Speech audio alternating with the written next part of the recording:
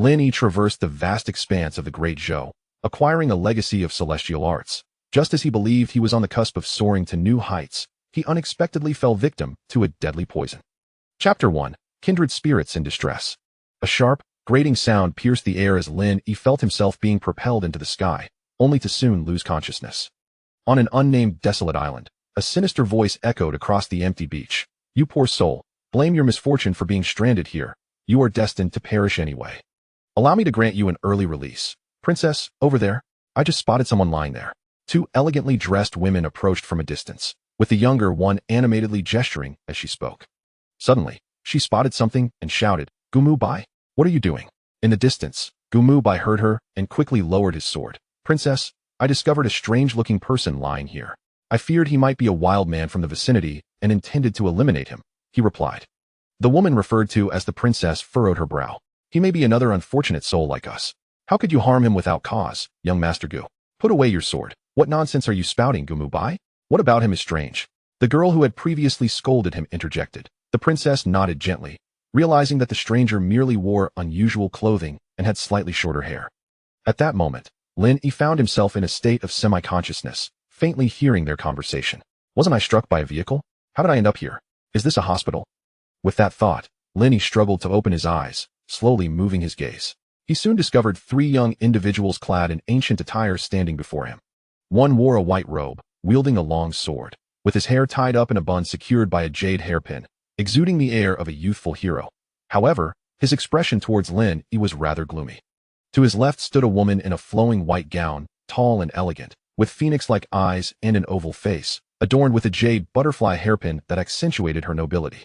Beside her was a girl in a blue dress, her hair in a ponytail, slightly shorter in stature, gazing at Lin Yi with curiosity. Confused, Lin Yi sat up and inspected himself. He bore no injuries, donned his own clothes, and upon touching his hair, confirmed it was not long. He was still himself. Suddenly recalling snippets of their earlier conversation, Princess, Gu Muhai, and the intention to dispose of him, Lin Yi felt a jolt of realization. Could it be that I have traversed to another realm? At that moment, a bright voice chimed in. Ah, Princess, look. He has sat up. It was the girl with the ponytail. Lin Yi scratched his head and addressed the two women. I am Lin Yi. Might I inquire where this place is and what has transpired? Upon hearing Lin Yi speak, the ponytail girl eagerly responded. This is my lady, the princess. I am Xiao Mei, her handmaiden, and the gentleman beside me is Gu Muhai, the young master of Tianxia Manor. Moreover, I was the one who rescued you from over there. I am your savior, Xiao Mei declared, pointing to a direction. Lin Yi pondered for a moment before hastily standing and bowing. Thank you for your kindness, milady. Suddenly, he turned to the woman in white, astonished. You are the princess. Indeed, I am Princess An Yue of the Great Zhou. Lin Yi was taken aback. How was it that he encountered a princess immediately upon his arrival in this world? Though she was breathtakingly beautiful, she was still a royal. As he contemplated the appropriate etiquette, the princess's voice interrupted. There is no need for excessive formalities, young Master Lin. This is not the imperial palace. Court etiquette is unnecessary here. Lin Yi considered her words and simply bowed. I pay my respects to the princess. His mind was a whirlpool of confusion. Was this truly the Great Zhou? Had he somehow found himself in the Tang Dynasty? But did the Tang Dynasty have a princess named An Yue?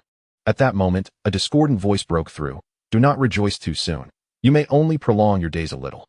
Rather than starve to death, you might as well embrace the inevitable. Lin Yi glanced at the speaker, Gu Muhai, who continued to fixate on him with an ominous glare. Why does this fellow regard me with such disdain? Could he be interested in me? I have heard tales of noble youths from the Tang Dynasty who fancy keeping courtesans. A shiver ran down Lin Yi's spine as he instinctively stepped away from Gu Muhai. Noticing Lin Yi's withdrawal, Gu Muhai muttered in a tone meant for him to hear, how absurd. You will soon see your demise. Only then did Lin Yi realize, astonished. What do you mean, young master? Why would I starve to death? Gu Muhai responded mockingly. Have you not realized you are trapped on this island? You appear to possess no internal energy. Surely you lack martial skills. I fear you will perish in a matter of days. Lin Yi thought to himself. You are the one destined to perish. Your entire family may meet the same fate. This pretty boy harbors animosity towards me, and it was he who seemed intent on eliminating me. Just then, Xiao Mei interjected, nodding in agreement. Indeed, young Master Lin, what young Master Gu says is true. There is no food on this island, and you appear far too frail to endure for long. Lin Yi felt somewhat speechless. Does this girl not know how to speak? Too frail, cannot persevere for long. It sounds so harsh. Concerned for his dignity as a man, especially in the presence of two stunning beauties, Lin Yi felt compelled to defend himself. I am in excellent health. Quite robust, in fact. The three exchanged puzzled glances, remaining silent. Seeing their reactions, Lin Yi could only awkwardly add, surely I will not starve to death? Although this is a small island, there must be fish and shrimp. Alas, therein lies the peculiarity.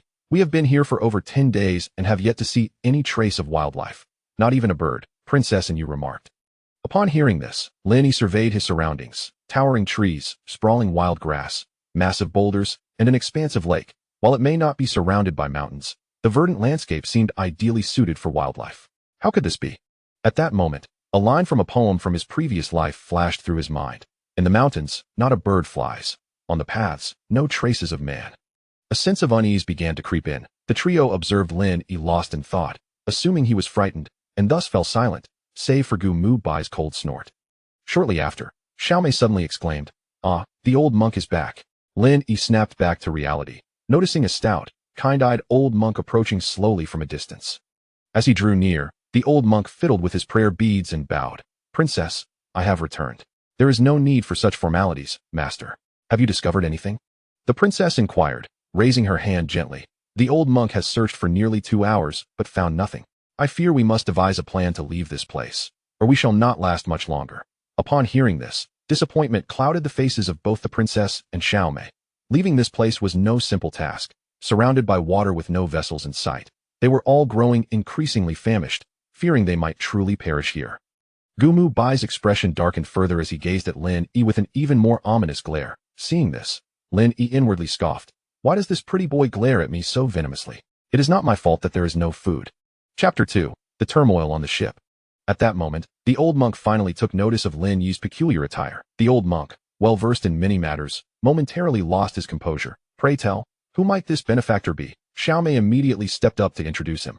Pointing at the old monk, he said, "Young Master Lin, this is Master Xian Yi from the Hugua Temple, renowned for his exceptional martial arts." Upon finishing, he displayed a look of envy.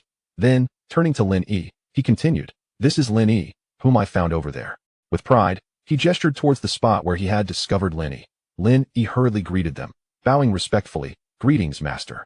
Lin Yi pays his respects, he thought to himself, being stranded on this deserted island, especially after Gu Muhai's earlier attempt on his life, and considering that both the princess and Xiaomei were mere women without martial skills, it would be difficult for them to protect themselves in a critical moment.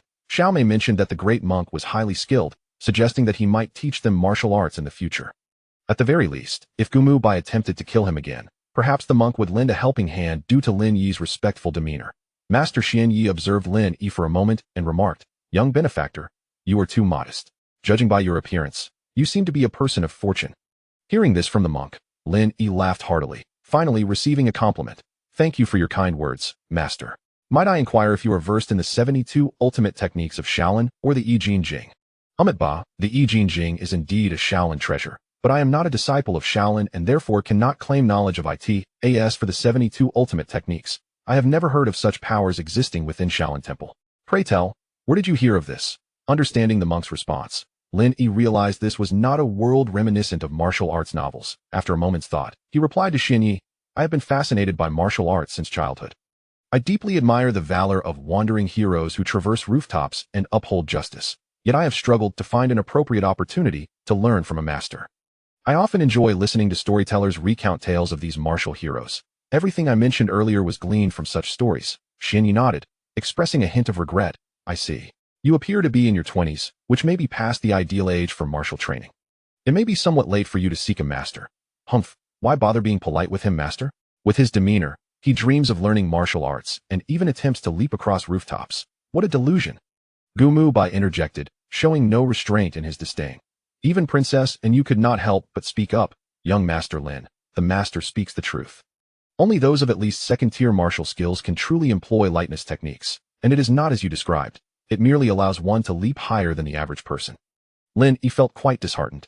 Was there truly no other way? To have arrived in such a world and not become a master of martial arts would indeed be a significant regret. Xiaomei remained silent, tacitly agreeing with the other's statements. After a moment, Lin Yi decided to set aside his training concerns and began to contemplate the pressing matters at hand. Gu Muhai evidently harbored deep animosity towards him. Though the princess had long occupied a high position, she did not exude an imposing aura. Rather, She emanated a sense of purity akin to a school bell.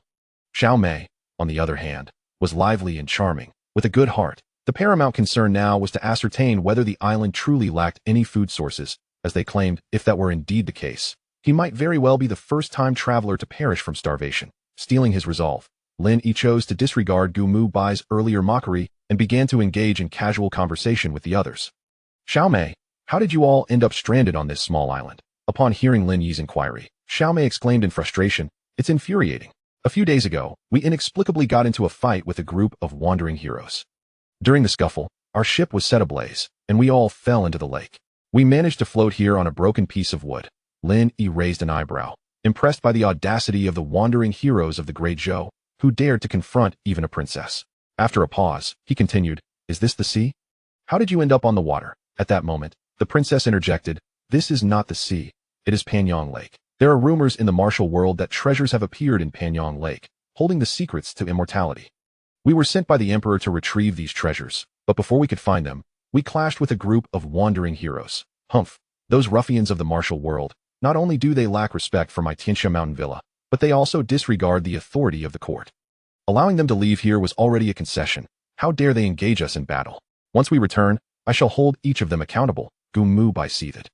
Upon hearing this, Lin Yi quickly pieced together the sequence of events, concluding that Gu Muhai's arrogance had likely sparked the conflict with the wandering heroes. In truth, Lin Yi was correct. The news of the immortality treasure in Panyang Lake had spread throughout the martial world, prompting countless treasure seekers to set sail daily. The large ships could accommodate hundreds of people. Although they returned empty-handed each time, the influx of treasure hunters showed no signs of abating. Just a few days prior, they had boarded a treasure-seeking vessel in civilian attire. On that day, while a group of wandering heroes discussed the treasures on board, Gu Muhai happened to overhear them. Having grown up in luxury and arrogance, he believed that all treasures should belong to Tianxia Mountain Villa, and anyone else attempting to stake a claim was merely trying to seize what was rightfully his. At that moment, Gu Muhai stepped forward, scoffing, you rabble believe you can lay claim to treasures? My Tianxia Mountain Villa is here. You should return whence you came, or else face the consequences when swords are drawn. Though Tianxia Mountain Villa had a formidable reputation, the wandering heroes were not without blood on their hands, and mere words were insufficient to intimidate them. Thus, a heated argument ensued, escalating into a physical confrontation. Fortunately, Gu Muhai had brought along two capable subordinates, allowing him to hold his own against the group of wandering heroes. As time passed, many curious onlookers from the ship's cabin joined the fray, some even unwittingly becoming victims of the chaos. Meanwhile, Master Lin Yi, with his exceptional martial prowess, single-handedly subdued dozens of wandering heroes. Amidst the chaos of blades and swords, though the ship sustained damage, it did not sink. However, an unexpected turn of events occurred. During the melee, someone inadvertently set the vessel ablaze. Within a short span of time, the ship erupted into flames, illuminating the lake's surface with a fiery glow, ultimately leading to its gradual sinking. At that moment, panic ensued, and everyone abandoned their quarrels, leaping into the lake to escape. The great monk, true to his skill, forcefully stomped on a plank, breaking it, and with a powerful kick, sent the plank flying into the water. The monk, along with the princess and Xiao Mei, leaped gracefully onto the plank, with Gu Muhai following closely behind. Though they escaped the inferno, they found themselves adrift on the lake without any means of propulsion. It was not until a full day later that they drifted to this small island. Initially, everyone believed they had been saved, only to discover after a day or two that they were all trapped here. To make matters worse, the island provided no food whatsoever. Not a single fish could be found in the vast expanse of water. It was truly a case of stepping out of the tiger's den only to enter the wolf's lair. Chapter 3. Blessed are the ones, the wild geese descend. Once a modern individual, Lin Yi was quite loquacious. After a thorough conversation, he grasped the current circumstances. The way Xiao Mei addressed Lin Yi transitioned from young Master Lin to Brother Lin. Lin Yi pondered to himself, no wonder these individuals, despite their exceptional demeanor, appeared emaciated. It must be due to their lack of sustenance over the past few days. Yet, Lin Yi still found it hard to believe that such a vast island could yield no morsel of food whatsoever. In his past life, he had been an enthusiast of survival on deserted islands, having consumed an abundance of variety shows and media on the subject. He mused that time was limited today, and he would set off early the next morning. Armed with his modern knowledge, he envisioned a genuine survival experience on the deserted island, which would certainly impress those around him. As Lin Yi indulged in his daydreams, the princess with her beautiful, blinking eyes gazed curiously at him and asked, "Young Master Lin, what brings you here? Could it be in search of treasures?" Lin Yi contemplated for a moment and casually fabricated a tale. Since my childhood, I have been orphaned and all alone, fortunate to be taken in by a master. I had been living in seclusion on a deserted island. Recently, my master passed away, and after attending to his affairs, I set sail alone, hoping to explore the outside world. Unexpectedly, I encountered a storm, my small boat capsized, and I lost consciousness. Only to awaken here. To think Brother Lin resides in Panyang Lake. How wonderful. Do you know where we are and how to leave? Xiaomei exclaimed with excitement. The others looked at Lin Yi with anticipation. After all, as a local, he might possess the means to escape. Observing their expressions, Lin Yi could only smile wryly and shake his head. Panyang Lake is vast. This is my first time departing, and I ended up here, so I, too, do not know where this place is. Upon hearing this, the group sighed in disappointment. Before long, the sky gradually darkened. Fortunately, the island contained 2 large caves, situated mere meters apart, almost adjacent to one another. The princess and Xiaomei naturally occupied one, while Lin Yi, along with Lin Yi and Gu Muhai, entered the other cave, preparing to endure the night. In the dead of night, the island's cold winds cut sharply, and the group felt a sense of hopelessness before them.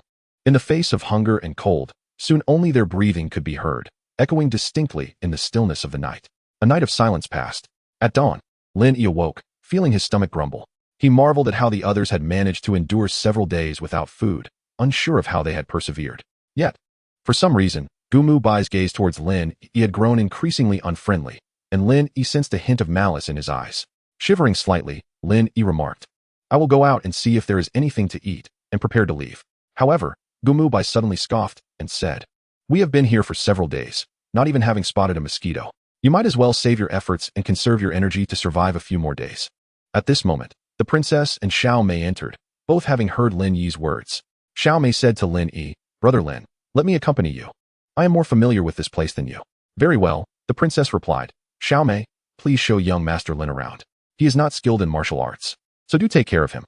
The princess harbored doubts about Lin Yi's claim of seeking food, believing instead that he merely wished to stroll about. Ignoring Gu Muhai, Lin Yi walked with Xiaomei towards the other side of the small island. As they walked, Lin Yi engaged in casual conversation with Xiaomei. Half an hour elapsed. Yet Lin Yi had not encountered any signs of life. Just as Gu Muhai had stated, there was not even a mosquito in sight. The previous day's perplexity resurfaced. In a land of mountains and rivers, how could there be no wildlife? The ground was barren. But surely there must be birds in the sky. Lin Yi furrowed his brow, lost in thought. Suddenly, he recalled a saying from his previous life, which suggested that near the lairs of fierce beasts, no other animals would dare to venture. Could it be that some unknown ferocious creature lurked here?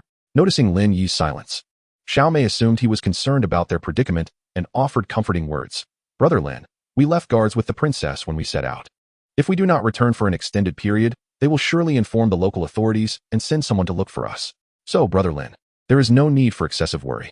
If we can endure a few more days until they come, we will be able to return." Upon hearing this, Lin Yi smiled.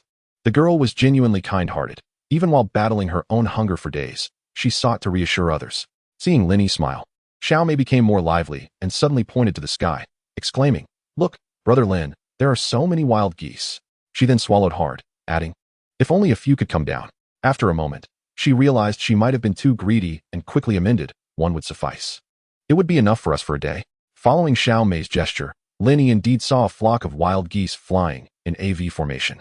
"If only I had a bow and arrow, perhaps I could shoot one down," Lin Yi mused. "The geese are flying so high, even with a bow and arrow, it would be impossible to bring one down. The best archers in the palace can only shoot accurately within 200 paces. Beyond that, they cannot hit their mark." Xiaomei chuckled.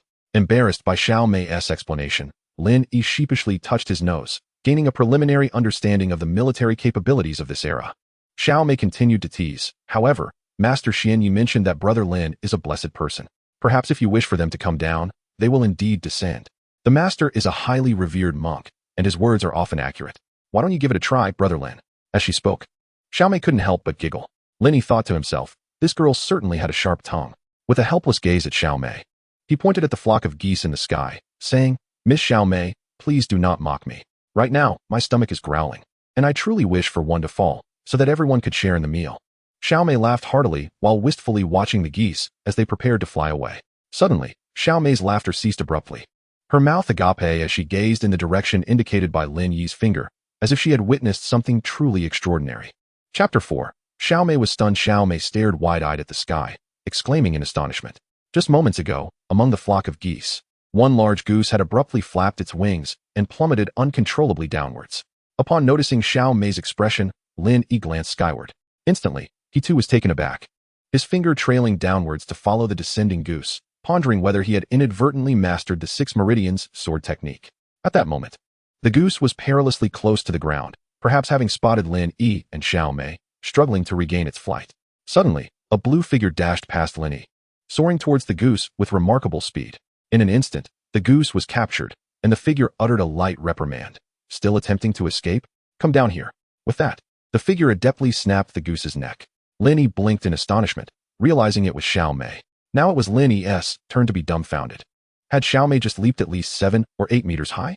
Was such a feat possible for a human? Just yesterday, hadn't they discussed how second-rate martial artists could only jump slightly higher than ordinary people? No wonder the princess had instructed Xiao Mei to take care of herself. He had thought it was he who should be looking after her. Now, he felt an overwhelming sense of shame, wondering if the princess herself was a martial arts expert. At that moment, Xiao Mei landed gracefully, brandishing the goose she had just dispatched in front of Lin Yi. Lin Gu, you're amazing.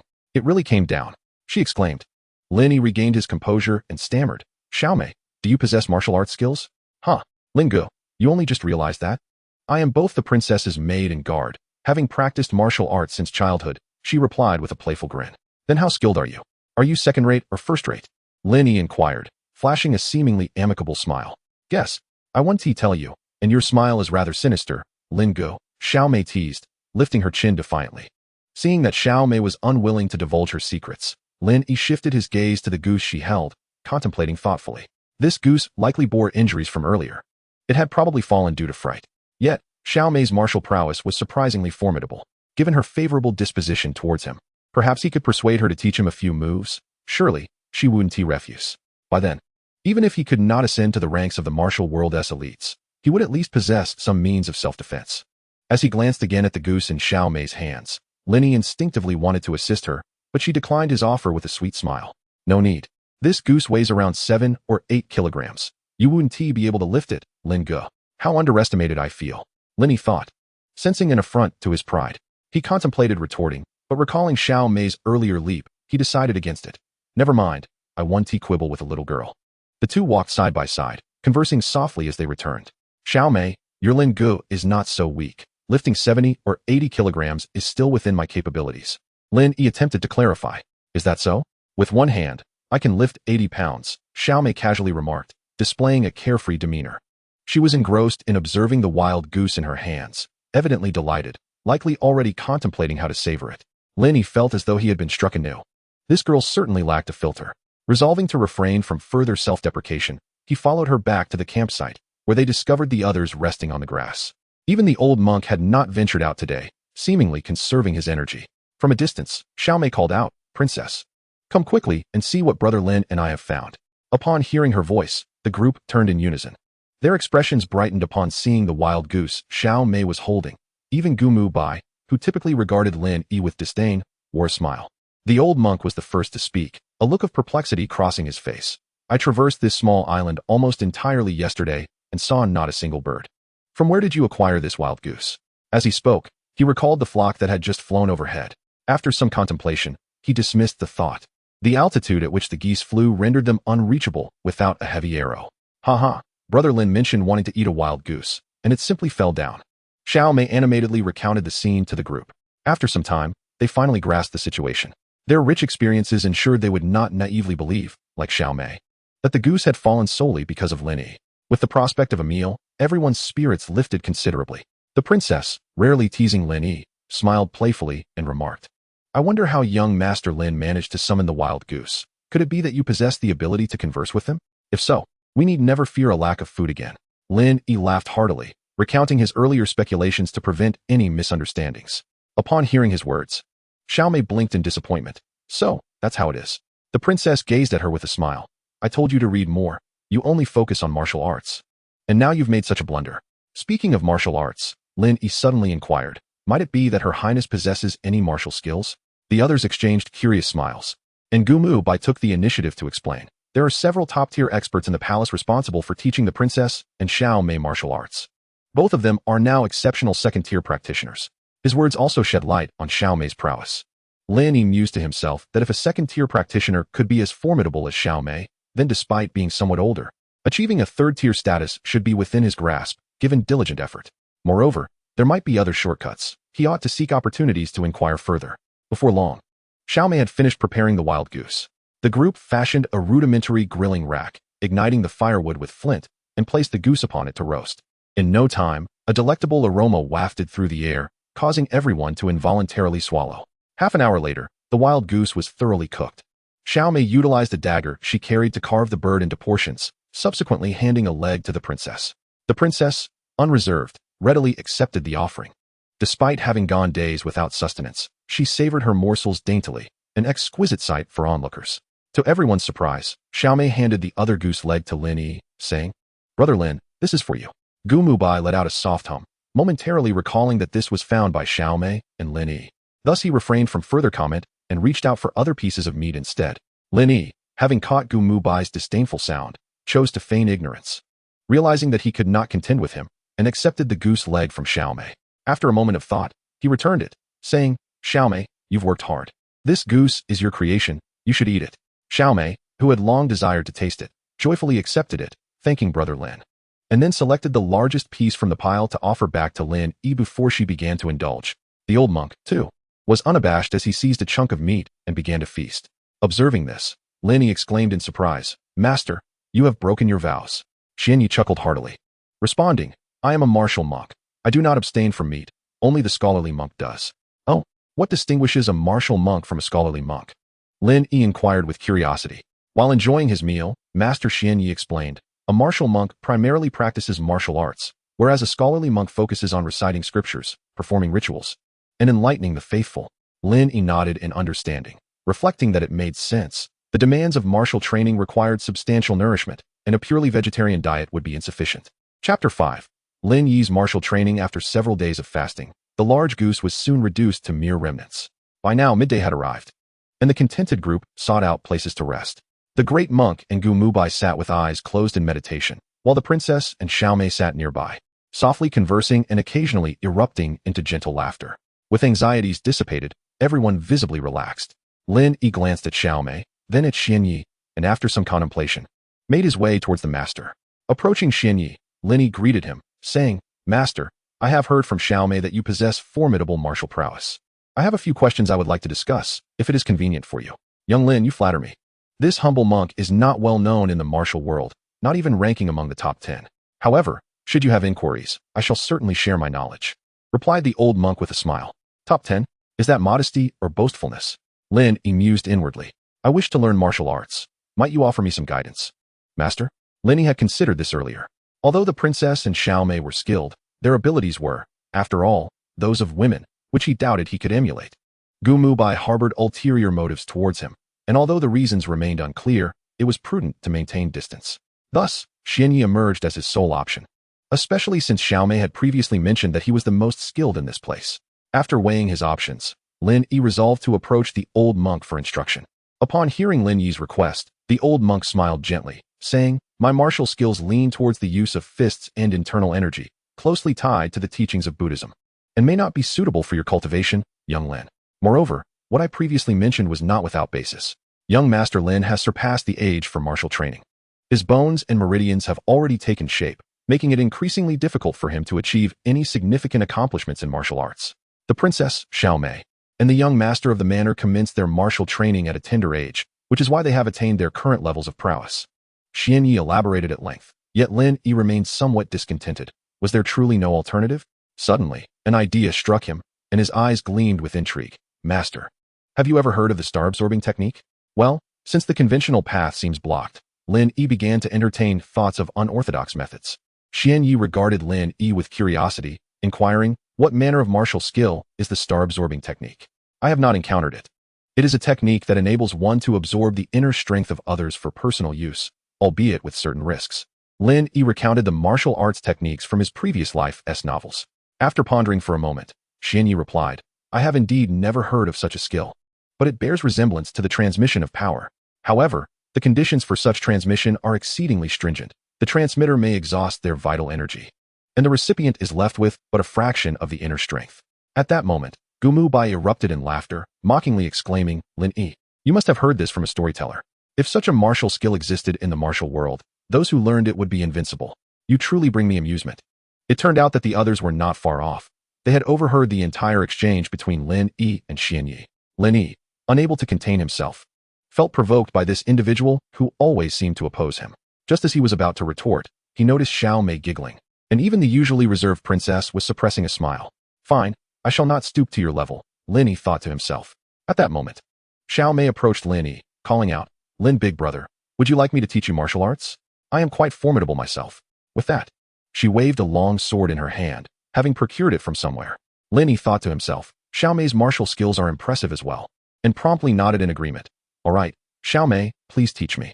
They then walked towards a nearby open space. The others observed with amused smiles, evidently dismissing their antics as mere playfulness. Xiao Mei, what will you teach me? Lin Yi inquired. Of course, swordsmanship. My sword technique is the best. Xiao Mei replied with conviction. After saying this, she drew the sword from her hand and presented it to Lin Yi. As he gazed upon the gleaming blade, sharp and glistening with a cold light, it was unmistakably a sword capable of slicing through iron with ease. Shrinking back slightly, Lin Yi gently pushed aside Xiao Mei's hand, saying, Xiao Mei, I am but a novice. Using a real weapon might be too perilous. How about we use wooden sticks instead? Oh, Lin big brother, you are truly timid. She laughed, genuinely moving aside to fetch a wooden stick for Lin Yi. With the playful banter between Lin Yi and Xiao Mei, the others ceased their meditative rest, watching the two with amusement as their laughter resonated through the air. Oh dear, Lin big brother, you are truly hopeless. Xiao Mei began to complain after a short while. Indeed, I believe you should aim for the left wrist. What if your opponent is left-handed? Lin Yi retorted. And what if the opponent kicks my left leg first? How should I respond? He began to argue nonsensically. Xiao Mei's face immediately contorted in displeasure as she waved her small hands dismissively. Oh, I'm not teaching you anymore. Master Xian Yu was right. You lack the talent for martial arts. I shall protect you from now on. Lin Yi chuckled softly, for he too had come to realize that he was indeed ill-suited for the practice of martial arts. Moreover, in this era, masters relied primarily on internal cultivation. Merely learning techniques would bear little fruit. Contemplating this, he asked, Xiao Mei, what internal cultivation do you practice? I practice the Qingmu Gong with the princess. If you wish to learn, I can teach you, Xiao Mei replied nonchalantly. Lin Yi expressed his surprise. Really? Isn't it said that the methods of internal cultivation are closely guarded secrets? Not at all. Among the various internal cultivation methods in the world, aside from a few top-tier ones, the rest are quite similar. They merely differ in name. Although Qingmu Gong is indeed a top-tier method, it is practiced by many within the palace. Lin Yi nodded in acknowledgement, his spirits lifting once more. This was internal cultivation. He eagerly urged Xiao Mei to teach him at once. Bored, Xiao Mei was glad to have something to do and agreed. After a considerable amount of time, Lin Yi managed to memorize a few acupoints and meridian pathways. However, as he attempted to circulate the method Xiao Mei had taught him, he felt nothing at all. Disheartened, he began to believe Master Xian Ye's earlier assertion and decided to give up practicing. In truth, Lin Yi had underestimated the situation, despite her youth. Xiao Mei had cultivated internal power for over a decade to attain her current skill. How could he expect to feel anything after only half a day's practice? Noticing that Lin Yi and Xiao Mei had ceased their activities, the old monk remarked, It is already afternoon. Should we venture out to find something to eat? At his words, the others gathered around, perhaps inspired by the morning's endeavors of Xiao Mei and Lin Yi. They unanimously decided to explore together. 2 hours later, the group returned, faces marked by dejection, as they had found nothing once again. After some discussion, they resolved, albeit with a hint of absurdity, to check the skies for wild geese the following morning. If any were sighted, Lin Yi and Xiao Mei could try their luck once more. As dusk descended, the group returned to their cave to rest. Soon, darkness enveloped the surroundings. The island's nights were remarkably tranquil, punctuated only by the occasional sound of flowing water. Another day had passed, and the group drifted into slumber, each harboring distinct thoughts. In the deep of night, Lin Yi, in the midst of dreams, vaguely heard a sound, an indistinct calling, akin to slumbering beasts. Murmuring softly, he turned over and fell back into a deep sleep. Chapter 6. Truly a dragon. The following day, as life began to stir anew, the lonely little island remained devoid of vitality. Lin Yi awoke from his slumber to discover that the others had already risen. It turned out that they indeed planned to return to the spot where they had spotted the wild geese the previous day, hoping for a stroke of luck. Lin Yi, feeling helpless, had no choice but to accompany everyone. With Xiao Mei and Lin Yi leading the way, they soon arrived at the location from the previous day. While the others sat down in boredom, Xiao Mei appeared resolute that the wild geese would surely return, her eyes darting around incessantly. Suddenly, her joyful voice rang out. Look, look, so many wild geese. It's the same group as yesterday. The others gazed up at the sky in astonishment. Indeed, a formation of geese was flying overhead in a long, V-shaped line. Lin Yi glanced at them, shaking his head. They're flying too high. There's no way to bring them down. Gu Muhai nodded in agreement, and then teased Xiao Mei. How do you know these are the same geese from yesterday? Miss Xiao Mei, do you know them personally? I just know. Xiao Mei retorted, not giving Gu Muhai a pleasant look. She always sensed he was not a good person and preferred to keep her distance from him. Xiao Mei's next words caused everyone to turn their attention to Lin Yi. Brother Lin, you must speak up quickly. They're about to fly away. Lin Yi awkwardly scratched his nose. What should I say? At that moment, the princess smiled and suggested, why not give it a try, young Master Lin? Consider it a bit of fun. Even Gu Muhai and Lin Yi chimed in. Give it a shot. You all just want to see a circus act, don't you? Lin Yi rolled his eyes. However, since they were eager to watch and he wasn't afraid of embarrassment, Lin Yi secretly thought it might be worth a try. Who knows, he might actually get lucky. Raising his right hand, he pointed at the flying geese. Hey, how about 2 more come down? He then lowered his hand and humorously remarked, it's time to witness a miracle. Yet, no one responded. And Lin Yi felt a twinge of disappointment, ready to turn to Xiao Mei for a chat. Ah, two. Xiao Mei shrieked excitedly. Lin Yi's heart skipped a beat. Could it be? He looked up to see 2 geese lagging behind, struggling to descend from the sky. Just as they were about to hit the ground, Lin Yi and Gu Muhai leaped into action, each catching 1 goose midair, landing smoothly thereafter. Seeing this, Lin Yi thought to himself that their height was even greater than Xiao Mei's jump the day before. Gu Muhai, as the young master of the Tianxiao Mountain Villa, indeed possessed formidable martial skills, and the monk, without any apparent effort, had soared up. It seemed his abilities surpassed those of everyone present by a significant margin. The 2 men swiftly dispatched the geese, and then all eyes turned toward Lin Yi. Lin Yi wore a knowing smile, his gaze at Lin Yi laden with meaning, while Gu Muhai furrowed his brow, lost in thought. Young Master Lin, have you perhaps mastered some profound hand techniques that allow you to channel your inner energy outward? Or have you heard of the 6-character mantra from the Buddhist teachings, enabling prophetic utterances? The princess inquired with curiosity. Your Highness, please, this must simply be a coincidence, Lin Yi replied uncertainly. At that moment, Lin Yi regarded him thoughtfully. The concept of fortune is indeed elusive and intangible. In the realm of Buddhism, it is said that both past and present are shaped by fate. Lin Yi, blessed with extraordinary fortune, is indeed no ordinary individual. Startled, Lin Yi wondered if the monk had somehow uncovered something. The others, each harboring their own thoughts, made their way back to the campsite, while only Xiao Mei remained blissfully ignorant, chattering away beside Lin Yi, leaving even the princess behind. Upon returning to the camp, Xiao Mei took on the role of chef, preparing the wild goose. Gu Muhai casually chopped some dry wood for firewood. After igniting the campfire, the group settled around it. With their worries about food alleviated, they began to engage in light conversation, discussing how to escape this place, as remaining in such a location was not a viable long-term solution. Lin Yi suggested several methods based on documentaries he had seen about escaping deserted islands, but they were all dismissed. Ultimately, they unanimously agreed that it would be wiser to stay on the island and wait for the princess's guards to arrive. During their idle chatter, Lin Yi recalled the sound he had heard the previous night. Did any of you hear that noise last night? It sounded as if something was calling out. Oh, Brother Lin, you heard it too? I thought I was just faint from hunger, experiencing hallucinations, Xiao Mei exclaimed in surprise. The princess nodded gently. I heard it too, but assumed it was some kind of insect. The old monk also confirmed. I heard it as well. It resembled the sound of breathing. Gu Muhai scoffed dismissively. What is so alarming about that? It was merely the wind. We have thoroughly explored this island. There are no signs of human habitation or wild beasts. After considering Gu Muhai's words, the group found them reasonable and ceased to dwell on the matter, their attention drawn to the 2 wild geese sizzling over the fire. Suddenly, danger struck. Behind them, in Panyang Lake, a tremendous roar erupted. In an instant, the once tranquil surface of the lake shattered, and a colossal dragon emerged from the water. The dragon, its body as dark as ink and glimmering with a chilling sheen, was so enormous that it seemed capable of obscuring the sun. Its whiskers danced in the wind, and its eyes, the size of copper bells, blazed like torches as they fixated on the group. Upon closer inspection, it became evident that the dragon's gaze was locked onto the 2 wild geese on the grill. Lin Yi and the others were rendered speechless, their mouths agape in shock as they stared at the dragon, seemingly entranced. With a fierce flick of its tail, the dragon lunged toward them. Lin Yi, ever the skilled martial artist with a wealth of experience, was the first to regain his composure. He summoned his inner strength and hurled a string of prayer beads at the dragon while loudly chanting Amit Ba, attempting to rouse the others from their stupor. The dragon, enormous as it was, either did not notice the prayer beads or deemed them inconsequential. The beads, infused with inner power, struck the dragon's body with a resounding crack, shattering upon impact, yet they inflicted no significant harm. The dragon merely felt a twinge of discomfort.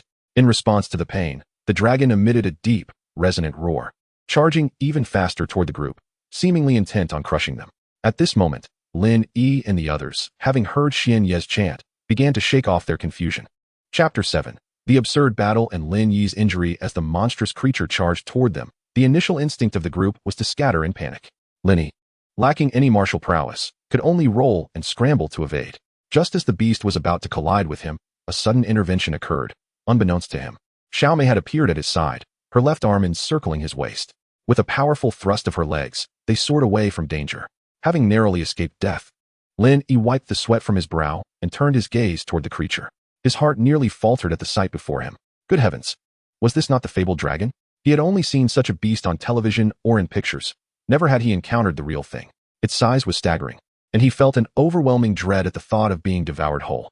Releasing Lin Yi, Xiao Mei inquired with genuine concern, "Are you all right, Brother Lin?" "I'm fine.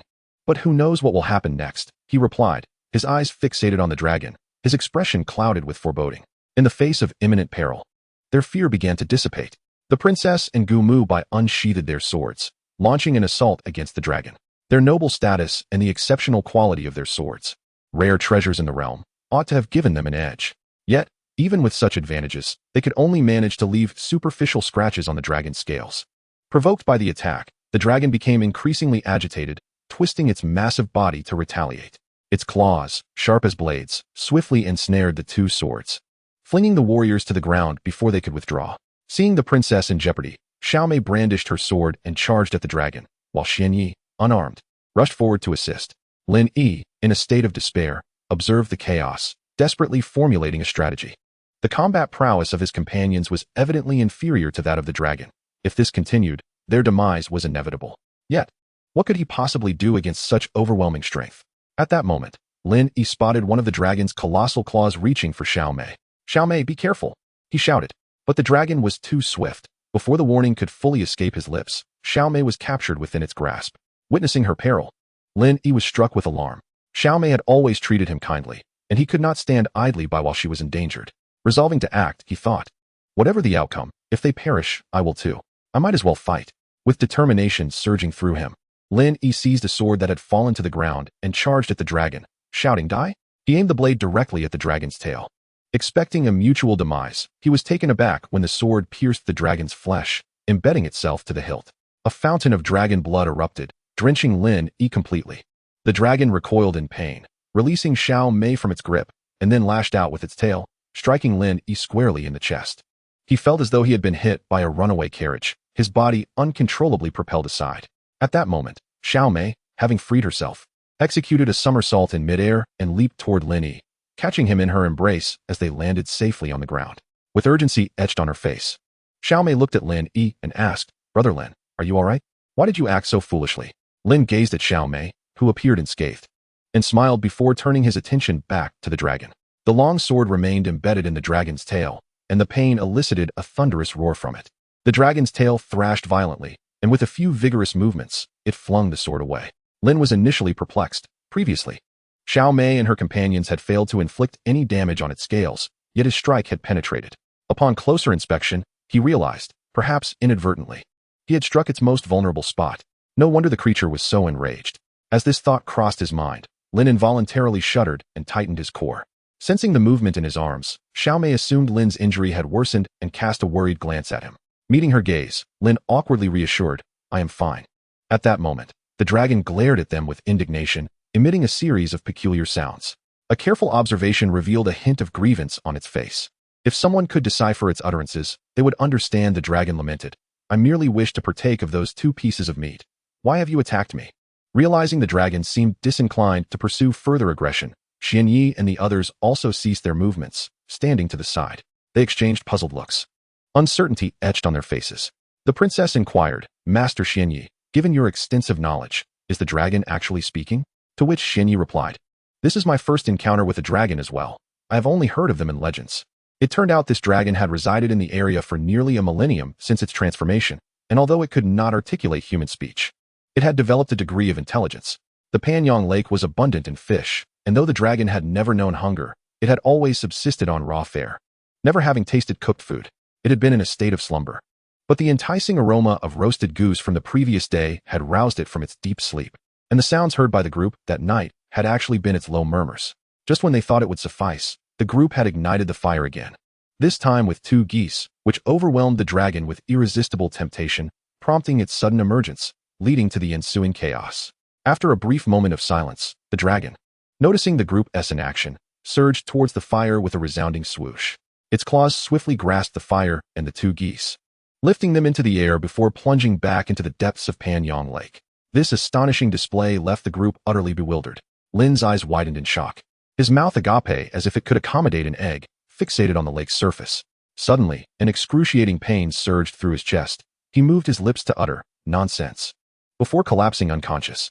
The dragon's strike had severely injured Lin, and it was only through sheer willpower that he did not lose consciousness immediately. "Master, Brother Lin has fainted. Please save him," Xiao Mei cried out in distress. Hearing her plea, Lin Yi hurried over. After a thorough examination, he remarked, "Lin's chest has sustained a blow, but fortunately, his internal organs remain unharmed. With some rest, he shall recover." Pausing for a moment, he pointed at Lin's chest. "It is likely this dragon-shaped jade pendant that mitigated the impact, sparing him from grievous injury." Upon hearing Xian Ye's words, the others turned their gazes towards him. Indeed, upon Lin Yi's chest lay a shattered jade pendant, still stained with traces of fresh blood, faintly revealing a dragon's shape. The princess blinked her enchanting phoenix eyes and softly remarked, "Master Lin, you are truly favored by fate, undeniably a person of great fortune." Gu Muhai scoffed disdainfully. This fellow must be extraordinarily lucky to have survived such a calamity. Upon hearing that Lin Yi was unharmed, Xiao Mei let out a sigh of relief. To facilitate caring for Lin Yi, she moved him into the cave she shared with the princess, as they usually slept fully clothed and thus had no need for discretion. Within the cave, the princess and Xiao Mei tended to the unconscious Lin Yi, while Gu Muhai conversed with Lin Yi in the vicinity where the dragon had appeared. In his stupor, Lin Yi seemed to drift into a dream, where he encountered a person strikingly similar to himself, clad in a flowing white robe, with hair as white as snow, gazing at him with a gentle smile. "Who are you? Where's this? How did I come to be here? Am I dreaming?" Lin Yi uttered a flurry of questions. Chapter 8. The Extraordinary Treasure, the Bond of 2 Maidens. You are not dreaming. This is your consciousness space. I am your ancestor, the man in white declared. Lin Yi's expression shifted dramatically. "What nonsense? Am I not in the Great Zhou, by Panyang Lake? I distinctly remember being swept away by the dragon and losing consciousness. Could it be that I was not merely unconscious, but rather met my end? Have I traversed realms?" The white-clad figure observed Lin Yi with keen interest, and upon seeing him regain his composure, continued, "It is no wonder that you possess no spiritual power yet are able to unlock my inheritance. It is the blood of the dragon that has facilitated this. The blood of the dragon inherently contains immense spiritual energy. When you wounded the dragon, its blood was spilled upon the sacred jade. Subsequently, as you were also injured, your blood mingled with the dragon's spiritual essence, thus unlocking my legacy." After a brief pause, the white-robed man continued, "Moreover, you are not dead, nor have you traversed realms. This is merely within your consciousness. By the way, I find your notion of traversing realms quite intriguing. From your perspective, it seems you believe you have died once before arriving in the Great Zhou.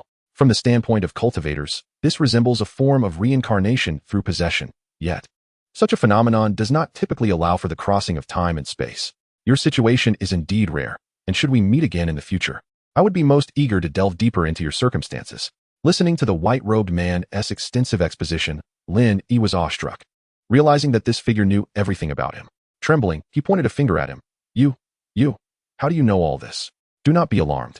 I am merely a fragment of consciousness, temporarily residing in your mind, which grants me insight into your thoughts," the white figure reassured him. "You mentioned being my ancestor? Indeed. I am a practitioner from the Preqin era. Upon departing this realm, I sealed all my knowledge within the sacred jade. The jade can only be unlocked by one who has attained the innate martial artist level, using their own spiritual energy in conjunction with the blood of my Lin family. Your ability to open the jade signifies that you are my descendant." Lin Yi, perplexed, queried, "What is the sacred jade? Do I possess it?" "It is the jade pendant hanging around your neck, crafted from a unique material infused with ethereal energy, known as spirit jade. It possesses the ability to delay aging and enhance one's appearance, while also serving to preserve a modicum of celestial essence or to record martial arts techniques." Lin Yi finally grasped the situation and hurriedly inquired, "How can I accept the inheritance?" The figure in white sighed. The inheritance is intended for innate martial artists. Yet you lack martial skills and inadvertently activated the spirit jade. Your consciousness cannot bear the weight of the inheritance's power. Thus, when the spirit jade was opened, a portion of the inheritance was lost, resulting in an incomplete legacy. Lin Yi was taken aback. What? What should I do? Is the inheritance lost? The figure in white corrected him. Only the scrolls of mental cultivation, spells, and miscellaneous techniques are lost. The scroll of medical arts remains intact, along with the celestial essence I left unrefined. This seemed nonsensical to Lin Yi, as it felt akin to having lost everything. With a flicker of hope, he asked, "What about the others? Without the techniques, can I not cultivate?" "There is still a chance," the figure replied. "In my time, I left behind numerous spirit jades. If you can find similar spirit jades, you should be able to recover the lost aspects of the inheritance." After a moment of contemplation, the figure revealed a method. "Are all spirit jades akin to the one I possess?" "Fairly so, with some subtle differences. In any case, should you encounter them, you will instinctively sense their presence." "And what of celestial essence? Is it akin to inner strength?" "Haha, though the celestial essence I left is limited, it is not something mere martial artists can compare with. You will understand its intricacies in due time. I wish you success in recovering the inheritance. Perhaps we shall meet again in the future. I must take my leave now, until fate brings us together once more." Without waiting for Lin Yi to respond, the figure pointed to his forehead. As Lin Yi attempted to speak, he saw the figure transform into a cascade of light, enveloping him, leaving behind the words of fate before vanishing. In reality, Lin Yi suddenly opened his eyes. Recalling the events of the dream, he quickly searched his mind and discovered a new segment of memory. It primarily detailed various medical techniques, too extensive to fully digest in a short time. As for the celestial essence, Lin Yi felt no hint of it, and suspected the figure was merely deceiving him due to the loss of the inheritance. Suddenly, Lin Yi's expression changed. "Oh no, I have crossed over. My ancestor's inheritance resides in a past life, and this is not the same world. Where shall I seek the spirit jade?" At that moment, Xiao Mei finally noticed Lin Yi had awakened and hurried over. Joyfully, she exclaimed, "Brother Lin, you are awake. Do you feel any better?" Xiao Mei was indeed beautiful, especially with her flowing ponytail and her exquisite, oval-shaped face, exuding the charm of a neighborly sister.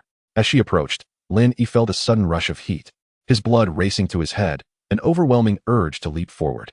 No, what am I thinking? Xiao Mei is my friend." Lin Yi closed his eyes and vigorously shook his head, striving to force himself to regain composure. Xiao Mei believed that Lin Yi's injury had flared up, and she hurriedly approached to support his shoulder, expressing her concern. "Brother Lin, what's wrong? Is your injury acting up? Please bear with it. I will call Master Lin Yi right away." As she spoke, she prepared to rise, only to find her hand grasped. Turning to look, she met Lin Yi's blood-red gaze, which seemed to devour her. Xiao Mei was taken aback, and just as she tried to break free, Lin Yi pulled her down, pressing her to the ground. He tore at her clothing while emitting a primal roar. "Brother Lin, no? Please calm down." Xiao Mei struggled and shouted, but in her anxiety, she forgot to use her martial skills. At that moment, an angry voice rang out. "Scoundrel, I shall slay you." In an instant, a figure leapt forward, delivering a powerful kick to Lin Yi. It was the princess, who had been resting at the cave entrance. Upon hearing Xiao Mei's cries, she rushed in, and upon witnessing Lin Yi's assault on Xiao Mei, she reacted in desperation. At this juncture, Lin Yi was already in a state of delirium, completely oblivious to the princess's presence and unable to evade the forceful kick. However, the anticipated scenario of being sent flying did not occur. As the kick connected, a circle of white light suddenly enveloped Lin Yi, releasing a tremendous energy that propelled the princess backward. The impact caused her to collapse to the ground, and she promptly lost consciousness. Xiao Mei, pinned beneath him, also succumbed to the light's force and fell into a faint. In her unconscious state, Xiao Mei let out a soft moan, while Lin Yi felt as if he had entered a dream. In this dream, he became a formidable general on the battlefield, mounted on a warhorse, wielding a halberd, charging into the enemy camp as if it were unguarded, causing foes to flee in terror. Yet, it seemed he had indulged too much in the carnage, resulting in his steed being injured. Consequently, Lin Yi sought a fiercer steed to replace it. Outside the cave, the cold wind howled, while inside, spring flourished. Gu Muhai and Lin Yi stood at the water's edge, several hundred meters from the cave where the others rested, separated by massive rocks, thus unaware of the events unfolding within. "Master, do you think this dragon is real? Does such a creature truly exist in the world?" Gu Muhai inquired. "I have seen records of the serpentine dragon in ancient texts. Judging by its appearance, this dragon is undoubtedly a Jiao," Lin Yi replied. However, the ancient texts describe Jiao dragons as lecherous and extremely ferocious, prone to devouring humans. Yet, the recent behavior of this one seems rather peculiar. Gu Muhai furrowed his brow. Indeed, It is somewhat strange. It appears rather foolish. Let us return. There may still be dangers here, and it is best we do not linger. The young master speaks wisely. With that, the two turned and made their way toward the cave. Chapter 9. Turning against each other an hour later. The cave gradually fell silent, and Lin Yi regained his senses. Upon surveying the scene within the cave, he was instantly reminded of the earlier events, and his expression changed dramatically. Although he had been in a state of uncontrollable frenzy, his consciousness had not completely vanished. The white light must signify the celestial spirit. The figure in white intended for him to experience the marvels of the celestial spirit. But little did he know that he had unwittingly dug himself such a deep pit from the very beginning. Lin Yi forced himself to regain his composure and donned his clothes. He then glanced at the princess and Xiao Mei, who lay on the ground. Their bodies marked with bruises and the remnants of 2 crimson stains on the floor, as if to remind Lin Yi of his actions. Truly beastly. Cursing under his breath, Lin Yi cautiously gathered the scattered garments around and gently covered the 2 women. He then began to contemplate a strategy. Their identities were significant, and if he mishandled the situation, his life would be at stake. Suddenly, a panicked voice rang out. Lin Yi, I will kill you. It was the princess awakening. She angrily clutched her clothes, her striking phoenix eyes blazing with fury as she glared at Lin Yi, attempting to rise. Xiao Mei was also roused and quickly understood the situation. Seeing the princess's intent to harm Lin Yi, she swiftly exclaimed, Princess, your clothes. Upon hearing this, the princess remembered her state of undress, and her face flushed with a mix of shame and indignation. Just as she stood, she hastily sat back down. Lin Yi turned his head to the side, hastily saying, I apologize, it is not what it seems. Please allow me to explain. Silence. Leave. The princess retorted angrily. Xiao Mei hurriedly urged, Brother Lin, you should step outside. I will explain everything to the princess. This young girl, having herself been wronged, still sought to defend him. Through their days together, Xiao Mei had developed feelings for Lin Yi.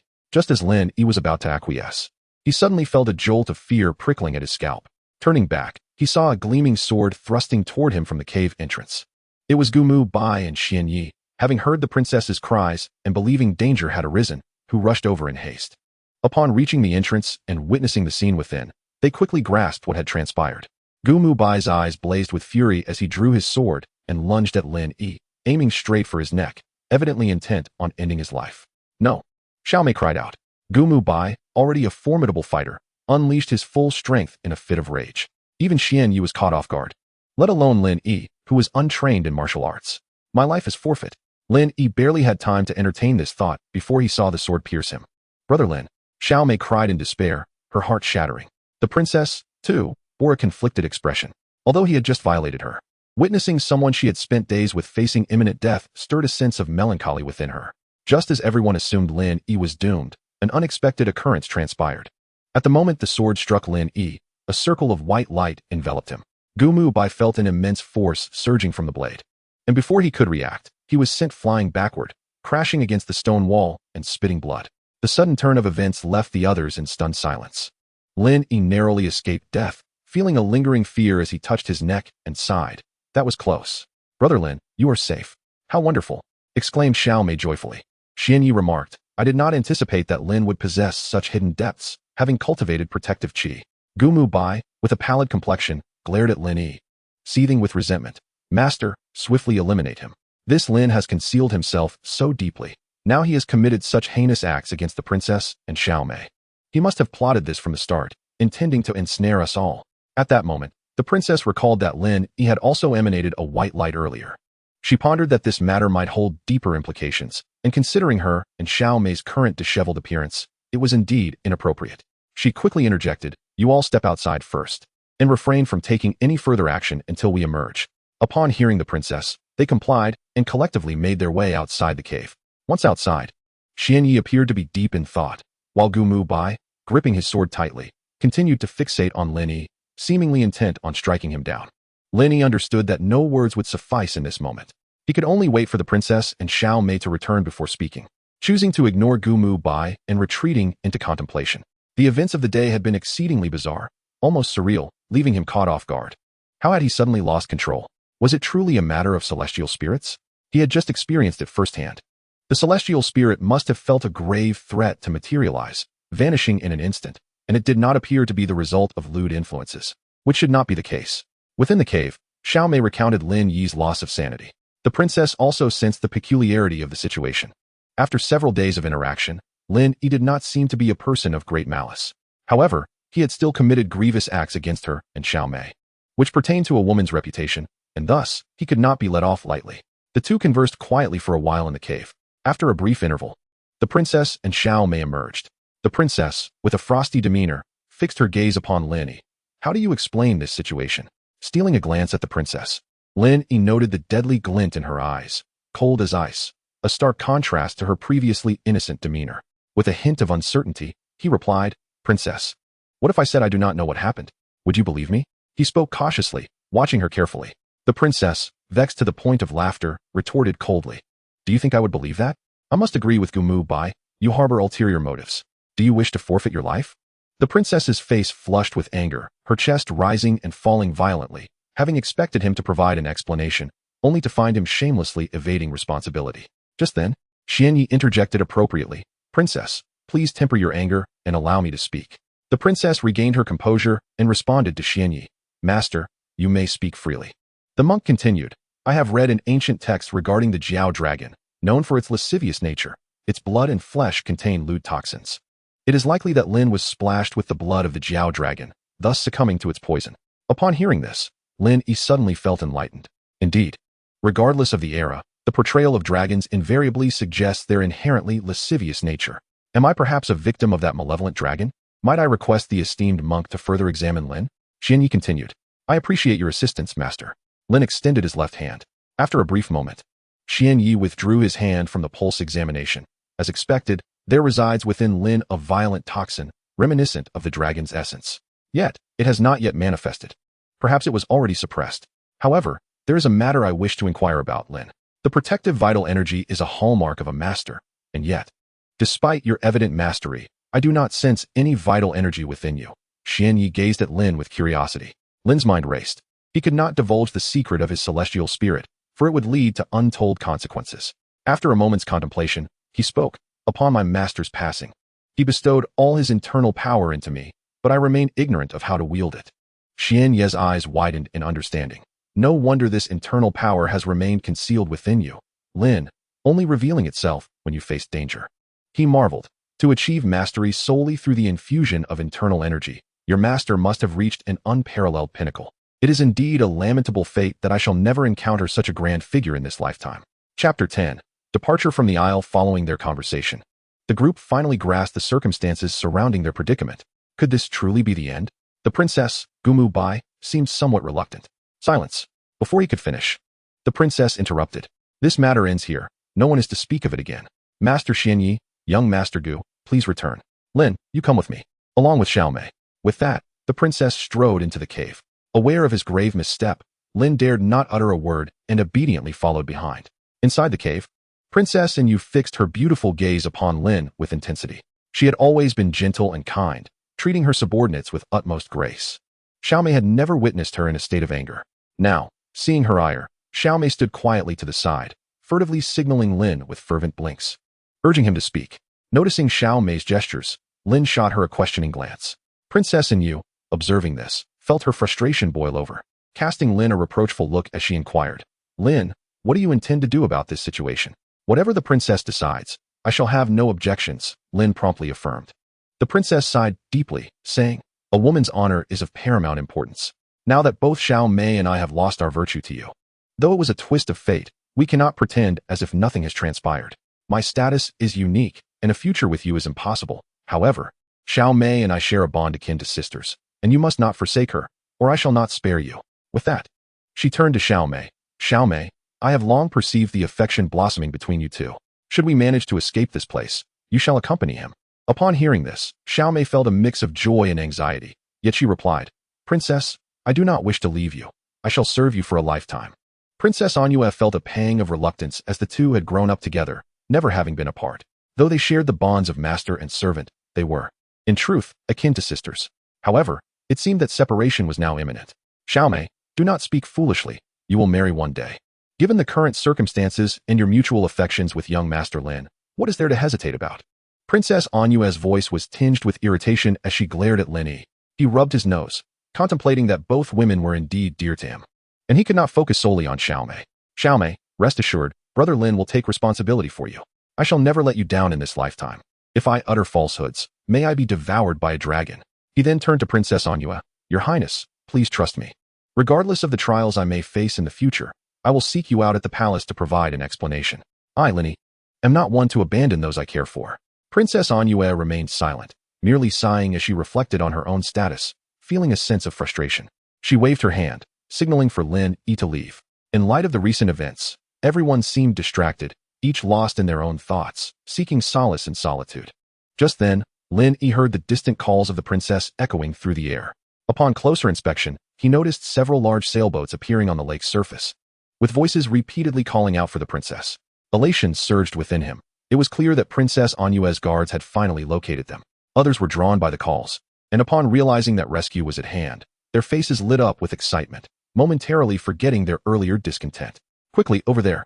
The princess is that way. Bring the boats closer. They hurriedly approached the shore, where armored guards swiftly marched towards them, accompanied by an elderly man wearing an official hat. Your Highness, I apologize for my tardiness in coming to your aid. Please, punish me as you see fit. I am Chowan, the governor of Panyang County. A throng of individuals hurried to pay their respects. Princess An Yue raised her hand. You may rise. Your efforts are appreciated. The leader of the guards bowed slightly and remarked, the princess has been missing for several days, and His Majesty has been deeply concerned. We were ordered to locate the princess and ensure her safe return to the palace. Princess An Yue waved her hand dismissively. Let us go. I have missed my mother dearly. She cast a glance at the group, lingering on Lin Yi for a moment, and gestured for everyone to board the ship. The sky was a brilliant blue, the water crystal clear, and the island stood solitary. Upon arriving, Lin Yi had possessed nothing. Now, he carried within him a sense of responsibility, a longing, and a burgeoning ambition. Unbeknownst to him, a lurking danger was also drawing near. Behind him, Gu Muhai fixed a venomous gaze upon Lin Yi. On board, Princess An Yue was surrounded by her guards, until they returned to the governor's residence. Lin Yi had no further exchanges with either her or Xiaomei. At the Panyang County governor's residence, Lin Yi was assigned to a private guest room. The night passed in silence. The following morning, a servant called from outside. Young Master Lin, the princess summons you to the hall for a meeting. Coming, he replied. As Lin Yi opened the door, he gestured for the attendants to lead the way. Upon entering the grand hall, he was met with a chilling gaze directed at him. Belonging to the young Gu Muhai, Lin Yi felt a sense of bewilderment. Gu Muhai had harbored a deep-seated animosity towards him even on the island, initially masking it somewhat, but ultimately opting for confrontation. Lin Yi pondered what might have provoked such ire. Could it be that he had unwittingly wronged him? Casting a glance around the hall, he noticed Lin Yi, Gu Muhai, the princess, and Xiaomei were all present, while others had discreetly retreated. Once everyone was assembled, the princess spoke. I have summoned you all to announce that I shall soon return to the palace. Our quest for the rare treasure will conclude here. The internal guards have informed me that the treasure is no longer at Panyang Lake. My mother beckons both Lin Yi and me to return immediately. The rest of you are free to depart. After a brief pause, she turned to Lin Yi and added, Master Lin Yi, do you not have something to discuss with young Master Lin? With that, Princess An Yue strode towards the exit, with Xiaomei hastily following suit. Gu Muhai remained silent, casting a glance at Lin Yi before he too exited, leaving Lin Yi alone with Lin Yi. Lin Shizhu, I have some matters to discuss with you privately. Lin Yi remarked. Master, please proceed, Lin Yi replied. Do you recall my previous mention of the dragon venom within you? Lin Yi inquired. Indeed, I remember it vividly. It is a poison I cannot easily forget, Lin Yi admitted, revealing a complex expression. Have you devised a means to counteract this poison? It is no ordinary affliction, and I fear that no earthly healer can remedy it, Lin Yi continued. Master, do you possess a method to aid me? I would be forever grateful. Lin Yi implored eagerly. Do not be so hasty in your gratitude. I can only point you towards a path, which is the Shaolin Yijinjing. The Yijinjing is a martial art of the Buddhist sect, possessing transformative powers. It should be capable of alleviating the debauchery that plagues you, Lin Yi elucidated. Upon hearing this, Lin Yi quickly clasped his hands together in thanks. I am immensely grateful for your guidance, Master. Your kindness shall not be forgotten. Lin Shizhu is indeed a person of great fortune, destined to soar to great heights. I merely hope you will harbor compassion and refrain from causing further bloodshed. Amitabha, Lin Yi concluded. I shall remember your teachings today, Master, and will not forget, Lin Yi affirmed resolutely. After this formal exchange, the group parted ways, exiting the governor's estate. Lin Yi noted that the princess and Xiaomei had already departed, leaving him with a sense of emptiness. That deceiver, An Yue, had promised to keep Xiaomei behind. Yet she left without a word. As Lin Yi grumbled internally, he aimlessly wandered away. Chapter 11. Assassination of Lin Yi, Lin Big Brother. Just as Lin Yi was lost in thought, A sweet voice called out from behind him. Turning around, he saw a young woman standing a short distance away. She was strikingly beautiful, clad in white attire, wielding a 3-foot-long sword, with her long hair casually tied back, exuding the charm of a spirited heroine from the martial world. At that moment, the maiden beamed at him with a smile. Lin, big brother, she called again, noticing Lin Yi's momentary daze. As Lin Yi focused his gaze, he realized it was none other than Xiaomei. However, her appearance had drastically changed. The ponytail was gone, and he did not recognize her at first. Overwhelmed with joy, Lin Yi exclaimed, Xiaomei? She rushed over and threw herself into his embrace, choking back tears. Brother Lin, the princess has abandoned me. Understanding dawned on Lin Yi as he recalled Princess An Yue's words to Xiaomei in the cave. A smile crept onto his lips. Clearly, the princess had instructed Xiaomei to stay behind. Comprehending the situation, Lin Yi hurriedly patted Xiaomei's back, reassuring her, do not be afraid. I want you with me. No one will cast you away. After a tender exchange, they slowly parted. At that moment, Xiaomei realized her surroundings and anxiously scanned for onlookers. Upon confirming that they were alone, she breathed a sigh of relief, feeling embarrassed for being overly emotional in public. Xiaomei, how did you end up here? Did you not return to the palace with the princess? The princess has granted me my freedom. I am no longer a palace dweller. Master Lin Yi escorted her back to the palace, Xiaomei replied. Lin Yi pondered for a moment before asking, what about Gu Muhai? Did he not accompany you? Xiaomei considered this. After we left the governor's residence, Gu Muhai bid farewell to the princess. He must have returned to Tianxia Mountain Villa. Wasn't he searching for treasures with you? Shouldn't he report back to the emperor? Lin Yi questioned, surprised. Given his unique status, Tianxia Mountain Villa was, in principle, a force of the martial world. As they strolled aimlessly, engaging in quiet conversation, Lin Yi learned from Xiaomei that the current Dezhou was not the same as in his past life. The empress was not surnamed Wu, but like Princess An Yue, she bore the surname An. The uniqueness of Tianxia Mountain Villa stemmed from the empress's ascension to the throne, having contributed to her rise. Though they operated as a martial organization, they occasionally assisted the court, maintaining a cooperative relationship rather than being governed by it. After walking for a while, Lin Yi suddenly inquired, Xiaomei, do you have any silver? If not, we must find a way to earn some money, or we might have to sleep on the streets tonight.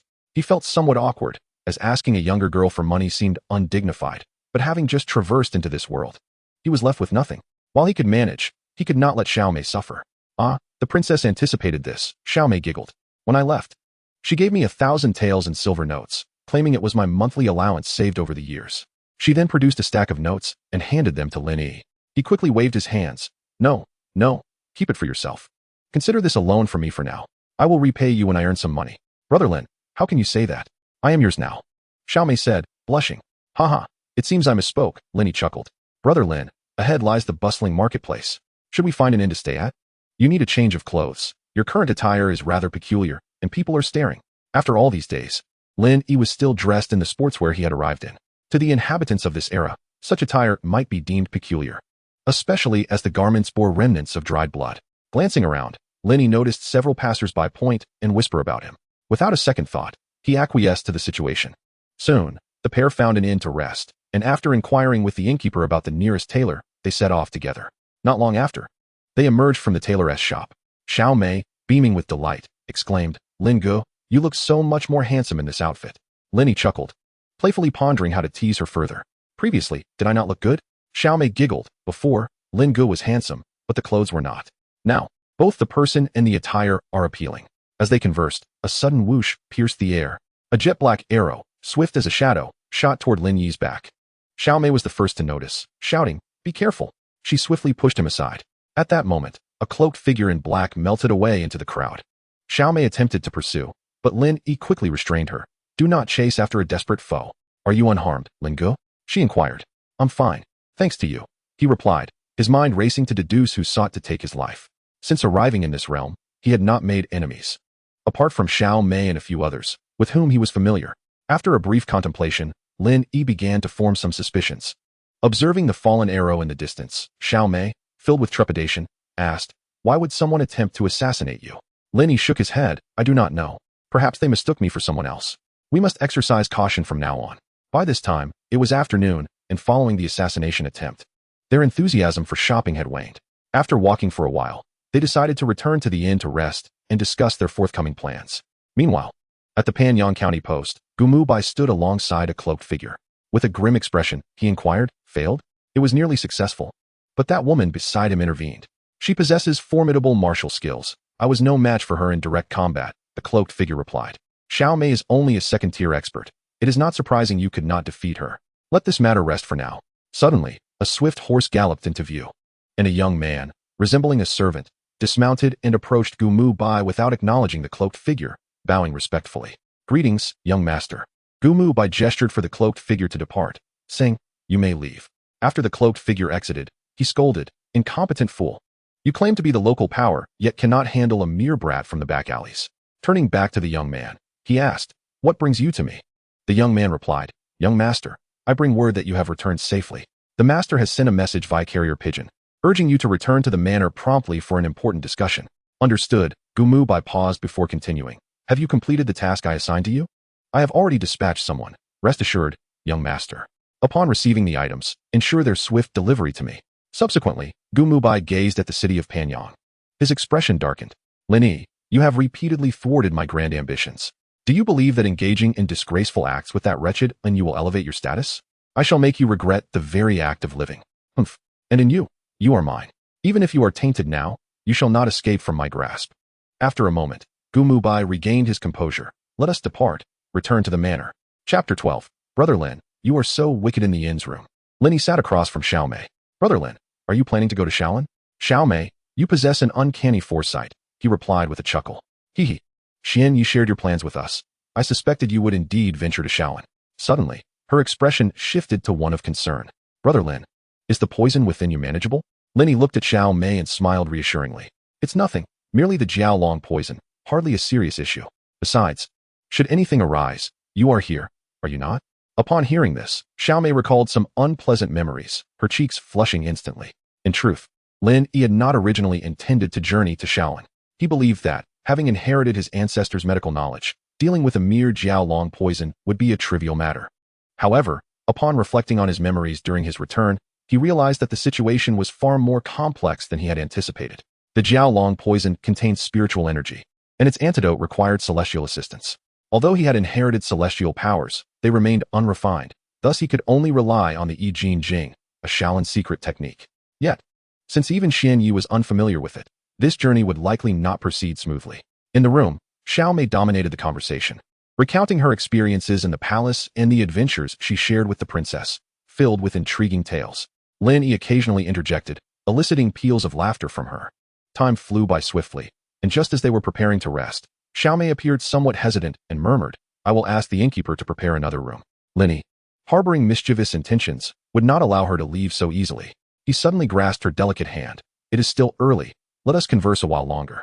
What else is there to discuss? Xiao Mei's cheeks flushed as she spoke, yet she allowed Lin Yi to draw her closer. Let us chat about the secrets of your heart, my dear. Fear not. We shall merely converse, nothing more. Lin Yi shamelessly declared. However, this conversation extended throughout the night. Xiao Mei's face grew increasingly crimson as the topics turned more sensitive. Eventually, Lin Yi suggested they lie down together on the bed to continue their discussion. The following morning, Xiao Mei awoke in Lin Yi's embrace, her eyes meeting his mischievous smile. Brother Lin, you are incorrigible. You promised it would be merely conversation, yet you have done this. She playfully swatted at him, her cheeks aflame. Xiao Mei, you shall be Brother Lin's wife from this day forth. Once I resolve my current matters and earn some silver, I shall proudly bring you home. Upon hearing Lin Yi's words, Xiao Mei felt a surge of joy, yet hesitation soon followed. But what about the princess? She should rightfully be the main wife. I could settle for being a concubine. The girl, so willing to accept the role of a concubine, truly evoked both affection and sympathy. What main wife or concubine? You are all my rightful partners, Lin Yi interjected. Xiao Mei remained silent, pressing her face against Lin Yi's chest, radiating bliss. After a brief moment of tenderness, she wished to serve Lin Yi as he rose from bed. Initially, Lin Yi resisted, but upon seeing Xiao Mei's tearful expression, he relented, as he understood that serving one's husband was a woman's virtue. His refusal would imply dissatisfaction with himself. Reluctantly, he acquiesced, allowing her to tend to him like a marionette. Once they were ready, the two shared a simple bowl of noodles at the inn before preparing to set off for Shaolin Temple. The distance to the temple spanned 1,000 miles. And the previous night, they had decided to purchase 2 horses. Fortunately, Lin Yi had a fondness for riding in his past life. Otherwise, they would have faced considerable difficulty. Soon after, they found a horse trader. Having spent years in the palace, Xiao Mei was quite familiar with horses and quickly selected 2 robust and spirited steeds. On the Central Plains official roads, the 2 chestnut horses trotted leisurely along. Initially concerned about Lin Yi's internal Jiaolong poison, Xiao Mei wanted to hasten their journey. But Lin Yi expressed his desire to explore the world at a leisurely pace, having never traversed the Jianghu before. With no other option, Xiao Mei acquiesced to his wishes. Over the past fortnight, the pair traveled unhurriedly by day, akin to a leisurely excursion, while at night, Lin Yi practiced martial arts under Xiao Mei's guidance. Having grown up in the palace, Xiao Mei was well versed in countless martial arts manuals, and under her tutelage, Lin Yi's skills visibly improved. She found it curious that, on the island, Lin Yi appeared to lack talent for martial arts. Despite her teaching him a sword technique, he had turned it into a dog-fighting staff technique. Yet now, it seemed as though he had awakened to the art, mastering any technique after a mere glance. At this rate, she would soon run out of things to teach him. Lin Yi explained that it might be due to the true energy left by his master, which had been activated twice, thus altering his physical constitution and dispelling her doubts. In truth, he was not deceiving her. He believed this himself, though he knew it was the celestial spirit that enhanced his aptitude. However, he did discover a significant issue. Xiao Mei had provided him with several inner strength techniques, yet no matter how diligently he practiced, he could not locate the so-called dantian, nor could he feel any flow of true energy. According to Xiao Mei, an ordinary person could perceive the presence of the dantian within days. Only by sensing the dantian could one draw energy into the sea. Otherwise, without a place for the true energy to reside, it could not coalesce. And no matter how long one practiced, inner strength would never materialize. Having seen much and learned even more, Xiao Mei speculated that Lin Yi's situation was due to his own overwhelming true energy, which repelled the inner strength he was attempting to cultivate. Lin Yi suddenly understood. The energy within him was that of a celestial spirit, far surpassing the level of ordinary inner strength. It appears that the ethereal energy of the immortals has hindered the generation of my internal strength. It seems imperative for me to swiftly seek out further martial teachings. Otherwise, my martial prowess may stagnate at this juncture. After a brief while, observing the leisurely demeanor of the horse, Xiao Mei felt a twinge of worry. At this pace, when might we arrive at the Shaolin Temple? Moments later, unable to contain her impatience any longer, she pouted and remarked, "Brother Lin, it has been over half a month, and we have only made such little progress. When shall we reach the Shaolin Temple? Do not fret, we are now within the Central Plains. We shall arrive in no more than 3 to 5 days," he replied, pausing momentarily before suddenly pointing ahead. "It seems there is an inn up ahead. Let us rest here for the night, for nightfall approaches, and we may not reach the next inn in time." With that, he dismounted.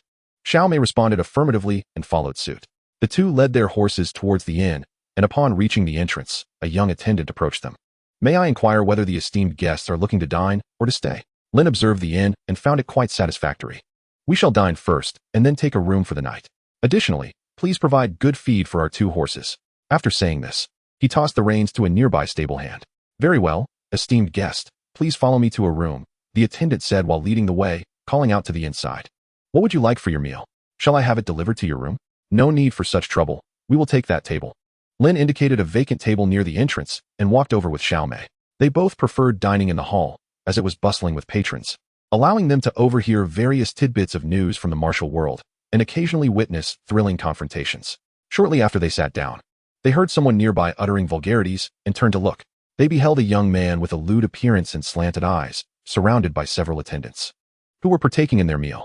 These ruffians continued their foul banter while casting glances in their direction. "Hey, young master, that girl over there is quite a beauty," one of the attendants exclaimed. "Indeed, she is far more stunning than the last girl you snatched, Suhua," another added. "Young master, shall we?" As the attendant spoke, the young man turned his gaze toward Xiao Mei. Upon seeing her visage, his slanted eyes lit up, and he rose to approach Lin and Xiao Mei. The attendants exchanged knowing glances, their faces adorned with lascivious grins as they followed suit. Chapter 13. Trouble approaches in their conversation. They paid no heed to the other patrons in the inn, who wore expressions of indifference, clearly accustomed to such ruffians. Lin offered a wry smile as he observed the lewd-eyed young man. "Xiao Mei, it seems trouble is upon us. Who told you to enjoy the spectacle? Now you've drawn unwanted attention," Xiao Mei retorted playfully. The young man sauntered up to Xiao Mei, jesting. "Oh, little sister, why are you alone? Why not join me at my table? I shall treat you to a meal." He deliberately ignored Lin's presence. Xiao Mei, not one to indulge him, shot back. "Keep your distance. Do not disturb my meal with brother Lin. Haha, this little girl is quite spirited. However, I must say, I fancy your boldness." Upon uttering those words, he audaciously reached for Xiao Mei's sensitive areas. Witnessing this, Lin Yi could no longer contain himself. He sprang to his feet and forcefully pushed the lecherous man aside. How outrageous! While others might flirt with a mere playful tug or a gentle caress, This scoundrel had the audacity to make such an overt advance. Enraged, Lin Yi exclaimed, "Whose unrestrained dog is this, running amok and biting at will?" The lecherous man retorted angrily, "Who are you calling a dog? Whoever speaks is the one I insult." Xiao Mei found Lin Yi's outburst amusing and chuckled. This only fueled the man's fury further. "Fine. You have some guts. Everyone, seize him. Break the legs of any man and escort the women to my room." After a moment's contemplation, he added with a sinister grin, "No, don't throw them out. Bring them both to my room. I want this man to watch as I have my fun. Master is indeed wise. Master knows how to enjoy himself." As these words were exchanged, several henchmen advanced menacingly towards Lin Yi. The other patrons in the hall anticipated a brawl, eagerly preparing to witness the spectacle. However, Lin Yi's response left them utterly astonished. In an unexpected move, Lin Yi leapt behind Xiao Mei, placing his hands on her shoulders, and cried out, "My dear, save me. Someone wishes to kill your husband." Xiao Mei stood up, casting Lin Yi a sidelong glance, and asked, "My lord, shall we eliminate them all?" "Not necessary. Just do as he suggests. Break their legs and toss them out." Lin Yi pointed at the lecherous man. Hearing their exchange, the other guests wiped their brows in relief. Goodness. These two appeared strikingly handsome, yet their words were ruthlessly severe. "We shall heed your command," Xiao Mei sweetly replied before dashing forward. A cacophony of sounds erupted, and before anyone could catch a glimpse, Xiao Mei returned, leaving the lecherous man writhing on the ground with distorted legs. The henchmen struggled to rise. The onlookers collectively inhaled sharply. This young woman possessed extraordinary martial prowess, while they silently scorned Lin Yi as a mere pretty face. Her skills were remarkable. The fight concluded before I could even register it. Youthful innocence was evident. The defeated young man's identity was anything but ordinary, and this incident was bound to escalate. Whispers circulated among the patrons. "Ouch, this hurts. I will have my revenge on you." The lecherous man wailed, clutching his leg in anguish, cursing as he did. As the henchmen regained their composure and slowly stood, the lecherous man barked, "You miserable lackeys, come assist your master." The henchmen hurriedly rushed to lift him. "Let us go. What are you waiting for?" they exclaimed, hastily making their way toward the exit. Just as they reached the doorway, the lecherous man turned back, threateningly shouting at Xiao Mei and Lin Yi, "If you have any courage, do not flee." After issuing his challenge, he hastily urged his henchmen to leave. At that moment, the innkeeper, alerted by the commotion, emerged and, upon learning the details, was taken aback. He rushed to Lin Yi and Xiao Mei, saying, "You two have stirred up trouble. You must flee at once." He then returned the silver coins that the two had previously paid. Lin Yi did not accept them, bewildered, asking, "Who are they? And why is the shopkeeper so terrified?" The man just now is the sole heir of the Zhou family, a tyrant who indulges in debauchery and commits all manner of wickedness. Over the years, countless virtuous women have fallen victim to his misdeeds. Although Mr. Zhou is a merchant, he employs thugs from the underworld, and many skilled fighters have met their demise at his hands. Alas, you must flee quickly. It will be too late if you tarry. The kind-hearted shopkeeper urged the two anxiously. Xiao Mei, upon hearing this, was filled with rage, lamenting that she should not have let them go. Initially, when she intervened, she had intended to heed Lin Yi's advice, but upon reflection, she realized that if she had broken their legs, she would have to throw them out herself. After some contemplation, she merely broke the legs of the one with triangular eyes, while the others received a severe beating, leaving them capable of carrying their comrade. With a glint in her eye, Xiao Mei turned to Lin Yi and said, "Brother Lin, do you not wish to act as a chivalrous hero? The opportunity has presented itself. Ah, this girl is spurring me on." Lin Yi thought to himself. In truth, he was already inclined to take action. In his previous life, he was a model youth, adhering to the philosophy that those with ability should shoulder greater responsibility. Now that he had encountered such a situation, especially one that concerned him, it was a perfect chance to indulge in a bit of adventure. Xiao Mei truly understood him well. "Shopkeeper, please serve the dishes. Do not worry about us," Lin Yi said, pulling Xiao Mei back to their seats. Seeing that they disregarded his advice, the shopkeeper shook his head and sighed, alas. He then turned to instruct the waiter to continue serving the dishes. Soon, a spread of 4 dishes and a soup was presented. "Waiter, is there a mistake?" "We only ordered 2 dishes, Lin Yi called out to the server. The waiter hurriedly replied, "There is no mistake. The additional 2 dishes were ordered by the shopkeeper as a gift for you both." Upon hearing the waiter's explanation, Lin Yi nodded towards the shopkeeper. The shopkeeper smiled, thinking to himself, "This may very well be your last meal. I shall let you eat a bit more, as a small act of kindness on my part." Had Lin Yi known the shopkeeper's thoughts, he would have been thoroughly incensed.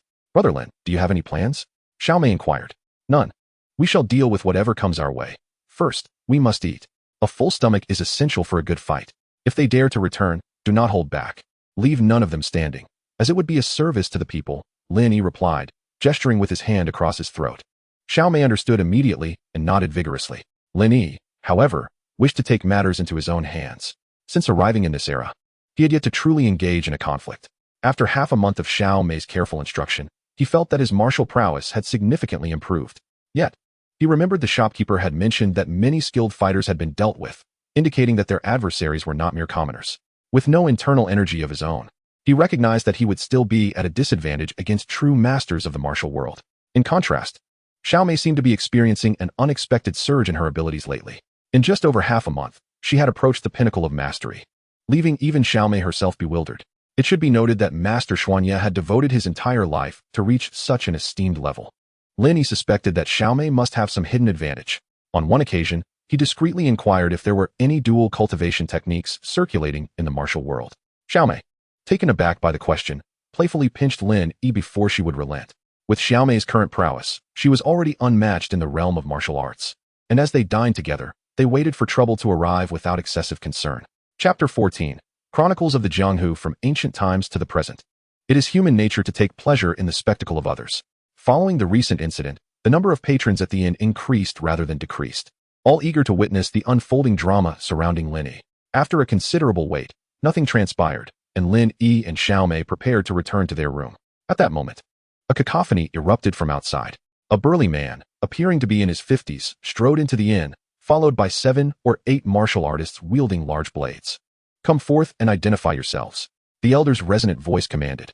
A servant stepped forward, pointing at Lin Yi and Xiao Mei, declaring loudly, "Steward, these are the ones. They are the ones who broke the young master's leg." The middle-aged man turned his gaze upon Lin Yi and Xiao Mei, clasping his hands together in a gesture of respect.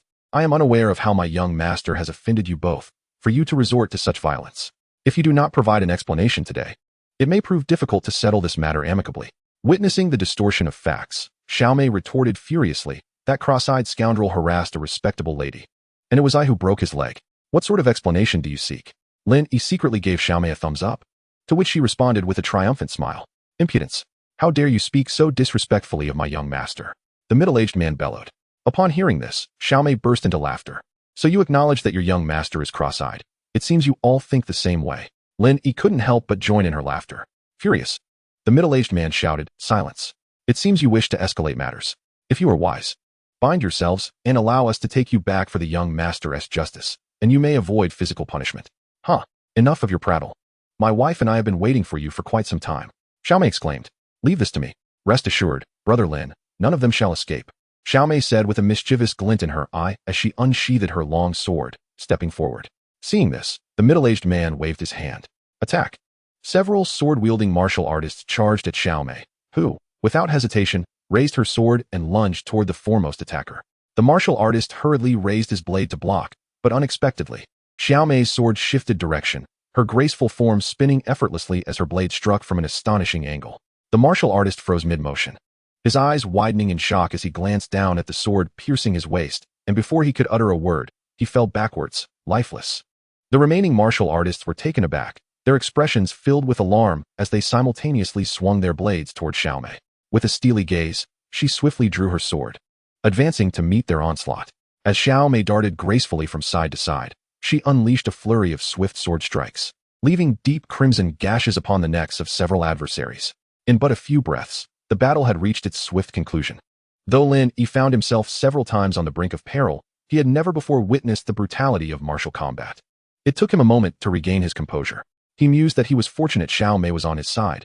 This girl, who usually appeared so delicate under his teasing, showed no mercy in her lethal prowess. The bystanders, rather than being cowed by Xiao Mei's rapid dispatch of 7 or 8 foes, cheered her on with fervor. Meanwhile, the middle-aged man's countenance darkened completely. He had arrived with merely 8 men, and in such a short span, he was left utterly alone. "You vile wretch, daring to employ such lethal methods.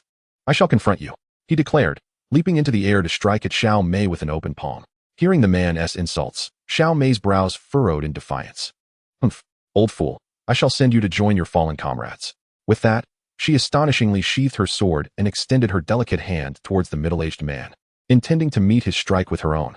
The middle-aged man scoffed, believing that the 40 years of his internal strength could not possibly be matched by a mere child. Engaging in a palm clash with him was tantamount to courting death. In an instant, Their hands met with a resounding impact. At that moment, the middle-aged man's expression shifted drastically. As their palms connected, he felt an immense force surging towards his arms. He attempted to retreat, but before he could, he was sent flying, crashing to the ground before the inn's entrance. Fear overtook his visage as he gasped, You are actually of the first rank." With that exclamation, he spewed blood and collapsed, twitching momentarily before falling still. The onlookers at the inn erupted in tumult. Heavens! The foremost expert under Master Zhu has been slain. This man was of the second rank and couldn't even withstand a single blow. A grave situation is unfolding. Master Zhu has finally met his match. It was only a matter of time before someone upheld justice. Disregarding the surrounding chatter, Lin Yi strode purposefully towards the inn's exit. "Come, Xiaomei, it seems we shall be resting late today." "As you say, Brother Lin," Xiaomei replied sweetly, her demeanor unchanged despite the fact that just moments ago, this cheerful girl had ruthlessly dispatched several foes. Outside the inn, Lin Yi sprinted a few paces and seized a man, none other than the servant who had led them here. Seeing that his companions had all been cut down, the servant had attempted to flee, oblivious to Lin Yi's watchful gaze. With a cold stare, Lin Yi threatened. "You have witnessed the fate of those inside, have you not? I shall ask you but once. Should you fail to answer, it will cost you your life." Without waiting for the servant's response, Lin Yi began his interrogation. "Where are Lin Yuanwei and the man with the triangular eyes? Are there other martial experts in their company?" The servant, thoroughly frightened, spilled the information like a broken dam, originally intending to eliminate only the primary villain. Lin Yi recalled how this man had previously sought to intimidate Xiaomei. Lin Yi lifted his foot and delivered a forceful kick to his opponent's groin. Having been nurtured by ethereal energy, Lin Yi's kick could likely fell even a calf. With that strike, the servant was sent flying. Clutching his groin and howling in agony, one could easily surmise that he would never again know the joys of manhood. After completing this, the two followed the directions provided by the servant. For Zhu Yuanwei, today was a dark day, yet for the common folk, it heralded the dawn of a new beginning. Upon returning to the inn, night had fully descended. They summoned the innkeeper for hot water and, after freshening up, lay down to rest. At this moment, Xiaomei inquired, "Brother Lin, why did you not allow me to kill all those people just now?" Lin Yi affectionately ran his fingers through Xiaomei's hair and replied, "Our objective is to eradicate evil. We only need to eliminate Zhu Yuanwei, the one with the triangular eyes, and a few of their leaders. Once they are gone, the Zhu family will naturally collapse." "I see," Xiaomei responded, "but why did you injure the servant outside the inn earlier?" Lin Yi chuckled, playfully pinching her nose. "Because they bullied you. Only I have the right to bully you. If anyone else dares to, I shall castrate them." "Ah, Brother Lin, you are so disgusting," she exclaimed. "Well, if you dare to call me disgusting, then I shall show you what that truly means." Laughter and playful scuffling filled the room, soon fading into a softer tone. Chapter 15. The ambush at One Line Sky and the world's deadliest secret weapon. The following morning, Lin Yi and Xiaomei departed the inn early, resuming their journey toward Shaolin Temple. Unbeknownst to them, rumors of their exploits as a heroic couple vanquishing tyrants had begun to circulate, even being transformed into tales by eager storytellers. This marked the first legendary narrative Lin Yi would leave behind in this world. Over the past fortnight, Lin Yi had nearly mastered the martial arts techniques Xiaomei taught him, prompting them to hasten their pace. For several days, nothing of note occurred. Dingfeng, a county renowned for its association with the illustrious Shaolin Temple, has long been a gathering place for those wishing to learn martial arts or witness the grandeur of the world's foremost martial arts sanctuary. 10 miles outside the city, a natural gorge known as One Line Sky serves as the essential route to Dingfeng. At this moment, two men armed with crossbows conversed atop the gorge, while a dozen cloaked figures lay in ambush on the cliffs. "Boss, are you certain our target will pass through here? We've been waiting for over 10 days, and there has been no sign of them. Is the information from the young lord incorrect?" "What young lord?" "It's young master. He specifically instructed that his identity must not be disclosed. Remember, we are bandits now." The boss slapped his subordinate on the head. After a pause, he added, "However, you make a valid point. Let us return and ask the young master." Within Dingfeng City, in an inconspicuous courtyard, a figure clad in white was sipping tea at a stone table when, suddenly, the courtyard door swung open, and two men entered. "Young master, we have returned." The white-clad individual raised his head, revealing himself to be Gu Muhai, who had mysteriously vanished for half a month. It was likely that Lin Yi could never have anticipated that Gu Muhai had arrived in Dingfeng City ahead of him. 10 days prior, at the Tianxia Villa, a middle-aged man donned in a python robe held a pitch-black object. "Muhai, is this the dragon's blood you mentioned?" "Father, Lin Yi had injured the dragon, causing its blood to spill onto the ground. Upon returning to Pingyang County, I sent someone to collect it, and this is what you hold in your hands." The middle-aged man was none other than Gu Muhai's father, Gu Yutian, the master of Tianxiao Villa. As you have indicated, this dragon's blood contains a peculiar poison. But beyond that, it appears to hold little value. What do you intend to do with it? Gu Muhai replied respectfully. I have heard that the sword-casting sect is seeking the blood of extraordinary beasts to forge the world's most lethal concealed weapon, the Godslayer. It is said that once completed, even a grandmaster could be slain. Gu Yutian nodded in agreement. Indeed, that is true. Father, I plan to deliver this substance to the sword-casting sect, with the condition that they eliminate Lin Yi. This way, even if Lin Yi meets his demise, it would not implicate Tianxiao Villa. Gu Yutian regarded him, astonished. Oh, my Tianxiao Villa possesses numerous skilled warriors. Why would we need to enlist the aid of others to eliminate a man who lacks martial prowess? Father, the princess has shown leniency towards Lin Yi despite his transgressions. This indicates that she has developed feelings for him. If we were to strike at Lin Yi, the princess would surely blame us. However, if Lin Yi remains alive, our grand plans may be thwarted. It seems you have not yet succumbed to lust. Remember, I instructed you to approach Princess An Yue to leverage the court's power, allowing Tianxiao Villa to unify the martial world. After a pause, Gu Yutian continued. Moreover, I have just received news that the Chongqing treasure has reappeared in Dengfeng. You must investigate personally and ensure that the treasure is secured. At that time, the Empress will likely dispatch her own people. You must act with discretion. Father, I shall make the necessary arrangements at once. Gu Muhai replied respectfully before turning to leave. In the small courtyard of Dengfeng City, Gu Muhai looked eagerly at his two companions. So, has Lin Yi met his end? The elder replied hastily. Young master, we have guarded the Xiantian for 8 days. Yet we have not seen Lin Yi pass through at all. Gu Muhai furrowed his brow. That should not be. Lin Yi left before me. And given their pace on horseback, he should have arrived long ago. Could it be that the news you received was erroneous? It cannot be. Lin Yi is afflicted by the dragon's poison, which can only be cured by the Shaolins, Yi Jin Jing. To reach Shaolin Temple, traversing Xiantian is inevitable. They must be delayed by some unforeseen circumstance. You should return and continue your watch. Gu Muhai waved his hand, signaling them to depart. Rest assured, young master. I have already instructed our men to focus on tracking the 2 horses traveling together. Should they appear, we will unleash a barrage of arrows to turn them into a porcupine.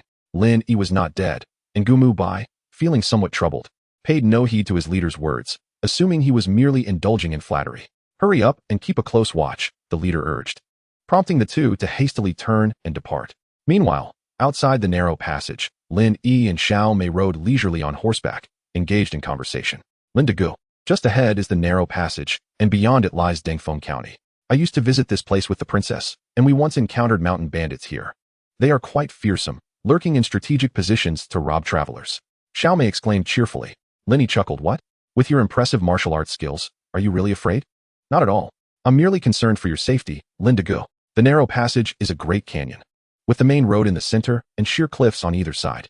Bandits often attack from above, hurling boulders or shooting arrows. Those with average skills can easily be injured. Come now, Xiao Mei, am I truly average? After all, you've witnessed my prowess over the past half-month, every time. It's you begging for mercy. Xiao Mei blushed. Lindagu. I was referring to martial skills, and you know it. Oh, you're incorrigible. In the past fortnight, Xiao Mei had undergone significant changes. Not only had her martial prowess surged, but her physique had also matured, presenting the image of a blossoming young woman. Lin Yi was certain that these transformations were a result of the influence of the celestial spirit. Noticing Xiao Mei's bashful demeanor, Lin Yi felt an irresistible urge. He leaped from his saddle onto her horse, embracing her and showering her with playful kisses. Startled, Xiao Mei dodged and exclaimed, No, Lindagu, stop it. Someone might see us. Lin Yi laughed heartily. Xiao Mei, you are truly beautiful. If you keep this up, I might just kick you off. After a brief bout of playful banter, they came to a halt. Observing the narrow passage, Lin Yi acknowledged the wisdom in Xiao Mei's words. Lacking internal martial arts skills, he was vulnerable to injury from above. Thus, he dismounted from his horse. Xiao Mei, your martial arts are commendable. You should proceed first. If there are bandits, retreat, and if not, continue on while I follow behind. Understood, Lindagu. Just don't follow too closely, she replied. And with a flick of the reins, she galloped into the narrow passage. Chapter 16. Only one horse. Upon entering the narrow passage, Xiao Mei became vigilant, glancing around to check for ambushes. To her surprise, they encountered no attacks even after passing through. On the cliffs on either side, 2 figures observed. Hey, there's a woman approaching. Should we go down and intercept? Intercept what? The boss said the target is 2 horses. 1 horse is of no concern, understood? Got it. The boss is wise. After a short while, one exclaimed, Boss, look. Another horse is coming. I've told you several times, disregard the single horse. Are you foolish? But this person resembles the target. Resembles what? Are you deaf? I told you, a single horse cannot be the target. Leave me to my rest. The two figures, one behind the other, passed through the narrow passage unscathed. Xiaomei, you mentioned that bandits roamed these mountains, yet I find this place remarkably secure. Xiaomei, taken aback, replied. I am uncertain. I encountered them during my previous travels with the princess. Could it be that fortune favors us today? Suddenly, she glanced up at the sun and mused. Perhaps even bandits take afternoon naps? Lin Yi chuckled, bringing it close to the topic. Ahead lies Dengfeng City, and not far beyond it, the majestic Songshan. We have traveled tirelessly for over half a month. Let us rest for a few days and devise a plan for our journey to Shaolin. Xiaomei nodded in agreement, promptly dismissing thoughts of the bandits. Before long, the two entered Dengfeng City and sought lodging at an inn named Fortune. Lin Yi, recalling Xian Ye's constant claims of being fortunate, chose this establishment without hesitation. At that moment, within the bustling inn's dining hall, they were enjoying their lunch. It was their custom to dine in the common area of the inn upon arriving in a new place. Xiaomei relished the vibrant atmosphere, and it afforded them the opportunity to glean news from the martial world. The hall was indeed lively, filled with numerous figures from the martial realm. Yet, as they entered Dengfeng City, they sensed an unusual atmosphere. The streets were teeming with armed martial artists, some wandering alone, while others traveled in groups, the abundance almost excessive. In a corner of the inn, Lin Yi noticed a gathering of 7 or 8 beautiful young women. Judging by their attire, they appeared to belong to the same organization, quietly enjoying their meal. Observing Lin Yi's gaze lingering on the women, Xiaomei leaned in and whispered, "Those are disciples of the Yunnu sect, located at Yunnu Peak in Yunzhou, several hundred miles from Shaolin Temple. They only accept female apprentices." Lin Yi expressed his surprise. "Are they not nuns?" With a chuckle, Xiaomei clarified, "Who said they are nuns? The disciples of the Yunnu sect are predominantly beautiful and skilled in martial arts. Many in the martial world aspire to form alliances with them. However, once they marry, most leave Yunnu Peak and become external disciples of the sect." Having once been a modern individual, Lin Yi immediately grasped the implications. Then their influence must be quite formidable? Xiaomei replied, "Not quite. The Yunnu sect is considered a mid-tier force. The princess mentioned that the strength of a sect largely depends on the number of elite practitioners it harbors. Marrying into alliances does not yield significant power." So that is the case, Lin Yi pondered. The sudden influx of martial artists, even from various sects, suggests that something significant is unfolding in Dengfeng. After sitting for a while and hearing no valuable news, they retreated to their room. As soon as they entered, the innkeeper's assistant approached them. "Young Master Lin, a letter has arrived for you." Lin Yi was perplexed. Having just arrived in this era, he had scarcely met anyone, especially in a place so foreign. Who could possibly be writing to him? Surely there has been a mistake. I know no one here. There is no mistake, young Master Lin. The messenger specifically mentioned a young lady named Xiaomei accompanying you. This revelation deepened Lin Yi's confusion. Even Xiaomei was known to the sender. However, rather than dwell on it, he accepted the envelope and handed the assistant a couple of copper coins. After dismissing the shop assistant, Lin Yi picked up the envelope and examined it. The elegantly inscribed 4 characters on the cover, Lin Yi's personal opening, made him wonder if it was indeed addressed to him. Xiaomei, curious as ever, peered over and, upon seeing those 4 characters, displayed a peculiar smile. Could it possibly be poisoned? Lin Yi inquired, glancing at Xiaomei. "Not at all. Go ahead and open it." Xiaomei replied confidently. Lin Yi tore open the envelope, eager to discover its contents, only to find another envelope inside. He pulled it out and was immediately struck dumb upon reading the name written on it. "Please forward to Xiaomei." Xiaomei burst into laughter upon seeing this, while Lin Yi, feeling a mix of annoyance and amusement, handed the letter to her, exclaiming, "Who is playing this prank? When I find out, I shall make them regret it." Xiaomei's expression grew even more whimsical at his words. Taking the envelope, Xiaomei seated herself at the table and began to open it. In a short while, she handed the letter to Lin Yi, saying, "Big brother Lin, you should read this too." Intrigued, Lin Yi accepted the letter and began to read. Soon, he finished and casually set it down, only to find Xiaomei staring at him with wide eyes, looking adorably perplexed. "Big brother Lin, who were you saying you would punish just now?" she asked. Lin Yi chuckled awkwardly. "That was just a slip of the tongue. Please don't mention it to the princess." Xiaomei blinked playfully. "If you truly wish to, you could accompany me to see the princess. I believe she holds you in high regard." No.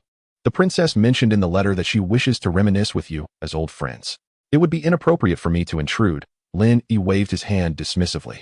"You should go now. Stay there tonight with the princess. Don't forget to send my regards," Xiaomei insisted. "Very well then, big brother Lin. You'll be left alone in your empty room tonight," Xiaomei teased, and with that, she bounded out of the room. At a luxurious estate in the eastern part of the city, Xiaomei clung to Princess An Yue's arm, resting her head on her shoulder and playfully wriggling. "Oh, How I have missed you. All right, you little rascal. You're married now. You shouldn't be this mischievous. Princess An Yue affectionately ruffled Xiao Mei's hair. Releasing the princess, Xiao Mei turned to the figure standing nearby, Lin Yi. Ah, big monk, you've come too. Lin Yi performed a Buddhist salutation. Miss Xiao Mei, greetings. It has only been a few days since we last met, yet your skills have evidently advanced further. When the topic of her martial prowess arose, Xiao Mei beamed with pride, eagerly proclaiming her near mastery of the craft and boasting about having trained Lin Yi into a formidable fighter. However, Lin Yi's interjection silenced her. Princess has reached the first-tier realm 5 days ago. Her abilities are now on par with mine. Staring at Princess An Yue in astonishment, it took Xiao Mei a moment to respond. Princess, you have attained the first-tier realm as well? Are you a martial arts prodigy too? Xiao Mei had always believed that her rapid progress was due to her own exceptional talent in martial arts. However, upon encountering Xiao Mei, Lin Yi was able to confirm his previous conjectures. When the princess reached the pinnacle of her realm, Lin Yi had analyzed that the profound energy within Lin Yi might have inadvertently facilitated a dual cultivation effect with her. Due to the overwhelming strength of that energy and the comparatively modest abilities of the princess and Xiao Mei, they experienced remarkable progress. After reminiscing for a while, Xiao Mei inquired, Princess, how did you come to be here? Were you searching for me and Lin Gu? Chapter 17. The princess arrives upon hearing Xiao Mei's question. The princess replied, we have been here for several days, diligently seeking information about you and Lin Yi. By the timeline, you should have arrived much earlier. Why have you delayed for so long? It's all Lin Yi's fault. He insisted on taking his time on horseback, claiming he wanted to experience the Jianghu. Xiao Mei complained.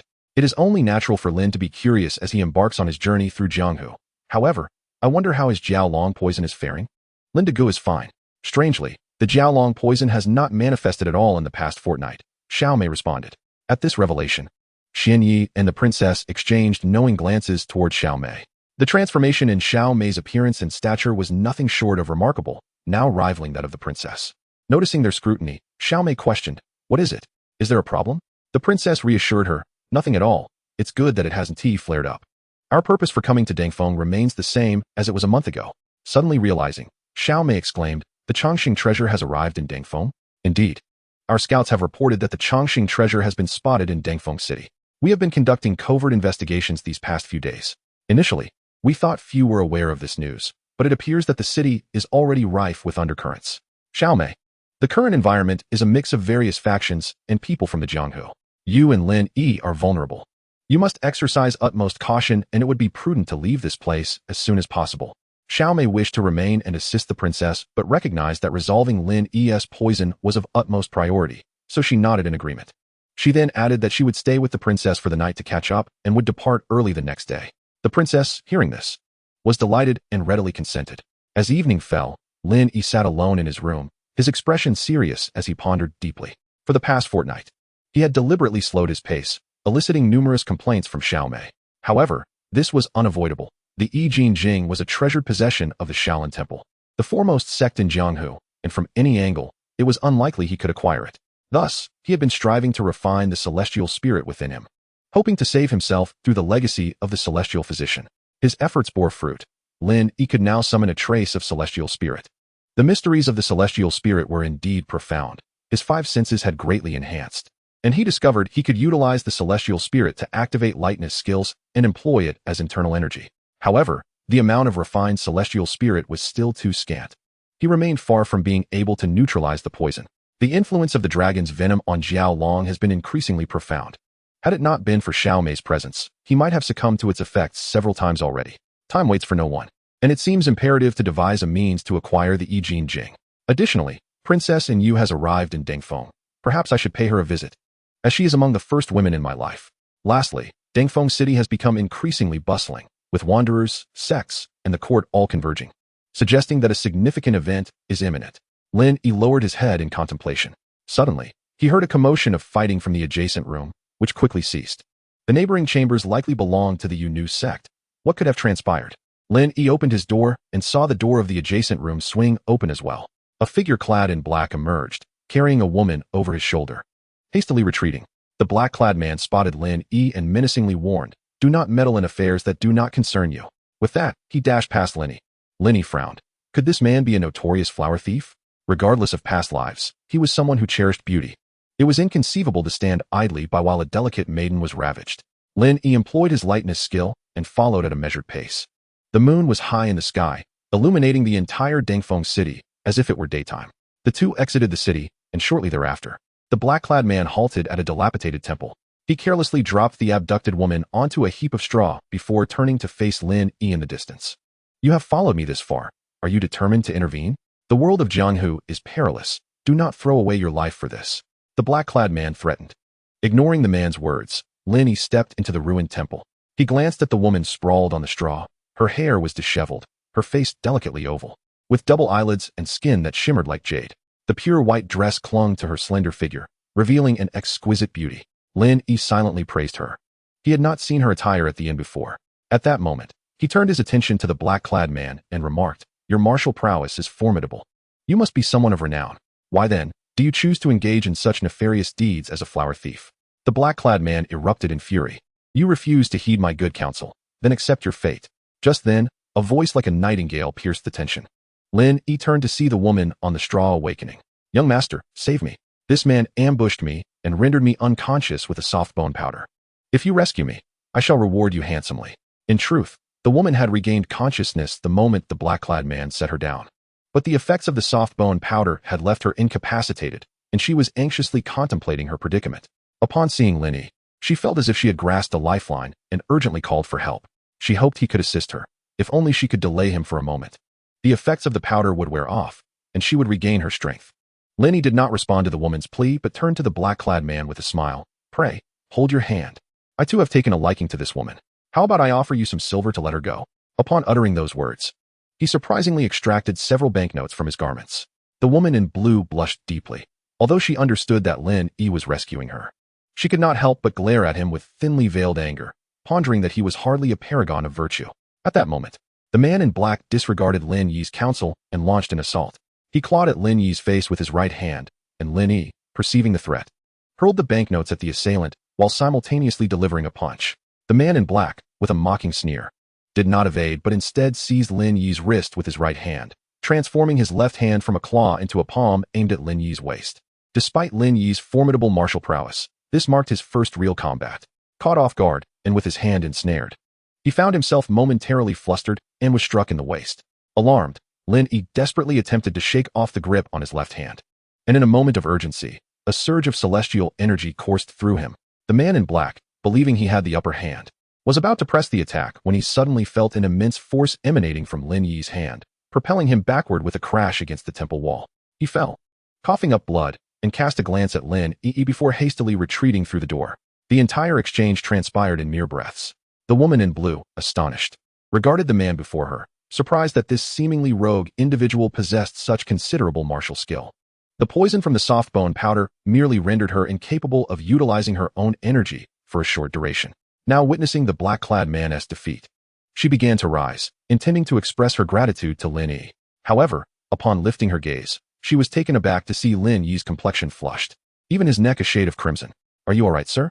she inquired, her voice laced with concern. Chapter 18. A turbulent debt currently. Lin Yi felt a sense of disquiet, recalling the events that transpired on the island, sending a shiver down his spine. Previously, with Xiao Mei's presence and his own absorption of some celestial energy, the dragon's venom had remained subdued. However, after being struck by the black-clad man, the vital energy surged within him, causing the toxins to erupt once more. "We must leave this place," Lin Yi urged, striving to maintain clarity as he called out to the woman in blue. Mistaking his state for injury, she hastily rose to assist him. Yet, in her earlier capture, her beautiful gown had been torn, leaving a long gash. Now, as she abruptly stood, a glimpse of her form was inadvertently revealed, which Lin Yi happened to witness. His eyes instantly reddened. With a roar, he lunged toward the woman in blue. As she had just regained her footing, Lin Yi tackled her to the ground once more, her rear hitting the earth with a thud, eliciting a startled scream from her lips. "What are you doing? Let me go?" she exclaimed, struggling and speaking in a flustered manner. Lin Yi, undeterred, continued to tear at her garments. Suddenly, their lips collided fiercely, leaving the woman in blue wide-eyed, her mind blank in the wake of the unexpected encounter. After a moment, the woman in blue regained her senses and was astonished to find Lin Yi suckling on her lips, nearly fainting from the shock. She quickly raised her hands and began to vigorously pat Lin Yi's back while emitting muffled sounds. After a while, realizing that Lin Yi showed no intention of stopping, she reluctantly lowered her hands, surrendering to the situation. However, Her eyes remained wide open, glaring at Lin Yi with fury, while tears of humiliation streamed down her cheeks. Lin Yi, feeling parched, sought out a mountain spring and rushed towards it, heedlessly drinking from the source. In a daze, he noticed that the spring appeared to be weeping. Confused, he struggled to recollect something. Suddenly, the scene shifted, the spring vanished, and he found himself in a dilapidated temple. At the same time, he became aware of the woman beneath him, their lips still pressed together. Regaining his composure, Lin Yi slowly separated their lips, shaking his head vigorously before shifting his weight off the woman in blue. Taking a deep breath, he raised his right hand and struck his own neck with force. Instantly, his head tilted, and he collapsed. The woman in blue, taken aback by Lin Yi's actions, stared at him in astonishment, her emotions a whirlwind of surprise, anger, gratitude, and disbelief. She was acutely aware of the allure her beauty held over men, yet she had not anticipated that this man would halt at such a crucial moment, ultimately rendering himself unconscious. How dare he treat me this way? The woman rose, rubbing her sore backside from being knocked down by Lin Yi. Filled with rage, she lifted her foot and kicked Lin Yi's rear end. After a moment, she squatted beside him, feeling his pulse and murmuring to herself, "Indeed, he has been drugged, and quite severely at that. If he is not aided promptly, he may be ruined. The only solution is to help him release his pent-up desires." With a glance at the tent Lin Yi had pitched, her face flushed crimson, and she hastily averted her gaze, spitting in disdain. "This rogue. I won't concern myself with him." With that, she stood up and walked towards the temple exit. After a while, the woman in blue returned, approaching Lin Yi's side. She spoke, "In light of your earlier assistance, I shall grant you this one favor." With that, she knelt down and hesitantly began to unfasten Lin Yi's clothing.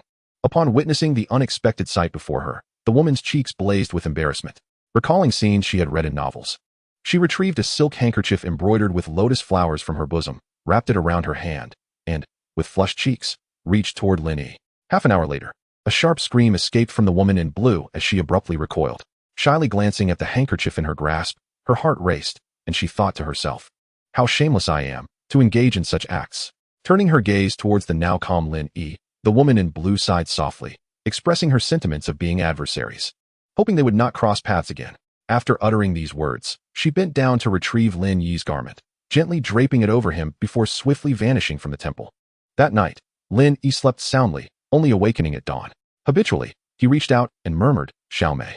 Not receiving a response, he felt a sudden pang of realization. Abruptly sitting up, nothing untoward happened, right? Noticing a chill enveloping his lower body, his expression shifted drastically. Who had removed his clothes? He thought to himself, "It's over. Something must have occurred." With a tumult of emotions, he dressed hastily and surveyed his surroundings.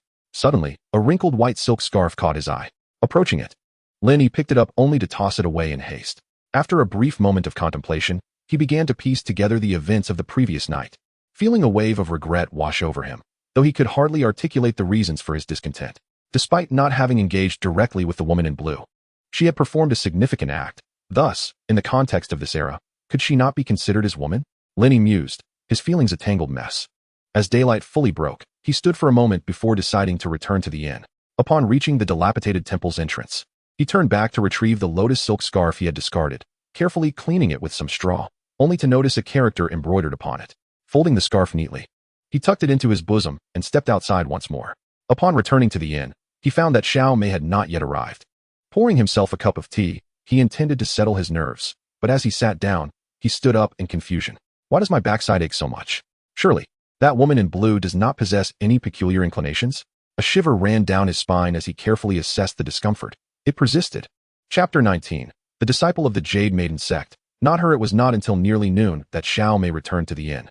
Upon opening the door, she spotted Lin Yi sprawled on the bed and curiously inquired, "Big brother Lin, what is the matter?" Hearing her voice, Lin Yi flipped over and stood up. "Xiao Mei, you're back." "I'm fine. I just twisted my hip while sleeping." Xiao Mei nodded innocently, thinking to herself how restless big brother Lin must be in slumber, even injuring himself in such a manner. Noticing Xiao Mei's wandering thoughts, Lin Yi hastily interrupted, "It's noon. Let us go out for a meal. You can tell me about the situation with the princess afterward." "All right." Xiao Mei replied obediently, and together they walked out side by side. The main hall was bustling with patrons, and the pair selected an unoccupied table to sit at. Once their meal arrived, Lin Yi initiated the conversation. "How is the princess faring?" "She is doing splendidly. Master Xian Yi is also here, and he inquired about you." "Oh, what did he want to know?" "He asked if the dragon poison afflicting you has subsided. It is somewhat peculiar to mention both the master and the princess." When I informed them that your poison had never manifested, they regarded me with a strange look, falling silent thereafter. Xiao Mei furrowed her beautifully shaped brows. Upon hearing this, Lin Yi smiled faintly. This foolish girl, the Jiaolong poison, also known as the lustful poison, would not have the energy to act up since you were always in my company. Did the princess utter anything? Indeed, she spoke at length, concerning both you and the city of Dengfeng. After a brief moment, Lin Yi exclaimed in astonishment. Are you saying the princess has reached a first-rate realm, with internal strength comparable to Lin Yi? Xiao Mei nodded emphatically. Yes, the princess, much like myself, is a martial arts prodigy. As Lin Yi contemplated Xiao Mei while recalling the princess, he swiftly grasped the underlying reason. Sighing in relief, he inquired, according to the princess, we can no longer remain in Dengfeng. Otherwise, we might suffer consequences. Shall we leave this afternoon? The princess conveyed the same message and instructed me to bring you something, stating that if Shaolin Temple refused to grant us the Yi Jing Jing, we should present it to the abbot. Could this item compel the Shaolin Temple to provide the Yi Jing Jing? Lin Yi mused curiously. Where's the item? I wish to see it. It is in the guest room. I will show it to you shortly, Xiao Mei replied. Before long, both had their fill of food and drink. Upon returning to the room, Xiao Mei handed Lin Yi a long, rectangular box. This is the item. Lin Yi accepted it and casually opened the box, revealing a golden scroll that immediately captivated his gaze. Ah, it is an imperial edict, Xiao Mei exclaimed in astonishment. Lin Yi frowned, puzzled as to why Princess An Yue would leave him an imperial decree. After pondering for a moment, he picked up the edict and unfurled it. By the decree of the Emperor, Lin Yi of Panyang Lake, having saved the princess yet succumbing to a vile illness, requires the Yi Jing Jing from Shaolin for his cure. In recognition of his merits, I grant him the opportunity to view the Yi Jing Jing of Shaolin Temple.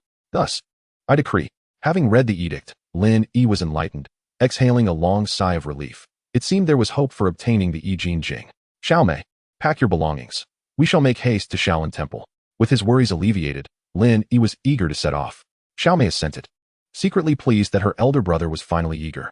As they exited the guest room, they noticed several young women from the Yunnu sect preparing to depart next door. Lin Yi casually glanced over and observed a veiled woman in white among their ranks, her form strikingly familiar, as if he had encountered her before. Sensing someone gazing at her, the veiled woman turned around. Upon seeing Lin Yi, she suddenly trembled and quickly lowered her head, making her way outside. How uncanny. Could it truly be her? Lin Yi murmured. Who is it, Brother Lin? Do you recognize that young lady? Xiao Mei inquired with curiosity. After some contemplation, Lin Yi recounted to Xiao Mei the events of the previous night, omitting the more salacious details and refraining from mentioning his experience with the lustful poison. Upon hearing this, Xiao Mei hurriedly wished to check Lin Yi's waist. Brother Lin, are you injured? Let me take a look. Rest assured, I'm perfectly fine, he replied. The princess was indeed right. The current situation in Dengfeng is exceedingly perilous. I was away for merely one night, and you almost got hurt, Brother Lin. That flower thief is truly despicable. You fought splendidly. Should I encounter him again, I shall end him with a single stroke of my sword, Xiao Mei declared with indignation. However, Brother Lin, the woman you encountered was clad in blue and was not wearing a veil, so she should not be the same one we just saw. Lin Yi pondered for a moment and conceded, nodding. Indeed, it should not be her. The two departed the inn and located their fostered horses. This time, Lin Yi did not deliberately dawdle. Once they entered the official road, they urged their steeds onward at a swift pace towards Shaolin Temple. Nestled in the Songshan Range, Shaolin Temple lies less than 50 miles from Dengfeng. The two rode swiftly, and before darkness enveloped the sky, they had arrived at the foot of Shaoshi Mountain. Due to the temple's immense renown, countless visitors flocked to pay their respects daily, prompting the construction of a series of lodgings at the mountain's base to accommodate travelers. For those seeking to offer incense, young monks would guide them to the incense hall, while aspiring martial artists would be welcomed by the warrior monks. Naturally, gaining admission to study martial arts at Shaolin is no simple feat. It requires not only virtue but also innate talent and a certain spiritual quality. Lin Yi mused that this spiritual quality was merely a contrived notion by Shaolin to deter potential disciples. To their surprise, they encountered an acquaintance at this location. Lin Yi sat on a meditation cushion, with Xiao Mei beside him, while opposite them sat a young man in white, who bore a striking resemblance to Gu Muhai, whom they had not seen for over a month. Lin Yi had no desire to greet Gu Muhai, as he sensed animosity from him and feared it might lead to conflict. However, Gu Muhai noticed him. Reluctantly, they engaged in conversation, and Lin Yi was perplexed by Gu Muhai's astonished expression upon seeing him.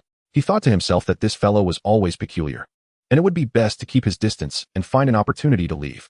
Xiao Mei, let us go to the incense hall to offer our prayers and not disturb Brother Muhai, Lin Yi suggested to Xiao Mei.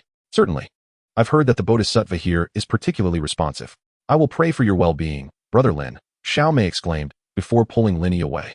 As they walked further away, Xiao Mei whispered, Brother Lin, I do not trust Gu Muhai.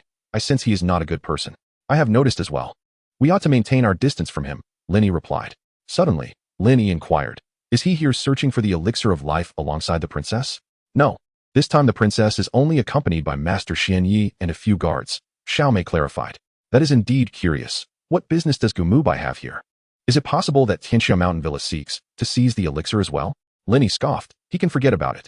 With the princess and the great monk present, no one will snatch away the treasure. Lin Yi nodded in agreement. You are correct. Both Lin Yi and the princess are now top-tier masters.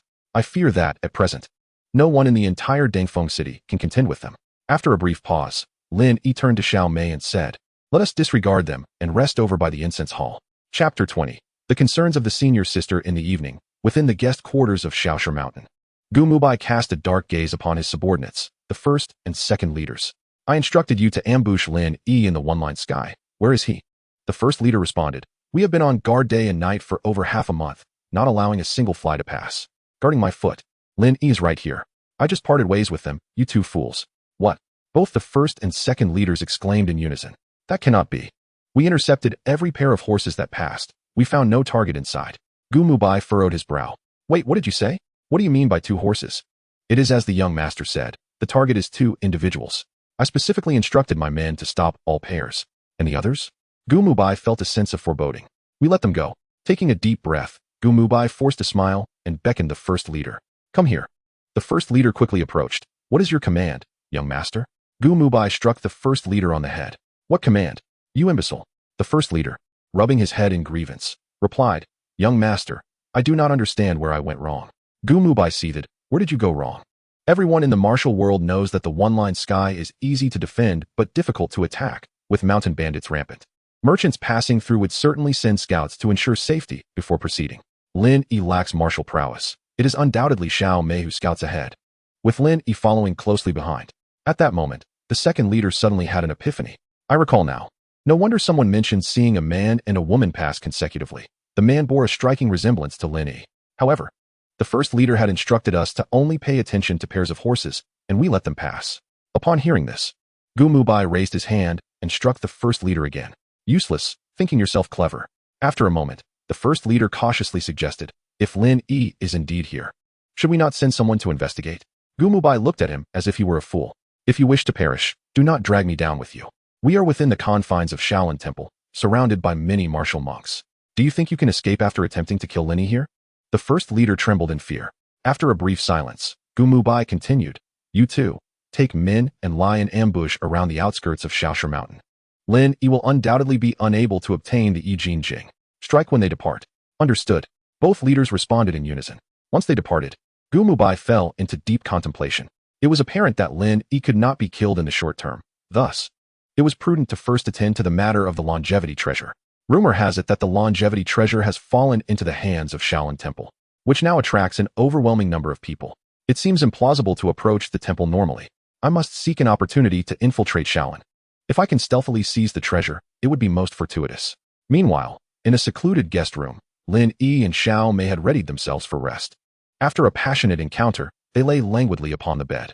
Xiao Mei lay contentedly on Lin Yi's chest and asked, Brother Lin, as we head to Shaolin tomorrow, is there anything we need to prepare? Nothing at all, just bring the imperial decree, Lin Yi replied, though I do hope no unforeseen circumstances arise. Don't worry, Brother Lin. The Shaolin Temple would never dare to disregard the decree, Xiao Mei reassured him. Lin Yi gently stroked Xiao Mei's hair and said, my concern lies not with that. With the martial artists gathering in Dangfeng and the return of Gu Muhai, I fear this may be related to Shaolin. Xiao Mei was taken aback. Are you suggesting that the rare treasure could be hidden in the Shaolin Temple? I hope I am mistaken. Otherwise, the temple would indeed be a den of dragons and tigers, posing great risks for us. Upon hearing Lin Yi's speculation, Xiao Mei grew anxious. What should we do then? Perhaps I should seek out the princess tomorrow. She might also be here. Let's get some rest for now and assess the situation in the morning. With that, he tightened his embrace around Xiao Mei. Xiao Mei murmured in agreement and fell silent. On Mount Shaoshi, there were spacious guest rooms designed to accommodate numerous visitors from various martial arts sects, facilitating a collective stay. In one of these grand chambers, 7 or 8 young women were gathered, each possessing extraordinary beauty and poise. Upon closer inspection, it was revealed that they were the disciples of the Yunus sect. The same group Lin Yi had encountered previously at the inn. "Senior sister, where did you go last night?" one of them inquired. "I came to your room. But you were absent. I noticed a suspicious man in black and followed him, but I lost track of him afterward," replied a veiled woman, who was indeed the blue-clad disciple Lin Yi had met the previous night. She was the senior sister of the Yunus sect. After returning to her room, the blue-clad woman had found it difficult to sleep, feeling both regretful for her actions with a stranger and anxious about being recognized, which led her to don a veil. "Senior sister, why are you wearing a veil? I remember you never used to wear one," another disciple remarked. "With so many martial artists around, and being in Shaolin, I thought it prudent to avoid any unnecessary trouble," she explained. "Haha, senior sister, you are the most beautiful in our Yunus sect. If those men see you, they will surely become jealous," another chimed in. The senior sister smiled, steering the conversation back on track. "Enough of that. We must find a way to gather information about the rare treasure in the coming days. Do you have a plan, senior sister?" "Tomorrow night, I intend to stealthily investigate Shaolin to verify the treasure's existence." "Isn't that too dangerous?" "Indeed, senior sister, Shaolin is home to many skilled fighters. It may not be easy to intrude. Perhaps we should first send a letter of introduction," the disciples suggested, voicing their concerns. "Rest assured, with my martial prowess, infiltrating them will not pose a significant challenge. Moreover, given the influx of martial artists, Shaolin is already on high alert. Now is not the right time for formal introductions." Upon hearing the words of the senior sister, the others ceased their persuasion, engaging instead in discussions about the specific steps to take. Soon, most of the others lay down to rest. Yet, the senior sister remained unsettled within, for she had encountered that man again in the evening. In just a single day, she had crossed paths with him thrice. Recalling the events of the previous night caused her cheeks to flush once more, her heart raced, and her right hand involuntarily clenched. How could he possibly be here? Was he also drawn by the allure of the extraordinary treasure? If a conflict were to arise, would I have to confront him? Surely, his wounds must have healed. As the night deepened, the senior sister found it increasingly difficult to calm her troubled mind. Chapter 21. Entering Shaolin the following morning. "Look, Brother Lin, that is Shaolin Temple," Little Mei exclaimed with excitement. "Little Mei, why are you so thrilled? Did you not visit here with the princess before?" "Not quite. I've only been to Dangfeng City with the princess. This is my first time at Shaolin Temple." Lin nodded in acknowledgement. Indeed, it was a venerable ancient temple, a sanctuary for scholars and heroes throughout the ages. Although the connection between the Great Zhou and past histories remained uncertain, the grandeur and awe-inspiring presence of the temple surpassed any historical accounts. After marveling at the sight, Lin approached the mountain gate, with Little Mei closely following. "Please hold." Two young monks stood at the entrance, blocking their passage. "What brings you both to our Shaolin temple?" Lin clasped his hands together in greeting. "Esteemed young masters, I am Lin Yi, here with my wife to pay a visit to the abbot. We kindly request your assistance in notifying him." Upon hearing Lin refer to her as his wife, Little Mei remained silent, only breaking into a sweet smile. One of the young monks replied, "Please follow me to the meditation room for a brief respite while I inform the abbot." With that, the young monk led the way into the temple, moving with ease, indicating that such situations were not uncommon. Lin and Little Mei exchanged glances before following him. Soon, they arrived at an empty meditation room. The young monk performed a Buddhist gesture and said, "Please wait a moment. A junior monk will come shortly with tea. I shall go and inform the abbot." Lin responded, "Thank you for your efforts, young master." Meanwhile, in the abbot's chamber, two elderly monks, each in their 70s, were engaged in conversation. "Brother Huijia, there are rumors circulating in the Jianghu about an immortal treasure residing in our Shaolin temple. Is there any truth to this?" the abbot inquired. "Brother, I have heard whispers of this matter as well, but it seems to be mere gossip," Huijia replied. The abbot regarded Huijia, encouraging him to elaborate. Huijia continued, "Previously, our Shaolin did not participate in the contest for the immortal treasure, and our records do not indicate any such artifact entering our storerooms. The matter of the treasure is purely fictitious. What then is your perspective on this?" The abbot nodded, prompting further discussion. Huijia elaborated, "A month ago, individuals from the Jianghu gathered at Panyang Lake, intent on seizing the immortal treasure. Unexpectedly, the treasure vanished. Recently, news from Yunzhou has emerged, claiming that the treasure is located within our Shaolin temple." After a brief pause, Huijia continued, "Now, numerous masters of the martial world have gathered at the foot of Shaoshi Mountain, and Princess An Yue has come on behalf of the court. My junior brother suspects this is a conspiracy against the Shaolin temple." The abbot chanted a Buddhist mantra, stating, "Although Shaolin is the foremost sect in the martial realm, we seldom engage in worldly disputes. The congregation of martial artists poses a grave threat to us. Huijia, you must continue your investigation to uncover the mastermind behind this and ascertain their true intentions." Guiji acknowledged and subsequently departed from the meditation chamber. Moments later, a young monk entered the abbot's quarters. "Abbot, a guest named Lin Yi, accompanied by his wife, wishes to see you." The abbot inquired, "Have they stated their purpose?" The monk replied, "They did not specify, but their attire suggests they are not ordinary folk. I have arranged for them to stay in the guest quarters." The abbot pondered for a moment and said, "Please invite them in." The monk nodded in affirmation and exited. The abbot contemplated, wondering if these individuals were drawn by the legendary treasures of longevity. If so, Shaolin might soon face turmoil. Shortly after, the young monk returned to Lin Yi's meditation chamber. "Esteemed guests, the abbot requests your presence. Please follow me." "Thank you, young master, for your guidance," Lin Yi replied.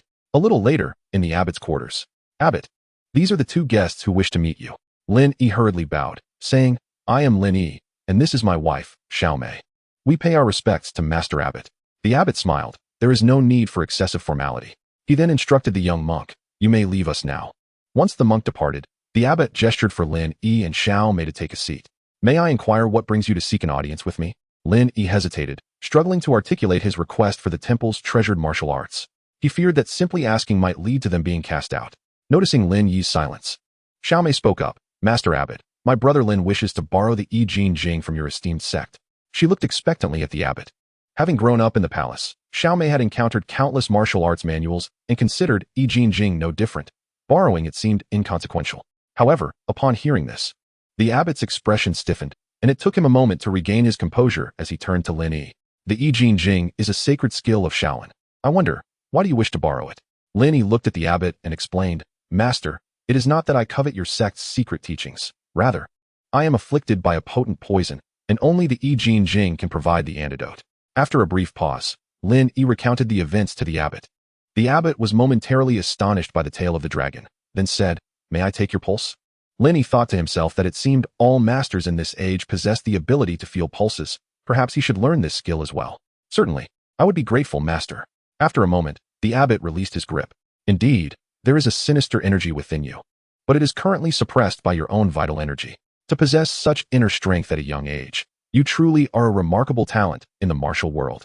Lin Yi humbly remarked, contemplating that if one were to know that it was a celestial spirit, they would likely be astounded. Xiaomei, observing the two engaging in mutual flattery while neglecting the matter of the Yi Jing, cleverly produced an imperial edict. "Abbot, here is your portion of the decree." The abbot, taken aback by her words, hastily rose to his feet, while Xiaomei, with a wave of her hand, directly handed over the edict. The abbot quickly accepted it with both hands, examined it for a moment, and then sat back down with a solemn expression, stating, "The edict is clear to this humble monk. Since it is the empress who speaks, Shaolin dares not obstruct. However, the matter of the Yi Jing is of great importance. Might I request that you both remain in Shaolin for a few more days, allowing me and my disciples to deliberate?" Xiaomei wished to respond, but was halted by Lin Yi, who smiled and said, "In that case, it would be prudent to comply. I have long heard of Shaolin-esque grandeur. This opportunity is perfect for exploration." The abbot replied, "Ba. Shortly, a young monk will escort you to your chamber. Should you require anything else, simply inform the temple's acolytes, and I shall not accompany you further." "You are too courteous, Master Abbot," he added, calling for a young monk, who promptly entered. Before long, the two followed the young monk to a rather opulent chamber. After the young monk departed, Xiaomei turned to Lin Yi and said, "Big brother Lin, why did you prevent me from speaking earlier?" That old monk clearly intended to resist the decree. Lin Yi gently urged her to sit, reassuring her, "It is unwise to offend Shaolin. Otherwise, they might present us with a counterfeit Yi Jing, and we would be unable to discern its authenticity." Hearing this, Xiaomei opened her mouth. Exhaling a sigh of frustration, she had initially thought it a straightforward matter, only to discover its complexities. Chapter 22. An evening exploration. As the day wore on, Lin Yi and Xiaomei meandered through the temple, even sharing meals with the monks. During dinner, Lin Yi observed that Shaolin did not strictly abstain from meat, prompting him to detain a monk for an extended inquiry. Eventually, he learned that Shaolin's martial arts were primarily rooted in Buddhist principles. Worshipping the Buddha was intended to deepen one's understanding of Shaolin's martial arts, as the temple is a prominent sect within the martial world, emphasizing the practice of combat. Before nightfall, Lin Yi and Xiaomei returned to their chamber. "Oh dear, big brother Lin, please do not act recklessly," came Xiaomei's playful admonition from within the room. "What, Xiaomei, do you no longer have feelings for big brother Lin?" he teased. "I do, but you have been rather formidable lately, and I find myself somewhat overwhelmed." Upon hearing her words, Lin Yi chuckled with pride, then feigned seriousness, declaring, I am currently afflicted by the venom of the dragon. If not released, it may manifest. Xiao Mei softly protested, but we are in Shaolin, a place of solemnity and reverence. Is this truly appropriate? What is inappropriate about it? These monks eat meat, and even slaughter pigs and chickens themselves. With that, Lin Yi leaned closer to Xiao Mei once more. This time, she did not shy away, merely closing her eyes slowly. As the storm raged outside, the night deepened, and the two soon succumbed to slumber, particularly Xiao Mei, who, after Lin Yi's playful antics, was fast asleep. During this period, Lin Yi's absorption of celestial energy has increased significantly, and his senses have become remarkably acute. In terms of sensory perception, he might surpass even the most skilled masters.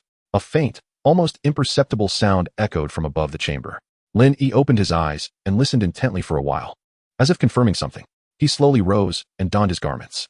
Intriguingly, it seemed that a rat had infiltrated the Shaolin temple. It was uncertain whether it belonged to the temple or was an outsider. Could it be that the monks, spurred by the imperial edict, sought to silence witnesses? Lin Yi's thoughts raced. Hearing the sound recede, he glanced at the sleeping Xiao Mei, ensuring she remained undisturbed, and decided to investigate alone. He gently opened the door and stepped outside, carefully closing it behind him. After closing his eyes to concentrate for a moment, he employed his lightness skill and moved in a specific direction. After traversing 2 corridors, Lin Yi paused, spotting a petite figure clad in black, silently crouched atop the roof. Below her hung a massive plaque inscribed with the words Scripture Repository. Lin Yi's eyes narrowed as he observed the woman's rounded bosom and curvaceous form. He stroked his chin, contemplating a woman. Shaolin Temple does not admit female disciples. She must be an outsider. Could she be here to steal scriptures? At that moment, the black-clad woman noticed a disturbance and turned to find a man staring intently at her. Startled, she stood up with a gasp. Indeed, she was a woman, and her figure was, without doubt, one of the most alluring Lin Yi had ever encountered. He leaped onto the roof and scrutinized the black-clad woman closely. Upon meeting Lin Yi's gaze, the woman initially glared at him in anger, but her expression swiftly transformed from shock to delight. It turned out she was the blue-clad woman Lin Yi had rescued from a dilapidated temple. Lin Yi found it peculiar how her demeanor shifted so dramatically, and he sensed an air of joy about her. Noticing Lin Yi's continued scrutiny, the black-clad woman scolded, "What are you staring at? Keep that up, and I shall gouge out your eyes." Amused by her playful threat, Lin Yi replied, "On such a dark and windy night, a lady in black attire lurking here, could it be that you are a thief? Shoo, lower your voice," she admonished quietly. Lin Yi felt her voice was somewhat familiar, yet he could not place it. He gestured downward, indicating they should proceed into the repository. The woman nodded in agreement. The two of them executed their lightness skill and leaped down. Inside the scripture repository, Lin Yi lit a candle, illuminating the surroundings considerably. He continued to observe the woman, growing increasingly convinced that she appeared familiar.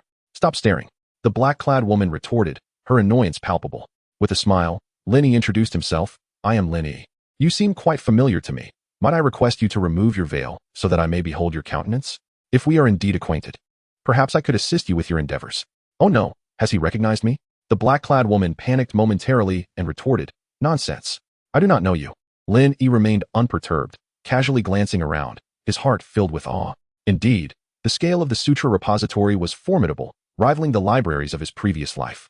Thinking of the repository, Lin Yi raised his eyebrows, dismissing the woman beside him, and began rummaging through the surroundings. The woman in black, noticing his disregard, curiously followed him. After a while, she could no longer contain herself and inquired, "What are you searching for?" "Eternal Muscle Classic," Lin Yi replied without turning around. "What do you need the Eternal Muscle Classic for?" The woman's curiosity was palpable. "I'm poisoned. Only the Eternal Muscle Classic can cure it," Lin Yi stated. The woman gasped, "You're poisoned again?" Lin Yi turned to her, perplexed. "When have I ever been poisoned?" The woman did not answer, pondering for a moment before speaking. "There is no Eternal Muscle Classic here. It is a Shaolin secret manual, traditionally safeguarded by the abbot." After a brief pause, she added, "Follow me." "Where to?" "To find the Eternal Muscle Classic," she declared, leading the way out. Lin Yi was astonished, wondering how she knew its whereabouts, but after a moment's contemplation, he followed suit. After a short while, Lin Yi looked quizzically at the Zen hall ahead, having been there just during the day. This was the abbot's chamber. If the Eternal Muscle Classic was not with the abbot, it was likely hidden within. The woman in black whispered, "The scriptures must be with the abbot." Lin Yi opened his mouth, but remained silent. Moments later, they emerged from the abbot's chamber, confirming that the scriptures were indeed with the abbot. Just then, Lin Yi suddenly stepped forward, placing a hand on the woman's shoulder and pulling her back abruptly, causing them to press against each other. The woman, startled, thought to herself, could he have been poisoned with lust again? "Shoo, someone there," Lin Yi pointed towards the roof of a nearby building. Hearing his words, the woman let out a sigh of relief and looked in the direction he indicated. Indeed, they spotted a figure clad in dark attire lurking on the rooftop. After a moment, feeling warmth at her back, the woman's face flushed with embarrassment and anger. "Let go of me, you lecher." Reacting normally, Lin Yi sheepishly released her. The woman turned to face Lin Yi, narrowing her eyes. What does that person intend to do? Upon seeing the figure on the rooftop, Lin Yi felt an inexplicable revulsion and bent down to pick up a stone the size of a fist. He flashed a smile at the woman, raised his eyebrows, and hurled the stone with vigor towards the lurking figure. Chapter 23. Enemies in Narrow Paths. Who? The dark-clad figure, sensing the assault, barked in alarm and hastily dodged. Once steady, he quickly glanced towards the direction from which the stone had flown. Upon seeing Lin Yi, the figure's fury ignited. "It's you again," he bellowed, forgetting to lower his voice. Both Lin Yi and the woman were startled. Almost simultaneously, a loud shout echoed within the temple. "There are thieves infiltrating." The man in black glared fiercely at Lin Yi before swiftly turning and fleeing in the opposite direction. Lin Yi immediately whispered, "Hurry, if we get caught, it will be difficult to explain." With that, she grasped the left hand of the woman in black and, employing her lightness skill, dashed towards the temple's exit. The woman, unable to resist Lin Yi's pull, followed suit as they leaped gracefully. Her heart raced, yet she did not break free. And soon they vaulted over the courtyard wall and emerged outside the temple. After running for a distance, Lin Yi abruptly halted, exclaiming in frustration, "Why am I running? I actually live in the temple." The woman in black couldn't help but chuckle upon hearing this. "Miss, I just saved you. May I now have my veil back?" Lin Yi fixed her gaze on the woman's face. "No way," the woman retorted, taking a step back, clearly on guard against Lin Yi. After a pause, she softened her tone, saying, "However, I can share my name with you. I am Lu Qin. Do remember it." With that, she turned and leaped away. Lin Yi murmured to herself, "Lu Qin, what a lovely name. I must have met her before. And that man in black, his voice sounds so familiar. How strange." After a moment's contemplation, she realized that the Shaolin temple must be in disarray and, concerned for Xiao Mei, she jumped back into the temple. Just as Lin Yi left, the woman in black emerged from the woods, having overheard Lin Yi's musings. "What a fool. His name is Lin Yi. His martial skills are commendable, but he is far too lecherous." She stomped her foot in irritation. How could he have been poisoned again? The Yi Jing of Shaolin is not easily obtained. Perhaps I should assist him next time. Upon returning to her quarters, Lin Yi encountered Xiao Mei, who was about to go out. Xiao Mei had been awakened by the commotion and, finding Lin Yi missing, was eager to search for her. "Brother Lin, you're back. I was worried something happened to you and wanted to find you. What is going on outside? Why is it so lively?" Upon seeing Lin Yi, Xiao Mei sighed in relief. Lin Yi briefly recounted the events to Xiao Mei, who pouted and playfully complained, "It's all your fault, Brother Lin. You always exhaust me, making me lose my vigilance." Lin Yi quickly reassured her, "Do not worry, I will protect you from now on." Xiao Mei beamed with a sweet smile and then said, "Do you suspect that man in black is Gu Muhai? But why would he break into Shaolin at night? It is nearly certain that it is Gu Muhai. As for his reasons for infiltrating Shaolin, it must be related to the treasure of longevity." "Ah, could it be that the treasure of longevity is in the Shaolin temple?" "I don't know, but given the presence of two men in black, it is highly probable. Let us not dwell on that. We should change and sleep to avoid any misunderstandings with the Shaolin monks." Meanwhile, in the guest room of Shaoshi Mountain, Gu Muhai was fuming, raising his hand as if to smash the table, only to pause and lower it again. "Lin Yi, you have repeatedly opposed me, and I will not let you go unpunished." It turned out that the man in black who had just infiltrated the Shaolin temple was none other than him. After Lin Yi's ambush thwarted his plans, he could no longer contain his fury. Following a bout of venting, Gu Muhai regained his composure and began to ponder. This incident had already stirred the Shaolin temple. He could no longer visit secretly, and it seemed he would need to devise another plan. As for Lin Yi, ever since their encounter, misfortune had plagued him at every turn. If this time he could not resolve the issue, he would have no choice but to resort to that particular method. Early the next morning, Lin Yi and Xiao Mei rose with the dawn. Last night, the Shaolin temple had failed to apprehend the intruder and had ceased their efforts, merely intensifying the patrols within the temple grounds. After breakfast, Lin Yi said to Xiao Mei, "I fear that the longevity treasure truly resides within the Shaolin temple. The princess should be at Mount Shaoshi. You must go find her and inform her of Gu Muhai and the situation here. I am concerned for her safety." "And what about you, Brother Lin?" Xiao Mei inquired. "I will remain here to await a response from the abbot. You ride swiftly, return quickly, and remember to stay safe on the journey." "Understood, Brother Lin. I will seek the princess, but do take care of yourself." With that, Xiao Mei took her sword and departed the temple. Mount Shaoshi and the Shaolin temple were relatively close. By horseback, one could reach it in half an hour. Before long, Xiao Mei arrived at the foot of Mount Shaoshi. After securing her horse, she scanned the surroundings, attempting to locate the princess and her companions.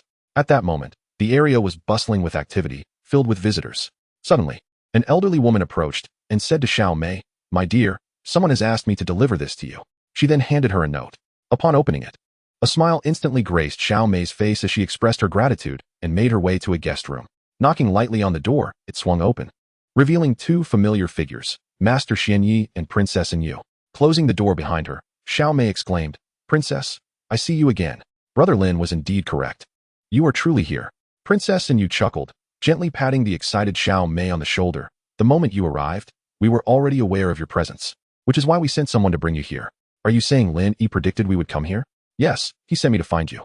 "Oh, does he have something to say?" the princess asked in surprise.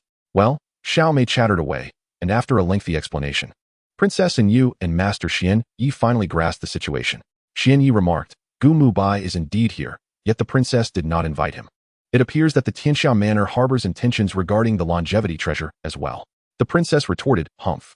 He dares to intrude upon Shaolin under the cover of night. His ambitions must be considerable. I hope Tianxia Manor does not make a grave error. My mother tolerates them not out of fear." As for the Shaolin Temple, the audacity to delay the imperial edict was tantamount to disregarding the court entirely. When the matter related to Lin Yi, the princess's demeanor shifted, exuding the commanding aura of one in authority. In an instant, she turned to Xiao Mei with a smile. "Do not fret over Lin Yi. I shall accompany you to Shaolin. I wish to see whether they will grant or deny our requests." "Lin Yi, Your Highness, as a monk of the Buddhist order alongside Shaolin, my uninvited presence may lead to misunderstandings." "Princess, it matters not. Master, you may wait here. I have reached the first-tier realm, and Xiao Mei is close to it as well, so safety is not a concern." Upon hearing this, Lin Yi nodded. "Xiao Mei, let us depart at once." Shortly after, the two mounted their spirited steeds and swiftly made their way toward the Shaolin Temple. Chapter 24. Reunion with An Yue. At the entrance of Shaolin Temple, the monks recognized Xiao Mei and, upon her declaration of friendship, permitted them entry without hindrance. The two, hand in hand, strolled toward the guest chamber, with Xiao Mei cheerfully exclaiming, "Your Highness, Lin Gu will surely be delighted to see you." "I hope he is not too startled," the princess murmured. The distance was short, and they soon arrived at the door. Xiao Mei knocked eagerly, calling out, "Lin Gu, I have returned. Open the door." Lin Yi, having finished his breakfast, had retreated to the guest chamber to meditate. Given the complex situation at Shaolin, he sought to refine his celestial essence for greater self-protection. Hearing Xiao Mei's voice, he hurriedly rose and walked briskly to the door. "Xiao Mei, you are back," Lin Yi exclaimed, opening the door with excitement. "Indeed, I have brought you a surprise. Just wait and see who it is," Xiao Mei playfully replied, gradually stepping aside. Lin Yi, puzzled, looked over and his eyes brightened instantly upon recognizing Princess An Yue. Without uttering a word, he stepped forward, enveloped her in his arms, and spun around joyfully. "An Yue, you have come," Lin Yi proclaimed with fervor. Princess An Yue, taken aback, blushed deeply, her hands instinctively pushing against him as she chastised. "Lin Yi, how dare you be so disrespectful?" In a moment of impulsive bravado, Lin Yi retorted, "I have done bolder things." Regret washed over him immediately. While a brief embrace could be excused as excitement, the latter remark bordered on impropriety, a grave offense against royalty. Shedding his hold, Lin Yi quickly apologized. "I beg your pardon. And you, it has been far too long since we last met, and I became overwhelmed." Princess An Yue glared at him. "It has only been a month. And who permitted you to address me as An Yue?" "It is your highness." Lin Yi, unperturbed, understood that this matter could not be rushed. Once he had refined his celestial essence, he would not only seek to court the princess but even the empress, should he desire. At that moment, Xiao Mei burst into laughter, having been momentarily stunned by Lin Yi's earlier actions. Realizing her amusement, both the princess and Xiao Mei turned their gazes toward her. Xiao Mei playfully stuck out her tongue, abruptly silencing her laughter. Lin Yi hastily gestured, "Your Highness, please, let us converse inside." With a huff, the princess proceeded into the chamber. After a brief pause, Lin Yi inquired, "Your Highness, when did you arrive at Shaolin?" "We have been here for over 10 days. She replied, "What of Master Lin Yi? Why have we not seen him?" "The master mentioned that it would be inconvenient for him to enter Shaolin, so he remained at the foot of Mount Shaoshi," Xiao Mei explained. The group engaged in casual conversation, their exchanges flowing effortlessly. Suddenly, the princess inquired, "How is the poison affecting you?" Instantly, a subtle atmosphere enveloped the three. Lin Yi awkwardly replied, "It hasn't flared up recently." "Has Shaolin still refused to grant you the Yi Jing?" "They haven't outright denied it. The abbot mentioned that discussions are ongoing." The princess cast a glance at Lin Yi before turning to Xiao Mei, instructing, Xiaomei, go inform Shaolin that the Princess of Dezhou is here, and request the abbot to meet with me. Xiaomei acknowledged with a nod and promptly exited. Lin Yi, pursing his lips, mused that Princess An Yue seemed transformed, her aura more pronounced, and she appeared less distant towards him. Observing Lin Yi's expression, the princess shot him a glare, asking, "Do you think I have become fierce?" "Not at all, Your Highness. You remain gentle and gracious, with an enhanced presence." Flatterer. Unbeknownst to Lin Yi, the princess's transformation was indeed due to him. After their initial encounter, she believed there was no possibility for them and hastily severed ties. Yet, in their separation, she found herself restless, continually recalling Lin Yi. Left with no choice, she immersed herself in martial training, unexpectedly breaking through to the first-rate realm, given that half of Dezhou's strength stemmed from martial prowess. Attaining this level granted her significant influence, igniting a flicker of hope within her. Later, upon learning that Xiaomei was also nearing the first-rate realm and that Lin Yi's skills had progressed remarkably, the princess fully embraced her feelings. Believing that if Lin Yi could also reach the first-rate realm, their combined strength could potentially rival the royal family. Thus, upon discovering that Shaolin was intent on stalling and reluctant to produce the Yi Jing, she hastily made her way to the monastery. At Shaolin, in the abbot's chamber, upon learning that the princess had personally visited and was heading directly to Lin Yi's chamber, the abbot recognized that matters could no longer be postponed. After a stick of incense had burned down, Abbot Huikup greeted the princess with reverence, performing a Buddhist salute. "No need for formalities, Master Abbot. Please take a seat." The princess replied. Once seated, a brief silence fell over the group. After a moment, the abbot took the initiative to speak regarding the Yi Jing. "We have reached a conclusion." Lin Yi's face lit up with joy. "Is that true?" The abbot smiled, producing a book with a blue cover, upon which the characters for Yi Jing were prominently inscribed. "This is a handwritten copy of the Yi Jing. I implore you to safeguard it diligently and refrain from disseminating it carelessly." The abbot extended the scriptures to Lin Yi. As Lin Yi accepted the texts, doubt flickered across his visage. "Master Abbot, Yi Jing is the treasure of Shaolin. You are casually handing it to me?" Anticipating Lin Yi's thoughts, the abbot reassured him. "Rest assured, the scriptures are authentic. As for your concern, the Yi Jing is not solely the possession of Shaolin. The Shaolin Temple has been a bastion of tradition for millennia, and the Yi Jing has often been disseminated beyond its walls." As the monk anticipated, there must indeed be hand-copied manuscripts of the Yi Jing within the palace. Upon hearing this, Lin Yi and his companions were filled with curiosity. The princess inquired, "Is it true that the Yi Jing resides within the palace? Why have we not heard any rumors regarding this matter?" The abbot responded, "Perhaps it has long since faded into obscurity, as no one has succeeded in mastering it. The Yi Jing can only be cultivated through profound Buddhist teachings or unparalleled innate talent, both of which are exceedingly rare in the martial world. At my advanced age, I have merely achieved minor progress." Lin Yi inwardly cursed his misfortune. What a disappointment. After all this, it appears that mastering it is beyond my reach. This old monk has truly led us astray. Had he disclosed this earlier, I could have devoted my time to refining my celestial essence instead.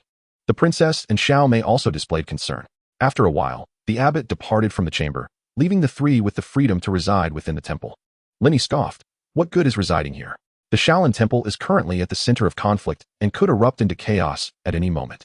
This old monk must be doing this to vex us." Inside the room, the three exchanged glances. Sensing Lin Yi's distress, Xiaomei softly reassured him, "Brother Lin, do not worry, we are together. If your Jiao Long poison acts up, I will." Upon hearing this, the princess's face flushed crimson, and she admonished Lin Yi beast. Lin Yi, feeling unjustly accused, protested, "It was not I who said it, it was her. Indeed, it was you." Xiaomei's innocent remark lightened the atmosphere. Chapter 25. Departure. Noticing the lingering concern on the faces of the two women, Lin Yi resolved to disclose his original plan. "Do not fret. I possess alternative methods to counteract the poison." Xiaomei exclaimed in delight. "Really, Brother Lin? What is this method?" The princess also looked at Lin Yi with anticipation. After a moment of contemplation, he replied, "My master did not only impart his true energy to me, he also bequeathed his medical knowledge. Within it lies the antidote for the Jiao Long poison, though it requires my master's unique true energy to administer. I am currently in the process of refining this true energy, and I believe it will not be long before I can neutralize the poison myself." Upon hearing this, both the princess and Xiaomei breathed a sigh of relief. The trio conversed for a while longer, and the topic shifted to the matter of the extraordinary treasures. The princess remarked, "I have come to the Shaolin Temple to track down the elusive Chongqing treasure. Presently, numerous martial artists have congregated at the foot of Mount Shaoshi, including those from the Tianxiao Manor and the Yunus sect. If Shaolin fails to provide an explanation, a great conflict may ensue. You and Xiao Mei should leave this place promptly. Lin Yi did not respond directly, instead countering with a question. You have mentioned the Chongqing treasure numerous times. What exactly is it? Can it truly grant eternal life? The princess pondered for a moment before replying. In truth, these are merely tales from the martial world. None have witnessed it firsthand. However, according to masters within the palace, there is some truth to it. Lin Yi had long been acquainted with the ranks of martial prowess in this era. The master realm not only allows one to generate protective true energy and manipulate objects from a distance, but also to perceive a hint of the heavenly Tao. With the confirmation from a master of such caliber, it must indeed be true. He then said, "And you should accompany us as we depart. This place is far too perilous." The princess glared at Lin Yi. "I have told you not to call me An Yue. I cannot leave. I am tasked with investigating the treasures of immortality, with Master Xian Yi assisting me and guards at my side. There is no need for you to worry about my safety." After a brief pause, her cheeks flushed slightly as she added, "If you can reach the first-tier realm, I shall permit you to call me An Yue." Upon hearing this, Lin Yi felt a surge of joy. It seemed the princess harbored feelings for him. With this thought, he boldly ventured further. "And what shall you call me? Might it be husband?" The princess shot him a disapproving glance. "Dream on. At most, you may be akin to Xiao Mei." Lin Yi laughed heartily. "Princess, I assure you, it will not be long before I attain the first-tier realm." Shortly after, the three decided to leave Shaolin together. Xian Yi had been waiting at Mount Shaoshi and hurriedly approached upon seeing the princess return. "I pay my respects to the princess. I hope your journey was fruitful." The princess replied, "Master, no need for formalities. The matter has been resolved." Xian Yi then turned to Lin Yi. "It has been some time since we last met. Lin, and you appear even more refined. Congratulations on acquiring the Yi Jing." Upon mentioning the Yi Jing, Lin Yi let out a rueful smile. "I have encountered the master and must express my gratitude for your guidance that day. However, it seems I am perhaps fated to remain distant from the Yi Jing." Xian Yi was taken aback. Could it be that even with the princess personally intervening, Shaolin still refuses to relinquish the Yi Jing? Lin Yi explained the situation, which cleared Xian Yi's confusion. "Ah, so it is thus. It appears I have erred. I did not anticipate the numerous restrictions surrounding the Yi Jing." Lin Yi quickly waved his hand. "Master, please do not say that. Were it not for your detection of the poison within me, I would still be in the dark. Moreover, my visit to Shaolin has been immensely fruitful, and I have gained a deeper understanding of the Jiaolong poison." Lin Yi had indeed conducted meticulous research on the Jiaolong poison. As long as he remained uninjured, the poison would be kept at bay by the celestial spirit. Coupled with his nightly encounters with Xiao Mei, the toxin remained in a dormant state. However, according to the records of the celestial physicians, prolonged retention of the Jiaolong poison within the body would intensify one's desires, ultimately affecting one's mind. This urgency prompted Lin Yi's desire to obtain the Yi Jing. Upon arriving at the guest quarters, Xiao Mei hesitated for a moment before speaking to Lin Yi. "Brother Lin, this time at Shaolin was perilous. I wish to remain and assist the princess." Lin Yi smiled. "I was just about to discuss this matter. You are now at the pinnacle of the second tier and will soon break through to the first tier. If you stay, with you, Master Xian Yi, and the princess cooperating, there should be no further dangers this time. I plan to head to Dingfeng City and await you at the inn while I focus on refining the true energy within me." Seeing Lin Yi acquiesce, Xiao Mei beamed. "Thank you, Brother Lin. I will assist the princess and then come to find you." The princess was filled with joy. Xiao Mei's presence not only significantly enhanced her strength, but also provided her with a companion to converse with. Ever since Xiao Mei departed, she had been left without anyone to share her innermost thoughts with. In the afternoon, reluctantly, Lin Yi bid farewell to Shaoshi Mountain, approximately 10 miles away from the mountain. Although this stretch of road was an official path, both sides were flanked by dense woods, with verdant wild grasses lining the roadside and the occasional bird soaring by, creating a rather charming scene. Lin Yi rode his steed at a leisurely pace. Though the journey was not entirely fulfilling, it was still quite satisfactory, especially considering An Yue's attitude towards him, which was nearing acceptance. "Ah, to reach the pinnacle of excellence before she allows me to call her An Yue. When you all descend from Shaolin Temple, you shall be thoroughly astonished." Lin Yi's thoughts drifted to the wedding night, imagining the princess and Xiao Mei adorned in red veils, sitting side by side, sweetly calling out, "Husband, do cherish us." In a moment of excitement, Lin Yi could not help but break into song. "Embrace, embrace, my lady. Come quickly, look over there, someone is singing." In the distance, a carriage approached slowly, and at that moment, a young woman dressed as a maid lifted the curtain to gaze at Lin Yi. The lady, referred to as Miss, listened attentively for a moment. "Ha, a lecture, Miss. I've never heard such a song. It's quite melodious, and he is rather handsome." Lin Yi, with keen senses, though distanced, caught every word they uttered, and he burst into hearty laughter, thinking these two maidens quite amusing. Upon hearing Lin Yi's sudden laughter, The maid quickly lowered the curtain, whispering, "Is this man perhaps mad? What a pity for that face." With that, she sighed. Lin Yi's smile instantly stiffened. "Sword attendant, refrain from speaking carelessly. We are near Shaolin, where many masters reside. One must be cautious with words. Otherwise, if overheard, it could lead to unnecessary trouble." The maid acknowledged with a soft "oh." Soon, the carriage passed by Lin Yi. Just as he had moved a short distance, he suddenly sensed something amiss and looked around, murmuring, "Could there be an ambush here?" No sooner had the words escaped his lips than a group of men in black surged forth from ahead, armed with bows and arrows, and without a word. They aimed at Lin Yi and released their arrows. Lin Yi swiftly halted his horse, dodging left and right. Although he believed his martial prowess was substantial, facing ranged weapons was a first for him. He could hear the arrows whistling past him, one after another, and soon he found himself in a state of panic. Chapter 26. Ambushed on the mountain road. This won't do. At this rate, it is untenable. Being mounted makes me an easy target, especially against archers. I need to find a chance to dive into the woods. Lin Yi pondered his strategy rapidly. At that moment, his horse was struck by an arrow, causing it to rear up and neigh in distress. Seizing the opportunity, Lin Yi decisively abandoned the horse, propelling himself towards the trees at the roadside. The archers in the distance immediately adjusted their aim, following Lin Yi's movements. "Ah, miss, a commotion has erupted over there. It is the young gentleman who was singing earlier. A multitude of archers has cornered him, and he has leapt onto his horse. He has escaped into the woods." Inside the carriage, the maid is animatedly narrating the battle scene. "Perhaps it is a matter of vendetta. Let us not meddle further and depart quickly," the young lady stated. The coachman responded affirmatively, wielding the reins but then abruptly halting. Observing the carriage's lack of movement, the young lady inquired, "What is the matter? Why have we stopped?" The driver replied, "Miss, someone has approached." The young lady furrowed her brow, drew aside the carriage curtains, and beheld a young gentleman standing on the carriage step. The maid also poked her head out in curiosity, exclaiming, "Did you not escape into the woods?" This gentleman was Lin Yi, who had initially fled into the forest but soon realized the archers were in hot pursuit. After fleeing for a while, he recalled the carriage from earlier, and his eyes lit up.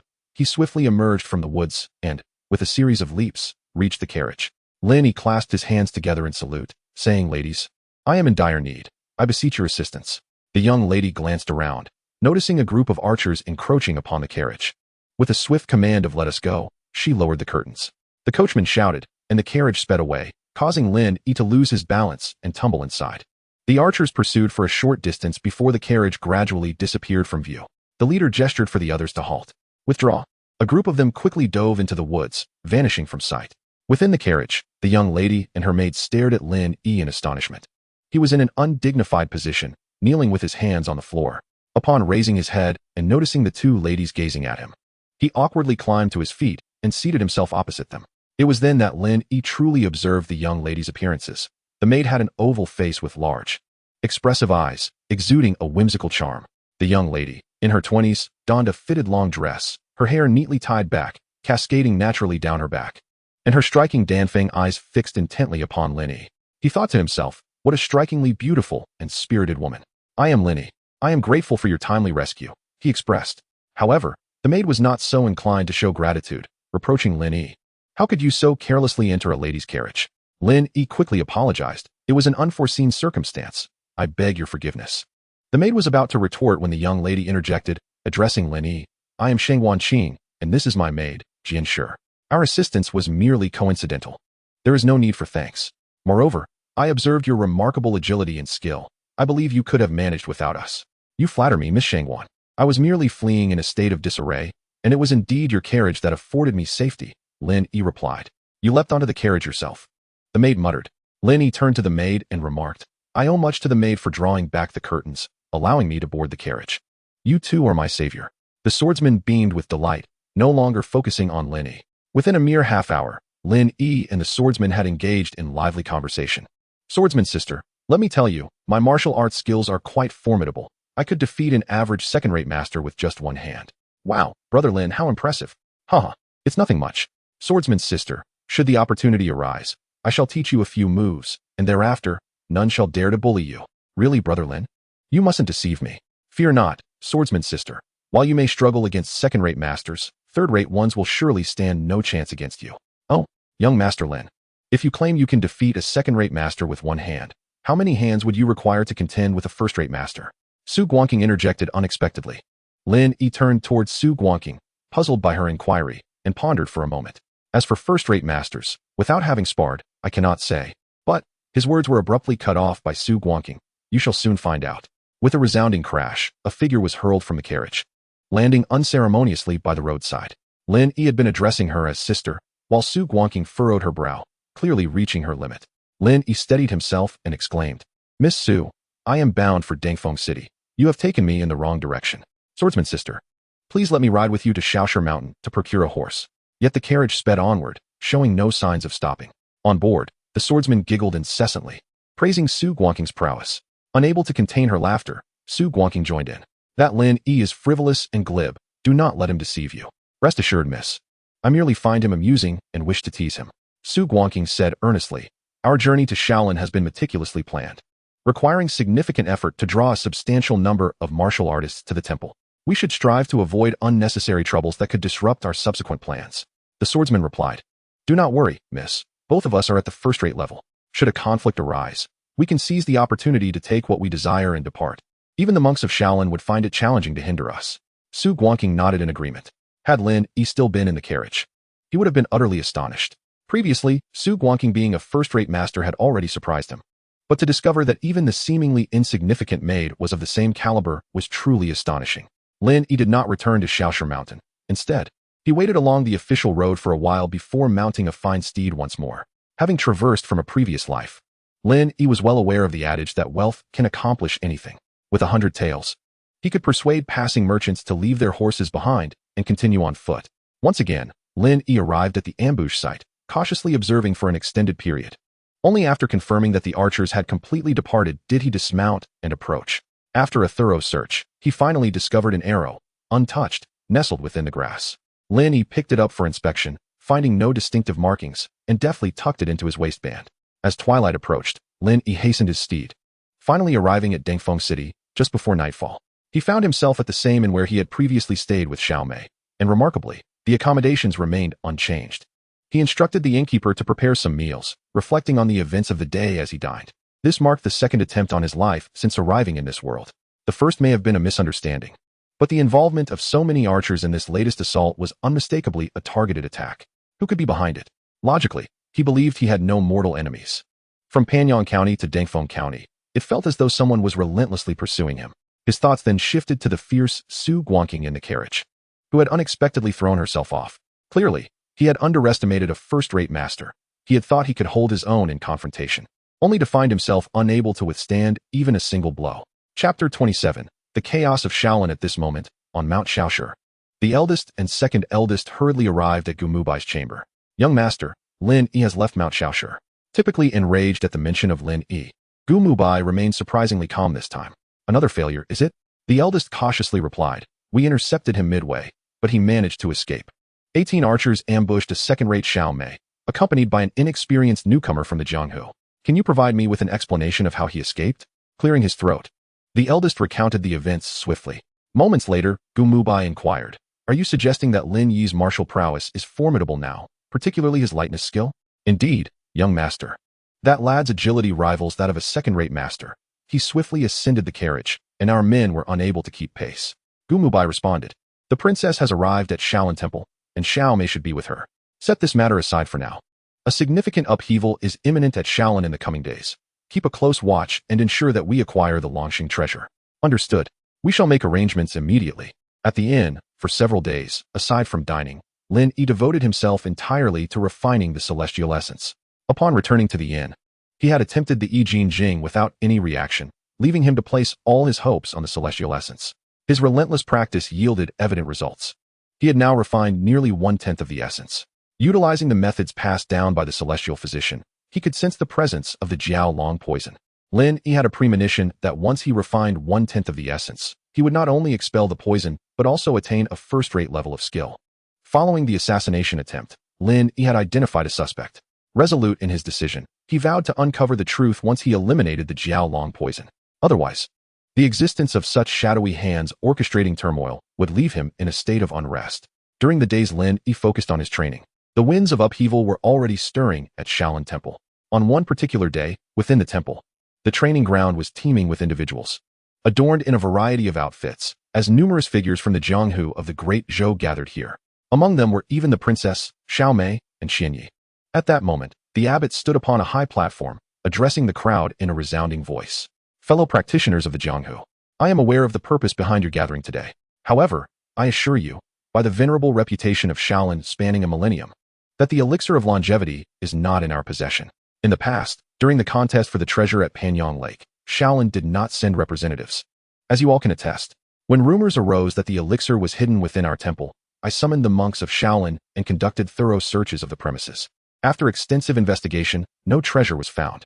It is evident that this is a conspiracy directed against our temple, and I urge you all not to fall for such deceit. The abbot's voice, infused with inner strength, resonated clearly through the noisy training ground, reaching every ear. His words were logical and well-founded. Yet the practitioners of the Jianghu seemed unconvinced. Doubts arose among the crowd. How can we trust your words? The elixir of longevity is something even the emperor desires. Indeed, with such a vast temple as Shaolin, it could easily be concealed, and no one would discover it, another added. I witnessed a bloodied monk entering Shaolin, carrying the elixir. Hand over the treasure. Hand over the treasure. As the situation threatened to spiral out of control, several elder monks from Shaolin furrowed their brows. The abbot exchanged a knowing glance with Hui Jia, who promptly departed. Soon after, a multitude of monks began converging upon the training ground, some wielding staffs, others carrying Zen staves, and a few even brandishing long blades. At that moment, a sudden roar erupted from the crowd. The treasure is here. A fist-sized black object soared through the air towards the Shaolin monks. Quick, seize it. Make way. How dare you lay a hand on me? Kill. Instantly. The training ground descended into chaos. Observing the turmoil, Xiao Mei exclaimed excitedly, Princess, Master, let us join in the fray. The princess, however, furrowed her brow in concern. Stay calm. I have a feeling this is a scheme. How could the elixir of longevity appear without reason? Lin Yi added, Your Highness speaks wisely. The one who threw the treasure has evaded my gaze. He must be a master of considerable skill. If he has already acquired the treasure, why would he cast it away? Xiao Mei inquired, What should we do then? Shall we simply watch? The princess replied, Let us observe first and see how Shaolin handles this. Shaolin's response was both straightforward and brutal. They disregarded those who had not attacked, while those who dared to strike were swiftly overwhelmed by the martial monks. Amidst the upheaval at the training ground, two slender figures clad in black were swiftly making their way through the back of the temple. Is this truly the place? One asked. Miss, our sources indicate that the Damo Zen staff is concealed within this meditation room. Let us proceed and search. After a brief interval, the black-clad figure joyfully announced, Miss, we have found it. In her hands, she held a petite Zen staff, her excitement palpable. Hurry, we must leave quickly. It won't be long before the monks react. And that could spell trouble. Yes, Mississippi. With that, the two of them executed their lightness skills and soared away. Had anyone been watching, they would have noticed that those capable of such agility are typically first-rate masters. A day later, at noon, Lin Yi had just completed his training and was dining in the tavern's main hall, a habit he had cultivated over the past few days. Initially, he frequented this place to listen to tales from the martial world, but now he sought information related to Shaolin and the treasures of immortality. Taverns, docks, and brothels have historically been the fastest channels for news dissemination. Anyone wishing to gather intelligence need only linger in these locales for 3 days, and they would surely acquire the information they sought. Today, shortly after Lin Yi settled at his table, a well-informed individual brought news from Shaolin. A man with a distinctive mustache exclaimed, Have you heard? A significant event has transpired at Shaolin Temple. Oh, what kind of event? Pray enlighten us. Speak quickly. If the news is riveting, I shall cover today's drinks. The mustached man offered a reassuring glance. Rest assured, it will be sensational. Today's libations are on me. Let me ask you, how many years has it been since Shaolin was besieged? Many years, I suppose. Is someone daring enough to challenge Shaolin? The mustached man exaggeratedly extended 5 fingers. You won't believe it. Half the martial world descended on Shaolin yesterday, demanding the treasures of immortality, and chaos ensued. Is that true? Indeed. I had heard whispers of the treasures appearing at Shaolin, but I never imagined they would launch an outright assault. The mustached man rolled his eyes. An assault is an understatement. Those treasures grant immortality. Blood flowed like rivers at Shaolin yesterday, and the walls were stained crimson. After a brief pause, he continued, Moreover, there's an even juicier piece of news. The most beautiful maiden of the Yunu sect was injured in the fray and was subsequently abducted by the flower thief. My heavens, are you referring to Lu Qin, the elder sister of the Yunu sect? She is ethereal. It is indeed a tragedy for her to fall into the hands of the flower thief. At this moment, Lin Yi set down his chopsticks. Lu Qin, is she not the woman who braved Shaolin the other night? I had no idea she belonged to the Yunu sect. Should I rescue her? Chapter 28. Celestial Spirit Tracking Technique. Upon returning to his room, Lin Yi summoned the innkeeper's assistant to bring him writing materials. Soon, a letter was composed, intended for Xiao Mei. The letter primarily conveyed that his friend was in danger and that he intended to embark on a rescue. If she and the princess returned, they were to wait for him at the tavern, as he would return within a few days. Lin Yi opened his door and walked directly to the innkeeper, who was currently reviewing the accounts. As a regular patron, Lin Yi was well acquainted with both the innkeeper and the assistant. Noticing Lin Yi's approach, the innkeeper paused and inquired, "Young Master Lin, is there something you need?" Lin Yi placed the letter and a banknote on the table. "I must depart for several days. If a young lady named Xiao Mei inquires about me, I would appreciate it if you could deliver this letter to her. Here lies 100 taels of silver notes, serving as an advance payment for half a month's rent, with the surplus deemed as a reward." The innkeeper promptly assured, "Rest assured, young Master Lin, I will see to it promptly." Lin Yi first ventured to a blacksmith shop, where he expended a substantial sum of 100 taels to procure a long sword. Drawing from the experience of his previous assassination attempt, Lin Yi realized the necessity of wielding a reliable weapon.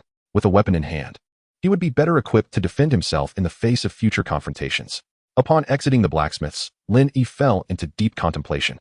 Where should he commence his search? The woman in blue from the ruined temple had also been abducted by a flower thief. It was likely that the same individual was responsible for both abductions. Yet, how could he possibly locate him? Wait, the last time the man in black was injured by my celestial spirit, I might be able to employ that method to track him down. Suddenly, Lin Yi recalled the celestial spirit tracking technique, a form of pursuit recorded in the legacy of celestial medicine. This technique originally utilized celestial spirits to enter a person's body for medical diagnosis. Over time, it had been repurposed as a tracking method. By inserting a celestial spirit within the target, one could locate them within a certain range. Without hesitation, Lin Yi began to channel the incantation. Soon, a remarkable phenomenon unfolded. A luminous point materialized in his mind, and as he moved towards it, he discovered he was indeed getting closer. At that moment, the light was still quite distant, prompting Lin Yi to purchase a swift steed. 2 hours later, Lin Yi halted his gallant horse 30 miles from Dengfeng City. Before him lay an abandoned village, with crumbling walls and remnants of decay scattered about.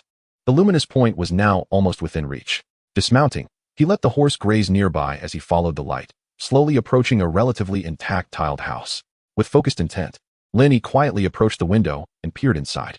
Indeed, a man in black stood within, strikingly similar to the one from the ruined temple. At that moment, a beautiful woman, bound hand and foot in the corner just a few meters away, sat crouched, a piece of rag stuffed in her mouth. Lin Yi watched for a moment, then suddenly erupted. "What the hell?" With that, he leapt through the window, drawing his sword and lunging at the man in black. To his astonishment, the woman in blue was none other than the one who had previously cured him at the temple. He had long regarded her as his future wife. Little did he know that the flower thief had not only captured Lu Qin, but had also taken his beloved. The thought of her being in captivity for an unknown number of days filled Lin Yi with dread. Surely, the worst had already transpired. In a surge of fury, he charged in, sword drawn, intent on slaying the man in black. The latter, hearing the commotion, turned to see Lin Yi rushing towards him and roared in rage. "You again, here to ruin my plans." Lin Yi was even more incensed. "Indeed, it is I. Today, I shall rid the martial world of your vile presence." In the present day, Lin Yi's martial prowess has undergone a remarkable transformation. The celestial essence within him is perilously close to reaching a full 10th. In his rage, he strikes, and the cloaked man is instantly beset by immense pressure. He wonders to himself how this young man has progressed so rapidly in just a few days. If this combat continues, he may very well meet his demise here. A failed mission would only result in a few reprimands upon his return. It seems he must seek another opportunity. With this thought, the cloaked man suddenly lunges towards the blue-clad woman with a palm strike, prompting Lin Yi to swiftly interpose his sword. Yet, unbeknownst to him, the cloaked man merely feigned the attack and turned to flee through the window. "Stop right there, you scoundrel!" Lin Yi curses as he pursues him.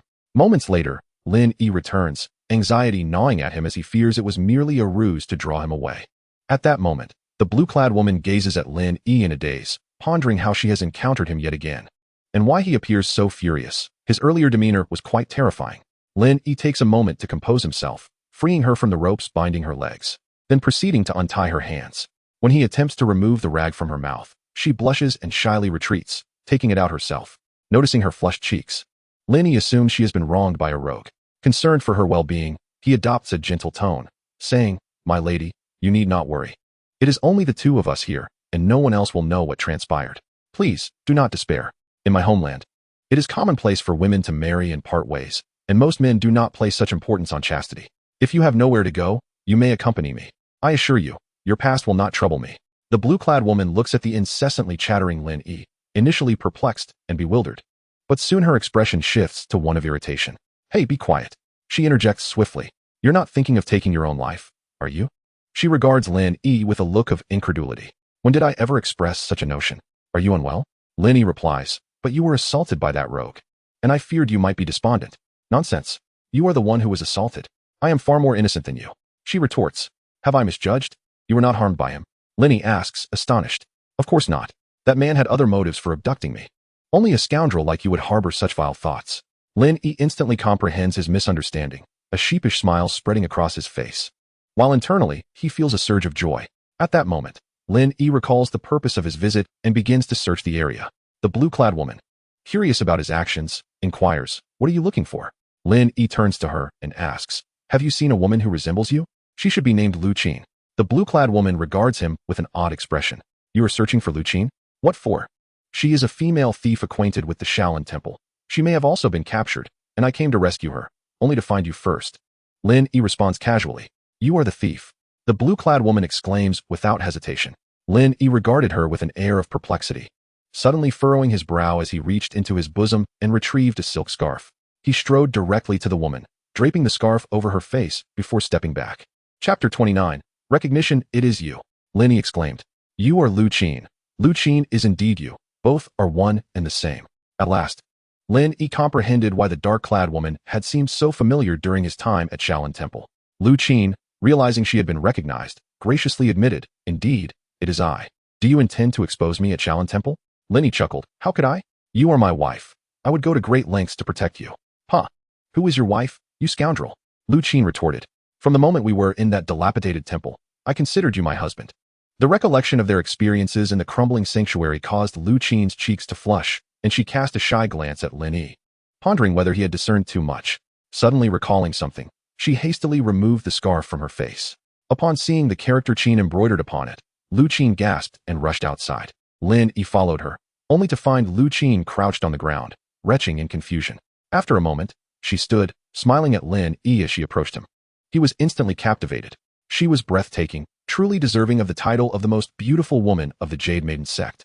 The most feminine among all the women he had ever encountered. Could it be that she intended to offer herself to him? Bang! Lin Yi was sent flying, crashing against the wall, reminiscent of the dark figure from the ruined temple. Fortunately, with celestial energy coursing through him, he had sustained no serious injury, as Lu Qin had not unleashed her full strength. Otherwise, he might have coughed up blood. Rising to his feet in bewilderment, Lin Yi exclaimed in irritation, Lu Qin, what are you doing? I just saved your life, and you repay my kindness with hostility. Humph. Spare me your pretense. I did not exert my full power. You rascal. How dare you place that scarf upon my face? With that, she hurled the scarf at Lin Yi. He caught the scarf and paused for a moment. Then realization dawned upon him. He thought to himself, women of this era are indeed quite modest, yet they possess an undeniable charm. With this thought, Lin Yi broke into a mischievous grin. He lifted the scarf and pressed it firmly against his mouth, inhaling deeply and exclaiming, how fragrant. Before tucking it away in his bosom, Lu Qin, witnessing his antics, scolded in a mix of embarrassment and anger, rascal, return the scarf to me. Not a chance. This is a gift from you to me, a token of our affection. Will you return it or not? If you do not, I shall retaliate. Even if you beat me to death, I will not return it. If you choose to repay kindness with malice, then go ahead and strike. Lin Yi played the rogue, leaving Lu Qin at a loss of what to do, and soon they ceased their banter. Qiner, are you truly of the Jade Maiden sect? Refer to me as Lu Qin. My true identity is the senior sister of the Jade Maiden sect. Very well, Qiner. Were you at Shaolin last time in pursuit of the elixir of immortality? Indeed, I infiltrated the temple seeking the treasure, but alas, I found nothing. You may call me Lu Qin. All right, Qiner, how did you fall into the clutches of the flower thief? Lu Qin glared at Lin Yi, her teeth clenched in frustration. It was clear that he was not a flower thief. Rather, he intended to use her as leverage against her sect. During her abduction at the Shaolin Temple, she had been ambushed by several individuals. If you call me Qiner one more time, I swear I'll hit you, she warned. Qiner, are you hurt? Lu Qin took a deep breath and turned to leave. Continuing this conversation would surely drive her mad, or worse, she might end up striking him. Where are you going? Qiner, none of your business. With that, she swiftly departed using her lightness skill. Lin Yi did not pursue her. Instead, he stood there chuckling. Lu Qin was not only beautiful, but also had a lovely name. Being with her always lightened his spirits, igniting a playful desire to tease her. As dusk approached, he decided it was best to return quickly. He had not anticipated that everything would transpire so smoothly, completing the task in just half a day. Moments later, he headed towards the place where he had left his horse. "Where's my horse?" Lin Yi exclaimed in disbelief upon discovering its absence. He hurriedly searched the surroundings and eventually found a message etched into a tree with a sword. "Lin Yi, I have taken your horse. The tile house from earlier is available for the night. Signed, the female thief." Lin Yi couldn't help but smile bitterly. This woman was indeed vindictive. Accepting the circumstances, he turned and walked towards the tile house. Meanwhile, Lu Qin sat atop a horse, the darkness of her past abduction fading away. Thoughts of Lin Yi brought a sweet smile to her face. Humph, that rascal dared to call me a thief and tease me repeatedly. Finally, I have avenged myself. Lost in pleasant thoughts, even the horse seemed more beautiful, and she found herself humming a tune. If her fellow disciples from the sect were to witness this scene, they would surely be astonished to see their usually gentle and refined senior sister, the epitome of beauty, displaying such a youthful demeanor. In the tile house, Lin Yi settled into the spot where Lu Qin had previously rested, still adorned with a layer of straw, suggesting she had spent the night there. "How dare you treat Qiner this way? I will hunt you down," he vowed, feeling the weight of his growing list of enemies. With a sense of urgency, he sat cross-legged and prepared to continue refining his celestial spirit. 3 hours later, Lin Yi opened his eyes. Surprisingly, this recent battle had accelerated his refining speed. With his current celestial spirit, he believed he could now wield the celestial physician's legacy. Reflecting on this, he attempted to activate the celestial physician's probing technique. The celestial physician's probing technique was the precursor to the celestial spirit tracking technique, capable of examining the body's meridians to identify any anomalies. Soon, a peculiar aura manifested within him, surging from his dantian in a dispersed manner, flowing through his entire meridian system. Remarkably, Lin Yi could sense the state of each energy stream as if they possessed life. Suddenly, he detected a disturbance near his kidneys. Redirecting his focus, he soon discovered a mass of pink energy obstructing the area. It seems this is the dragon's venom. If I can use the detoxification technique to absorb it, I should be fine. With this thought, he decisively activated the detoxification technique.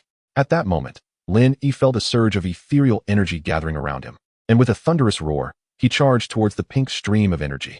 Sensing the impending danger, the pink stream began to thrash violently. At this juncture, Lin Yi felt an overwhelming discomfort, thoughts of Xiao Mei and Lu Qin flooding his mind. No, I cannot fall under the control of the dragon's venom. There is no one to detoxify me this time. If I lose consciousness, it could spell disaster. He forced himself to regain his composure, intensifying the detoxification technique. After a brief moment, drenched in sweat, Lin Yi exhaled slowly. At last, he had managed to resolve the crisis. Fortunately, it had not escalated into a grave situation. Though utilizing 1/10 of his ethereal energy for detoxification was still quite taxing. However, in a twist of fate, he discovered that the dragon's venom was indeed a form of ethereal energy. His own energy had consumed it, resulting in a remarkable 1/3 enhancement. Lin Yi's spirits soared once more. My strength should now be classified as top tier. If I encounter that woman from the carriage again, I will surely teach her a lesson. And as for An Yue, upon my return, she shall address me as her husband. This girl keeps calling me Lin Yi, which feels rather distant.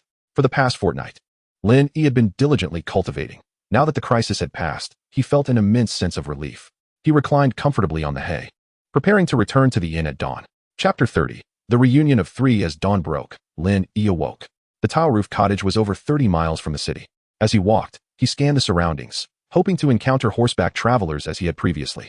After 3 hours, panting heavily, he finally spotted the 4 characters of the Liyun Inn and silently added another name to his list of those he intended to chastise. Upon entering the inn, the innkeeper hurriedly approached him. "Young Master Lin, Miss Xiao Mei arrived yesterday and is currently inside with another lady." "Thank you, innkeeper." He knocked on the door, which opened moments later. "Ah, Brother Lin, you're back." Xiao Mei joyfully leaped into Lin Yi's embrace. "I've been worried about you." Lin Yi gently patted her back. "You're not the only one concerned." With that, Xiao Mei straightened up and welcomed him into the room. There, Princess An Yue was gazing at him with her enchanting phoenix eyes. "You're here too, An Yue." Lin Yi quickly greeted her. "How dare you address me as princess?" With a playful smile, Lin Yi swiftly moved behind the princess and lifted her into his arms. The princess blushed deeply, unleashing her formidable martial prowess, exclaiming, "Lin Yi, you're going too far." After a few exchanges, the princess was astonished to find she could not shake him off. Briefly taken aback, she then rejoiced. "You've reached the top-tier realm." At that moment, Lin Yi finally released her and laughed heartily. having fortuitously broken through to the top-tier level the previous day. Xiao Mei chimed in, Brother Lin, you've reached the top tier too. Is that so? How could it be? Indeed, Brother Lin, I reached it just a few days ago. Lin Yi was speechless. Hadn't it been said that top-tier experts were quite rare? How was it that everyone around him seemed to be of that caliber? After a brief pause, noticing that Xian Yi was absent, I inquired, where is Master Xian Yi? Did he not accompany you? Xian Yi returned to the palace earlier. I shall also return in a few days. I heard you went to rescue someone. Was it successful? Everything went smoothly. I rescued the person yesterday. Lin Yi did not conceal anything, recounting the entire narrative while omitting the more ambiguous aspects. Upon hearing Lin Yi's account, the princess rolled her eyes. I never imagined you to be quite the charmer. Wherever you go, you seem to attract beautiful maidens. Suddenly, the princess approached the table and picked up a long arrow. Exclaiming, Lin Yi, where did you acquire this arrow? Lin Yi raised an eyebrow. And you cannot be deceitful. We agreed that once I reached the first-class realm, you would change your tune.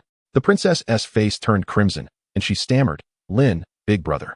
After a moment, Lin Yi continued, on my return from Shaoshi Mountain, I was ambushed by over 10 archers. This arrow was left by one of the assailants. What happened? Have you identified the perpetrator? Lin Yi recounted the assassination attempt to the two women. The princess's expression grew grave. Do you have any suspects? Yes, but it remains uncertain. Lin Yi glanced at An Yue and Xiao Mei, adding, I suspect it was Gu Muhai. He attempted to kill me on Panyang Lake Small Island. Oh, big brother Lin, I understand now. The assassination in Panyang County was also his doing. The princess furrowed her brow. You faced an assassination attempt in Panyang County as well? Lin Yi chuckled. That time there was only one assailant. It may have been mere coincidence. The princess's expression hardened, a glimmer of murderous intent in her eyes. Interrupting, it was not coincidence. There is no need for doubt. It was indeed Gu Muhai. The design of this arrow is exclusive to the Tianxiao Villa. Lin Yi was not surprised but nodded in confusion. I have never crossed paths with Gu Muhai before. Why would he act against me? The princess opened her mouth but refrained from speaking. She had intended to suggest that it might be due to her presence. Gu Muhai had harbored designs on her for some time, and though there might be ulterior motives, she was reluctant to let Lin Yi misinterpret the situation. At that moment, the princess resolved to place Tianxiao Villa on the list of adversaries. Lin Yi continued, Gu Muhai has made several attempts on my life. He seems to regard me as mere clay to be molded. Sooner or later, I shall rid myself of this menace. Do not underestimate them. Tianxiao Villa is not as simple as you imagine. After a brief pause, sensing Lin Yi might not have grasped the gravity of the situation, she added, in the past. During the imperial succession struggle involving my mother, Tianxiao Villa single-handedly subdued all opposing forces. Even my mother now regards them with considerable trepidation. Lin Yi exclaimed in astonishment. So formidable.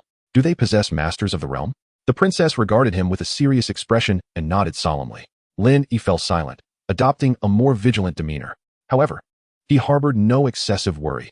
With his inheritance of celestial arts and the continuous refinement of celestial energies, he believed there would be no one in this age capable of challenging him. Indeed, what transpired at the Shaolin Temple? The rumors in the martial world suggest that blood flowed like rivers and the walls were stained crimson. That's merely the fanciful gossip of the martial community. It is not as severe as they claim, chuckled Xiao Mei. The princess, stifling a smile, added, Brother Lin. It is true that a brawl broke out at the Shaolin Temple that day, but it was merely a chaotic skirmish among those in the martial world. The majority of other sects, including us and Shaolin, merely observed the spectacle. Lin Yi, astonished, inquired, weren't you all there for the elixir of immortality? Why were you just watching? The princess recounted the events of that day, revealing that the entire affair was a conspiracy. So, the driving force behind it was the dermic staff, Lin Yi deduced. Precisely, Shaolin is currently investigating the whereabouts of the staff. And those who appeared at the temple that day are all under suspicion. Lin Yi felt somewhat speechless, reflecting on how twice now, conflicts over the elixir of immortality had erupted without him even glimpsing the object of contention. Were these martial artists devoid of reason? As dusk approached, noticing Lin Yi's reluctance to leave, the princess issued an eviction order. And you shall not remain here tonight. The princess declared, her cheeks flushed. Lin Yi was ushered out of the room, leaving the princess and Xiao Mei to share their quarters, while he reluctantly took a separate guest room. In the days that followed, Lin Yi accompanied the two women, and upon learning that his poison had been cured, they both expressed their joy.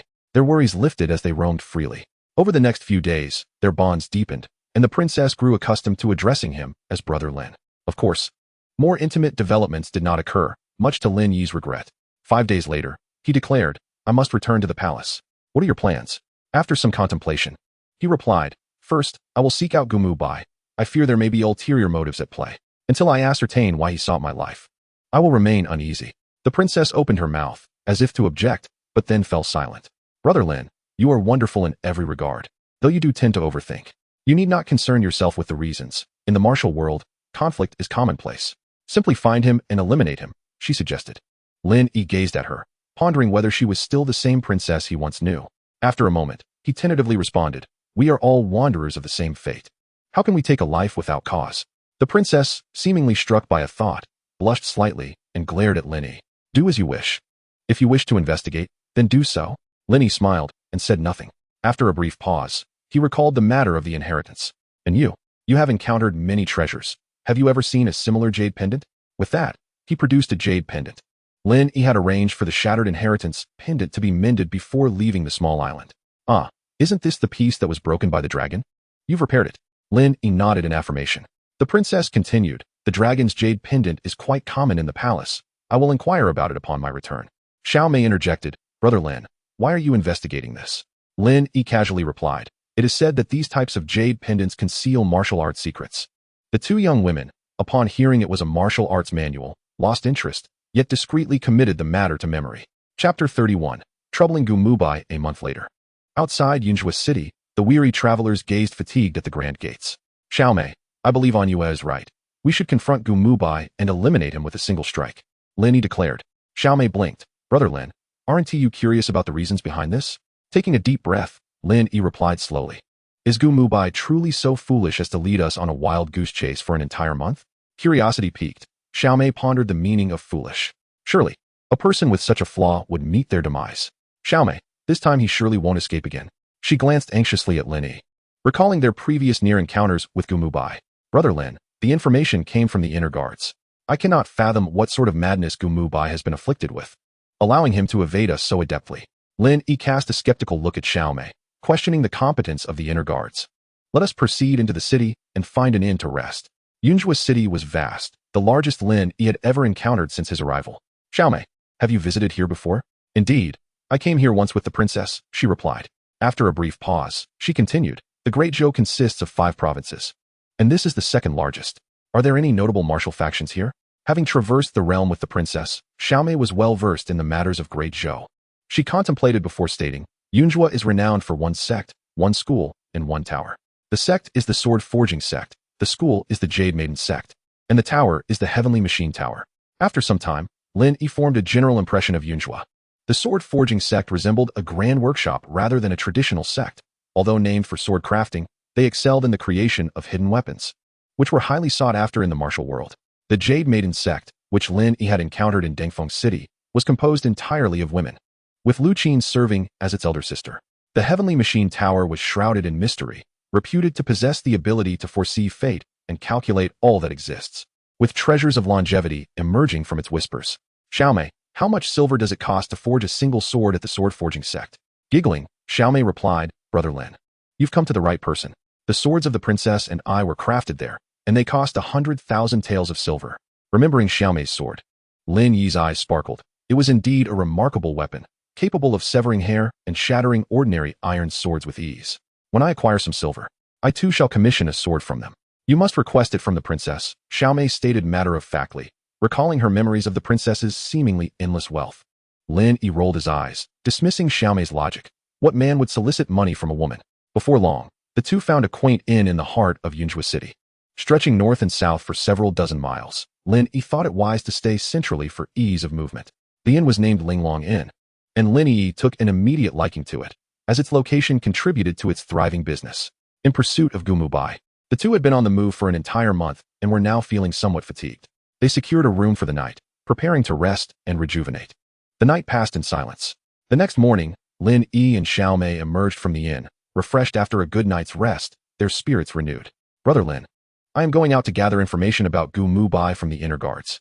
You can explore the city on your own for a while," Xiao Mei announced. Lin Yi replied, "Be cautious. If you encounter danger, do not confront it head-on. If you cannot win, flee. Your safety comes first." "I know. Why are you so chatty today?" Xiao Mei pouted before dashing away. Lin Yi chuckled softly and set off in the opposite direction, seizing the rare opportunity to thoroughly explore Yunzhou City. As he passed a tavern, he suddenly heard someone calling his name. "Lin Yi, Lin Yi." Confused, Lin Yi wondered how someone here could recognize him. He looked around and then up, spotting a young man resembling a dandy at the window of the second floor, waving and beckoning him. Lin Yi pointed at himself with his sword, and the young man nodded vigorously in response. After a brief moment of hesitation, Lin Yi ascended the stairs, curiosity piqued. Upon reaching the window, he found two handsome young men seated, one tall and one short. "Come sit down. Why are you standing there?" the shorter one said with a cheerful tone. Lin Yi took a seat and inquired, "Do we know each other?" The shorter man erupted into a fit of giggles, covering his mouth. "Brother Lin, you don't recognize us?" Hearing such words from a grown man sent a shiver down Lin Yi's spine, prompting him to distance himself from the shorter fellow. "My apologies, young brothers. You seem unfamiliar to me, and I cannot recall where we might have met." "Ah, foolish Lin Yi, take a closer look at who I am." Lin Yi scrutinized the shorter man, and after a moment, exclaimed, "It's you, the sword attendant." He then turned to the taller one. "You are Shang Wanqing. Haha. You finally recognized us. What brings you both to Yunzhou, and why are you disguised as men?" "Yunzhou is our home. Of course, we dress as men for convenience." Shang Wanqing replied with a smile, pleasantly surprised to see Lin Yi. "The last time we met, it was at Shaoshi Mountain. I didn't expect to run into you here. You truly do get around." Recalling being unceremoniously kicked out of a carriage at Shaoshi Mountain, Lin Yi shot an unfriendly glance at Shang Wanqing, subtly surveying her figure. Noticing Lin Yi's wandering gaze, Shang Wanqing felt a flicker of irritation but decided to continue the conversation. "May I ask what brings you to Yunzhou, Lin Gongzi?" "Looking for someone," Lin Yi replied succinctly. It appeared that Lin Yi had not yet found the person he was seeking. "Ah, foolish one, if you seek someone, you should visit the Tianji Tower," the sword attendant remarked. "Tianji Tower?" Lin Yi's expression shifted. He had heard from Xiao Mei yesterday that the tower could unveil secrets and discern all matters of the world. How had he not thought of this sooner? If there were no news from Xiao Mei, it would indeed be worth a visit to Tianji Tower. "Thank you for the reminder, sister sword attendant," Lin Yi expressed earnestly. Half an hour later, as Lin Yi prepared to take his leave, the sword attendant called out to him, "Brother Lin, my lady and I reside at the easternmost edge of Yunzhou City. Do come and visit us when you have the time." "Certainly, certainly," Lin Yi replied as he walked away, internally grumbling about how he could not possibly know where they lived within a 5-mile radius to the east. This was clearly a case of next time in a past life. However, Lin Yi had misunderstood. Had he continued eastward, he would indeed have found them. Once Lin Yi departed, the sword attendant inquired, "Why did you send Lin Yi to Tianji Tower? That place is not accessible to just anyone, and the cost of their services is quite steep." "My lady, he has yet to locate the person he seeks. Visiting Tianji Tower may be a viable option. I suspect he is looking for those who attempted to take his life last time," she responded. "By the way, why are we even engaging with him? Though he may seem frivolous, his martial prowess is commendable, and it appears he has made significant progress. Cultivating a relationship with him may not be detrimental." Shang Wanqing spoke calmly, yet her thoughts wandered. "Last time, when I kicked him, I distinctly felt a familiar aura emanating from him, one that was quite comforting. But why can I not sense it this time?" Remembering her body's reaction then, Shang Wanqing's heart raced slightly. If Lin Yi were still present, he would surely be astonished that this seemingly youthful maid could deduce her intentions. Meanwhile, Lin Yi walked deep in thought. Based on past experiences, Xiao Mei would likely not return for 2 or 3 days. He decided to first gather information about the location of Tianji Tower and visit it the following day. If the legends surrounding Tianji Tower held any truth, perhaps he could glean insights into the events that had transpired in his life, potentially uncovering answers. The prospect of Tianji Tower sparked a myriad of thoughts within Lin Yi. Chapter 32. Tianji Tower. The following morning, Lin Yi set out for Tianji Tower, having already ascertained its precise location the day prior. Following the mapped route, within about half an hour, he was greeted by an imposing structure before him. The tower boasted 5 stories, exuding an air of classic elegance and mystery. However, the sparse surroundings contrasted starkly with the bustling vibrance of Yunzhou City. Noticing the main door ajar, Lin Yi strode inside. A young and beautiful woman appeared before him, standing at a counter while fiddling with an abacus. Lin Yi's eyes brightened as he approached. "Forgive my intrusion, but might I inquire if this is Tianji Tower?" "Indeed, sir. What information do you seek?" The young woman paused her task and looked up at him. Raising an eyebrow, Lin Yi replied, "Tianji Tower can provide information?" The woman smiled gently and inquired, "Has the guest not inquired beforehand?" The information from the Tianji Tower ranges from the vast secrets of the martial world to the minutiae of common folk. As long as the guest can afford the price, we shall ensure they do not leave empty-handed. "Isn't Tianji Tower renowned for its ability to foresee all matters?" Lin Yi blurted out. The woman smirked slightly, regarding him with amusement. "What you say is not entirely inaccurate, yet most patrons visit primarily to gather intelligence. Few seek to divine the secrets of fate. Why is that? Is not Tianji Tower fundamentally about predicting destiny?" To pry into the secrets of fate contravenes the natural order, and both we and our guests would pay a hefty price for such knowledge. Unless absolutely necessary, we would not act lightly. In his past life, Lin Yi had heard of the saying regarding the 5 destinies and 3 deficiencies, but he believed that Tianji Tower was a business, and whether one sought divination depended solely on the amount of silver one possessed. Nodding, Lin Yi asked, "May I inquire how much silver is required for gathering information?" The woman opened her mouth to respond, but at that moment, an ethereal voice resonated from nowhere, as if carried by the winds from all directions. "Jiyu, please invite young Master Lin to the 5th floor." Lin Yi looked around in astonishment. Apart from the woman who had spoken to him, he saw no one else. "Who was that?" he asked. "That was our master. She is currently on the 5th floor. There are stairs over there. Young Master Lin may ascend on his own. I shall not accompany you." Jiyu indicated towards the staircase. Nodding, Lin Yi proceeded towards the stairs, pondering the peculiar voice, which resembled the mythical transmission of words across vast distances. What level of martial prowess did the master of Tianji Tower possess? Moreover, how did she know my surname was Lin without me disclosing it upon entering? The 5th floor housed but a single room, and its door stood wide open. Lin Yi paused at the threshold, contemplating whether to knock when a melodious voice called out, "Young Master Lin, there is no need for formality. Please come right in." Raising an eyebrow, Lin Yi stepped inside without hesitation, and upon entering, he noted the room's sparse arrangements. Perhaps it was an illusion, but the space appeared quite simplistic, featuring only a long, low table placed solitary in the center. Yet, he found it surprisingly elegant and imbued with a sense of antiquity. Opposite the wooden table sat an exquisite woman in her 20s, adorned with a phoenix crown and draped in garments of vibrant hues. She was seated cross-legged, gazing at Lin Yi with a smile. "Young Master Lin, please take a seat." The enchanting woman gestured towards the other side of the table. Since arriving in the Great Zhou, Lin Yi had faced assassination attempts without undue alarm.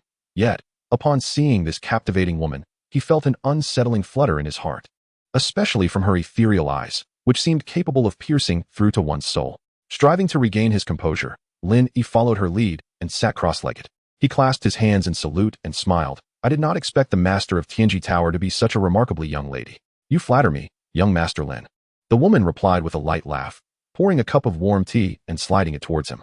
"The young lady called me young Master Lin 4 times, seemingly already aware of my identity." The stunning woman smiled and introduced herself. "My name is Lin Yixuan.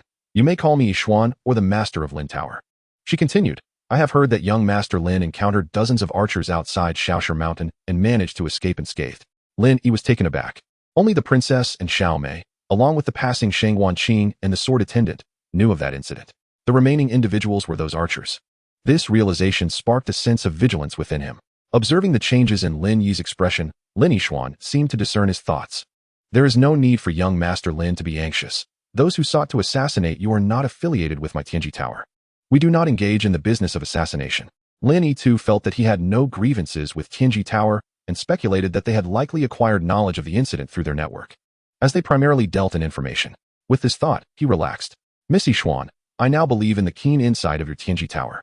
However, I am curious about the whereabouts of the one who attempted to take my life. Might you enlighten me? I am willing to negotiate." Lin Yixuan did not respond directly, but gazed intently at Lin Yi. After a few breaths, she finally spoke softly. "Is this the only question you wish to ask? Young Master Lin, I had thought you might inquire about your origins." At these words, Lin Yi sprang to his feet, drawing his sword with a ringing sound and pointing it at Lin Yixuan, demanding, "Who are you? What do you want?" The fact that he had traversed time was his greatest secret, known only to himself. Being confronted with this revelation now caused him to lose composure, igniting a desire to eliminate any threat to his silence. Lin Yixuan furrowed her brow and raised her right hand, waving it back and forth a few times. Suddenly, the sword that had been aimed at her flew from Lin Yi's grasp, spinning in the air before resheathing itself with a clang. Lin Yixuan regarded him with a steady gaze and gently inquired, "Will you still attack, young Master Lin? Is that the art of sword control? Are you a cultivator?" Lin Yi blurted out, overwhelmed by the multitude of shocks he had experienced that day.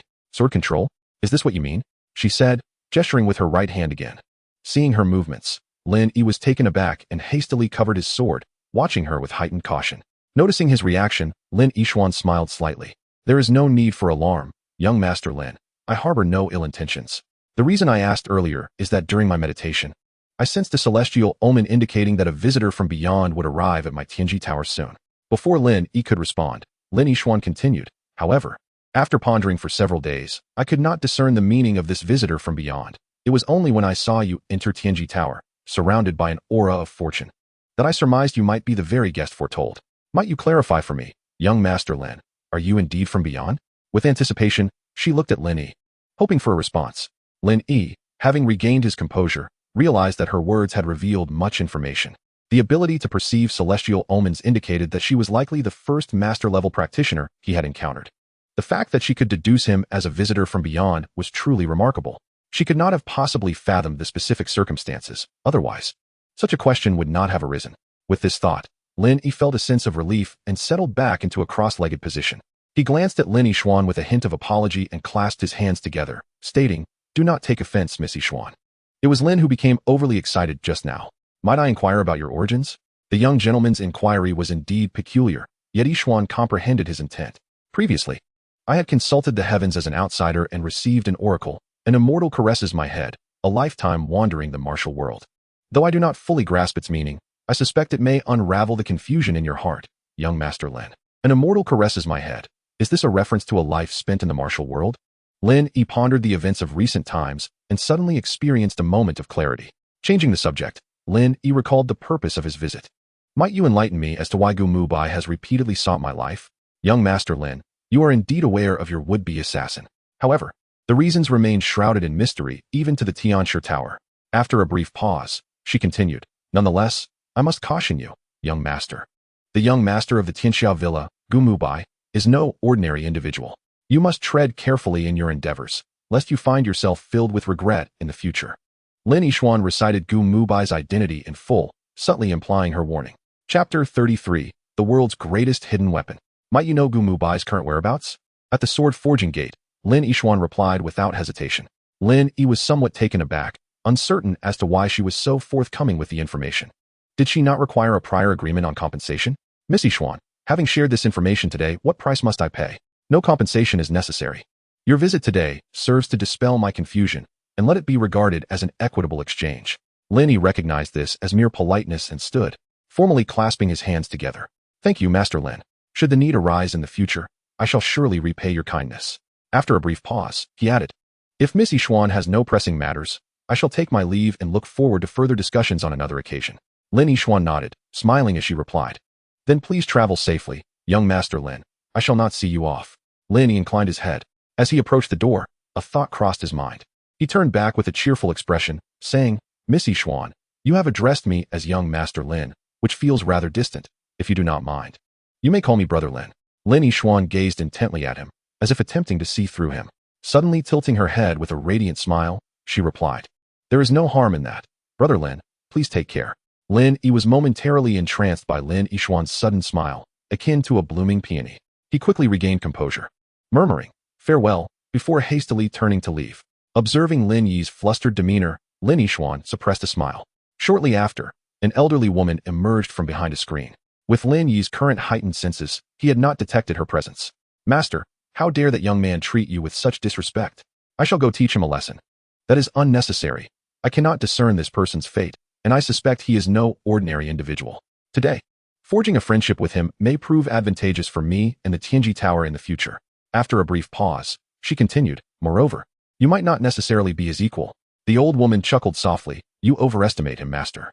You underestimate the realm of the Grandmaster. With a mere flick of my wrist, I could extinguish him. Moments ago, he had drawn his sword against me, and I sensed a formidable aura emanating from within him, one that instilled a sense of peril. Should you underestimate him, you might find yourself regretting it in due time." Upon returning to the inn, Lin Yi leisurely prepared himself a cup of tea, quietly contemplating.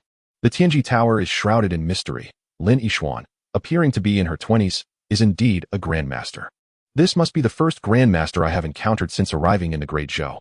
When I wielded my sword, I felt the celestial energies within me surge. For a fleeting moment, I sensed a murderous intent lurking behind the screen, yet when I ceased, I felt no presence. How peculiar.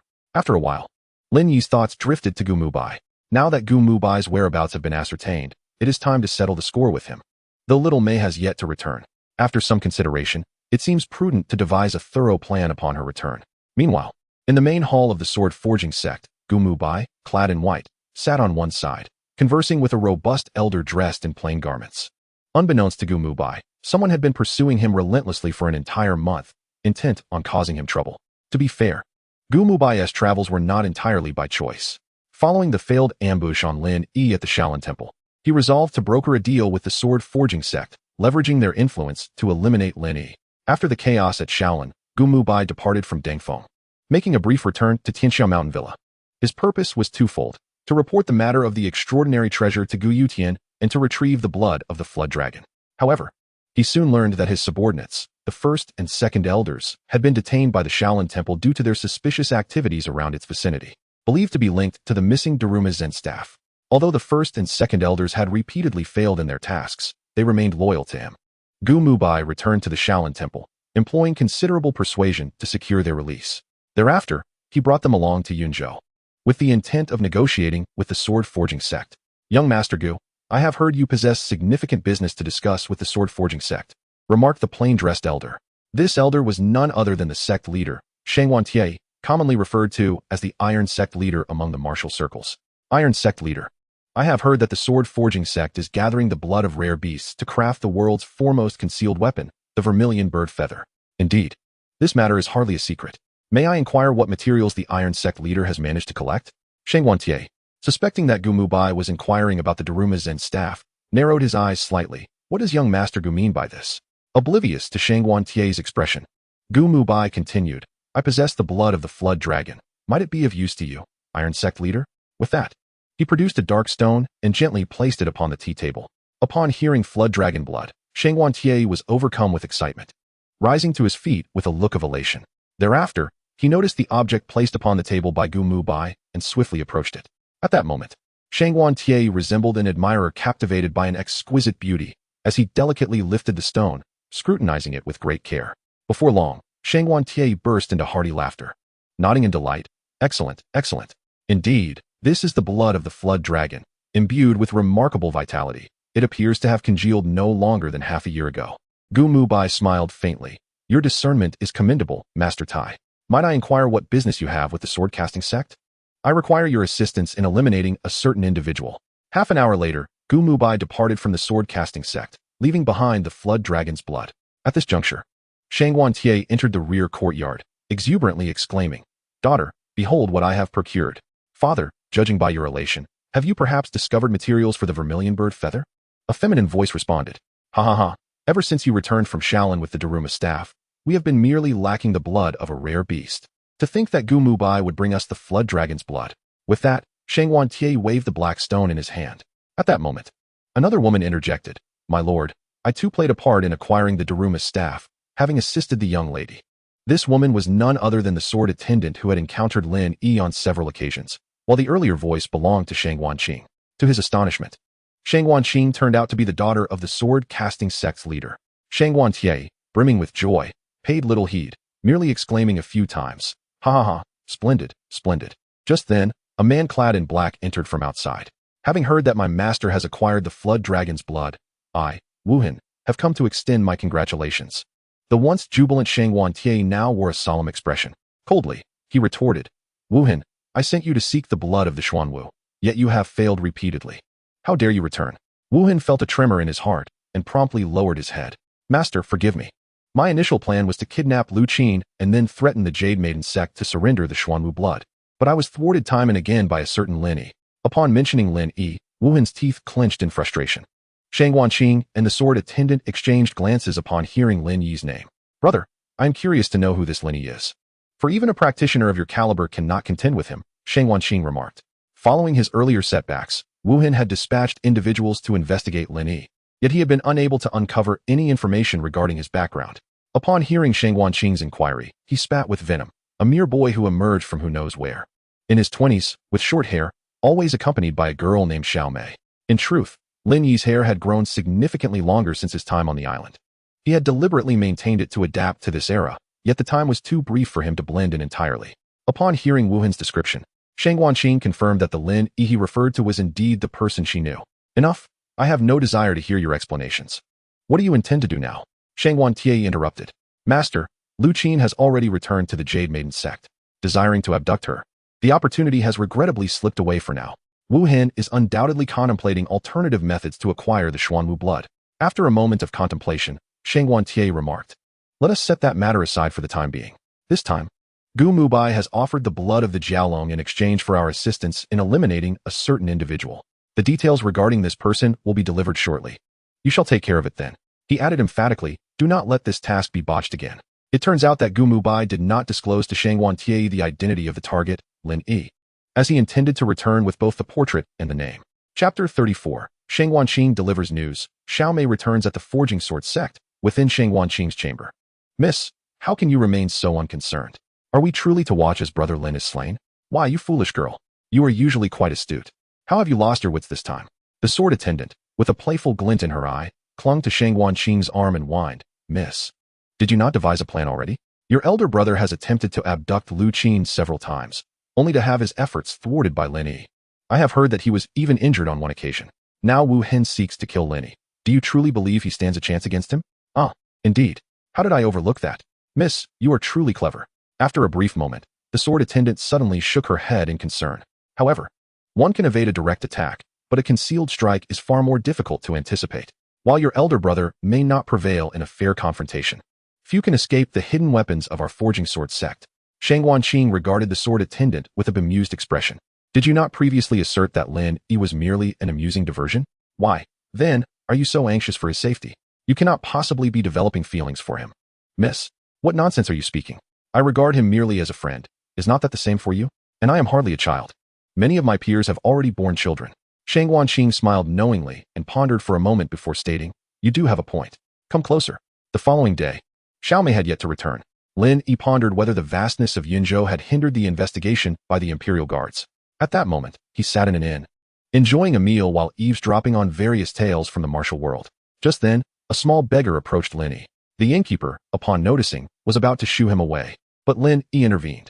He had spotted a note in the beggar's hand. Sure enough, the beggar glanced at Lin Yi and said, young sir, someone has sent me to deliver this to you. The beggar handed the note to Lin Yi, who accepted it and casually slipped him a few coins as a reward. Upon unfolding the note, he found a simple line. Meet at the usual place, Qingshi. Lin Yi mused. It seems Shang Wanqing and the sword attendant wish to see me. I wonder what they require of me. Moments later, Lin Yi arrived at the tavern where he had previously encountered Shang Wanqing.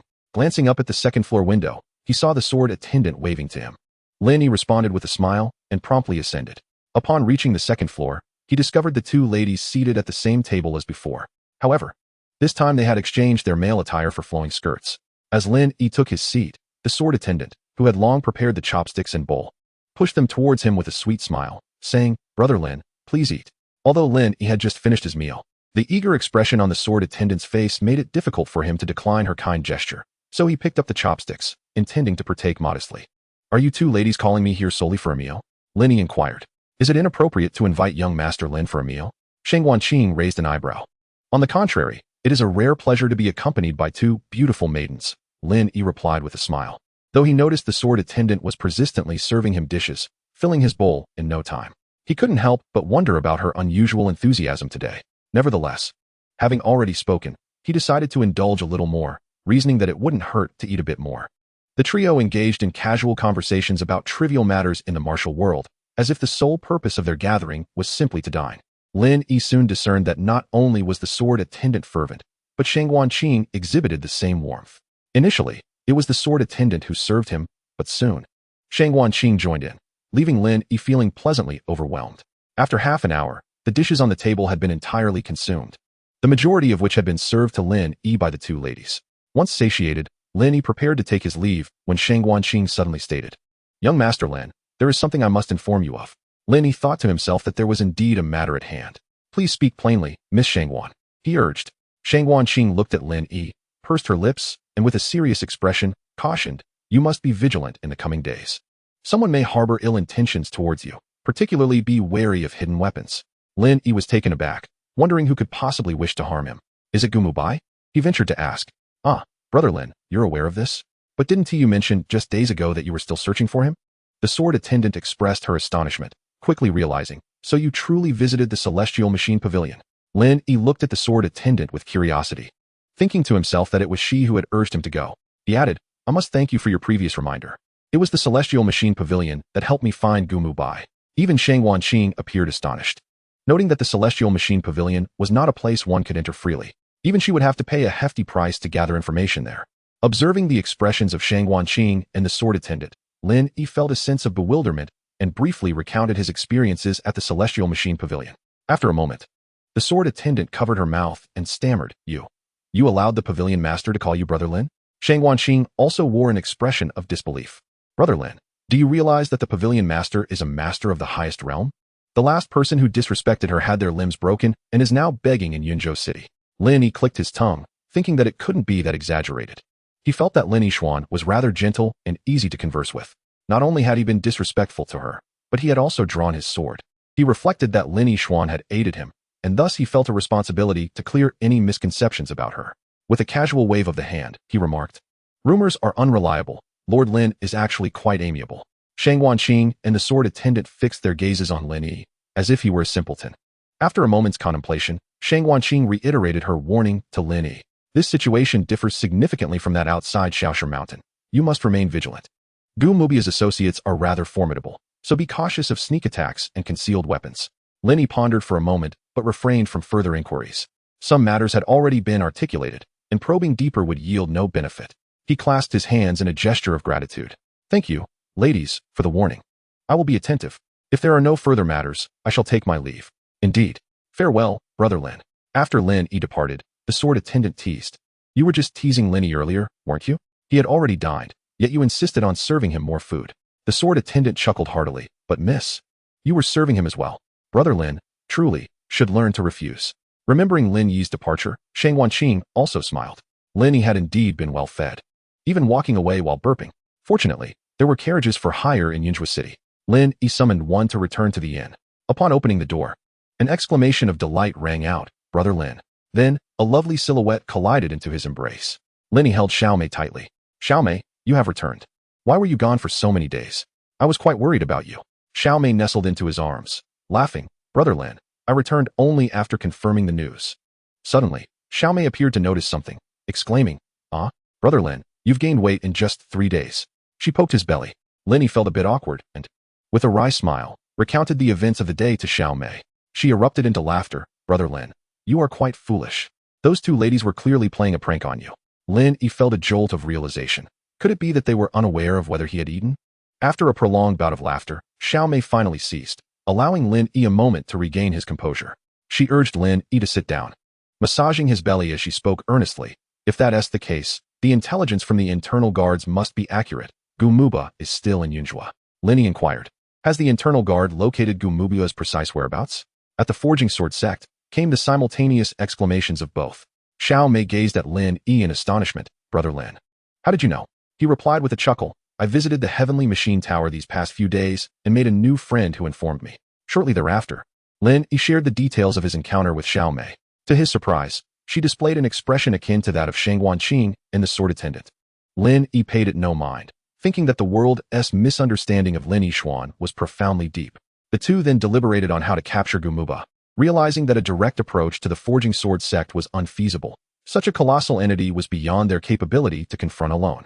Not long after, the two decided to wait outside the sword casting gate starting the next day, intending to act as soon as Gu Muhai departed. Having not seen each other for many days, both were filled with longing. Xiaomei chattered incessantly, her cheeks occasionally flushing. As night fell, Lin Yi suddenly lifted Xiaomei onto his lap, a suggestive smile gracing his face. Xiaomei gasped in surprise. Soon, her tone softened, her face aglow with embarrassment as she murmured, Brother Lin, you're pressing against me.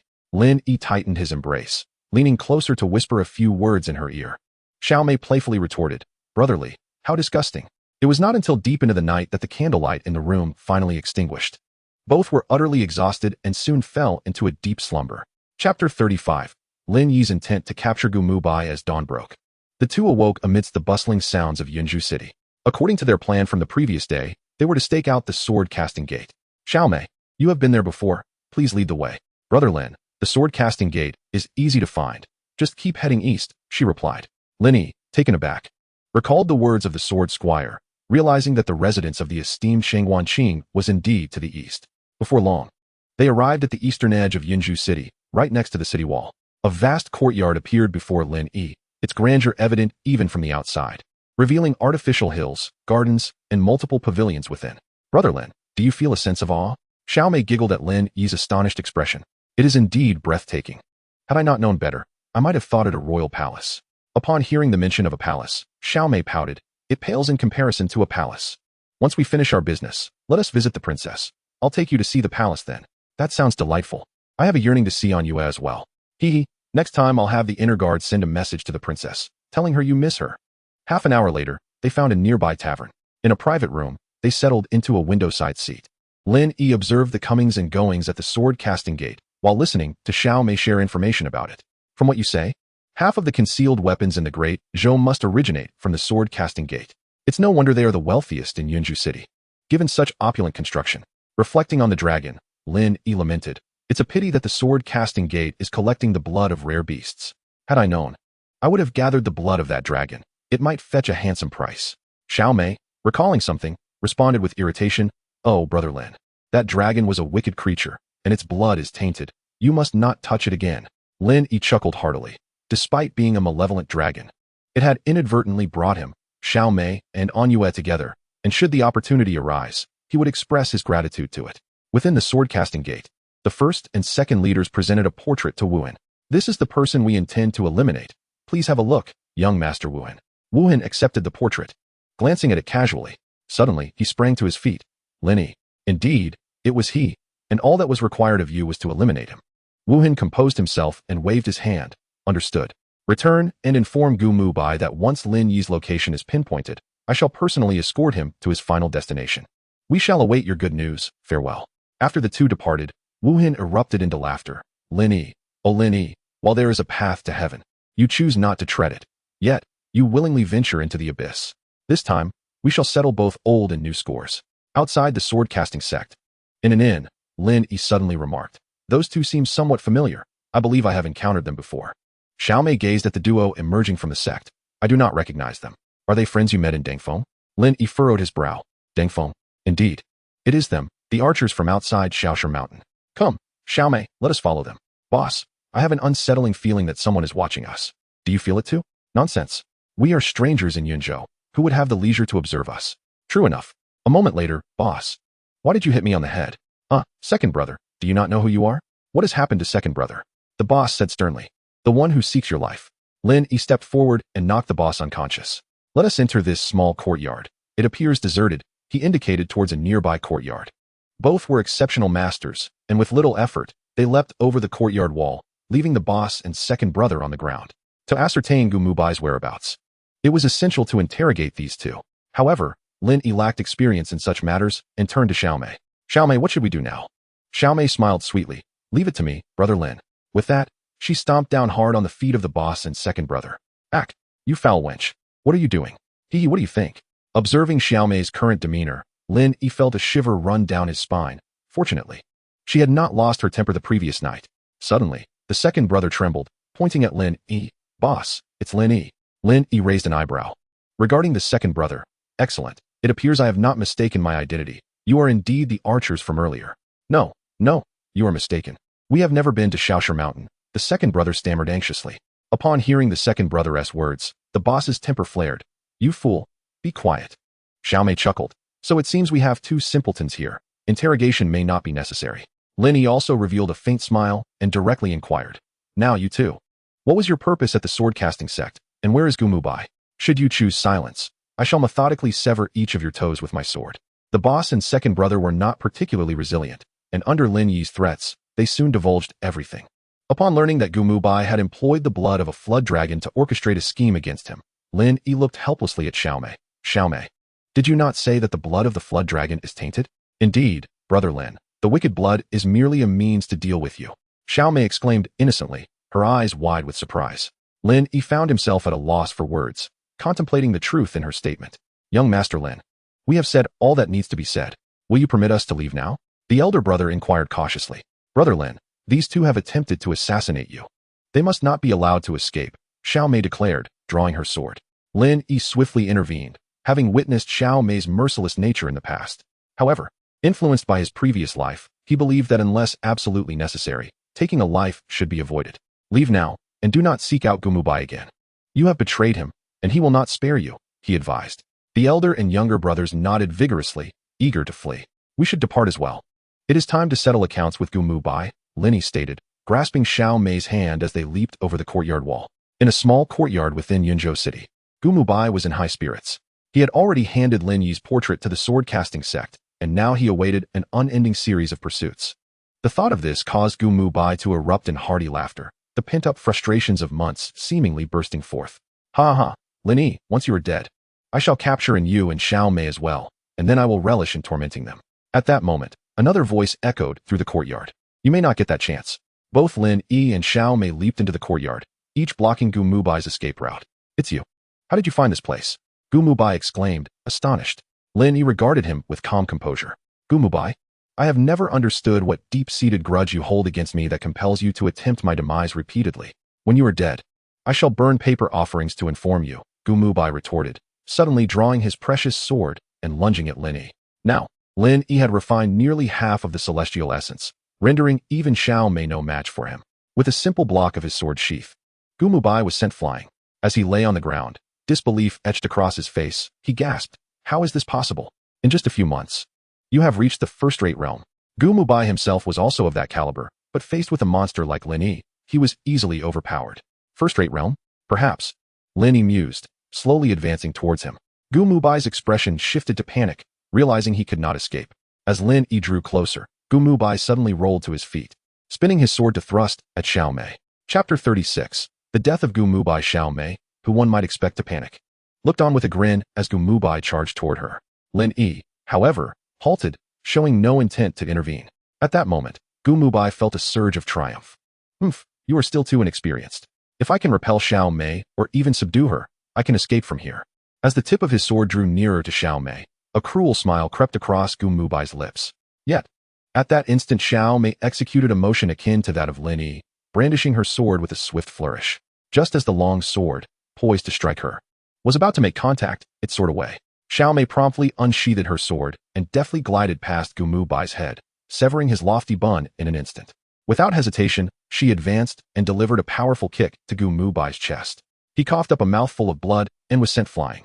Brother Lin, it seems we have made a mountain out of a molehill. This guy claims to be of the first-rate realm, yet he is nothing but a waste. Had I known he was so feeble, I wouldn't have wasted my divine prowess, Xiao Mei remarked with a disdainful curl of her lip. With a thud, Gu Muhai, now sprawled on the ground, spat out another mouthful of blood. Lin Yi remained silent, gripping his sword, and approached Gu Muhai with an icy demeanor. Gu Muhai, I will ask you once more, what scheme do you harbor? Speak, and I shall grant you a swift end. Faced with Lin Yi's murderous intent, Gu Muhai's composure evaporated. No, Lin Yi, you cannot kill me. I am the young master of the Tianxiao Manor. If you slay me, you shall not live either. That is not for you to concern yourself with. Answer my question. Lin Yi raised his sword, placing it against Gu Muhai's throat. Gu Muhai, who had always regarded his martial prowess and status as superior, felt a surge of immense rage at the thought that Lin Yi was genuinely prepared to end his life. You worthless fool. If it weren't for that wretched An Yue thwarting me, I would have slain you with a single strike long ago. Lin Yi furrowed his brow. Why? At that moment, with disheveled hair and a menacing glare, Gu Muhai bellowed. Why? On that day, we were all on the verge of starvation when you suddenly arrived on the island. Do you truly wish to know why? It was to drink your blood and feast upon your flesh. Yet, fortune has favored you, it seems. Upon hearing this, Xiao Mei was incensed. Even at death's door. You dare to curse Brother Lin. She thrust her sword toward Gu Muhai. Lin Yi, caught off guard by Xiao Mei's actions, could not intervene in time. And in an instant, Gu Muhai was pierced through the chest by her blade. Realizing that Gu Muhai was beyond saving, Lin Yi urgently called out. Is that truly the only reason? Gu Muhai glared at Lin Yi in resentment. Then a mocking smile crept across his face. Of course not. But you shall never have the chance to know. With that, he slowly fell to the ground. Observing this, Lin Yi's sword swiftly slipped from Gu Muhai's neck. Brother Lin, you need not deliver a finishing blow, it would dirty your sword. He is surely doomed from the wound I inflicted, Xiao Mei said with a playful smile. Lin Yi looked fondly at her. This girl was merciless toward enemies, yet curiously kind to him. However, Gu Muhai could only perish at his own hands. Any retribution from Tianxiao Manor would inevitably target him as well. Lin Yi was not overly concerned about the vengeance of Tianxiao Manor. Firstly, their actions had been discreet. And secondly, with his current celestial abilities, there were few in the entire Great Zhou capable of ending his life. Even if he could not win, he could certainly escape. Brother Lin, what shall we do with this fellow's corpse? Should we toss it out to the dogs? Xiao Mei giggled. Lin Yi's lips quivered momentarily. Let us find a place to bury him. We cannot allow the Tianxiao Villa to learn of Gu Muhai's death just yet. Otherwise, given our current strength, we shall find it exceedingly difficult to cope. Xiao Mei pouted, what is there to fear? If necessary, we can always seek the princess's assistance. How could Tianxiao Villa possibly rival the might of the imperial court? Lin Yi smiled faintly, not contesting her words. The court might not necessarily stand by their side when the time came. The two then proceeded to dig a grave on the spot. As they gazed upon Gu Muhai's lifeless body, Lin Yi felt a swirl of complex emotions. He did not perceive Gu Muhai's earlier words as an insult, but rather as a statement of fact, recalling the way Gu Muhai had looked at him on the island. A trace of apprehension crept into Lin Yi's heart. He had contemplated various possibilities, even suspecting that Gu Muhai hailed from the same place as he did. Yet he had never imagined the truth would be of such a nature. On the bustling streets of Yunzhou City, Xiao Mei inquired, Brother Lin, now that Gu Muhai is dead, where shall we go next? Let us return to the inn first. I shall accompany you to explore Yunzhou thoroughly for a while. And then we will head to the imperial city of Dazhou to find An Yue. Splendid. I have not seen the princess in ages. Xiao Mei exclaimed joyfully. The two engaged in spirited conversation as they aimlessly wandered the streets. 2 hours after Gu Muhai's demise, on the 5th floor of the Tianji Tower, a tall woman in an elegant gown remarked, Master, Gu Muhai is dead. Oh, how did he perish? Lin Yixuan inquired calmly. The invisible man recounted the events leading to Gu Muhai's death. After listening, Lin Yixuan smiled faintly. I did not expect him to be such a man of sentiment and loyalty. Indeed, those who are loyal and affectionate seldom meet with favorable ends. Came the voice of an elderly woman from behind a screen. Lin Yixuan furrowed her brow and after a moment's thought instructed the tall woman, Ji Yu, order someone to exhume Gu Muhai's corpse and incinerate it, then take care of the scene. After a brief pause, she continued, furthermore, ensure that Tianji Tower destroys all records of this incident and forbids the dissemination of this information to anyone. Attend to it immediately. Ji Yu acknowledged and exited promptly. Shortly thereafter, an elderly woman emerged, addressing Lin Yixuan. Are you aiding that young man Lin Yi because you have taken a liking to him? Your status is exceptional. You must exercise caution and refrain from developing feelings for others. Lin Yixuan coldly replied, Elder son, my affairs are none of your concern. Focus solely on your own responsibilities. Elder son chuckled softly and retreated behind the screen. Days later, Xiao Mei asked, Brother Lin, where shall we venture today? The two had nearly traversed every corner of Yunzhou City over the past few days, leaving traces of their presence in every street and alley, every tavern and inn. Just yesterday, under Xiao Mei's persuasion, Lin Yi, along with Xiao Mei disguised as a male, had even visited a brothel. Of course, they merely sat, ordering a throng of young women to drink and converse. Lin Yi felt utterly speechless as he observed Xiao Mei, who appeared to be far more exhilarated than himself. Upon hearing her inquiry, he pondered for a moment and replied, I've heard that there's a temple on the mountain outside the city, and today they are hosting a temple fair. Shall we join in the festivities? That sounds wonderful. We can go and pray for your well-being, Xiao Mei responded enthusiastically. Lin Yi chuckled as he affectionately patted her head. It is for both of us. Xiao Mei beamed with delight. Without further ado, the two of them strolled leisurely towards the outskirts of the city. Meanwhile, within the confines of the Forging Sword sect, Wu Chun addressed his subordinates. Have you ascertained their destination? Reporting to young master, judging by their direction, they appear to be leaving the city. There's a temple fair outside today, and they likely intend to attend, came the reply. A sinister smile crept across Wu Chen's face. Fetch my extinction crossbow. This time, I shall ensure he departs, but never returns. It turned out that Lin Yi and Xiao Mei had been wandering about these past few days, drawing the attention of the Forging Sword sect. Wu Chun had thus ordered his men to follow Lin Yi, seeking an opportunity to eliminate him and avenge his grievances while fulfilling his master's command. At this moment, the Forging Sword sect remained unaware that Gu Muhai had already met his demise. Chapter 37. The Threat of Death. Xiao Mei severely injured. Although Yunzhou City was bustling with activity, it was predominantly mountainous terrain. Once one ventured beyond the city limits, they were greeted by the sight of undulating hills. At this moment, Lin Yi and Xiao Mei were traversing a mountain path, attempting to scale a small hill. Xiao Mei, are you certain this is a shortcut? Lin Yi inquired. Brother Lin, once we surmount this hill, we will reach the site of the fair. Xiao Mei assured him with a reassuring glance. In the desolate wilderness, the dense woods were eerily silent, devoid of any bird calls. Lin Yi couldn't shake off an unsettling feeling, frequently glancing around. Noticing Lin Yi's silence, Xiao Mei continued, Brother Lin, we have explored Yunzhou sufficiently. Why don't we set off for Dazhou tomorrow to visit the princess? I miss her dearly. As you wish, we shall depart from Yunzhou at dawn. Lin Yi replied thoughtfully.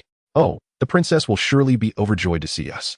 No sooner had she spoken than a group of cloaked figures wielding long swords emerged ahead, their faces obscured by black cloth. Without uttering a word, They charged towards the pair with lethal intent, their martial prowess evident. Lin Yi was taken aback, poised to unsheath his sword, but then two masked youths clad in agile attire sprang forth from the sides of the mountain path, launching themselves at the group of black-clad assailants. Lin Yi watched in astonishment as the confrontation unfolded, wondering if these individuals were not there for him, but rather laying an ambush for the two youths. The assailants, mostly of second-rate cultivation, made Lin Yi ponder which organization could muster such a formidable force. The two youths quickly found themselves at a disadvantage against the throng. At that moment, one of the youths, noticing Lin Yi standing idly in shock, shouted in indignation, "Lin Yi, you fool! Why are you just standing there? Come help us. They are here to kill you." Lin Yi raised an eyebrow, realizing that they were indeed targeting him, and it seemed these two were there to assist him. "Xiao Mei, come, let's assist." Lin Yi called out to Xiao Mei, who was standing aside, watching the commotion. "Do not worry, brother Lin," Xiao Mei sweetly responded. With the addition of the two, the tide of battle swiftly turned, and the dark-clad assailants were left in disarray. Just then, a piercing voice rang out, "Be careful! Be careful!" The two youths simultaneously alerted Lin Yi. Upon noticing a pitch-black iron arrow hurtling directly towards him, Lin Yi was gripped by a chilling sense of doom. He felt his scalp tingle. This sensation of impending death was unlike anything he had experienced since acquiring his celestial spirit. Though his celestial spirit could mitigate some harm, it was powerless against this iron arrow. "Brother Lin, watch out!" Xiao Mei suddenly lunged toward Lin Yi. "Xiao Mei, no! Get away!" But alas, the iron arrow swiftly pierced through Xiao Mei's back, its tip emerging from her chest. She smiled faintly, gazing at Lin Yi. "Brother Lin, I am fine." Yet, as she spoke, her head tilted, and she collapsed into Lin Yi's arms. "Xiao Mei!" Lin Yi grasped her tightly, seeing her unresponsive and gravely wounded. Lin Yi feared she had perished. Memories of Xiao Mei's kindness flooded his mind, and he broke down in tears. "Xiao Mei, please wake up. We were supposed to go to the eastern continent and find An Yue. You promised to take me to see the royal city." A mournful cry escaped Lin Yi's lips. At that moment, another iron arrow soared toward Lin Yi. Overwhelmed by sorrow, he showed no inclination to evade it. "Lin Yi, stay focused. Miss Xiao Mei is not dead," one of the youths shouted, unsheathing a crimson sword and striking the arrow with force. Incredibly, the arrow that Lin Yi could not dodge was cleaved in two by the sword. Finally regaining his senses, Lin Yi's eyes blazed crimson as he turned to see a gaunt man in black, wielding a uniquely shaped crossbow from which the arrows had been shot. "You will all perish." Lin Yi drew his sword and charged at the black-clad man. "Stop him," the man commanded. Immediately, the other dark figures lunged at Lin Yi. In a fit of rage, Lin Yi unleashed his celestial spirit, his sword dancing in a flurry, and within moments, half of the assailants lay slain. Suddenly, another iron arrow flew towards Lin Yi. He raised his sword, channeling his celestial spirit to meet the arrow head-on. Clang! The arrow was blocked. Yet Lin Yi's sword shattered into two pieces. Without hesitation, he utilized his lightness skill to swiftly approach the crossbow-wielding man. Realizing the tide had turned, the man shot a final, lingering glance at the tall youth before retreating hastily. "Do not let him escape. Leave your life here." Lin Yi bellowed in fury. "Lin Yi, do not pursue. Saving Miss Xiao Mei is paramount," the tall youth urgently urged. Meanwhile, another boy knelt beside Xiao Mei, anxiously exclaiming, "Brother Lin, hurry back. Miss Xiao Mei is on the brink." Upon hearing these words, Lin Yi abruptly halted and turned to approach Xiao Mei's side. At this moment, only a faint breath remained. Gazing at the arrow protruding from her chest, a look of profound sorrow washed over Lin Yi. How could such a grievous wound be salvaged? Suddenly, a spark of inspiration struck Lin Yi. The art of life restoration from the celestial physician's legacy emerged vividly in his mind, a forbidden technique that exacts a toll on vitality, capable of preserving the life force of even the most dying souls. With this thought, Lin Yi turned to the tall figure beside him, saying, "Miss Shangguan, may I borrow your sword for a moment?" The tall figure removed her veil, revealing, "Ah, so you have recognized us." Without hesitation, she handed Lin Yi the violet-hued longsword. Lin Yi grasped the sword and swiftly swung it, the sound of severance echoing as the arrowhead embedded in Xiao Mei's chest broke free.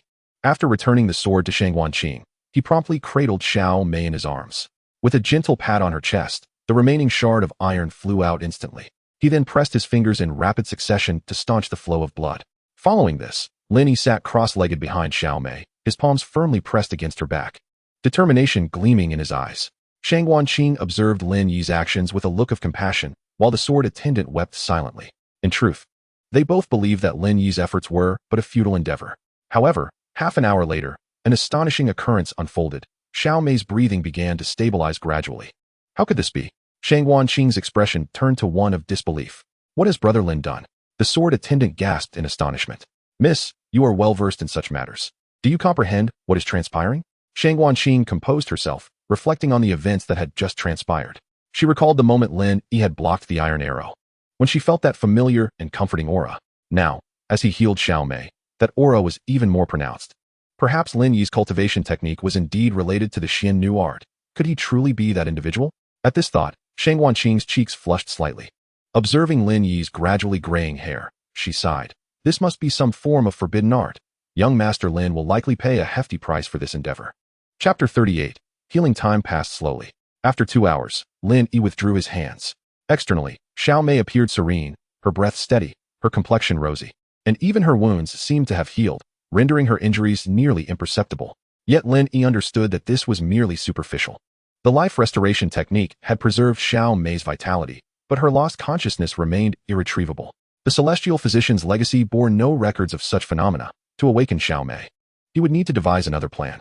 Standing upright, Lin Yi turned to Shang Wanqing and the sword attendant, saying, I am profoundly grateful to you both for your assistance today. I shall repay your kindness in the future.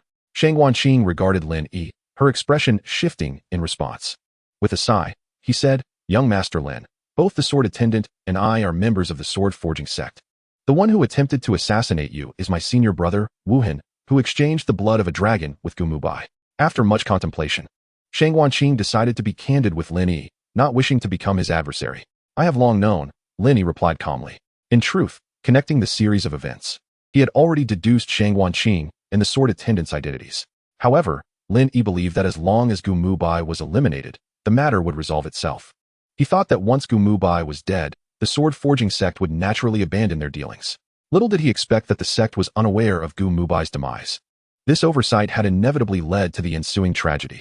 Lin Yi bore no ill will towards Shang Wanqing or the sword attendant, yet Wuhan had to die. Brother Lin, please do not blame the sect master. He too was manipulated by Gu Muhai, the sword attendant pleaded. I merely preserved Xiao Mei's life. But her spirit is injured and she cannot awaken. I must find a way to rouse her. Other matters can be addressed later. After a brief pause, Lin Yi continued. Gu Muhai is dead, and the sword forging sect can terminate their dealings with him. What? Gu Muhai is dead? Shang Wanqing exclaimed, astonished at the gravity of the news. Indeed, I pierced his throat with a single sword strike. Shang Wanqing quickly interjected, Young Master Lin, let us disregard that statement. You must not utter it in front of outsiders, or no one in the Great Zhou will be able to save you. Lin Yi furrowed his brow, realizing it was the second time someone had cautioned him. Could the Tianxiao Mountain Manor truly be that formidable? I understand. If there is nothing else, I shall take my leave, Lin Yi said as he lifted Xiao Mei into his arms. Wait, I have a question. I wonder if young Master Lin would be willing to answer. Please, Miss Shangwan, go ahead. May I inquire the name of the technique you practice? Upon hearing this, Lin Yi frowned. He had never considered what the name of the inherited celestial arts might be. I do not know its name. I merely acquired it by chance. Lin Yi replied. I see. Thank you for clarifying, young Master Lin. Additionally, the Tianji Tower may be able to awaken Miss Xiao Mei. You should take her there for a try. Thank you for the suggestion, Miss Shangwan, he said, turning to leave with Xiao Mei in his arms. Sir, Brother Lin looks quite pitiable. His hair has turned so much whiter, the sword attendant remarked gloomily. Ah, I had misunderstood him before. I did not realize he was so devoted. His use of forbidden techniques this time likely cost him a portion of his lifespan. What? Then Brother Lin. Oh dear. All because of Wuhan. Silly girl, do not cry. Lin Yi's prowess far exceeds that of the first-rate realm. A slight reduction in lifespan will hardly affect him. Moreover, there are indeed methods to restore one's lifespan in this world, and we can keep an eye out for him. Is that true? How wonderful. The sword attendant's frown transformed into a smile. By the way, how shall we explain Wuhan's actions? He surely recognized us when you wielded the fiery sword. After a moment of contemplation, Shang Wanqing remarked, we should directly inform Father that Gu Muhai has met his demise. However, it is imperative that we do not disclose that it was Lin Yi who caused his death. The sword attendant, with a glint of mischief in his eyes, suggested. What if we attribute Gu Muhai's death to Wuhan? Sword attendant, you claim not to harbor feelings for Lin Yi, yet you would conspire against your own senior brother for him. Shang Wanqing feigned anger. The sword attendant stuck out his tongue. I was merely jesting. While I too have little fondness for Wuhan, we must ensure that this incident does not implicate the sword forging sect. We are no match for the Tianxiao Villa. Shang Wanqing sighed in resignation. Understood, Mississippi. Let us hasten our return, lest Wuhan speak ill of us before the sect leader. At the sword forging sect, the sect leader raised a hand to halt Wuhan's further remarks. Let us wait for Qing'er to arrive before discussing this matter. Just then, a voice called from outside, Father, I have returned. Shang Wanqing and the sword attendant entered in succession. My daughter, the sect leader began. Wuhan has just informed me that you and the sword attendant have disrupted his mission. Why did you do so? Shang Wanqing shot a cold glance at Wuhan. Father, I wish to speak to you in private regarding this matter. The sect leader waved his hand. Wuhan, you may leave for now. Sword attendant, you two shall wait outside. Once the two had exited, the sect leader inquired, my daughter, what is truly happening? Shang Wanqing replied, Father, I suspect that Lin Yi is the one. The sect leader furrowed his brow. Which one? I do not comprehend your words. Shang Wanqing remained silent, merely gazing at him. Suddenly, the sect leader's expression shifted. Are you referring to the one passed down from our ancestors in the Shangwan family? Indeed, it is that person, Shang Wanqing affirmed. The Xian Envy skill has eluded our family for generations. Only with your birth did it resonate with you. Our ancestors foretold that once the Xian Envy skill is mastered, one will encounter their destined partner, and at that moment, the Shangwan family shall ascend to the heavens. The sect leader stated gravely, Yes, Father. I inadvertently discovered that when Lin Yi channels his energies, the Xian Envy skill within me reacts. Shang Wanqing vaguely mentioned the reaction, hesitating to specify its nature. The resonance with the Xian Envy skill suggests that your conjecture may hold truth. However, our dealings with Gu Muhai and Tianxiao Villa are not to be trifled with. Father, there is no need to pursue the transaction any further. Gu Muhai is already dead. What? Gu Muhai is dead? How did this happen? Who was responsible? The sect leader abruptly rose, his emotions surging, a barrage of questions escaping his lips. He was genuinely alarmed. The death of the Tianxiao Villa's young master in Yunzhou, especially given their previous dealings, could easily cast suspicion upon him. Shang Wanqing, uncertain, merely stated, I happened to overhear wandering martial artists discussing it, but Father, you should investigate whether Gu Muhai is truly dead. Her eyes flickered with unease. As Shang Wantie regained his composure, he reflected, indeed, regardless of its authenticity, this matter must not be linked to the sword-forging sect. It should not be disclosed for now. I will investigate discreetly. Shortly thereafter, the two concluded their conversation, unaware that their words had been overheard by an unseen listener. Chapter 39. The Sacred Land Within the Celestial Mechanism Tower. Lord Lin, I have come with the intention of negotiating a transaction with your esteemed establishment. Observing the graying-haired Lin Yi, Lin Yishuan furrowed her brow. Young Master Lin, your current predicament appears rather dire. Lin Yi did not respond, but continued. Might the Celestial Mechanism Tower possess a means to awaken those whose divine consciousness has been impaired? Lin Yishuan glanced at the young woman in Lin Yi's arms, knowing her name to be Xiaomei. Suddenly, she gasped, rebirth from death, defying fate? Alas, it is regrettable that her soul is damaged. Lin Yi raised an eyebrow. The Celestial Mechanism Tower was indeed extraordinary, discerning Xiaomei's condition at a glance. At that moment, an elderly woman abruptly appeared beside Lin Yi, her gaze fixed intently on Xiaomei. After a long pause, she spoke. It is truly defying fate. Young man, the Celestial Mechanism Tower does have a method to awaken her, but what will you offer in exchange? With that, the old woman vanished without further ado. Seemingly disinterested in prolonging the conversation, Lin Yi felt no surprise at her appearance. During his previous visit, he sensed a presence lurking in the shadows, as formidable as Lin Yishuan herself. When that expert had drawn their sword against Lin Yishuan, a murderous intent had been palpable, in exchange for a piece of information. I wonder what information that might be. The young master of the Tianxia Mountain Villa, Gu Muhai, has been slain by my hand. I wonder if this information suffices? Lin Yishuan raised an eyebrow, realizing that this individual believed his actions were flawless. It was indeed shocking news for the martial world. But are you certain you wish to trade this information, young Master Lin? If this news were to leak, you may find yourself in considerable trouble. Since I have spoken, I fear not the consequences. I implore you, Miss Lin, to save Xiaomei. Lin Yishuan regarded Lin Yi steadily for a moment before suddenly breaking into a radiant smile. Last time, you addressed me as Miss Yishuan. Why this time as Master of the Tower? As she smiled like a blooming flower, Lin Yi felt the tension in his body ease. Gently placing Xiaomei aside, he softly called, Miss Yishuan. Lin Yishuan collected her smile and replied, Young Master Lin, to save Miss Xiaomei, she must be taken to the Sacred Land. The Sacred Land? Am I permitted to go? The Sacred Land is the secluded dwelling of the past masters of the Celestial Mechanism Tower. Lin Yishuan paused at this point, seemingly reluctant to divulge more. Lin Yi discerned the unspoken implications and pondered before asking, how long will it take for Xiaomei to awaken? It could be as short as several months or as long as several years. The awakening of Miss Xiaomei depends primarily on the extent of her soul's damage and her willpower. Lin Yi sighed in relief, glad that she might awaken. I shall trouble you, Miss Yishuan. Lin Yishuan smiled. When did you become so courteous, young Master Lin? I still prefer the Lin Gu who visited here last time. Recalling the last encounter, Lin Yishuan, a master of her domain, found herself playfully teased by Lin Yi, who offered a slight smile in the face of unforeseen changes. I seemed to falter a bit, much to the amusement of Missy Xuan.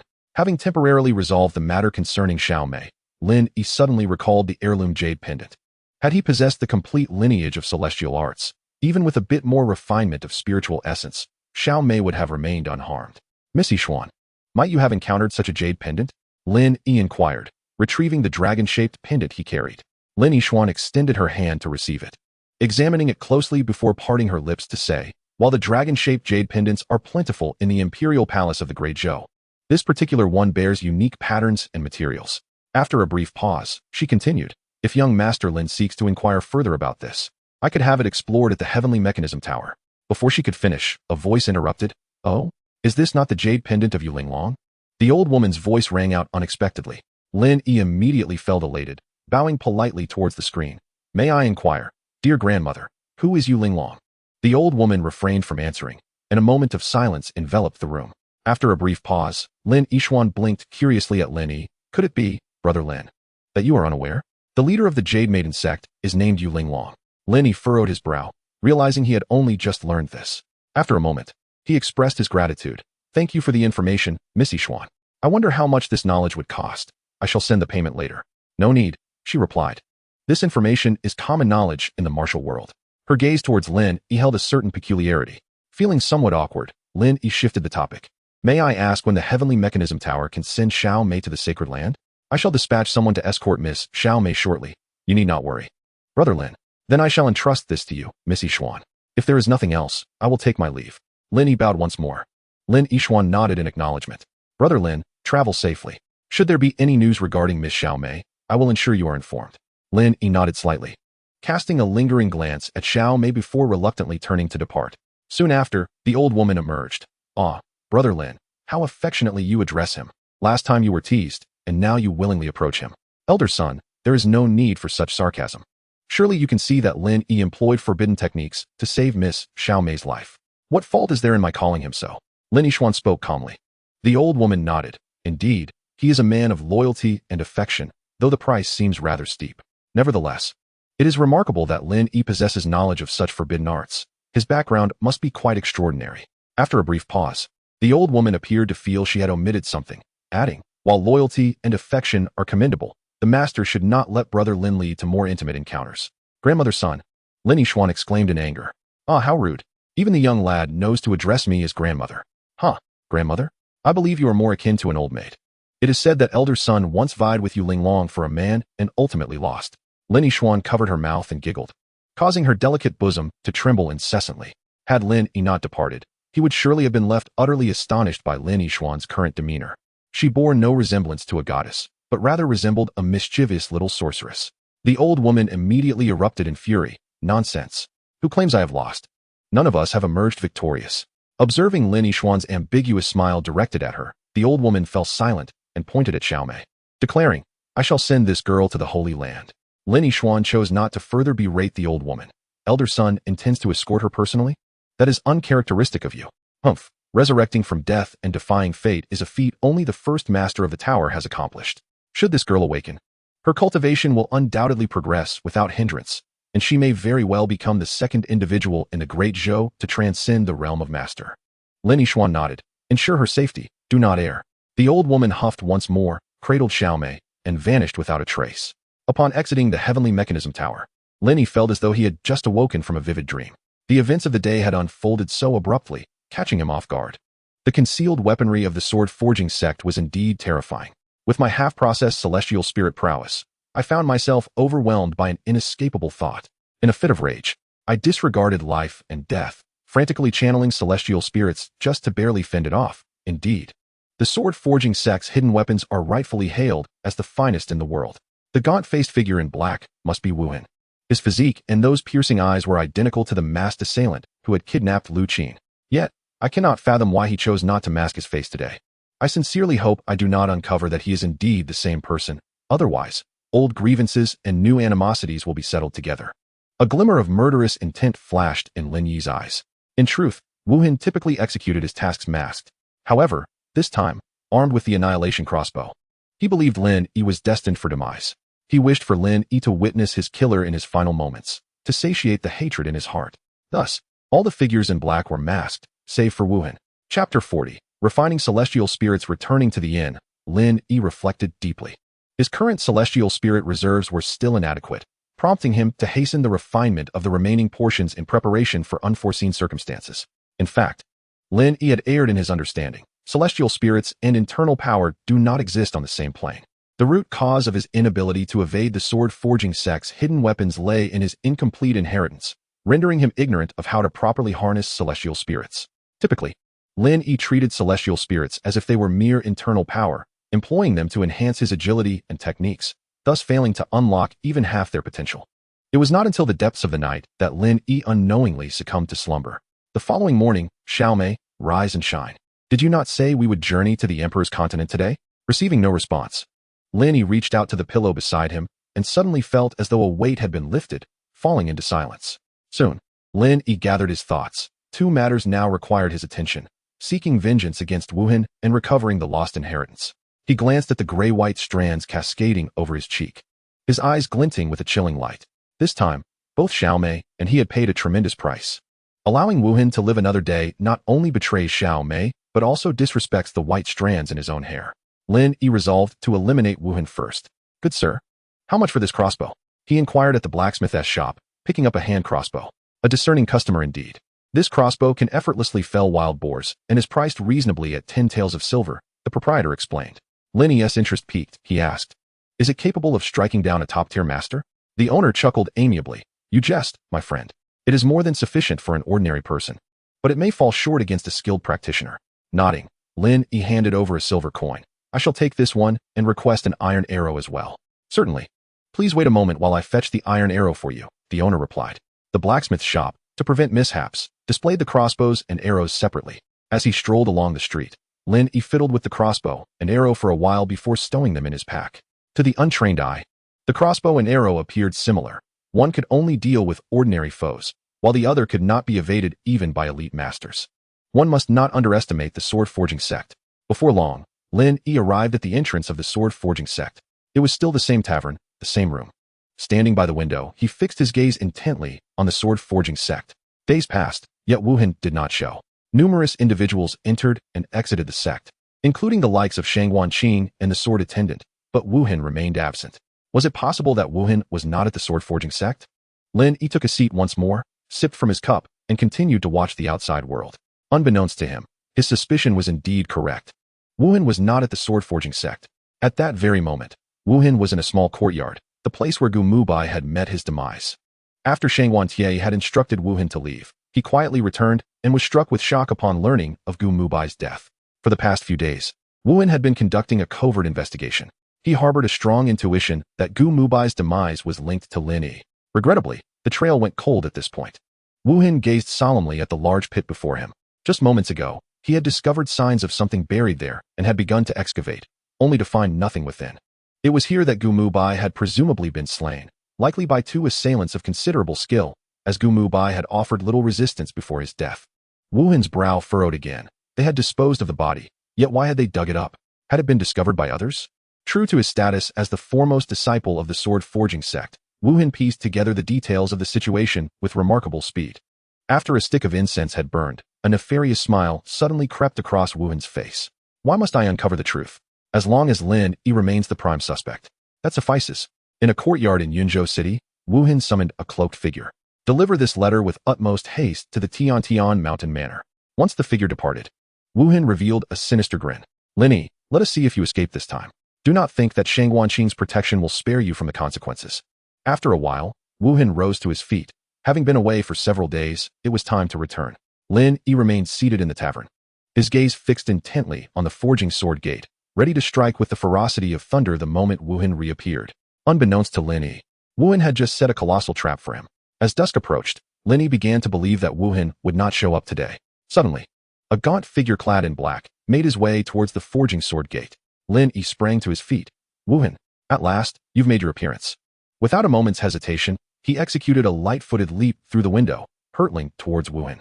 In the past few days, due to Xiaomei's influence, Lin Yi had relentlessly refined the immortal spirits, leaving only 1/3 unrefined. Now, he infused his entire being with the essence of the remaining spirits, transforming himself into a sharp arrow aimed directly at Wuhan. As Wuhan turned upon hearing the rush of wind, Lin Yi was already upon him. A resounding thud echoed as Lin Yi's palm struck Wuhan's chest, sending him crashing to the ground, sliding several dozen meters before finally coming to a halt. Observing Wuhan, who was vomiting blood on the ground, Lin Yi approached with icy detachment. "Cough, it's you." "Lin Yi, indeed it is I. Did you ever expect to see me again so soon?" Lin Yi replied.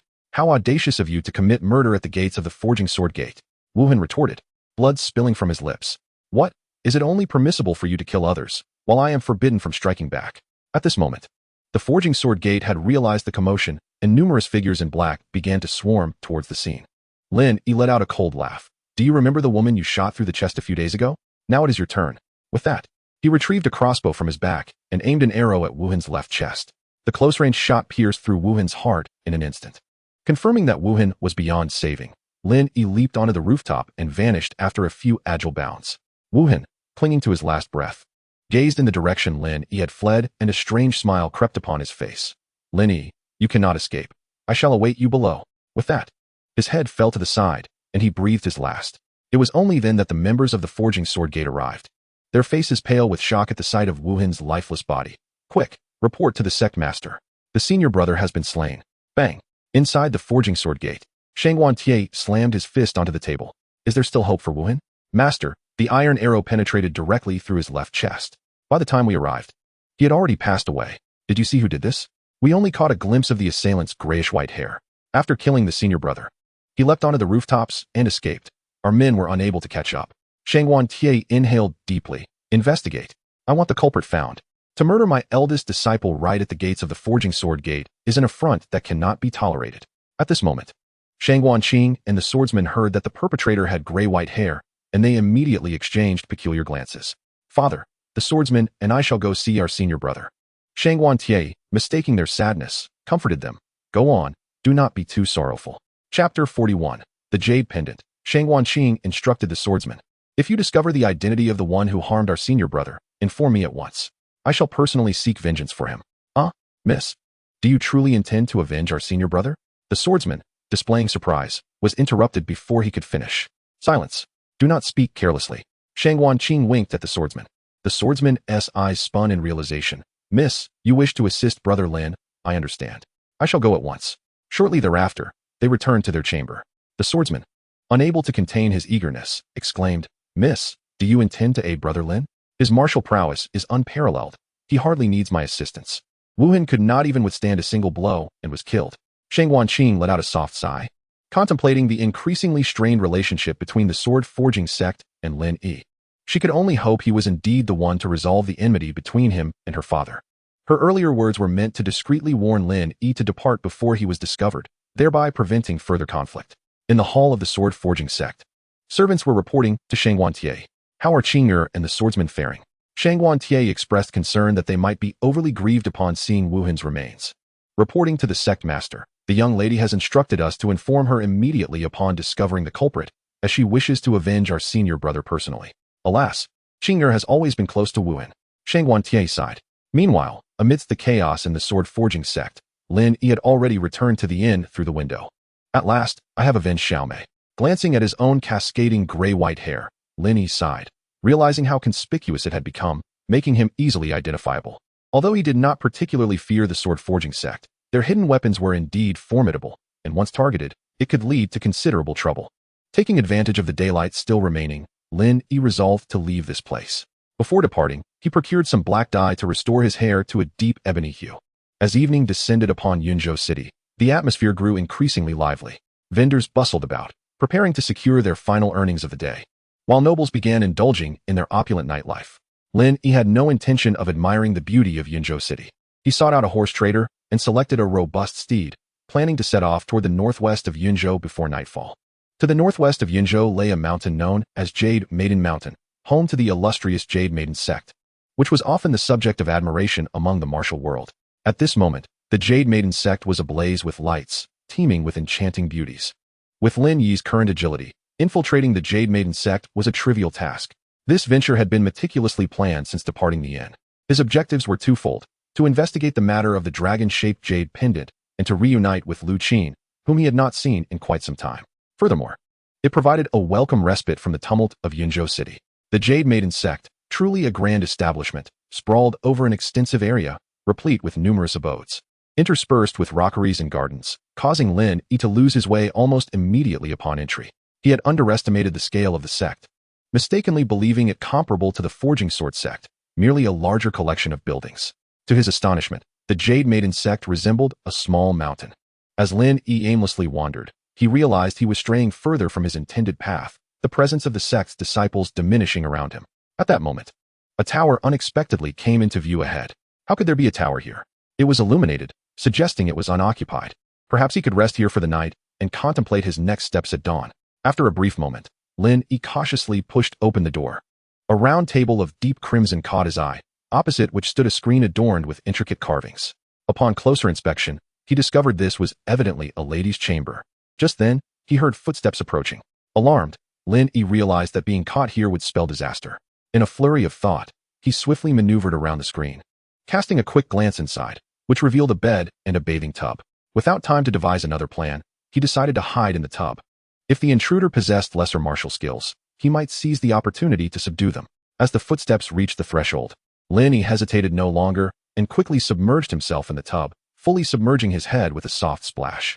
Thanks to his celestial abilities, he could hold his breath for half an hour without issue, alleviating any concerns about suffocation underwater. The door creaked open. After a few breaths, it closed again, and the figure moved directly toward the screen. Moments later, Lin Yi heard a woman's voice. These girls are becoming increasingly lazy. They haven't even scattered flower petals for the bath. After a rustling sound, Lin Yi sensed something falling onto the water's surface, presumably rose petals, indicating the woman was preparing for her bath. Wait, she was going to bathe. This was a predicament. At that moment, the woman stepped into the tub, and just as she crouched down, her expression shifted dramatically. She was about to cry out when an elderly man with gray hair suddenly emerged from the water, covering her mouth. Lin Yi was at a loss for words, bewildered by the absurdity of the situation. Sensing her imminent scream beneath the water, he quickly surfaced. I apologize, miss. This is a misunderstanding. I entered here thinking it was unoccupied, Lin Yi awkwardly explained. He continued, I will remove my hand now. Please do not scream. I will leave at once.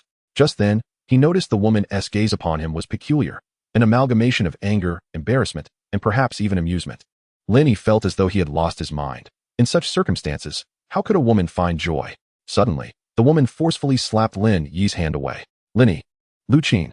Two voices, one filled with anger, the other with astonishment, resounded in unison. It turned out that this woman was none other than the long-lost Lu Qin. Just as Lin Yi was about to greet her, he heard Lu Qin's furious voice. You should just die? Lu Qin raised her hand and lunged at Lin Yi.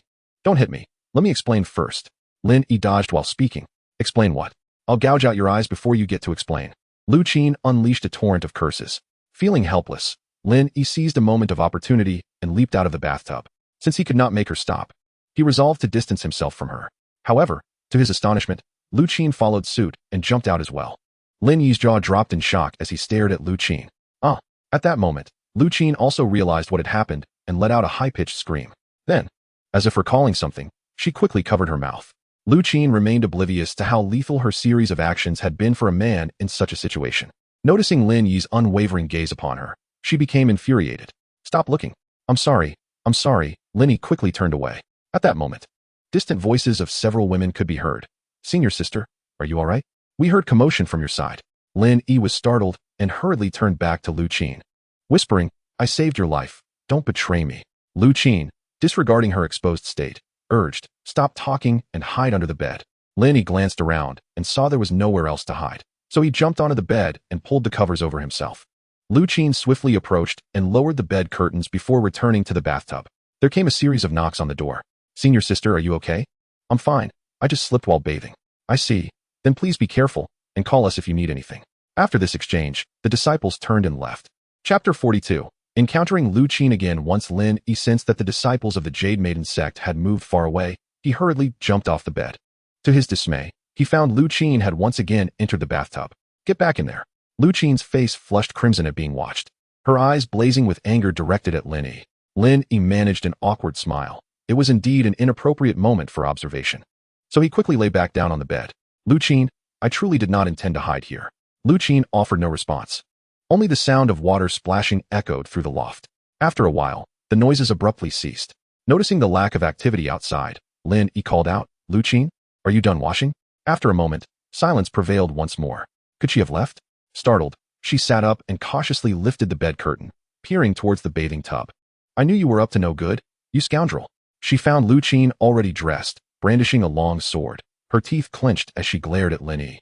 In a panic, Lin Yi dodged and darted towards the screen, with Lu Qin's blade hot on his heels, refusing to relent until she had struck him.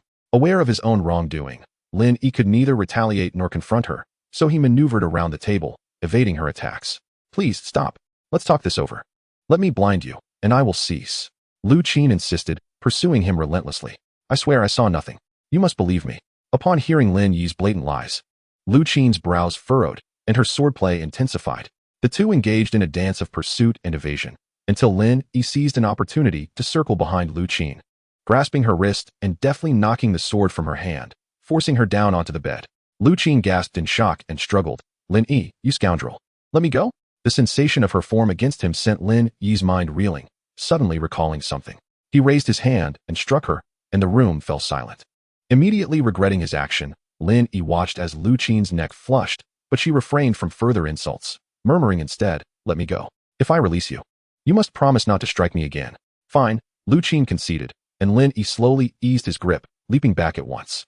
Lu Qin sat up, truly refraining from further violence, but when she noticed Lin Yi's reaction, her beautiful eyes rolled in exasperation. "What are you doing here? Speak." Faced with her demand, Lin Yi smiled mischievously. "I heard you were here, so I came specifically to see you." Lu Qin rolled her eyes. Clearly, his surprise at seeing her was genuine. But she couldn't believe he had come merely for her. Could he possibly be like those notorious flower thieves, coming to the Jade Maiden sect to cause mischief? This thought made her glare at Lin Yi with suspicion. "Lin Yi, I never expected you to be this kind of person." A series of question marks flashed above Lin Yi's head. "What kind of person am I? Still in denial?" She retorted, her tone tinged with frustration. "With your qualities, surely you could have any woman you desire. Why resort to such underhanded acts?" Lin Yi's temper flared at her accusation, his gaze darkening as he fixed his eyes on the spot where he had struck her. Lu Qin felt a tightening in her chest, recalling the earlier incident, her cheeks flushing slightly. "I warn you, if you dare to lay a hand on me again, I will call for help." Lin Yi clicked his tongue, a hint of regret in his voice. "I am not the person you think I am.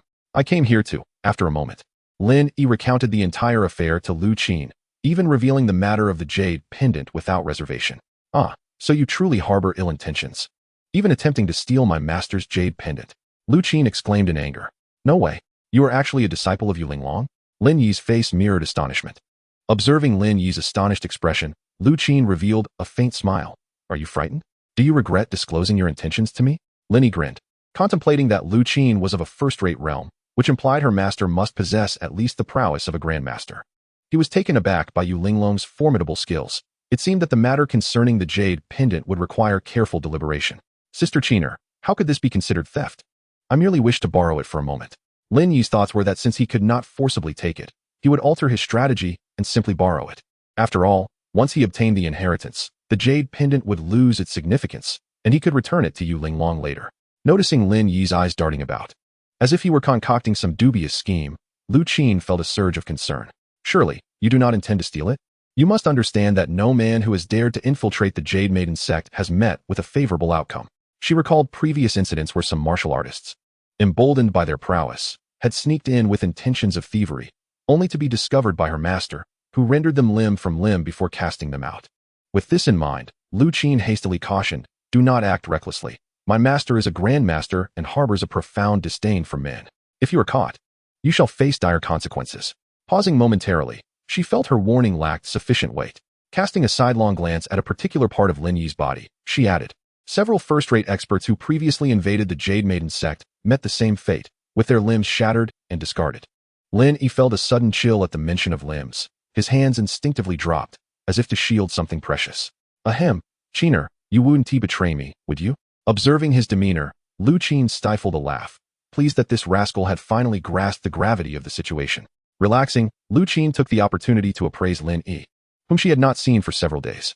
His face remained unchanged, yet she noticed his hair had turned a striking gray. Strangely enough, it suited him. Imparting a sense of maturity, she casually inquired, "What happened to your hair? After a brief absence, you appear to have aged dramatically." Realizing his hair had indeed reverted to gray, Lin Yi surmised that the dye had washed out in the water. I've merely been practicing too fervently. It will return to normal in due time, he replied nonchalantly. Lu Qin silently lamented the loss of his youthful appearance, then noticed Lin Yi's drenched state. Furrowing her brow, she said, "Allow me to fetch you some dry clothes. You should dry your hair." With that, she turned and walked toward the screen. Lin Yi thought to himself that this girl, despite her feisty demeanor, was quite considerate and genuinely concerned for him. Rising to his feet, he strolled about and noticed a white silk scarf draped over the screen. He casually seized it to dry his hair. Moments later, Lu Qin emerged from behind the screen, arms laden with garments. Upon seeing Lin Yi using the scarf to dry his hair, she paid no mind initially, but as she approached, her cheeks flushed crimson. This was the very scarf she had used after bathing. Lu Qin took a deep breath, silently admonishing herself not to succumb to anger, for this rascal seemed intent on provoking her. Suddenly, she lifted her foot, and Lin Yi jumped up, baring his teeth as he swung his left foot, retracting his earlier compliments about Lu Qin. Could this woman possibly be suffering from a split personality? "What are you doing? Are you out of your mind?" Lin Yi exclaimed in indignation. "You are the one who's insane," she retorted, fiercely snatching the silk scarf from Lin Yi's hands. She then tossed the garment onto the table, declaring, "Here, put this on." A hint of mischief danced upon her face. Lin Yi raised an eyebrow, choosing not to dwell on her earlier footstep upon him, and casually picked up the garment for inspection. "No way, absolutely not. You are insulting me," he fumed, holding the dress aloft. This woman was undoubtedly playing a deliberate trick on him. How could a grown man be expected to wear a woman's attire? I won't wear it. This is my new dress. I've never worn it before," Lu Qin retorted, though her eyes betrayed her amusement. Lin Yi waved his hand in a gesture of surrender, pleading, "How about you find me a set of men's clothing instead?" The Jade Maiden sect consisted entirely of female disciples. Where would one find men's garments? Sighing, Lin Yi conceded that she had a point, yet he couldn't possibly wear such a thing. He glanced at the dress on the table, pondering, and said, "Qiner, could you fetch me a brazier? I'll dry it here myself." Lu Qin nodded, having only intended to tease him with the dress. She would never actually make him wear it. Even if he wished to don it, she would certainly refuse. As she stepped out of the room, she turned back and cautioned, "Stay put and don't wander off. If someone comes, just hide." Casting a shy glance at the bathtub, she left. Before long, Lu Qin returned, carrying a basin of hot coals. "Go ahead and dry it," she said, setting down the brazier while casting a sidelong glance at Lin Yi. After a moment, seeing that he remained still, she asked in confusion, "Are you deaf?" Disregarding Lu Qin's rude demeanor, Lin Yi smiled and said, "Could you step outside for a moment? I need to undress. Do you wish to watch?"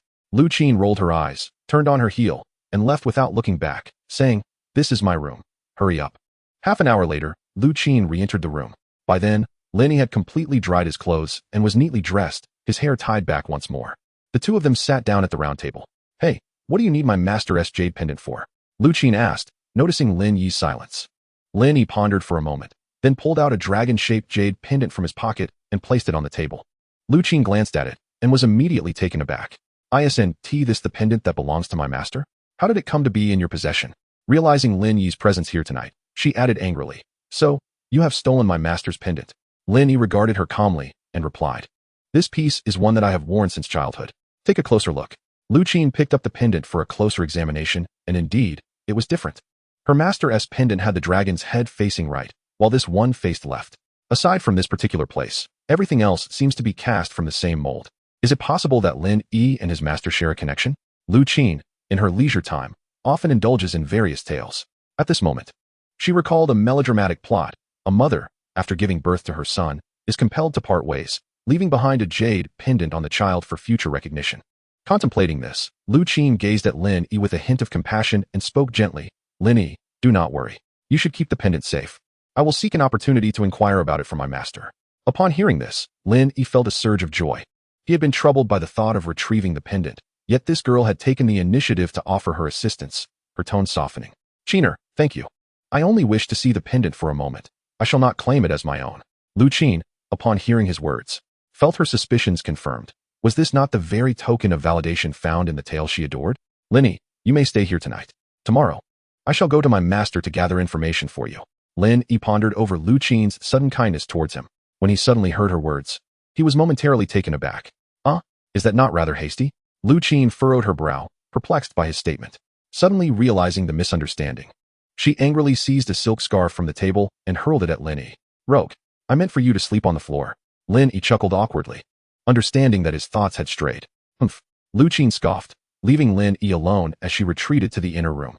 Moments later, she emerged with 2 blankets and tossed one to Lin Yi. Here, you sleep out here. She then added a warning, do not venture behind the screen tonight, or I shall not be kind. With that, she shot a glance at a rather sensitive area of Lin Yi's person. Fear not, had I been a scoundrel, I would not have saved you on several occasions, Lin Yi replied with a smile. Lu Qin recalled the times Lin Yi had rescued her, her heart softening. In a hushed tone, she suggested, perhaps you should take the bed, and I shall remain here. I have no habit of taking advantage of young ladies. I shall sleep here, Lin Yi declared as he began to spread out the blanket on the floor. Lu Qin's lips curled into a slight smile as she mused. As if you have not taken advantage of me before turning and retreating into the inner room. The night passed peacefully. Lu Qin awoke early and stepped out from behind the screen, where she found Lin Yi wrapped up tightly in the blanket, resembling a dumpling. Awake now? She lifted her leg and gave him a playful kick.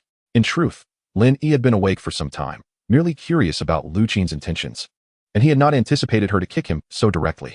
This girl had quite the mischievous streak. With her use of internal energy, he was propelled upright, tearing away the blanket as he grimaced and rubbed his backside. Just as he was about to question Lu Qin, a realization struck him. It was you, wasn't it?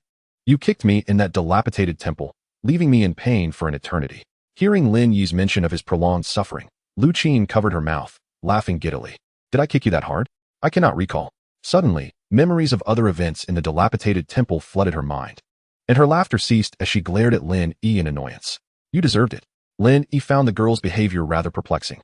She was as unpredictable as the weather in August, changing her demeanor at a whim. He decided not to dwell on it, and, raising his gaze to her, said, I shall be departing from the Yunu sect shortly. Should you acquire any news regarding the jade pendant, please do inform me. Lu Qin tilted her head, regarding him with curiosity. Where shall I seek you out? Lin Yi furrowed his brow, realizing that he currently lacked a place to stay. He could not return to Yunzhou City in the near future. It seemed he must first secure temporary lodgings. Sensing Lin Yi's predicament, Lu Qin suggested, you may stay here for the time being. This is my private chamber, no one shall disturb you.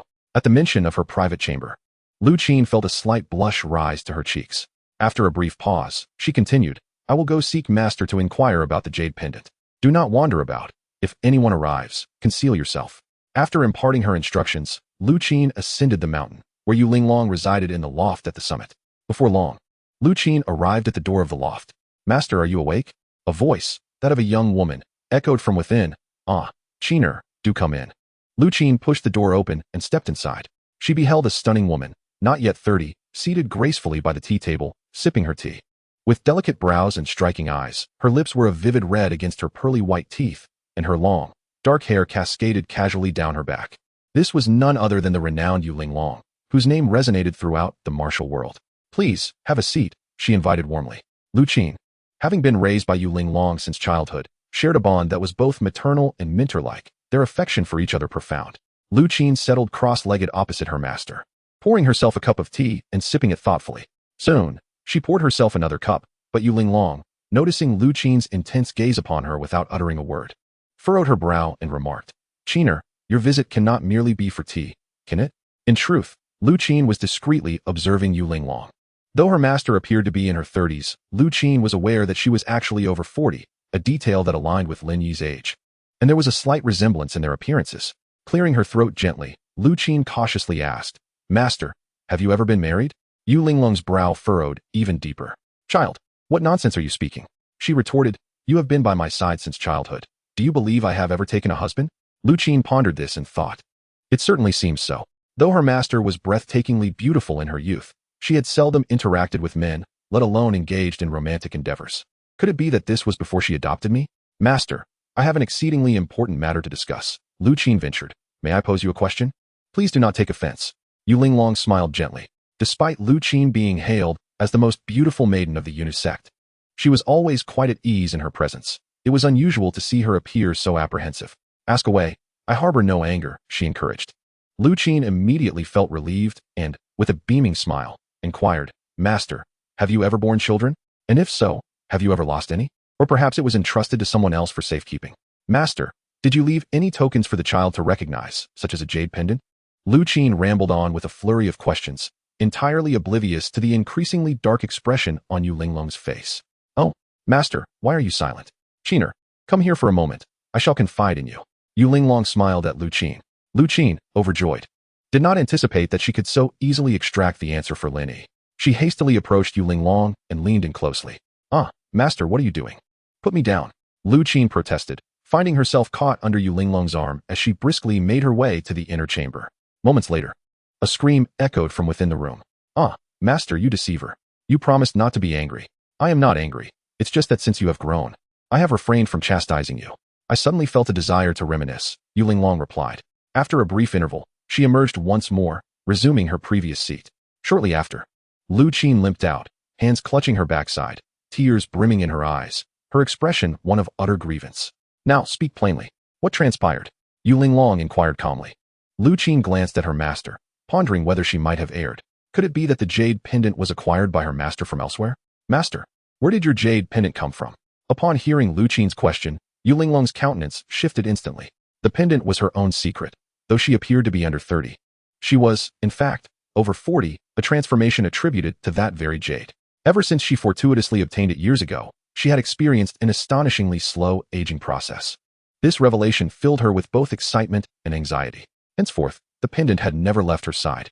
With narrowed eyes, Yu Linglong stated sternly, "What has occurred? Speak clearly." Lu Qin, sensing her master's serious demeanor, dared not hide the truth any longer. She merely mentioned that a friend of hers possessed a similar jade pendant. So, you believe your friend to be my offspring? Yu Linglong regarded Lu Qin with a bemused expression. My apologies, master. I was merely speculating. Lu Qin began to pout. I urge you to focus on your training and refrain from indulging in those novels. The tales you read are utterly nonsensical. You should be ashamed. If others were to discover this, your reputation as the most beautiful maiden of the Jade Maiden sect would be irreparably tarnished. Master, Lu Qin exclaimed, playfully shaking Yu Linglong's arm. Enough, cease your antics. It is permissible to discuss this. The pendant was a serendipitous acquisition from my youth, and I know not its exact origins. If your friend wishes to see it, they may accompany you to visit me. Yu Linglong had always recognized the pendant's enigmatic nature and had perused numerous ancient texts in search of knowledge, yet to no avail. Now that someone might potentially be aware of the pendant's secret, she was eager to uncover the truth. But master, that person is male, Lu Qin hesitantly added. Let it be. A male is of no concern. Bring him here as soon as possible. Yu Linglong remarked without a hint of concern. Lu Qin glanced at Yu Linglong in astonishment and quickly replied, Master, I shall attend to it immediately. As Lu Qin exited, she muttered to herself, is this really my master? She has never permitted men to enter the Yunu sect. Those who dared to sneak in before have faced her wrath. Suddenly, several disciples of the Yunu sect intercepted her. Senior sister, what happened to your leg? Are you injured? Lu Qin awkwardly responded, it's nothing, just a slight sprain. Oh, as long as it's nothing serious. By the way, senior sister, have you heard? A major incident has occurred in Yunzhou City. Lu Qin laughed. There are significant happenings in Yunzhou City every day. Which one are you referring to? The eldest disciple of the sword-casting sect, Wuhan, was murdered. Indeed. And it happened right at the entrance of the sword-casting sect. They say the assailant was a young man with white hair, possessing extraordinary martial skills. He dispatched Wuhan with a single strike. Yes, he sounds incredibly handsome. I would love to meet such a person. The group chattered excitedly, quickly clarifying the details. Lu Qin was startled. A young man with white hair. How reminiscent of Lin Yi. Wasn't he said to have fallen into madness? How could he still be so formidable? Lu Qin hurriedly bid farewell to her junior sisters and departed. Upon reaching the pavilion, she looked around, finding no one, and swiftly opened the door before closing it behind her. Lu Qin lifted her gaze, but did not see Lin Yi. Where is he? Could he have fled? She then walked toward the screen, only to discover Lin Yi lying on her bed, asleep. With a sigh of relief, Lu Qin tiptoed toward the bedside, only to notice that Lin Yi had somehow found a book to rest upon his chest. Upon closer inspection, her face flushed crimson. It was the very book she had hidden beneath her pillow. Seizing the opportunity while Lin Yi remained asleep, Lu Qin stealthily reached for the book. However, just as her fingers brushed against it, Lin Yi suddenly removed the book, causing her fingers to poke his chest. Lin Yi opened his eyes and looked at Lu Qin, blinking in surprise. Are you trying to tease me? Caught in the act, Lu Qin felt a surge of embarrassment and anger. Get off my bed. Who gave you permission to sleep here? But you left, so I came up for a short rest. By the way, this book is rather interesting, Lin Yi said, shaking the book in his hand with a meaningful smile. At this moment, Lu Qin's cheeks burned. The more she saw Lin Yi's smile, the more infuriating it became. She snatched the book from him. Who told you to touch my things, you scoundrel? Haha, don't be upset, Qiner. In my hometown, it's quite normal for women to read this kind of thing, Lin Yi whispered conspiratorially in Lu Qin's ear. After a few breaths, Lu Qin retorted, you shameless rogue. Her face flushed with anger as she forcefully pushed Lin Yi away. Taking a few deep breaths, Lu Qin regained her composure and stepped outside, intending to pour herself a cup of tea. Chapter 45. Visiting Yulinglong Qiner. What happened to your leg? Lin Yi noticed that Lu Qin was limping and inquired with concern. Suddenly, he raised his voice in anger. Surely, someone did not harm you? Tell me who it was, and I shall confront them on your behalf.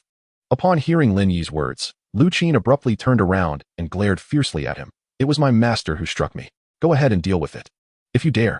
Lin Yi, misinterpreting her words, assumed that Lu Qin had offended Yulinglong in her attempt to borrow the jade pendant, which led to her being punished. He awkwardly chuckled. Is your injury serious? Do you need me to take a look? My medical skills are quite proficient. Believing that Lu Qin had merely sustained a leg injury, he considered using his healing abilities to assist her. To his surprise, Lu Qin grew even angrier at his words. You scoundrel, how dare you flirt with me at a time like this? Forget about me helping you with the jade pendant. Lin Yi thought to himself that if she refused to assist him, acquiring the pendant would take an eternity. That simply wouldn't do.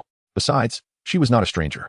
With that in mind, he vaguely remarked, the pendant is an heirloom of my family. It is said to contain martial arts secrets. Lu Qin rolled her eyes in disdain. I thought it was something extraordinary. It's merely martial arts secrets, and look at how anxious you are. Lin Yi did not argue, knowing that martial arts manuals held little value in this era. For instance, the palace possessed numerous manuals, and even the maid Xiaomei had learned quite a few. Come with me, my master wishes to see you. Noticing Lin Yi's silence, Lu Qin revealed her intent. Isn't the Yunnu sect unwelcoming to men? Will I not be beaten to death by just showing up? Lin Yi blurted out. Lu Qin rolled her eyes again. This guy had the audacity to kill at the sword-casting gate, yet here he was, showing cowardice. She mocked, coward. This is an order from my master. However, your hair is too conspicuous. I will disguise you. Upon hearing that Lu Qin intended to disguise him, Lin Yi felt a surge of admiration. He had only heard of disguise techniques, but had never witnessed one, and it was not even mentioned in the celestial arts inheritance. To his astonishment, this girl actually knew how to do it. After a while, Lin Yi looked at his hair in disbelief. Is this what you call a disguise? Of course. Look, it's black now, Lu Qin chuckled. Lin Yi clicked his tongue, smelling the ink on himself. This girl's disguise technique merely involved dyeing his hair with ink. After some time, Lu Qin led him towards the mountain's peak. Along the way, they were indeed pointed at by numerous female disciples, some even coming up to inquire. Following Lu Qin's explanations, the female disciples became even more curious. The sect leader actually permits a man to ascend the mountain? I remember the last man who came here was thrown down after having his limbs broken. Hearing the whispers of the female disciples, Lin Yi felt a bead of cold sweat on his forehead. Qiner, is your master truly that fearsome? I thought you were deceiving me. I had no idea she really broke someone's limbs. Humph, are you scared now? Let us see if you dare to bully me again. Lin Yi quickly assured. I promise I won't bully you anymore. If anyone dares to mistreat you, I shall retaliate on your behalf. Shoo, refrain from speaking carelessly. We are nearing Master's loft. Lu Qin suddenly interjected with a serious tone. This fellow, with his loose tongue, has a penchant for nonsense and has bullied her on numerous occasions. If Master were to discover this, she would be in serious trouble. Yet, she found herself unwilling to see him come to harm. She felt a pang of concern upon hearing of his pursuit by the Forging Sword sect. With this thought in mind, Lu Qin glanced at his hair, contemplating whether to inquire later. Before long, they arrived at the entrance of the loft. Just as they were about to knock, a woman's voice echoed from within. Come in. Qiner. Lu Qin opened the door and gestured for Lin Yi to follow. Master, this is my friend Lin Yi. He possesses a jade pendant akin to yours. She introduced to Yulinglong. At that moment, Lin Yi noticed a woman, seemingly not yet 30, seated cross-legged at a tea table. He was taken aback. Was this Yulinglong? She was entirely different from what he had envisioned in terms of stature and appearance. This enchanting beauty, resembling a fox spirit, was indeed the leader of the Jade Girl sect? The alluring aura she radiated was on par with Lu Qin, the most beautiful of the sect, perhaps even possessing an additional layer of femininity. In his past life, she would undoubtedly have been a heartthrob for many young men. Lin Yi, what are you doing? Have you not yet greeted my master? Lu Qin nudged him with her elbow, a hint of irritation in her voice, as she noticed him staring blankly.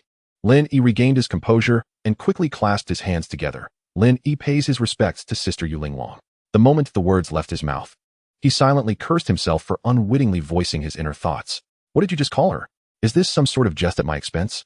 Lu Qin glared at him, clearly annoyed. The legendary Yulinglong, known for her disdain towards men, surprisingly did not display anger. Instead, she regarded him with keen interest. She continued to observe him until he felt quite uncomfortable, at which point she spoke. You are the one from yesterday. The white-haired youth who killed Wuhan at the Forging Sword sect? Lin Yi was taken aback. How did she know? Had Qiner informed her? His mind raced. Understanding that in the presence of a master, there was no room for evasion. He hastily clarified, "Indeed, Master Yu, it was I. However, the deed was done outside the sect." "Oh, and what was your motive for this act? Are you aware that the entire Yunzhou city is searching for a young man with gray hair? Because he deserves it. My wife was struck by his crossbow bolt and remains in a state of unconsciousness to this day," Lin Yi replied calmly. Yu Linglong observed him with a smile. Recognizing a certain audacity in this young man, he knew full well that the sect was searching for him, yet had the audacity to admit his actions without hesitation. However, she noted a hint of insincerity in his gaze. "Humph, you dare to claim to protect Qiner as well? Such boldness. Lin Yi, you have a wife?" Lu Qin's expression shifted, revealing a hint of discomfort. Lin Yi glanced at Lu Qin and candidly remarked, "We are merely a step away from marriage." Lu Qin breathed a sigh of relief. Yu Linglong cast a scrutinizing gaze upon him, thinking how audacious he was. Merely a step away from marriage?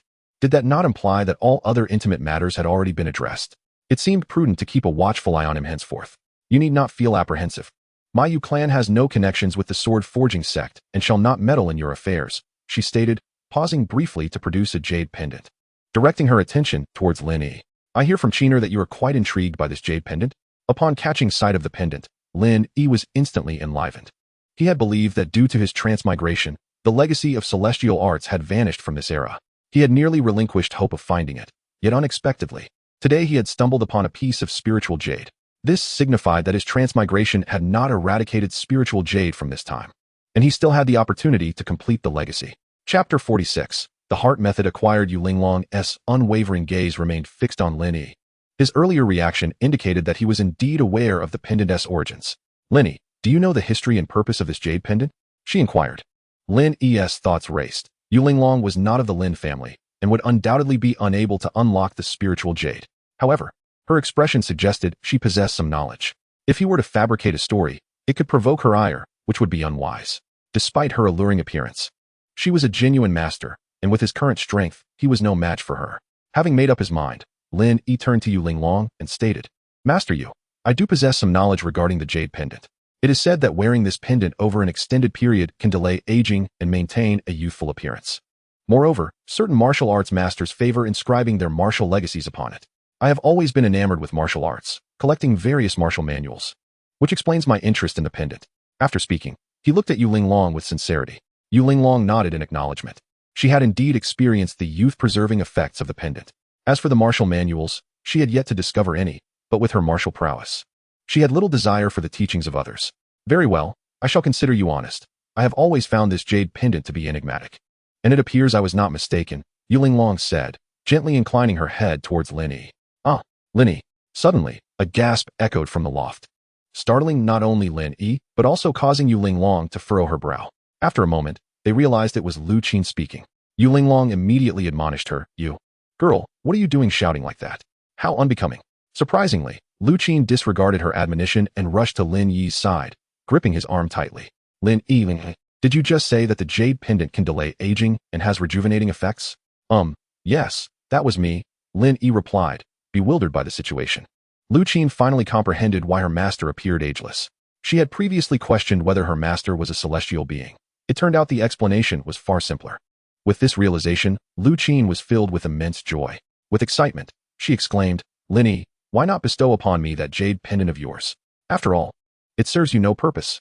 If you gift it to me, we can overlook your intrusion into my boudoir and your mischievous antics. Otherwise, the matter of the dilapidated temple will also come into play."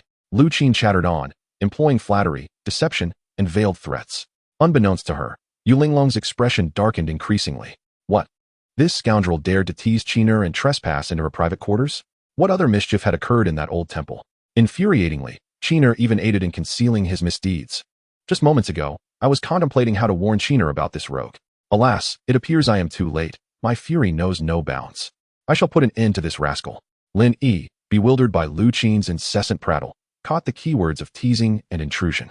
Goodness, this woman seeks to ensnare me. Yu Linglong is right here. How can she divulge such matters? Stealing a glance at Yu Linglong, he confirmed that her expression was indeed fearsome. The beautiful vixen now resembled a fearsome deity. Hastily, Lin Yi interjected to halt Lu Qin's tirade, forcing a smile as he said, "Junior sister Lu, since you desire it, I shall grant you this jade pendant."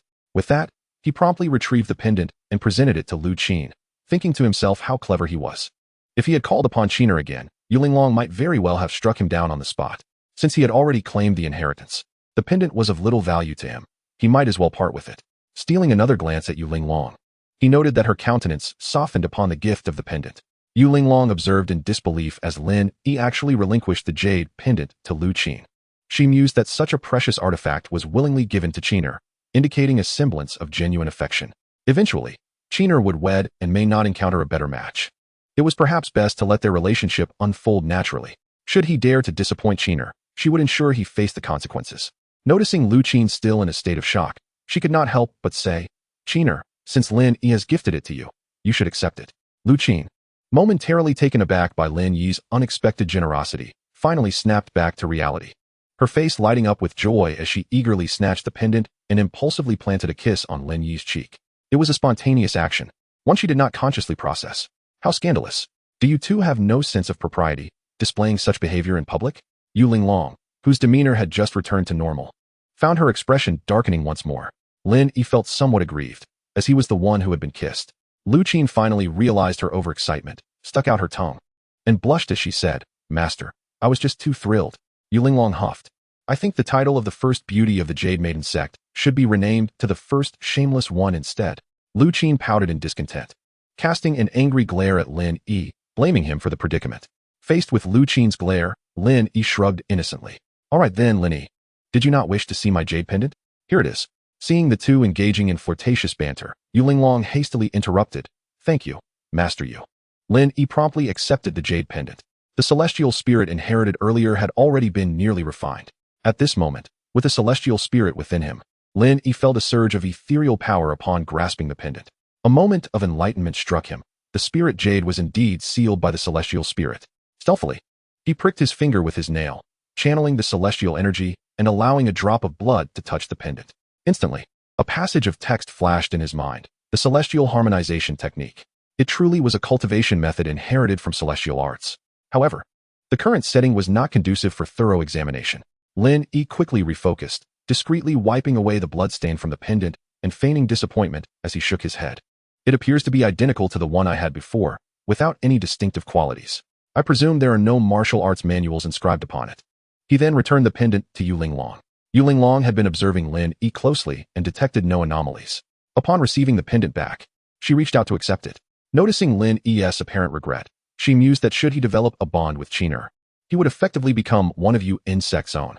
Thus, she spoke, "Our Yu Insect possesses a plethora of martial arts manuals. Lin Yi, if you are interested, allow Lu Qin to guide you in selecting a few."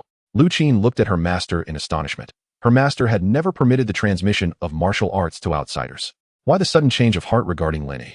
Did she sense something after witnessing Lu Qin kiss him? Lu Qin's cheeks flushed as she lowered her head. "Thank you, Master Yu, but the techniques of Yu Insect are tailored for female practitioners. I shall forego them," Lin Yi replied. Yu Linglong narrowed her eyes and raised an eyebrow, saying, "Suit yourself. If you have no further business, do make haste down the mountain. Our Yu Insect does not welcome men." Lin Yi was somewhat perplexed by her sudden shift in demeanor, but realized he was powerless against her will. "I shall take my leave then," he said. "Very well, Qiner, accompany him down the mountain. I have matters to discuss with you upon your return," Yu Linglong stated coolly. On the descent, Lin Yi, bewildered, inquired of Lu Qin, "What did I do to offend your master?" Lu Qin chuckled, "Serves you right. Master takes great pride in the sect's martial arts and has never shared them with outsiders. This time she offered you the opportunity, yet you declined. It would be strange for her to be amiable." Upon learning the reason for Yu Linglong's haste to dismiss him, Lin Yi felt somewhat speechless. He glanced at Lu Qin and lamented, "Why didn't you warn me?" Lu Qin pouted, realizing her master had likely regarded Lin Yi as a potential son-in-law. The thought made her blush slightly. Stealing a glance at Lin Yi, she nervously remarked, "The top-tier master, Wu Hen, fell to you in a single strike. I believe your martial prowess is already formidable. There is no need for you to learn the techniques of the Yu sect." Determined in her heart, she resolved to bring a few volumes of the Jade Maiden sect's techniques for him next time.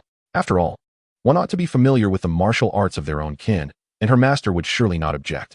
Upon hearing this, Lin smiled widely, nodding in agreement. "Qiner, you are right. I believe my own martial prowess is quite commendable. Throughout the entirety of the Great Zhou, aside from those at the master level, I have scarcely any rivals. There is little need to learn the techniques of the Jade Maiden sect." Unexpectedly, Lu Qin's demeanor shifted, and she responded with irritation, "Humph. If you choose not to learn, then so be it. Who cares? Lin, somewhat perplexed, wondered why she had become upset so swiftly. After a moment, Lu Qin abruptly inquired.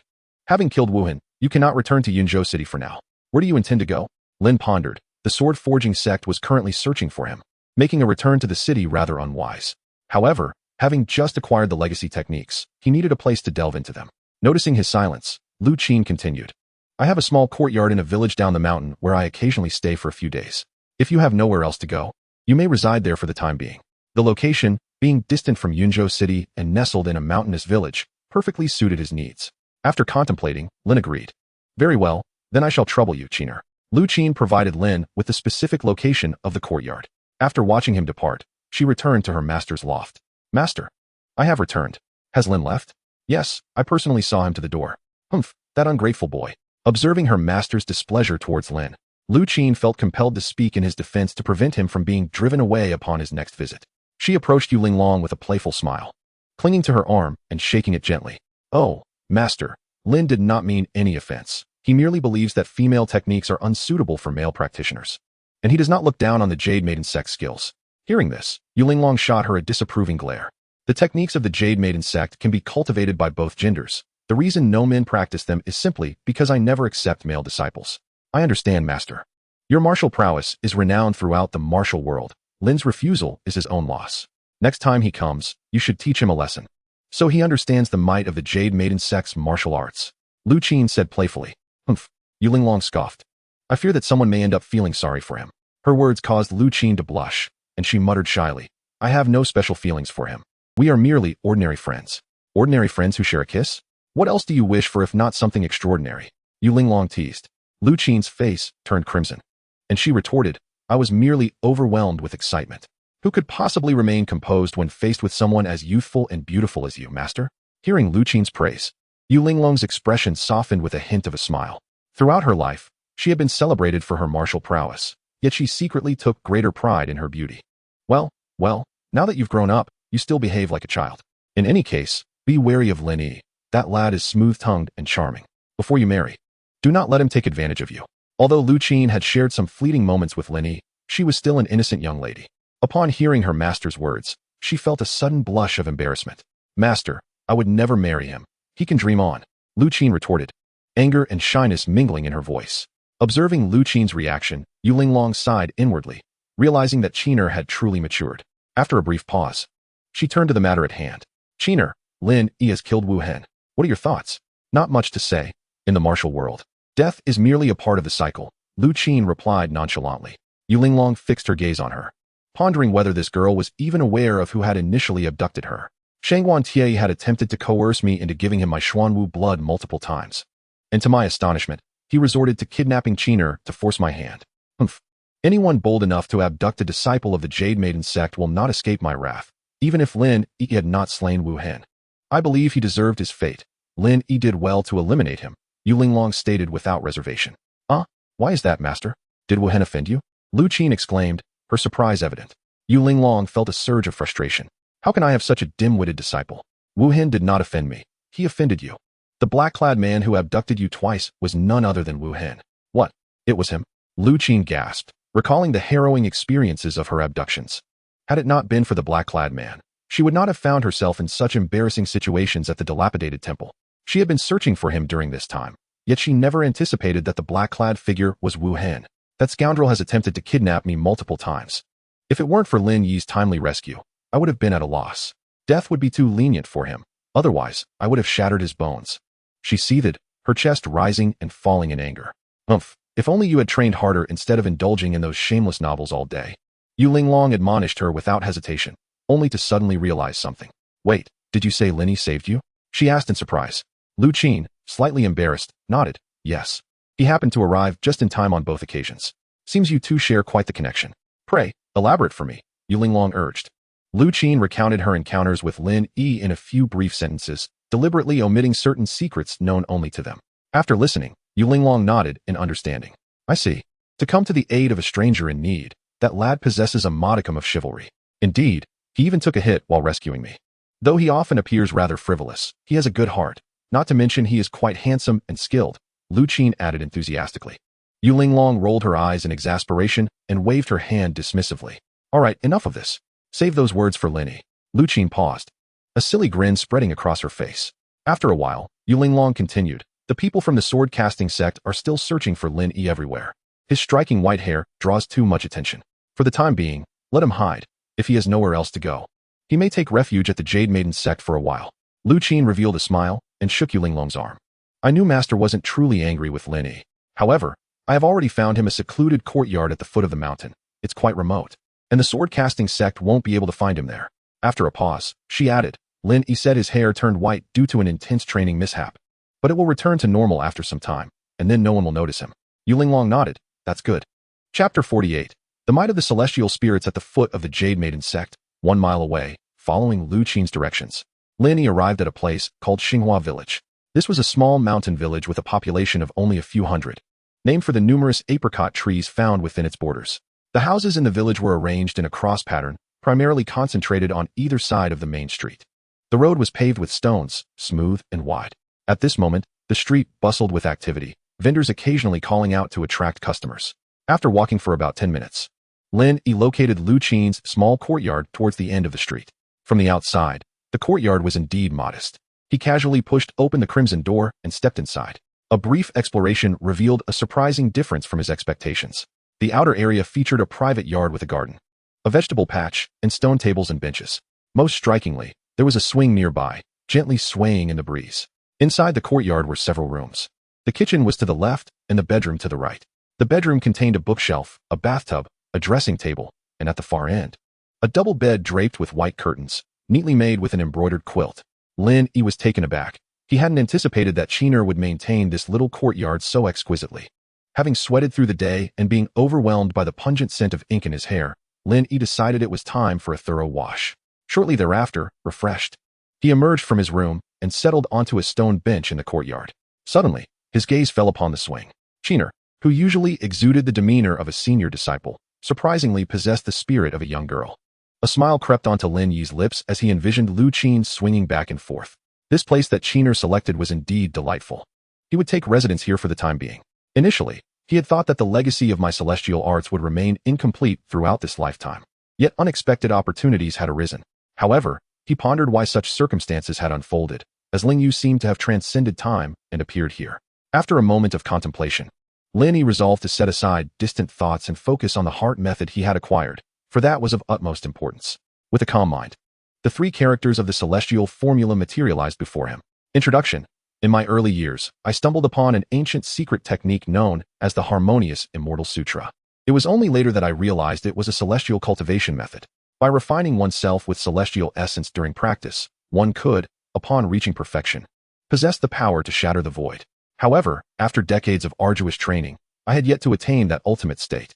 Fortuitously, I encountered a practitioner of the mysterious maiden technique, and we fell deeply in love, eventually uniting in matrimony. One day, after a moment of enlightenment, I discovered that, after the burning of an incense stick, the harmonious immortal sutra was, unexpectedly, a dual cultivation method that required the mysterious maiden technique to achieve completeness. Nevertheless, it was a relief that the inability to shatter the void did not hinder my ability to cultivate further. The question remained, however, where could I find a practitioner of the mysterious maiden technique? I could only take one step at a time.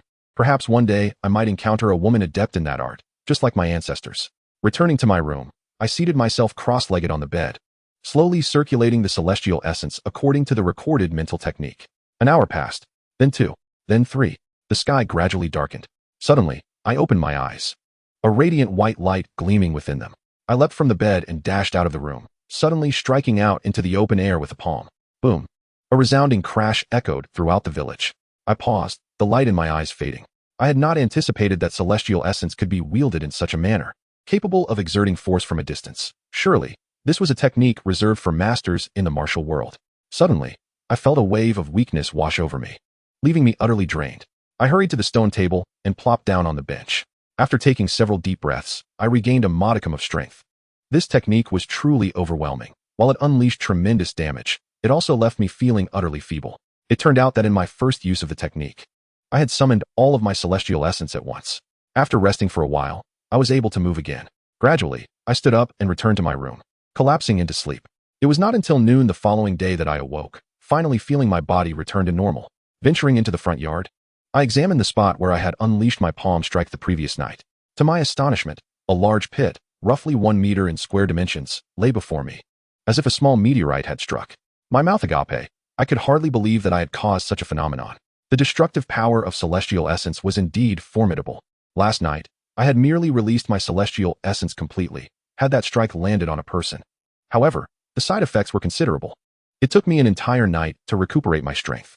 It seemed I could no longer recklessly unleash my celestial essence, lest I find myself devoid of any self-defense, becoming an easy target for others. In truth, I was mistaken in my assessment. The so-called immense destructive power was, in the context of the harmonious immortal sutra, relatively trivial. My current celestial essence merely derived from the inherited spirit jade, and even if fully refined, it would only signify the very beginning of my journey. If one were to cultivate the harmony of immortals to a certain extent, it would not merely be a considerable pit, but could obliterate an entire courtyard with a single palm. Moreover, Lin Yi's reliance is solely on the fundamental external manifestation of the celestial essence. Having yet to grasp the intricate techniques of the art, this situation resembles a child engaging in a brawl, relying only on brute strength without understanding the finesse of skillful maneuvers. After surveying his masterpiece from the previous night, Lin Yi allowed a satisfied smile to grace his lips. With his current prowess, even the head of the sword-forging sect would not instill fear in him. Suddenly, a gentle breeze stirred, tousling Lin Yi's hair. He raised an eyebrow, recalling that after his bath last night, the ink that had darkened his hair had completely faded, revealing its natural gray-white hue. Yet now, as he grasped a handful of his hair, he discovered that it had remarkably returned to its normal black. Could it be that the harmony of immortals restored the vitality I had lost? Lin Yi's speculation was indeed correct. The energy expended while healing Xiao Mei had merely drained his vitality. Upon channeling the heart method of the harmony of immortals, the celestial essence promptly repaired the deficit in his life force. Glancing upwards, Lin Yi noted that it was already noon, and he decided to venture out for lunch. Though this village was small, it boasted complete facilities, including inns and taverns. Upon his arrival yesterday, he had noticed a bustling tavern on the street. Exiting his courtyard, Lin Yi strode purposefully in the direction etched in his memory. Before long, a 2-story tavern materialized before him. A young attendant approached with enthusiasm, bowing and saying, "Welcome, esteemed guest. Please, come inside." The first floor served as the main hall, while the second floor housed private rooms. After a moment's consideration, Lin Yi opted for his customary choice. "Just the first floor will suffice. Bring me a table of fine wine and exquisite dishes." With that, he casually tossed a silver ingot to the attendant. The young attendant swiftly caught it, leading Lin Yi inside while calling out, "First floor? A table of fine wine and exquisite dishes." Inside the tavern, a group of patrons engaged in lively conversation. "Did you hear that thunder last night?" one inquired. "How could I not? The sound rattled my windows." Another replied, "Indeed, and there was no rain. It was as if a great thunderclap struck out of nowhere." Listening to the patrons' chatter, Lin Yi sipped his wine in small gulps, occasionally sampling the dishes, a peculiar smile dancing upon his lips. He hadn't anticipated that the commotion from the previous night would be so pronounced. Fortunately, his palm had not struck the courtyard wall, or else today would be quite the spectacle. Now that he had acquired the cultivation method, only the techniques and miscellaneous arts remained to complete his inheritance. At that time, whether he continued to seek the Xian Nu Gong or remained with Princess Xiao Mei, no one would dare to interfere, not even the court. So many days had passed, and he wondered how Xiao Mei was faring. Alas, the celestial medical texts contained no records concerning the soul. Otherwise, even if she remained in a deep slumber, he could tend to her side. Sighing heavily, Lin Yi called out, "Young attendant, the bill, please." "Certainly, esteemed guest. You have 3 coins remaining from the silver you provided earlier. I shall return them to you now." Upon seeing sufficient silver, Lin Yi waved his hand dismissively, stating, "No need to search any further. Consider it a reward." With that, he strode confidently toward the exit. "All right then, thank you, esteemed guest. Do visit again." Upon returning to his small courtyard, Lin Yi noticed a little girl, around 4 or 5 years of age, standing at the entrance. The girl held a basket, glancing about as if awaiting someone. When she spotted Lin Yi approaching, she hurried a few steps forward, gazing up at him with wide eyes, and inquired, "Brother, do you live here?" Lin Yi had always harbored a fondness for children in his previous life. Seeing the girl's adorable demeanor, he crouched down to pat her head, responding, "Indeed, I reside here. What brings you to seek me, little sister?" The girl's face brightened with a smile as she asked, "Do you know Sister China?" Her innocent curiosity was quite endearing, and she seemed adept at weaving her inquiries. Lin Yi chuckled heartily. "China? She is my wife, and I am her husband." The girl looked slightly bewildered by his words, scratching her head in confusion. At that moment, a woman's voice called out from nearby, "Little one, hand the basket to your brother." Upon hearing this, the girl quickly presented the basket to Lin Yi, saying, "Here you go, brother." Surprised, Lin Yi accepted the basket and discovered it contained an assortment of vegetables, carrots, cabbage, potatoes, and more. Standing upright, he turned to regard the woman. She appeared to be in her 30s or 40s, her hair neatly tied up, dressed in modest cotton clothing, an unmistakable mark of a humble farmer. Seeing Lin Yi's gaze, the woman smiled and explained, "I noticed the lights on last night and thought Chiner had returned, so I brought some food over." After a brief pause, she continued, "You are Chiner's husband, so please take these vegetables home. They are all from our own land. I hope you won't find them lacking." Lin Yi beamed with sincerity, quickly replying, "Sister, you flatter me. Homegrown vegetables are truly delightful. It is often difficult to procure such quality elsewhere." The woman chuckled, "Your words are sweet, young man. It is no wonder you have won the heart of such a fine girl as Chiner. However, I am quite a bit older than you. Please refrain from calling me sister. Just like Chiner, you may call me auntie." "Ah, auntie, your kindness is appreciated. Since Chiner refers to you as auntie, I shall too. May I inquire about your relationship with Chiner?" The woman smiled and gestured towards a house across the courtyard, saying, "We are neighbors. I live over there. Once, my little girl was nearly abducted, but fortunately, Chiner encountered the situation, scared off the kidnapper, and returned her home. Over time, we became acquainted." "How wonderful," Lin Yi remarked. "Would you care to sit inside for a while, auntie?" The woman quickly waved her hands. No, I wouldn't want to disturb your rest. If Chiner returns, do come visit us. Little one, say goodbye to your brother," the woman encouraged. The girl waved enthusiastically. "Brother, I will come to play with you tomorrow." "Very well. Little one, be good," Lin Yi replied with a smile. Upon entering the courtyard, he placed the vegetable basket on the stone table, his gaze lingering thoughtfully on the carrots and cabbage within. If the Great Zhou were populated exclusively by individuals as simple-hearted and amiable as Yang and Xiaoya, there would be no enmity or bloodshed. However, it is likely that in such a scenario, the realm of martial arts would cease to exist. After a brief respite, Lin Yi resolved to resume his training. Having just acquired the heart method yesterday, he was brimming with enthusiasm. Returning to his room, he settled cross-legged on the bed, gradually circulating the heart method. An hour passed, then another. With a deep breath, Lin Yi concluded his practice. The celestial essence had indeed increased, albeit at a sluggish pace, amounting to merely a fraction of what he had refined. Nonetheless, it was a tangible enhancement. With diligent practice in the future, his strength would gradually ascend, liberating him from reliance solely on the celestial essence left by the inheritance. Glancing outside, he noted that the sun was nearing the horizon. It was no wonder he had heard that time slips away unnoticed during cultivation. An entire day had elapsed without his awareness. Entering the kitchen, Lin Yi contemplated preparing a meal for himself.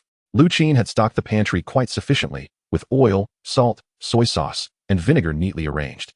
However, upon noticing the rice jar, Lin Yi chuckled. It was still full, suggesting that the kitchen was merely for show. A woman like Lu Qin would hardly take to cooking. He lit the fire in the stove, rinsed a bowl of rice, and set it to steam. Then, he washed the vegetables sent by Yang and casually stir-fried a couple of simple dishes. Thus, a modest dinner was prepared. Later in the evening, he continued his training for a short while, but this time only for an hour. Lin Yi did not wish to lose himself in endless cultivation. He preferred a normal life with a wife and children, surrounded by neighbors. As for training, dedicating a portion of each day sufficed. With time, success would naturally follow. The following morning, Lin Yi rose early. Since arriving in the Great Zhou, he had been perpetually adrift, either sleeping outdoors or residing in inns. Now, having finally secured a place to stay, albeit temporarily, he felt that since Qin Air would eventually become his wife, this abode could also be considered his home. Today, Lin Yi intended to visit the marketplace to procure an old hen, not for raising, but for a hearty stew. As he felt particularly famished from his recent cultivation of the celestial harmonization technique. Stepping out, he found himself at the marketplace and, after a leisurely stroll, purchased a plump hen. He then visited the apothecary to select some nourishing herbs. Upon returning to the small courtyard, he was pleasantly surprised to see Xiaoya perched on the threshold, clutching a massive banana, thicker than her tiny wrist. Upon noticing Lin Yi's return, she dashed over, extending her small hand. "Here, brother, have a banana."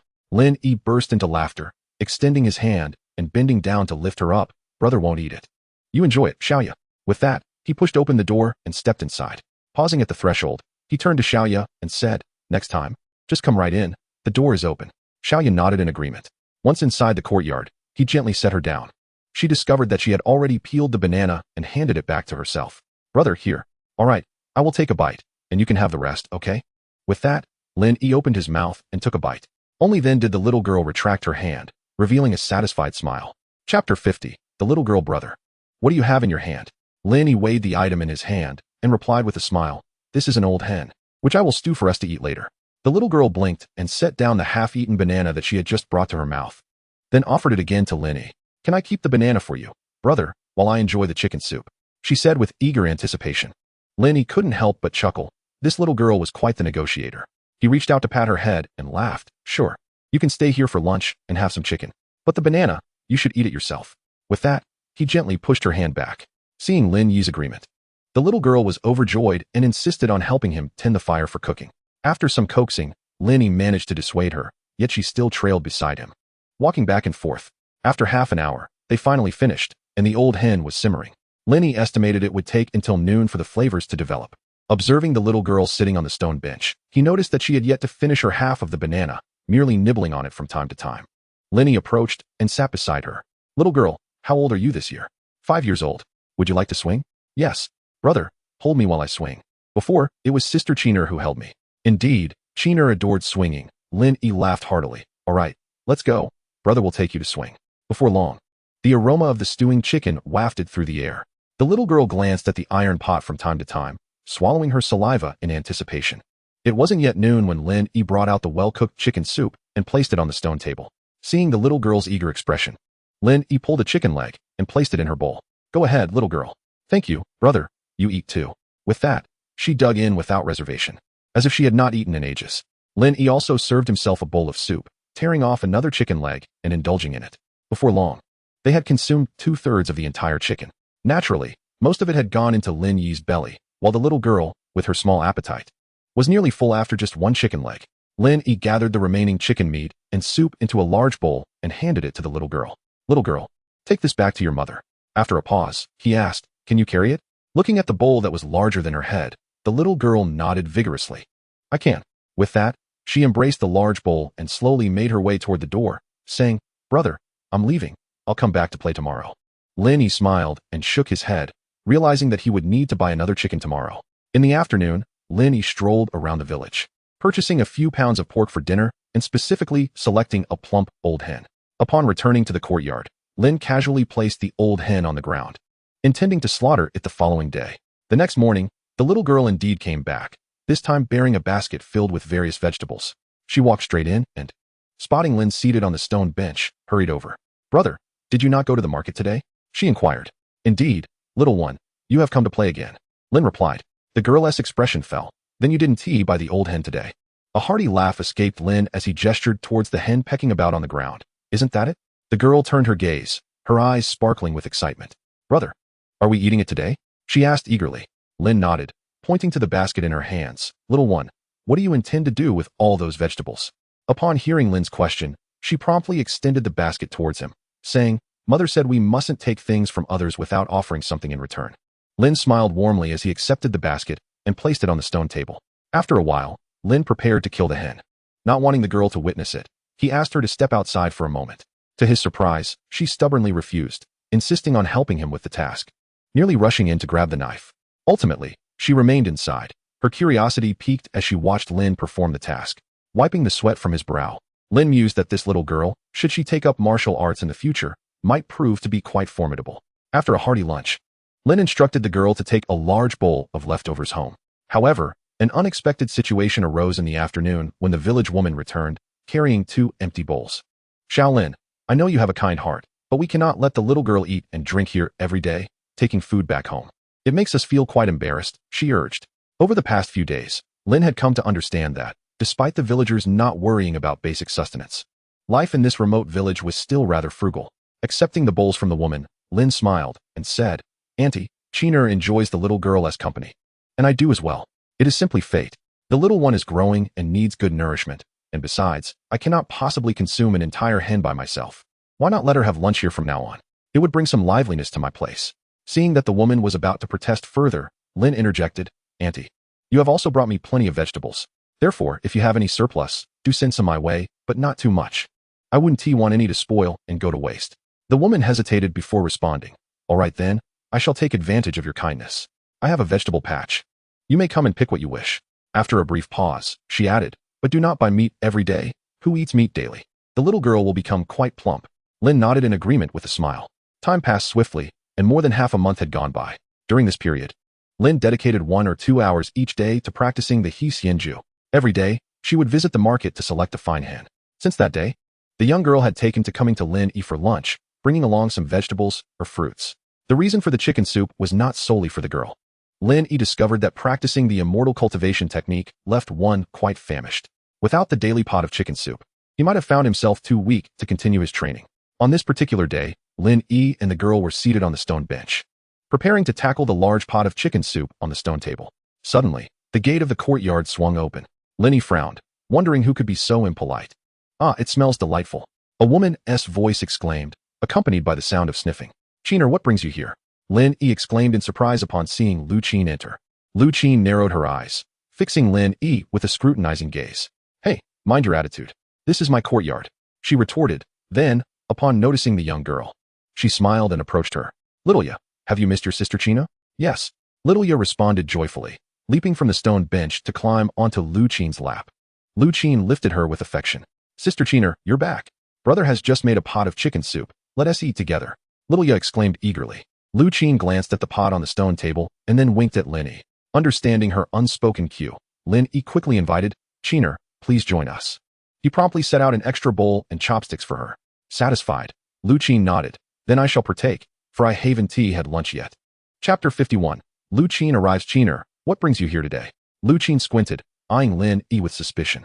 You seem quite reluctant for my visit. Have you done something to wrong me again? Lin Yi suddenly recalled something and felt a twinge of guilt. Of course not. I was merely concerned about you. Here, have a chicken leg. He tore off a leg and placed it into Lu Qin's bowl. Lu Qin shot him a glance, but did not refuse. Brother. He turned to see Little Ya gazing at him with eager eyes. Little Ya, why don't you come down from your sister's lap to eat? This chicken leg is for you. He placed another chicken leg into her bowl.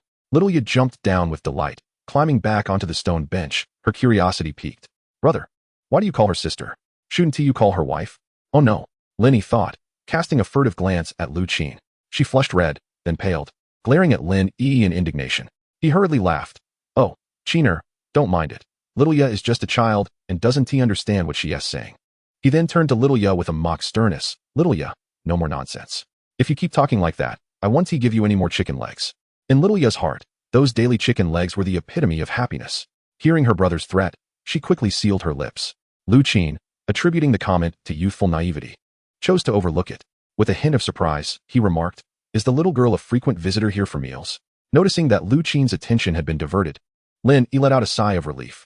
On my very first day here, the little girl and the aunt brought over some dishes, and I invited her to stay for lunch. Lin Yi briefly recounted the incident involving the little girl. Suddenly recalling something, he turned to Lu Qin and said, I heard you saved the little girl.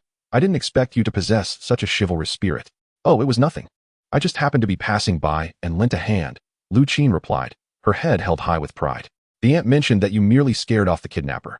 That doesn't seem quite like you, Lin Yi innocently inquired. At his words, Lu Qin's brows furrowed in anger. Lin Yi, what do you mean by that? What kind of person do you think I am? Clarify. Lin Yi cursed under his breath. After a month without interaction with women, he had lost his conversational finesse. He quickly attempted to rectify his statement. What I meant was, the kidnapper deserved to be punished. If it were up to me, I would eradicate such threats to society. Upon hearing Lin Yi's declaration, Lu Qin nodded in agreement, her gaze softening. This rascal bore a resemblance to her after all. Realizing he had successfully diverted her ire, Lin Yi hurriedly ladled 2 more spoonfuls of chicken soup for her. Lu Qin regarded him with a satisfied smile before delicately sipping from her bowl. After a while, Lu Qin remarked, I didn't realize you possessed such culinary skills. The flavor is delightful. Lin Yi beamed with pride. I tell you, while I may not excel in many things, few can rival my chicken soup. A stew from an old hen is a true tonic. If you ever find yourself in confinement after childbirth, I assure you it will nourish you to plump perfection. Lin Yi rambled on, but suddenly fell silent. Realizing he had overstepped, Lu Qin's cheeks flushed crimson as she glared at him. This rogue was becoming increasingly outrageous. With a swift motion, she shoved half-eaten chicken leg into his mouth. Shut up. Do I need your care during confinement? Realizing her words were somewhat inappropriate, she quickly amended. Who is going to be in confinement? Go to hell. With that, she shot him a fierce glare. At that moment, Lin Yi extracted the chicken leg from his mouth, taking a bite from the part that was missing, and smiled. Delicious. Shameless. Seeing Lu Qin was on the verge of anger, Lin Yi refrained from teasing her further. He picked up the soup ladle and served another spoonful to both her and the little girl. A little while later, Lu Qin seemed to notice something and looked at Lin Yi in astonishment. Your hair is no longer white? Lin Yi nodded. It returned to normal the very day I arrived here. That's good. I thought you were destined to remain an old man forever, she replied.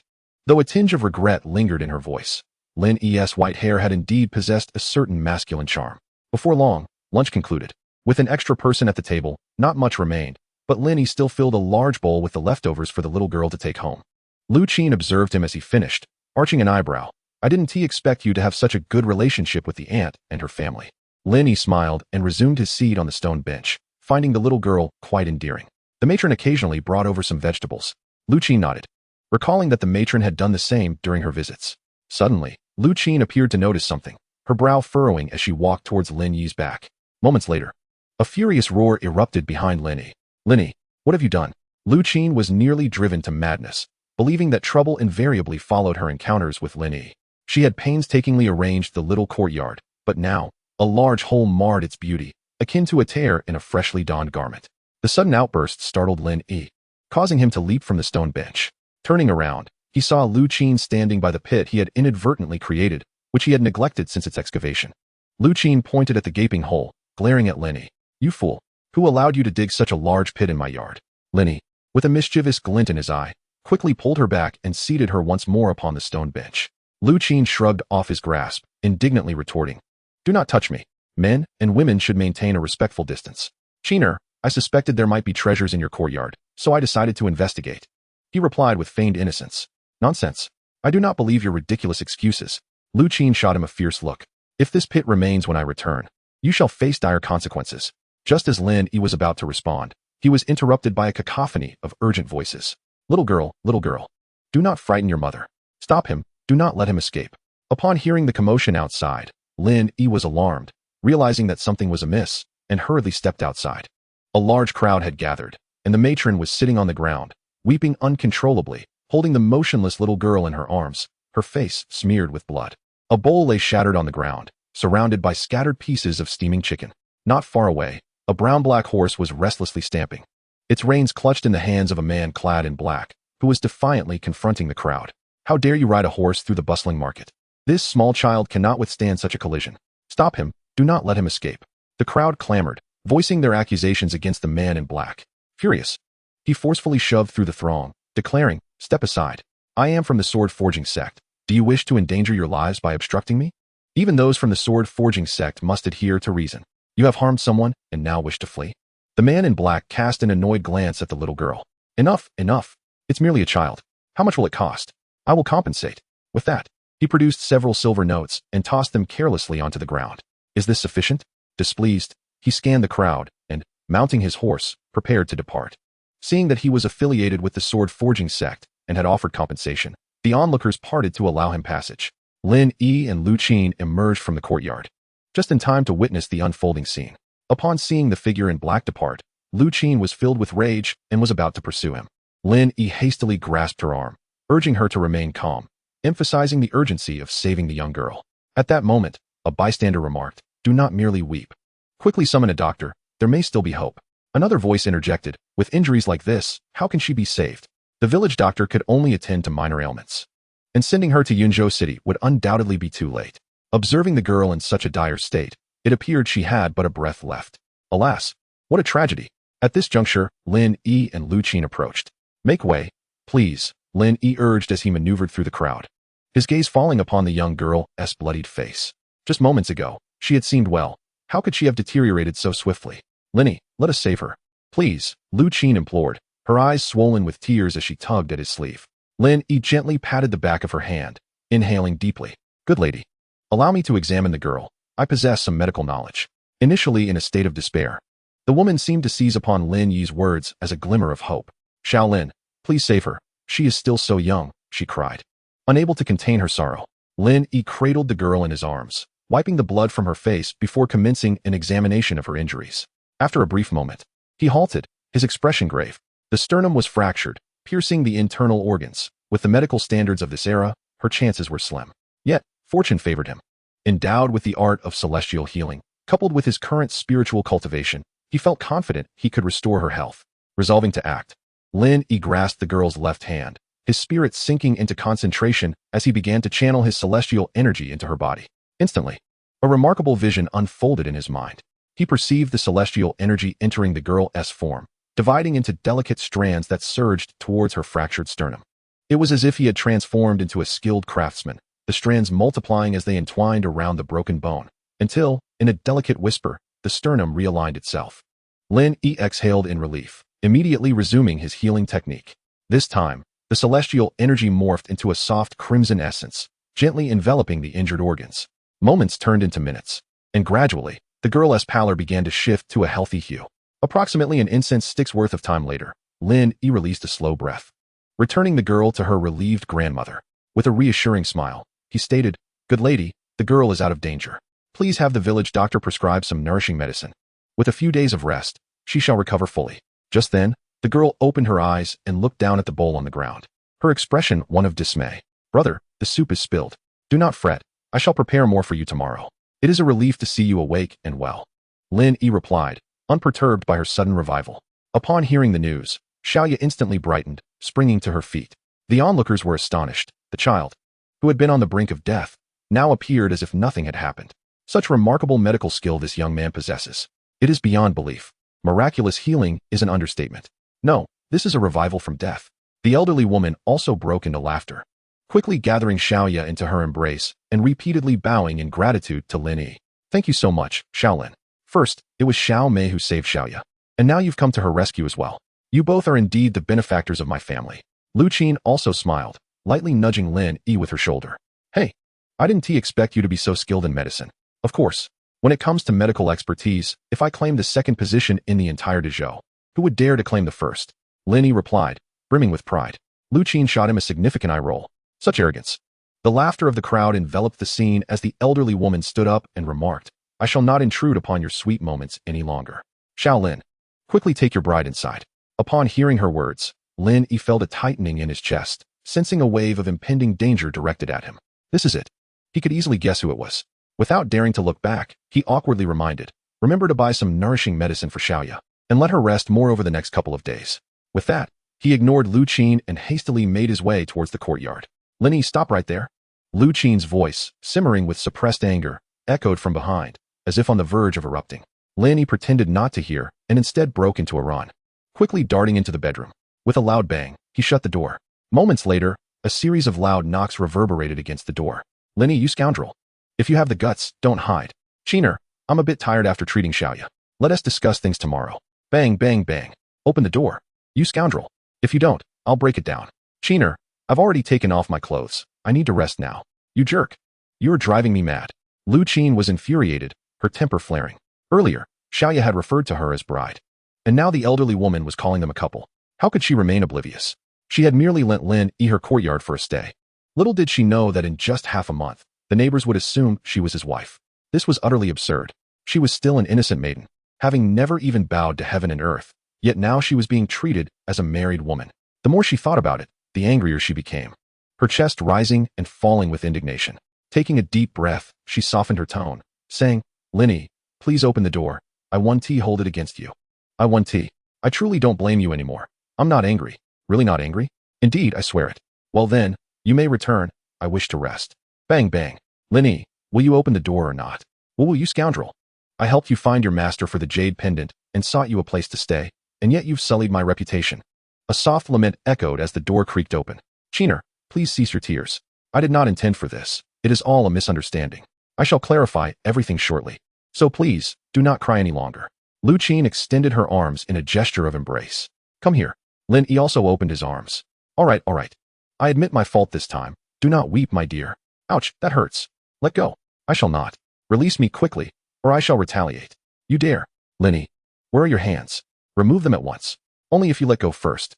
You shameless scoundrel." After a while, they found themselves seated on a stone bench. Lu Qin's cheeks were flushed, and a handprint marked her clothing. Meanwhile, Lin Yi was incessantly rubbing his ears. With a sorrowful gaze, he remarked, "Lu Qin, your strikes are rather harsh. Look at my ear. It has grown quite swollen. You deserve it. Who told you to speak so recklessly? I merely said it for your own good. Consider this. This is your courtyard, and suddenly, a large man resides here daily. Without a proper designation, how scandalous would it be if word got out? You would be the one bearing the shame. Lu Qin blinked, as if contemplating his words. Yet she felt an overwhelming sense of loss. Chapter 53, inquiring about Xiao Mei's news. Hey, what are you doing? Lin Yi rubbed his ear. Do you truly possess medical skills? Lu Qin inquired, her curiosity piqued. Isn't it obvious? I revived that little girl, he replied. But you merely touched her a few times. Do doctors not use needles for treatment? Lu Qin mimicked the motion of acupuncture. Lin Yi cast her a disdainful glance, retorting, those are merely third-rate doctors. I am a celestial physician, capable of reviving the dead and restoring bones, without the need for external tools. Listening to his boastful claims, Lu Qin rolled her eyes dramatically. You are such a braggart. After a moment, she resumed the conversation. Lin Yi, why do you think the sword-forging sect has come to our village? Lin Yi furrowed his brow. Indeed, this village is peaceful and sparsely populated. It hardly warrants the attention of such powerful factions. Have they ever visited here before? Never. This is the first time a major force has passed through. Lin Yi pondered briefly and speculated. Could it be that, due to my slaying of Wuhan, the sword-forging sect has tracked me here? They seek individuals with gray hair. They likely do not yet know your identity, Lu Qin added. Lin Yi nodded. Regardless, I plan to venture into the city tomorrow. Firstly, to gather information regarding Wuhan, and secondly, to inquire at the Tianji Tower for any news about Xiao Mei. Lu Qin opened her mouth, but chose to remain silent. During this time, she had thoroughly investigated the relationship between Lin Yi and Xiao Mei, realizing the depth of their bond. She also learned that Xiao Mei had been struck by an arrow from Wuhan while attempting to save Lin Yi, who had sought vengeance by killing Wuhan. A pang of sorrow struck Lu Qin. Lin Yi flitted from flower to flower, yet here she was, entangled with him so deeply. It is often said that a woman's virtue is paramount, yet I find myself bereft of any semblance of honor. From the moment I entered that dilapidated temple, my integrity has been utterly ravaged by Lin Yi. Reflecting on this, Lu Qin cast a fierce glare at Lin Yi. Perceiving her piercing gaze, Lin Yi felt perplexed. What could possibly be troubling this woman? At that moment, he noticed Lu Qin retrieving several books from her bosom and placing them upon the stone table. Qiner, I have little interest in storybooks, Lin Yi remarked, his expression one of bemusement. Lu Qin shot him a sharp look, exclaiming, these are from my master, meant for you. They contain the exclusive heart techniques of the Yue sect. Lin Yi raised an eyebrow, realizing that Yu Linglong had been quite considerate, likely due to Lu Qin's influence. Having learned from his previous experiences, Lin Yi prudently accepted the techniques, saying, Qiner, please extend my heartfelt gratitude to my esteemed master. I shall diligently practice and strive to elevate our sect's martial arts. How absurd. That is my master, and you are not even a disciple of the Yue sect. Lu Qin glared at him. Haha, it matters not, it is all the same. She suddenly declared, I must return to the sect now. Is it so soon? Why not stay for dinner, and we can converse further? Lin Yi suggested. Lu Qin bit her lip, gazing at him. Perhaps I shall depart tomorrow instead? Upon hearing this, Lin Yi's heart leaped with joy. Is that truly permissible? I shall fetch your bedding right away. Unprincipled. My master was right. You harbor ulterior motives. After delivering a swift kick to Lin Yi, she turned and strode toward the door. Just before exiting, she glanced back and cautioned, be careful tomorrow. If you find yourself in peril, my master has said you may stay at the Yue sect for a while. A smile graced Lin Yi's face. Qiner, do take care of yourself. The little one has just healed from her injuries. Visit her often. The following morning, Lin Yi selected a fine steed from the horse trader without delay and set off towards Yinzhou City. 2 hours later, he arrived at the Tianji Tower. Upon entering, the first sight to greet him was that of the tall woman manipulating the counting beads. Upon noticing Lin Yi, she beamed a sweet smile. Young Master Lin, you have arrived. Lin Yi returned her smile, saying, I am pleasantly surprised that the beautiful lady remembers me. You may call me Ziyu. A man of your temperament is certainly unforgettable, she replied graciously. You flatter me, Ziyu. Might I inquire if the tower master is present today? Lin Yi asked as he glanced around. The master has instructed that upon your arrival, young Master Lin may proceed directly to the 5th floor, she informed him. Thank you, Ziyu. I shall return to reminisce with you on my next visit. Lin Yi winked at her. Ziyu stifled a giggle, saying, hurry along, young Master Lin. The tower master may very well be awaiting your arrival. Taking his leave, Lin Yi ascended the staircase, and before long, he reached the 5th floor. Brother Lin, please come in, came the voice of Lin Yixuan. Yixuan, how did you know I was here? Lin Yi inquired as he stepped inside. When you were down below flirting with my maid, I knew you had arrived, Lin Yixuan replied, fixing her gaze upon Lin Yi. Lin Yi raised an eyebrow, pondering the martial arts practiced by Lin Yixuan, which seemed shrouded in greater mystery than even the ethereal skills of the immortal realm. He could sense events transpiring below from several floors above, which was quite remarkable. feeling a tad embarrassed after teasing a maid and being caught. Lin Yi cleared his throat and inquired, Yixuan, I came to ask about Xiaomei's condition. Miss Xiaomei has yet to awaken, Lin Yixuan replied. But news from the Holy Land indicates that her treatment is progressing smoothly, and she is expected to regain consciousness within a year. Upon hearing this, Lin Yi felt a weight lift from his heart. Yixuan, you have been an immense help this time. If you ever require my assistance, do not hesitate to ask. Lin Yixuan seemed to contemplate something, biting her lip. Anything at all. Lin Yi thought to himself that with the He Xian Ju technique now in his possession, he should be capable of achieving remarkable feats throughout the Great Zhou. Thus, he confidently declared, as long as you request it, I shall not decline. No matter how arduous the task, my martial prowess has vastly improved. I doubt there are many beneath the Grandmaster level who could rival me. Surprised by his assertion, Lin Yixuan glanced at him, her eyes widening. Brother Lin, your progress is astonishing. Have you already faced a Grandmaster? A spark of eagerness ignited within Lin Yi. Since acquiring the He Xian Ju, he had yet to truly engage in battle. He wondered how he measured up against a Grandmaster. Yixuan, since you are a Grandmaster, might you allow me to experience your strength? Understanding his intentions, Lin Yixuan's eyes sparkled as she responded, it seems you have not brought a sword, so I shall lend you mine. With a flick of her fingers, a pristine white long sword soared through the air and landed in Lin Yi's hands. Examining the sword, Lin Yi hesitated, feeling a twinge of apprehension. Although the He Xian Ju was a celestial technique, it did not afford him the ability to wield a sword from a distance like Lin Yixuan. If they were to spar, she could prevent him from approaching with just that single maneuver. Yixuan, perhaps we should postpone our match until another time, he chuckled awkwardly. Very well. With that, Lin Yixuan beckoned, and the long sword soared back to her, sliding smoothly into its sheath with a resonant sound. Lin Yi admired her ability, pondering when he might achieve such mastery. Yixuan, your skill in manipulating objects from afar has become increasingly refined. You flatter me, Brother Lin. It is a capability inherent to all Grandmasters. Suddenly, Lin Yi recalled certain legendary techniques from his past life. So, Grandmasters can indeed project their consciousness? Is your ability to perceive events on the first floor also a manifestation of that power? He asked curiously. Lin Yixuan considered this for a moment. The technique I cultivate is quite unique and differs from that of ordinary Grandmasters. My consciousness can extend quite far from my body. As Lin Yi absorbed her words, he increasingly felt that her martial art resembled celestial techniques. He tentatively inquired, Yixuan, could it be that your technique is of celestial origin? Hearing Lin Yi's question, Lin Yixuan couldn't help but chuckle. Dear Brother Lin, what brings forth such words? The Heavenly Mechanism Pavilion is well informed. Yet I have never heard of any celestial arts manifesting in this world. After pondering for a moment, she felt that Lin Yi might have misunderstood something and clarified. What is known as object manipulation is merely an illusion. If employed in combat, it pales in comparison to archery. Upon hearing this, Lin Yi suddenly understood. Indeed, although object manipulation appeared quite flamboyant, its speed could not match that of an arrow, nor could it rival the agility of a skilled hand. It was merely a spectacle. With this realization, Lin Yi's apprehension towards Lin Yixuan's swordsmanship diminished considerably. Yixuan, shall we spar? Lin Yixuan blinked, looking at him with curiosity, wondering why his attitude fluctuated so. She then waved her right hand, and the white longsword returned to Lin Yi's grasp. He glanced at the sword in resignation, feeling as though he were a puppet on strings. Recognizing that his strength lay not in swordplay, but in his celestial spirit, he returned the sword to Lin Yixuan. Yixuan, I excel in martial arts. I shall forego the sword. After saying this, he fixed his gaze on Lin Yixuan, suddenly struck by a bold idea. Each time he encountered Lin Yixuan, she donned a phoenix crown. While her beauty was undeniable, he had never seen her standing, which left him with a sense of regret.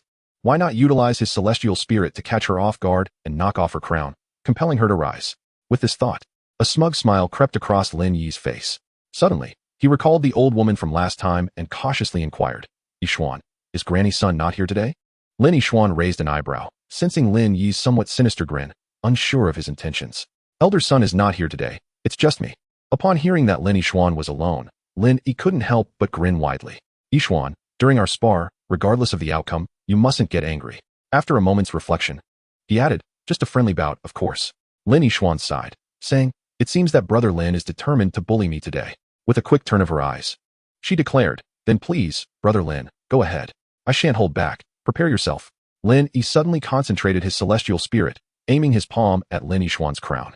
However, just as the spirit was about to be unleashed, the longsword before Lin Yixuan soared into the air, targeting Lin Yi's hand. He hastily withdrew and stepped back, but the sword relentlessly pursued him. Ah, Yixuan, I concede. Please cease. Lin Yi dodged the sword while covering his rear. Brother Lin, I believe you have yet to unleash your full potential, Lin Yi teased, flashing a devilish smile as she waved her fingers. If you do not relent, I shall take my leave. Very well, we shall continue our spar another time, Lin Yi replied with a hint of regret. With a graceful gesture, the white longsword returned to its sheath. Lin Yi sat down, casting a forlorn glance at Lin Yi. All along, I have only been the one delivering blows. Yet this is the first time I have been struck. Yi Xian, with her goddess-like demeanor, exuded both beauty and grace. And I never expected her to be so discerning in choosing her targets. Yi Xian, did you not claim that telekinesis had little utility? Lin Yi inquired. Yi Xian donned an expression of innocence and replied, there exists a distinction between my swordsmanship and telekinesis. You truly possess swordsmanship. Was this not what Brother Lin mentioned previously? I found the name rather appealing, hence I decided to call this technique sword manipulation. Inspired by Brother Lin, I have made some improvements to my swordsmanship over this period. And now I can scarcely wield it against foes. After a brief pause, she continued, Brother Lin was the first to encourage me to utilize sword manipulation. Upon hearing Yi Xian's explanation, Lin Yi opened his mouth, offering a wry smile. Why did you not mention this sooner? Had I known, I would have refrained from engaging you. Brother Lin's martial prowess is already formidable. Had you not persistently aimed to dislodge my phoenix crown, I would not have seized the initiative so swiftly. At this juncture, Yi Xian blinked. I wonder why Brother Lin is so intrigued by my phoenix crown? Lin Yi chuckled awkwardly. It was merely an accident. I did not intend to strike that particular spot. Ah, I see, Yi Xian mused. Having initially believed Brother Lin harbored ulterior motives, Lin Yi, feeling suddenly embarrassed, laughed lightly. Such is not the case. Do not overthink it, Yi Xian. If there is nothing further, I shall take my leave. Before long, Lin Yi exited the Tianji Tower, surprised by the vast disparity between a first-rate and a master-level fighter. Without exerting his full strength, he found it impossible to even engage. With his current celestial and spiritual cultivation, facing a master was indeed quite strenuous.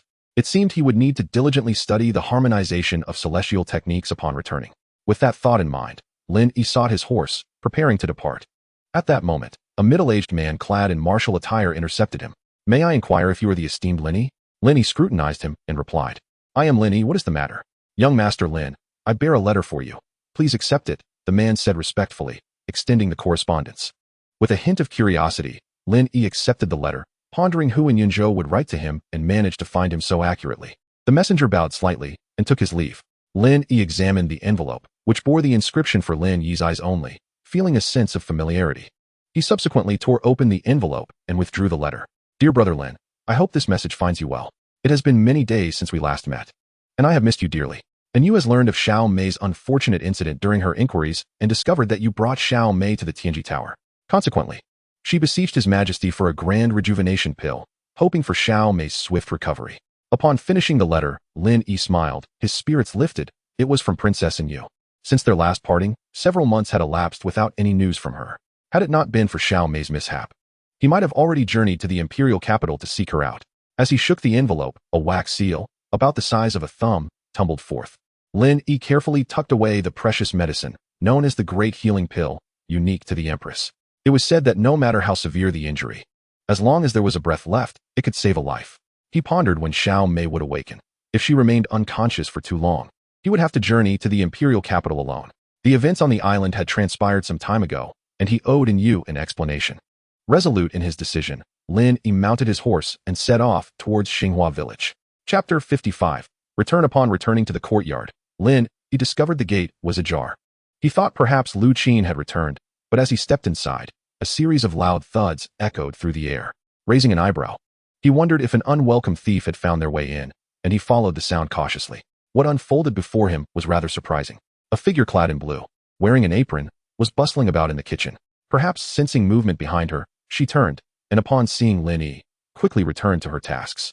Lin Yi, step outside and wait a moment. It will be ready soon, came a melodious voice. Lin Yi gazed at the busy woman, astonished. Lu Qin could cook? Is that really you, Lu Qin? This can't be true, he exclaimed. Turning to him, spoon in hand, Lu Qin squinted. What do you mean by that? You can actually cook? Lin Yi asked, incredulous. Lu Qin, slightly annoyed by his remark, suppressed the urge to hit him with the spoon. Suddenly, she seized his sleeve, saying, Lin Yi, come with me. A moment later, they arrived at the large pit Lin Yi had created while practicing that night. A shovel now lay beside it. Lu Qin pointed at the pit with her spoon, raising her chin defiantly. Before I finish cooking, you must fill this in. Otherwise, I will bury you in it. With a glare, she returned to the kitchen. Lin Yi looked at the pit before him. reasoning that since he had caused it, he might as well fill it in. He rolled up his sleeves and set to work. In less than half an hour, he had filled the pit and, concerned about its unevenness, stomped on it firmly. He glanced towards the kitchen and noticed Lu Qin had not yet emerged, so he walked over again. "Qiner, don't overdo it. We won't be able to finish all of it," he called. "Who told you it was just the two of us?" Lu Qin retorted. "I thought this was all prepared just for me, but it seems I was mistaken." Lin Yi felt a twinge of regret. "How naive. What do you think I am to you? You expect me to serve you? Of course, I am your husband, ever since you took my innocence in that dilapidated temple," he teased. "Do you intend to abandon me now?" At his words, Lu Qin's face flushed deeply. This matter had been tacitly understood between them, and for this rogue to bring it up so brazenly was utterly infuriating. Fuming, she turned to face Lin Yi, who was leaning casually against the doorframe, and suddenly raised her spoon, striking it down fiercely. "You can go to hell." As Lin Yi witnessed her fury, he hastily turned away to evade her wrath, a spoon narrowly missing his ear as it soared past him. However, it was peculiar that after a brief pause, neither of them heard the spoon strike the ground. Moments later, a chilling voice echoed, "What did you just say? Whose husband are you?" Upon hearing this voice, Lin Yi felt a shiver run down his spine and quickly turned around. There stood a striking figure behind him, none other than Yu Linglong. In her left hand, she held a spoon. This was dire. She had overheard him. The tales in the martial world suggested that Yu Linglong harbored a disdain for men. Should she discover the nature of his entanglement with Qiner, regardless of who initiated it, the consequences would surely be dire. Remembering the rumors of several men cast off the mountain by Yu Linglong, Lin Yi instinctively crossed his legs and said with a hint of flattery, "Master, you have arrived. I had intended to prepare a pot of chicken soup for you, but Qiner insisted on doing it herself." Yu Linglong cast a languid glance at him before turning to Lu Qiner. "Qiner, do enlighten me on how you have stripped Lin Yi of his innocence. I am most curious." Upon hearing her master's inquiry, Lu Qiner's face flushed crimson as she exclaimed, "Master, what nonsense are you spouting? We are completely innocent." Following this, she shot Lin Yi a fierce glare. Yu Linglong scrutinized the blushing Lu Qiner and sighed inwardly. Qiner had grown up, reflecting on the notion of innocence. She appraised Lu Qiner from head to toe and confirmed that she remained untouched. Yu Linglong's expression softened, only to suddenly inquire, "Are you intending to serve your master burnt food?" "Ah." Lu Qiner sniffed the air and promptly turned away. Moments later, she returned, hurrying to snatch the spoon from Yu Linglong's hand. "Master, please wait outside for a moment. There is but this one dish." With that, she stepped on Lin Yi's foot. Feigning it as an accident, Lin Yi opened his mouth, only to find Yu Linglong's gaze fixed upon him, so he resumed his fade of nonchalance. "Master, let us sit outside." Yu Linglong waved her sleeve dismissively. "Humph, smooth-tongued flatterer." Before long, Lu Qiner emerged from the kitchen and observed Lin Yi pouring tea for her master, his demeanor reeking of obsequiousness, which elicited an eye roll from her. "Lin Yi, do you still wish to eat? Come in and serve the dishes." "Coming." Lin Yi responded, "Master, please take a seat. I shall fetch the dishes first." Lu Qiner looked at him in disbelief, thinking to herself, is he truly such a sycophant? Upon reaching the kitchen, Lu Qiner leaned closer to his ear and whispered, "Are you not ashamed?" Lin Yi cautiously glanced towards the door. "Am I not merely trying to win over my future mother-in-law?" After saying this, he seized her small hand when she was not paying attention. The once composed Lu Qiner's cheeks flushed anew, her heart racing even faster. Observing her embarrassment, Lin Yi found her delightful, despite their previous transgressions. She blushed so easily at this mere hand-holding. "Cough, how long must you dawdle over serving a dish? Do you wish to starve me?" At that moment, the dissatisfied voice of Yu Linglong echoed through the air. Lu Qin hurriedly shook off Lin Yi's hand and glared at him, exclaiming, "Aren't you going to serve the dishes?" Lin Yi chuckled softly. Before long, the stone table was laden with an array of bowls and plates. Observing the bountiful spread, Lin Yi regarded Lu Qin with newfound respect. Initially believing that the kitchen here was merely for show, he never anticipated her culinary skills to be quite commendable. Noticing his astonished expression, Lu Qin proudly lifted her chin. "Qiner hasn't had the pleasure of cooking for you in quite some time. Today, it's all thanks to Lin Yi," Yu Linglong remarked with a teasing smile. Lu Qin, upon hearing this, blushed deeply. "Master, I made this specifically for you. He is the one shamelessly mooching off my efforts." With that, she shot a fierce glare at Lin Yi. Their little antics, however, did not escape the keen perception of a master. Yu Linglong observed her younger daughter, Lu Qin, and felt a pang of worry that her cherished cabbage might truly be squandered by Lin Yi. Contemplating this, she cast a disapproving glance at him. Just as Lin Yi picked up his chopsticks, he sensed the discontent in their gazes and quickly reached out to place a piece of meat into each of their bowls. "Here, enjoy the meat." Lu Qin showed little reaction, but Yu Linglong, upon seeing the pork in her bowl, surprisingly rolled her eyes dramatically. Chapter 56. The unexpected constitution of the young girl throughout the meal, Lin Yi appeared somewhat reserved. Just as Yu Linglong was about to leave, she suddenly inquired, Lin Yi, have you had a chance to cultivate the heart method that Qiner brought you yesterday? Not yet, he replied. Well, remember to practice diligently. If you encounter any uncertainties, feel free to come to Yinu Peak and ask me. Thank you, Master. I will remember, Lin Yi acknowledged. Yu Linglong nodded. Come on, Qiner. Let's return to the mountain together. On the way up the mountain, Lu Qin remarked, Master, how can you allow Lin Yi to call you Master? You have never taken male disciples before. Yu Linglong retorted, is it inappropriate for my disciple's husband to address me as such? What else should he call me? Oh, Master, what are you saying? Lu Qin pouted. I heard everything you both discussed in the kitchen. I shall not concern myself with your past. But until Lin Yi marries you, he must not take your innocence. Upon hearing her master's bold statement, Lu Qin's cheeks flushed crimson as she stammered, Master, there is nothing between us.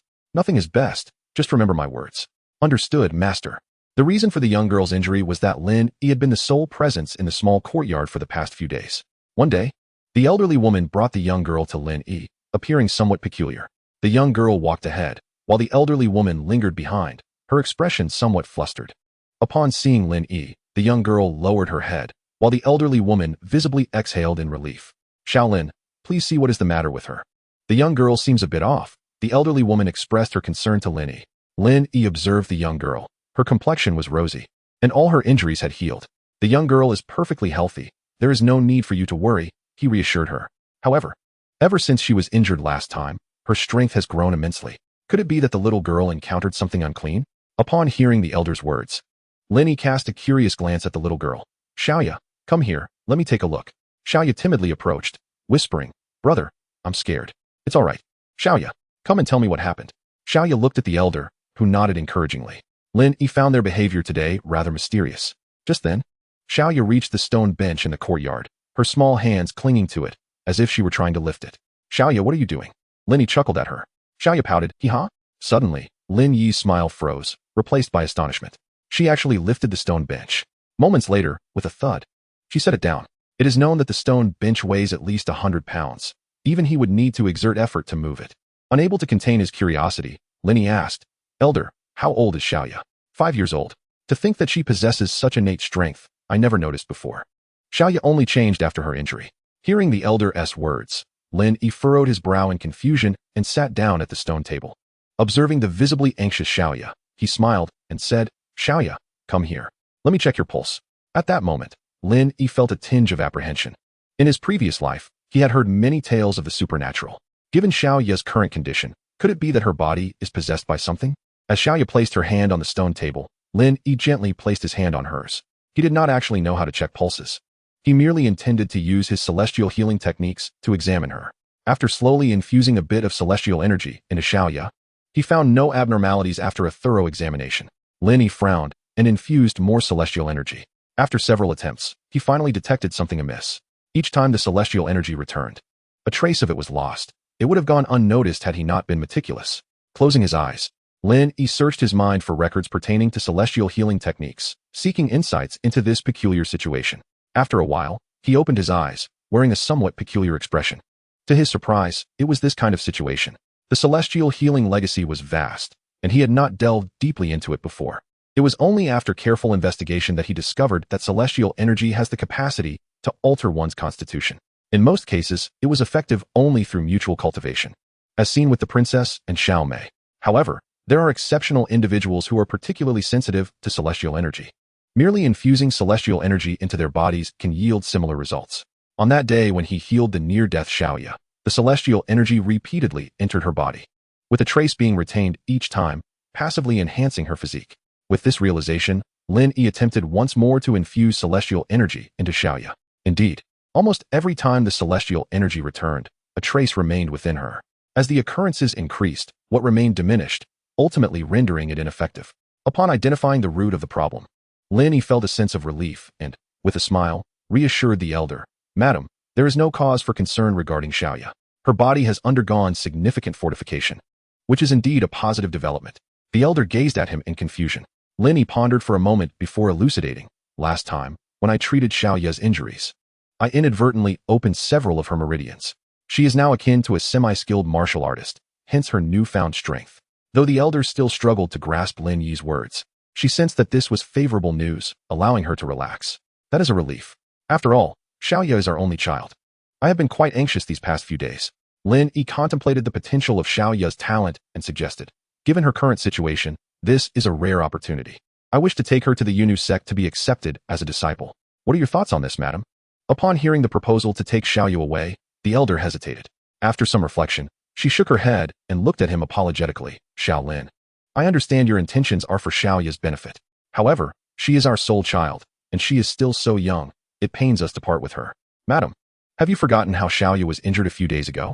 In the Great Zhou, without strength, one can only be at the mercy of others. Fortunately, I possess medical knowledge this time. If a similar situation arises again, Xiao Yue may not be so fortunate.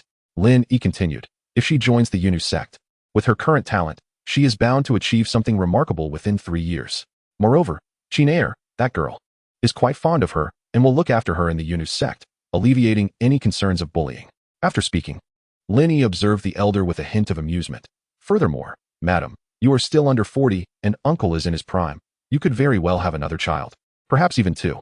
His words brought a flush to the elder's cheeks, but her experience quickly restored her composure, and she responded with a touch of embarrassment. Xiao Yue's father and I have contemplated having another child, but our ancestors were villagers, and he merely works as a servant in the city. We have not been able to provide a good life for Xiao Yue. At that moment, Xiao Yue, though only 5 years old, interjected with excitement upon hearing that she could train in martial arts like her sister Qin. Seeing her mother's hesitation, she hurriedly grasped her clothing. Mother, I want to go. The elder looked at her eager daughter, opening her mouth to speak. At this juncture, Lin Yi added fuel to the fire. Madam, with Xiao Yue's talent, if she were to join the Yunu sect, she might just be personally accepted as a disciple by the sect leader. At that point, not only would Xiao Yue enjoy a life of luxury, but you and uncle would also be able to share in the blessings. The elder's expression shifted, wavering between doubt and conviction, yet she recognized the validity in Lin Yi's reasoning. With a resolute sigh, she gently pushed Xiao Yue forward. Xiao Lin, I entrust her to you. Please take her to the Yunu sect. Then she cautioned, Xiao Yue, take good care of yourself and listen to your master and senior sisters. Do you understand? The little girl nodded obediently. Upon observing their demeanor, Lin couldn't help but chuckle. Auntie, have you perhaps misunderstood something?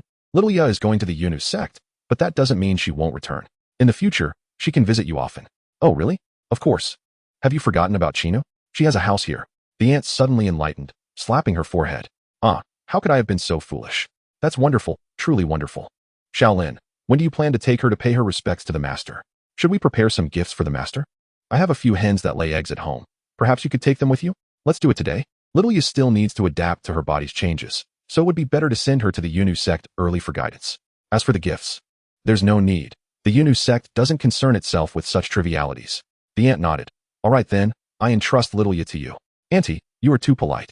However, shouldn't we discuss this with uncle?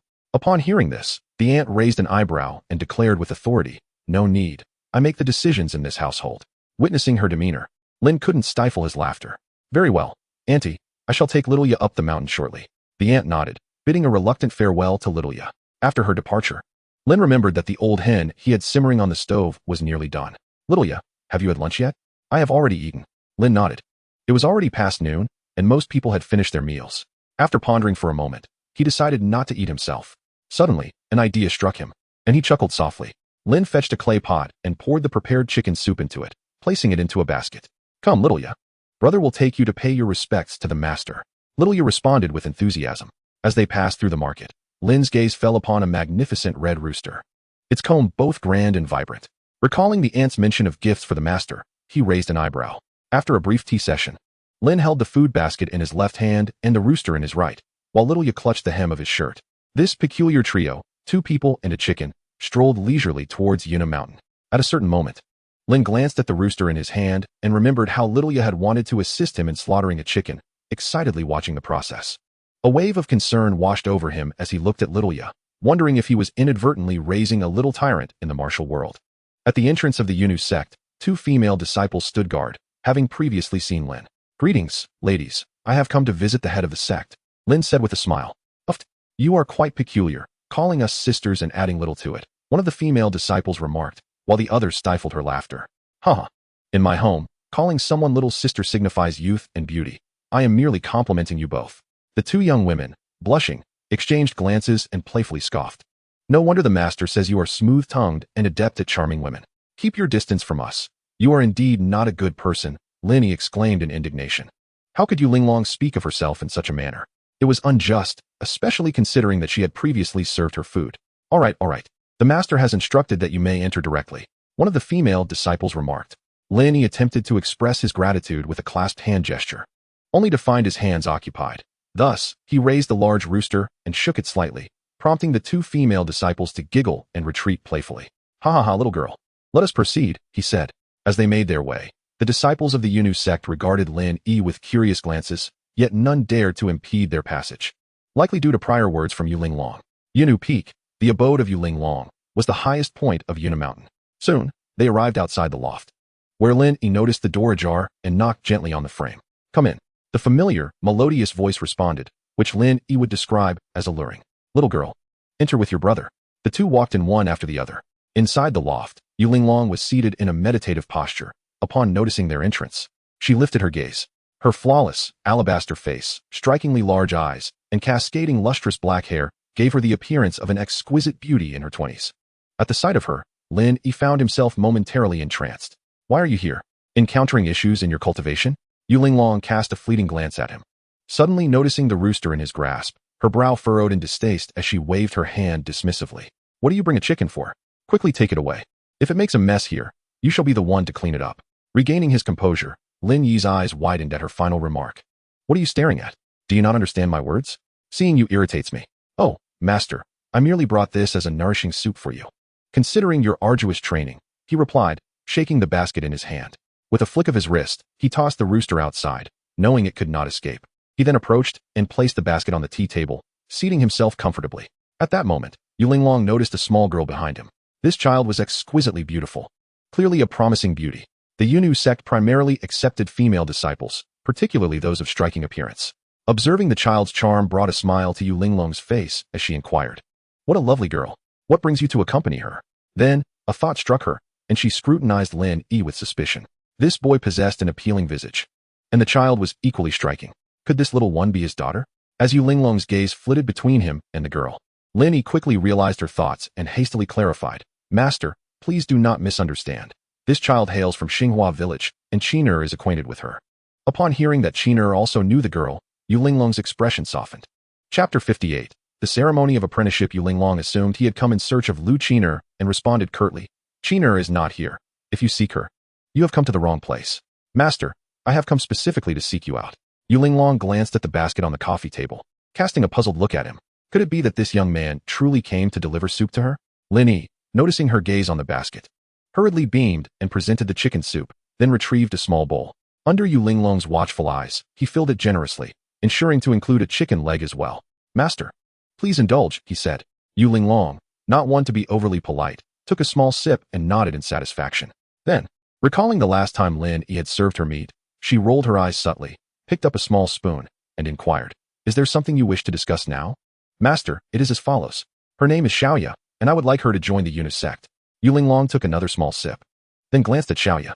She typically chose her disciples based on their appearance, which was why the Yunu sect was renowned for its stunning beauties, leaving many in the martial world envious.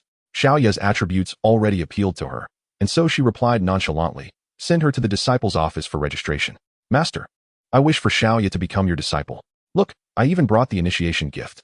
He gestured with his left hand towards the large rooster he had previously tossed aside. Upon hearing rooster, Yu Linglong retorted with irritation, "I no longer accept disciples. Qiner is my sole apprentice." After saying this, she shot Lin Yi a fierce glance, as if he had stolen her cherished treasure. Lin Yi, unfazed by Yu Linglong's gaze, declared proudly, "Master, you will certainly accept her." "Oh, you intend to coerce me into doing so?" Yu Linglong responded, her eyes narrowing dangerously. Lin Yi cleared his throat. "How could that be, master? You will see for yourself." He then stood up, affectionately patted Xiaoya's head, and began to survey the surroundings. His gaze abruptly landed on Yu Linglong, and after a moment of contemplation, he shook his head. "Xiaoya, come lift your brother." Upon hearing this, Yu Linglong regarded Lin Yi with disdain. This young man was utterly shameless. However, her eyes widened in astonishment as she witnessed Xiaoya, with a simple "ha," wrap her arms around Lin Yi's legs. Without the slightest effort, she hoisted him off the ground and gleefully paraded him around. Yu Linglong blinked in disbelief, her shock evident as she stared at Xiaoya. "All right, Xiaoya, put me down," she finally managed to say. Lin Yi's smug expression only grew as he reveled in Yu Linglong's astonishment. It was at this moment that she regained her composure, staring intently at Lin Yi. She had heard tales of innate strength, but this was her first time witnessing it in person. What is happening here? How is it, master? Quite astonishing, isn't it? Ha! When Yu Linglong saw that Lin Yi remained silent, her dissatisfaction grew. I see you are itching for a reprimand. Speak up quickly. Lin Yi chuckled softly as he took a seat, sliding the chicken soup towards Yu Linglong while saying, Master, let me recount my story to you gradually. He narrated the events from the moment the young girl was injured until he sought her as a mentor, briefly explaining that he discovered her unique constitution while treating her wounds. Upon hearing this, Yu Linglong's eyes sparkled with an intensity that was almost alarming as she gazed at the girl as if she were a precious treasure. Little girl, come over to your master. I shall offer you a chicken leg. With that, she playfully nudged the bowl with her spoon. Lin Yi burst into hearty laughter, thinking to himself that he was indeed right. Master, did you not just say that you would no longer accept disciples? Hearing Lin Yi's words, Yu Linglong's smile faltered as she cast a glance at him. I did not anticipate that you possessed medical skills. Haha, I dare say, throughout the entire Great Zhou, there is likely no one whose medical prowess can rival mine. Should you ever suffer from a headache or fever, do seek me out for treatment. Yu Linglong scoffed lightly, her demeanor reflecting her mastery. How could someone of her cultivation possibly suffer from minor ailments? With a hint of annoyance, she replied, now that the matter is settled, why do you still linger? Lin Yi felt the warmth of his enthusiasm meet the chill of her dismissal, and he awkwardly chuckled, Master, I shall take my leave at once. Turning back to the young girl, he advised, study martial arts diligently with your master. Her skills are unparalleled in the realm. If you learn but a fraction, it will benefit you for a lifetime. The girl, aware that her stay at the Jade Maiden Peak was inevitable, did not whine but nodded solemnly. Upon hearing Lin Yi's words, Yu Linglong's expression softened. When you step outside, deliver the offering you brought to Qin Air, and you may stay for dinner tonight. After a brief pause, she added, depart only after the meal. Thank you, master. Lin Yi, without further ado, proceeded to find Lu Qin. Once he left, Yu Linglong gazed at the girl with the fondness one reserves for a cherished pupil, reflecting, that rascal has taken Qin Air away but has gifted me a talented disciple. He does possess some sense of decency. The expanse of Jade Maiden Peak far surpassed that of the loft, boasting not only picturesque scenery, but also exceptionally fresh air. As Lin Yi stepped out of the loft, he felt a remarkable uplift in his spirits, casually surveying his surroundings. Though he had visited Jade Maiden Peak once before, it had been a fleeting glance, and he had not had the opportunity to truly appreciate its beauty before being hastily dispatched. He resolved that this time, he would thoroughly indulge in the sights. After circling the peak, he discovered that behind the loft lay a bottomless abyss. Leaning against the railing, he peered down and clicked his tongue, contemplating that if one were to fall, even their remains would likely be lost. Suddenly, a thought struck him, and his gaze turned peculiar. He looked back at Jade Maiden Peak, and then at the loft that stood majestically in the center. Indeed, it was aptly named. He wondered if it was Yu Linglong who had bestowed this name. A mysterious smile graced Lin Yi's face. Just then, a voice called from behind, Lin Yi, what are you doing? Turning around, he spotted a vibrant blue figure standing a short distance away, and his face broke into a wide smile. Qin Air, I was just about to come see you. After speaking, he walked over, arms wide open, intending to embrace her. Lu Qin, while evading him, playfully scolded, don't be foolish. Master is still in the loft. Lin Yi then lowered his arms, chuckling, I just came from Master, and since I haven't been here before, I thought I would take a casual stroll. Is that so? However, I just saw you grinning in a rather lewd manner. You must have been harboring some mischievous thoughts. Lu Qin remarked with a skeptical gaze. Although he had indeed been contemplating something inappropriate, he certainly could not admit it. Qiner, how did you know I was here? What are you talking about? I just heard that you came to the Yunu sect, accompanied by a large rooster. It ended up escaping, and the junior sisters chased it for quite a while before finally catching it. Haha, Master said that rooster is for you to stew, and I should stay with you tonight. Upon hearing that Master had instructed Lin Yi to stay, Lu Qin's face flushed crimson, and she shyly retorted, how could Master do this? She thought to herself, we haven't even exchanged vows yet. Chapter 59. Again at Lu Qin. Seeing Lu Qin's alluring beauty, Lin Yi felt quite captivated yet puzzled. It was merely a meal. Qiner, Master promised I must finish my meal before I leave. Upon hearing Lin Yi's words, Lu Qin realized she had misinterpreted the situation, and her face flushed with embarrassment. She glared at Lin Yi in annoyance. Why didn't you clarify that earlier? After saying this, she stomped on his foot and turned to leave. Lin Yi yelped in pain, taking a moment to recover before calling after her. What has gotten into you? Be careful, or you might not get married. Mind your own business. Lu Qin retorted angrily, leaving him behind as she descended the Yunu peak. Lin Yi took a deep breath, deciding not to hold a grudge against her for the sake of dinner that evening, and quickened his pace to catch up. It was not until they reached the foot of Yunu Peak that he finally caught up with her. Lu Qin glanced back at him, and a barely perceptible smile appeared on her lips. At that moment, a young female disciple approached, shyly addressing Lin Yi. "Brother Lin, your rooster." Lin Yi then noticed the large red rooster he had brought up the mountain, now being held by her by its wings. "What are you standing there for? Hurry and take it," Lu Qin urged, dissatisfied with Lin Yi's inaction. He quickly reached out to accept it, smiling as he said, "Thank you, junior sister. I'll treat you all to chicken tonight." Hearing Lin Yi speak to her, the young disciple blushed, her eyes wide with curiosity as she asked, "Has the sect leader taken you as a disciple?" Lin Yi grinned, "Indeed, junior sister." The young disciple, flustered by his smile, shyly replied, "Goodbye, brother," before scampering off.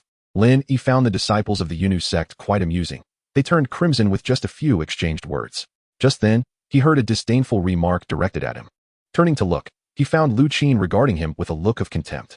Noticing Lin Yi's gaze, Lu Qin inquired, "When did Master take you as a disciple? How come I was unaware of this?" Lin Yi grinned and said, "Master has accepted me as a disciple, so I shall call you Master." "Utter nonsense. If you continue with this foolishness, I shall send you down the mountain," Lu Qin retorted with a mix of shyness and anger, before hastily returning to her pavilion. Lin Yi chuckled a few times and followed her. Yunu Peak was approximately several hundred meters from Lu Qin's pavilion. Along the way, Lin Yi curiously inquired, "Qiner, are all the disciples of the Yunu sect this shy?" Lu Qin rolled her eyes in response. "Do you think everyone possesses your audacity? The disciples of the Yunu sect seldom interact with men, so your presence here is quite peculiar to them." Pausing for a moment, she looked at him with a wary expression. "I warn you, do not harbor any intentions towards the junior sisters, or I shall ensure you remain less than a man." "Not at all. Having the most beautiful woman of the Yunu sect is sufficient for me." "Humph." Lu Qin rarely offered a rebuttal. "By the way, Qiner, why are there so few people in the Yunu sect?" Lu Qin halted and gave him a significant eye roll. "This is the front mountain. Only disciples of the first tier can reside here, while the others live on the back mountain." Lin Yi was taken aback by this revelation. "So the junior sisters we just encountered are all of the first tier?" This time, Lu Qin did not correct him for referring to them as junior sisters. Instead, she proudly replied, "Surprised, aren't you? If you dare to bully the junior sisters, they won't coddle you like I do. Master teaches us that if we are bullied by men, we should break their limbs." She discreetly cast a glance at a certain part of Lin Yi's body. Suddenly, Lin Yi felt a chill on his thigh and muttered, "What on earth is Yulin teaching?" He began to question whether sending the girl here was a wise decision. "What did you say?" Nothing. I merely remarked that Master appears quite youthful." Upon mentioning Master's age, Lu Qin instantly donned a mysterious expression. "Can you guess how old Master is?" 30? Lin Yi ventured tentatively. "Giggle, if Master hears that, you shall surely be punished." "Could it be 25? Lu Qin glanced towards the direction of Yunu Peak to ensure Master could not overhear, then leaned close to Lin Yi and whispered, "You can't guess, can you? Master is 47 this year." "What?" Lin Yi was astounded. He had always thought that even with the effects of the spiritual jade, Master would not appear more than 30. He had not anticipated such a disparity, clearly underestimating the efficacy of the spiritual jade. No wonder Lu Qin had reacted so intensely when he gifted her the jade pendant. Fortunately, Lu Qin was on his side. That old man had mentioned he had left behind plenty of spiritual jade, which could be sought after later. "Surprised, are you?" Lu Qin said with satisfaction, noticing Lin Yi's astonishment. "Indeed, I did not expect the jade pendant to have such remarkable effects." Lu Qin quickly covered her chest and warned, "You aren't thinking of reclaiming the jade pendant, are you? Let me assure you, that will not happen. Why would I take back something I have given away? Besides, that was my engagement gift to you." Uffed. As if you could. Unbeknownst to them, the two had arrived at Lu Qin's loft. The layout of the loft was quite similar to that of the courtyard in Xinghua village, with the bedrooms situated centrally and the kitchen off to the side. Lin Yi waved the large rooster in his hand, indicating where it should be placed. "Are you going to handle it, or should I?" he asked. Lin nodded slightly. Indeed, it was more fitting for him to undertake this task himself. Having experience from stewing a hen for a month, he swiftly processed the bird with ease. Meanwhile, Lu Qin busied herself in the kitchen, and Lin Yi brought the chicken over, only to be shooed out, as she claimed he would only cause chaos. Discontent, Lin Yi stepped outside, but since Lu Qin wished to cook, he was more than happy to enjoy his leisure. After a short while, he wandered into the bedroom, a place he was familiar with. Navigating around the screen, he found the bed and the bathing tub still in their original positions. Lin Yi stretched out and was immediately enveloped by a faint, floral scent. Suddenly recalling something, he flipped the pillow over, only to discover it was empty. Disappointment washed over him, and he clicked his tongue. The bed seemed to possess a hypnotic quality, and Lin Yi soon succumbed to slumber. Time passed, and in his dreams, Lin Yi felt an itch in his nose, prompting him to scratch, which only intensified the sensation. Abruptly, he opened his eyes to find Lu Qin sitting at the edge of the bed, a lock of hair in her hand. She let out a soft giggle before adopting a stern expression. Who told you to sleep on my bed? I've been working myself to the bone outside. And here you are, indulging in sweet slumber. Lin Yi yawned and sat up, prompting Lu Qin to quickly move aside. Is dinner ready? He inquired. Lu Qin rolled her eyes. Not yet, it's still cooking. Lin Yi responded with a nonchalant oh and stretched lazily. At that moment, Lu Qin noticed her pillow had been disturbed, suddenly recalling the previous incident, and shot Lin Yi a glare, her cheeks flushing slightly. You rogue, always thinking of lewd things. Chapter 60. Descending the mountain having just woken, Lin Yi paid little heed to Lu Qin's reaction and made his way to the round table. Pouring himself a cup of tea, Lu Qin followed him out and, after sitting down, abruptly asked, Where did you take Xiaoya? Previously, she had heard from her junior sisters that Lin Yi had brought a little girl over. She had intended to visit Yunu Peak, but had completely forgotten due to his diversion. Speaking of Xiaoya filled Lin Yi with pride, for she was destined to become a formidable expert he had nurtured. Observing Lu Qin, he was suddenly curious to see her reaction upon learning of his new disciple. So he leaned closer with a grin. Qiner, Xiaoya is now your junior sister. What? Lu Qin exclaimed. I said, Master has accepted Xiaoya as her closed-door disciple. Lu Qin's eyes widened in surprise. Isn't the closed-door disciple supposed to be me? Lin Yi burst into laughter. Not anymore. You've become the senior sister. Only then did Lu Qin process this. Her curiosity piqued. What happened? Master hasn't taken in disciples for a long time. How did you manage to persuade her? Lin Yi recounted the conversation he had with Yu Linglong. Upon lifting her gaze, she found Lu Qin regarding her as if she were a fool. What is it, Qiner? Lu Qin rolled her eyes and retorted. Do I appear to be a fool to you? Your words might deceive, Master, but I have known Xiaoya longer than you. Would I be unaware of her suitability for martial arts? It turned out that long ago, Lu Qin had contemplated bringing Xiaoya back to the Jade Maiden sect, only to discover, after examining her physique, that she lacked the innate talent for martial arts.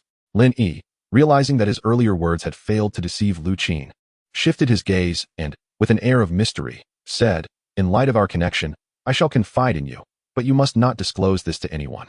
Lu Qin bit her lip, refraining from contradiction, and urged him, Speak swiftly, do not dawdle.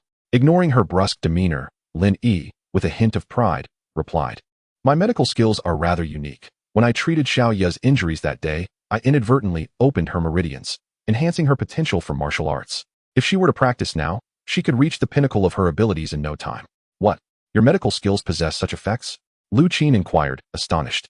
Her eyes glimmering with envy as she gazed at him. Understanding her intent, Lin Yi pondered for a moment.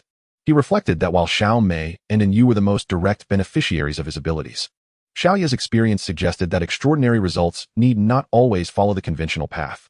Thus, Lin Yi turned to Lu Qin and, with a smile, asked, Qiner, would you care to give it a try? Lu Qin, already inclined towards this notion, eagerly nodded. Then let us proceed. She extended her left hand. What are you doing? Don't think of taking advantage of me. Hurry, I need to channel my true energy into your body. Oh, why the urgency? Do you feel anything? Your hand is quite cold. I meant, do you feel anything within your body? Nothing. After a quarter of an hour, they paused, and Lu Qin pulled her sleeves down to conceal her wrists. Lin Yi lamented, It seems it won't work. Xiaoya's situation is exceedingly rare. Is that so? You're not trying to deceive me, are you?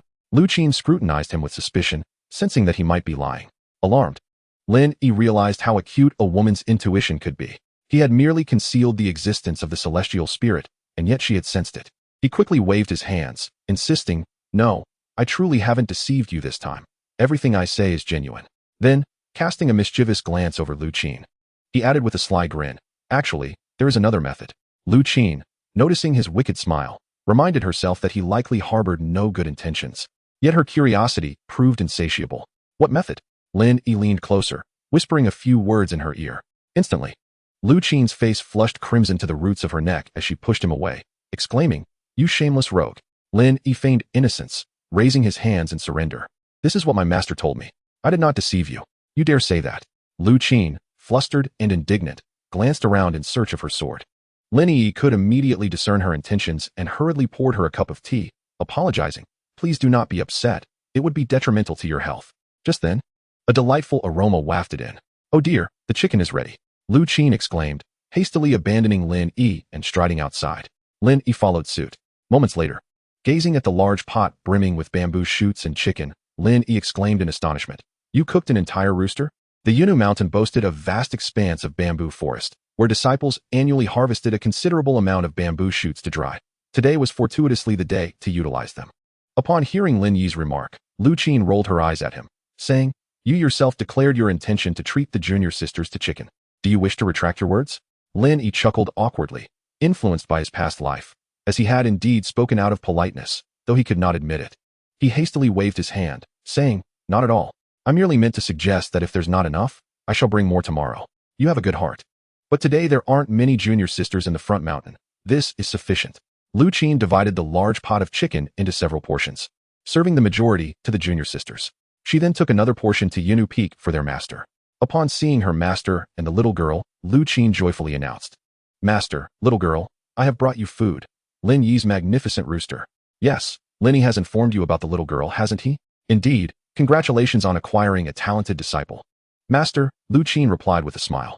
She then turned to the little girl with a playful grin. "Little girl, remember to call me senior sister from now on." "Senior sister," the little girl chirped in response. Lu Qin playfully pinched the little girl's cheek, giggling, "Hee hee, my dear junior sister is truly obedient." Observing Lu Qin teasing the little girl, Yu Linglong interjected disapprovingly, "Enough now. Do not hurt your junior sister." Lu Qin looked at her master, speechless. "Master, I am your eldest disciple. You must not show favoritism. Humph, soon you will belong to someone else." After saying this, she turned to Lu Qin. "Lin Yi is still with you, right? After dinner, make sure he descends the mountain. He is not permitted to stay overnight." Lu Qin's face flushed crimson as she recalled Lin Yi's earlier words and stammered, "Understood, master. I shall return now." Go on, go on." Yu Linglong waved her hand impatiently. Upon returning to the loft, Lu Qin found Lin Yi seated at the table, untouched chopsticks before him. She sat down and remarked, "You are quite perceptive." After dinner, as twilight began to descend, Lin Yi showed no inclination to leave, merely watching Lu Qin tidy the table. "What are you staring at? Once you finish, you must leave. Master instructed you to descend the mountain post-haste," Lu Qin admonished. Lin Yi immediately halted his words, inwardly grumbling that Yu Linglong was always wary of him. Was he truly that kind of person? Very well then. "Qiner, I shall return to Xinghua village. Do remember to visit me."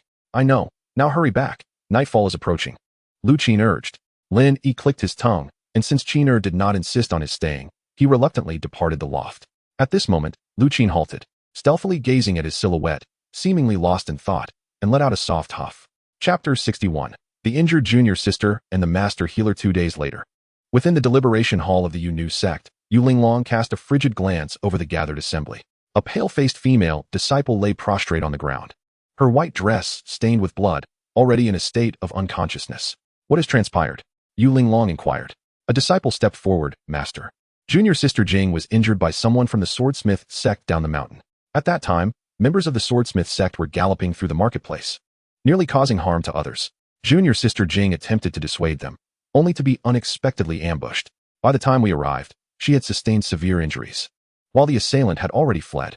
At this juncture, another disciple interjected, "Junior sister Jing is of the first-tier realm and possesses formidable martial prowess. Had it not been for the ambush, she would not have been bested by her opponent, nor would she have been injured to such a degree." Yu Linglong gestured for silence. "We shall discuss the swordsmith sect's actions later. How grave is Jing's injury?" "Returning to the sect, we have managed to staunch her bleeding, but she has been pierced in the chest by a crossbow bolt, injuring her internal organs. It is likely that ordinary healers would struggle to save her." Casting a glance at the faintly breathing Yang Jing, Yu Linglong's expression darkened. "First, they kidnapped Lu Qin, and now they have harmed my disciple. Does the swordsmith sect seek war with the Yu sect?" At that moment, Lu Qin suddenly recalled a certain event. Xiao Mei had also been shot in the chest, but was saved by Lin Yi. With this thought, Lu Qin hastily spoke. Perhaps Lin Yi could save junior sister Jing. Yu Linglong, taken aback, thought she had misheard. "Qiner, are you referring to Lin Yi?" "Indeed, master." Lu Qin recounted Lin Yi's successful treatment of Xiao Mei. After hearing this, Yu Linglong was astonished. Lin Yi had previously claimed to possess exceptional medical skills, but she had not anticipated his abilities to extend to such a degree, capable of reviving someone with a pierced heart. Yu Linglong's demeanor softened as she regarded Lu Qin. "Qiner, please fetch Lin Yi and see if he can aid Jing." "I shall go at once," Lu Qin responded before hurriedly departing. In the courtyard of Xinghua village, Lin Yi was watering the vegetable garden. Ever since the little girl had gone to the Yu sect, the place had lost its former vibrancy. During his practice, Lin Yi would often tend to the garden to pass the time. At that moment, the courtyard door was flung open with a resounding bang. "Lin Yi, come with me at once." Lu Qin rushed in with an anxious expression, seizing Lin Yi and dragging him outside. Before Lin Yi could comprehend the situation, he found himself pulled along, stumbling behind her. After a considerable distance, he looked at Lu Qin, bewildered. Hey, what are you doing? Are you abducting a man? Without glancing back, Lu Qin continued to pull him along. Junior sister Jing is gravely injured. Master wishes for you to take a look. Upon hearing of an injury, Lin Yi ceased his jesting. Which junior sister Jing? The one who caught the large rooster for you a few days ago. Her name is Yang Jing, the youngest disciple of the front courtyard. Lin Yi raised an eyebrow. Who could have inflicted such severe injuries at the peak realm? Lu Qin, somewhat anxious, replied, I told you on the way, we must hurry. When we emerged, junior sister Jing was on the brink of collapse. Lin Yi's expression shifted slightly as he suddenly extended an arm around her waist. With a gentle yet firm embrace, he lifted her effortlessly and, with a swift motion, leaped towards Yuna Mountain. Caught off guard by the sudden embrace, Lu Qin was startled, but upon regaining her composure, she shyly lowered her gaze. Yet, recalling the dire situation of junior sister Jing, she focused her mind and began to recount the events to Lin Yi. The matter was not overly complicated, and Lu Qin succinctly explained it in just a few sentences. Upon learning that it was the sword-forging sect responsible, Lin Yi furrowed his brow and pushed his lightness skill to the utmost limit. During this period, Lin Yi had devoted himself to cultivating the immortal union technique, and his prowess had reached an extraordinary level. As he fully unleashed his lightness skill, the trees along the roadside seemed to retreat at lightning speed.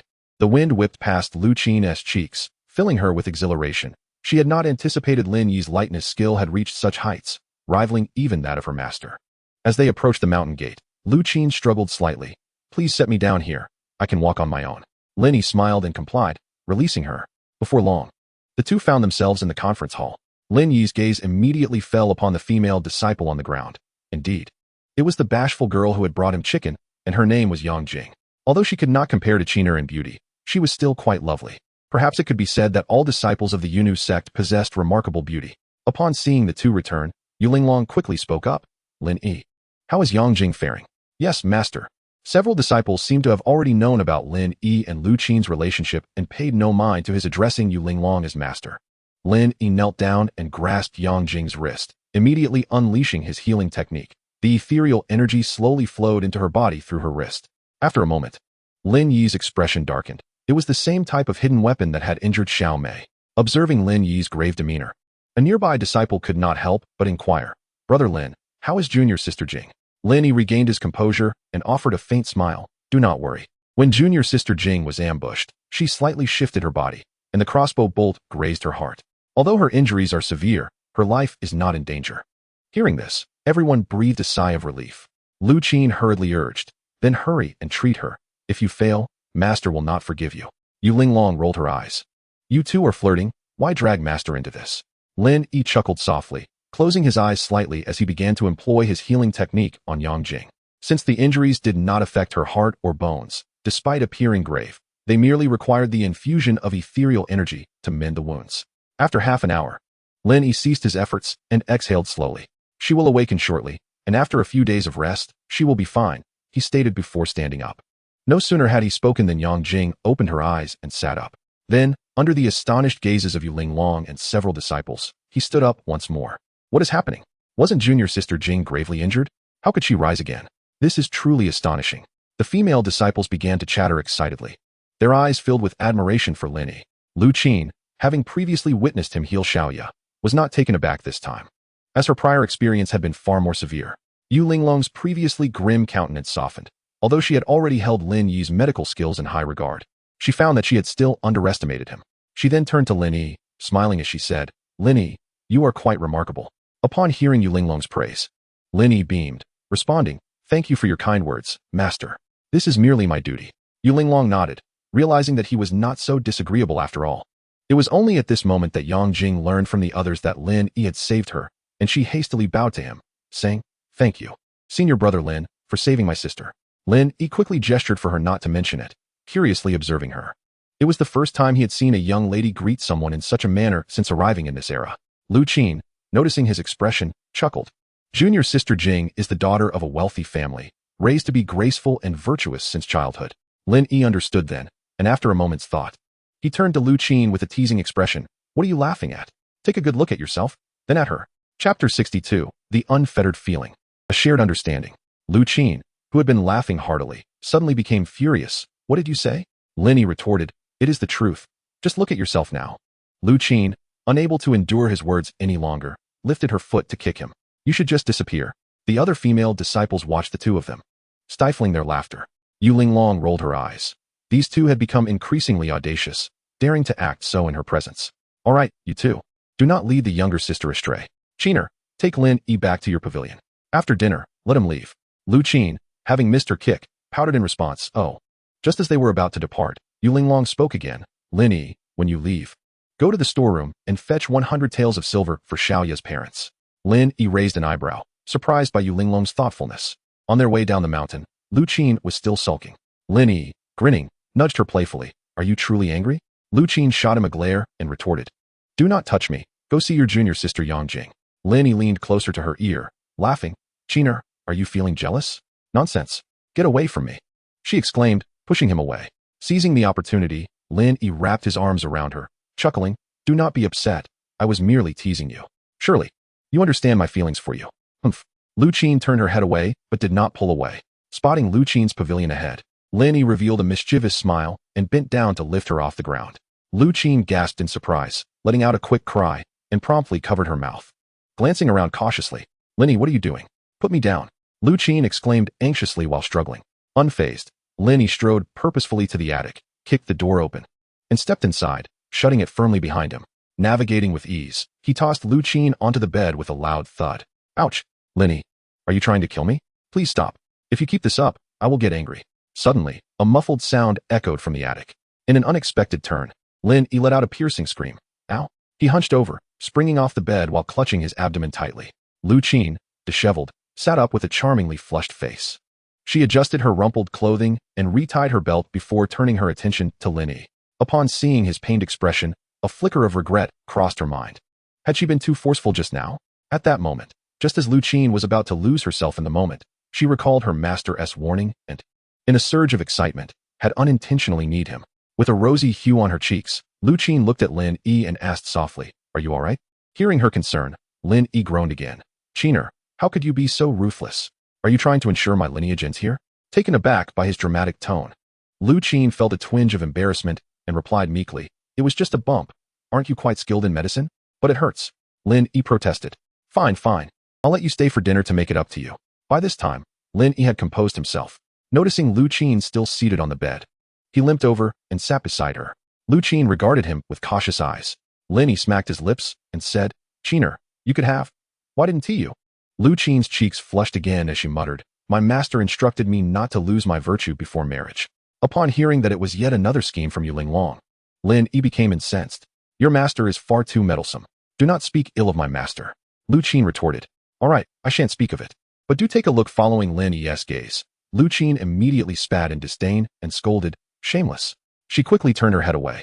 Lin Yi, with a mischievous grin, leaned closer to her ear and whispered, Qiner, do you remember what happened last time at the dilapidated temple? At the mention of that incident, Lu Qin's face turned crimson down to her neck. I don't remember. Please leave. How about we no way, you scoundrel? My master only said not to lose my virtue. This doesn't he count. Half an hour later, Lin Yi emerged from the attic, looking invigorated, with a flustered and vexed Lu Qin following behind him. Observing Lin Yi's smug expression, Lu Qin kicked him hard, exclaiming, Shameless rogue. Lin Yi, undeterred, chuckled heartily, still savoring the earlier sensations. Qiner, what shall we have for dinner tonight? Whatever you like. Shall I go down the mountain and buy a chicken? Lu Qin rolled her eyes. There are ingredients in the kitchen, you can cook. At your command, my lady. Lu Qin had stocked the kitchen with plenty of supplies, and it did not take long for Lin Yi to prepare the meal. After the recent events, Lu Qin felt somewhat bashful.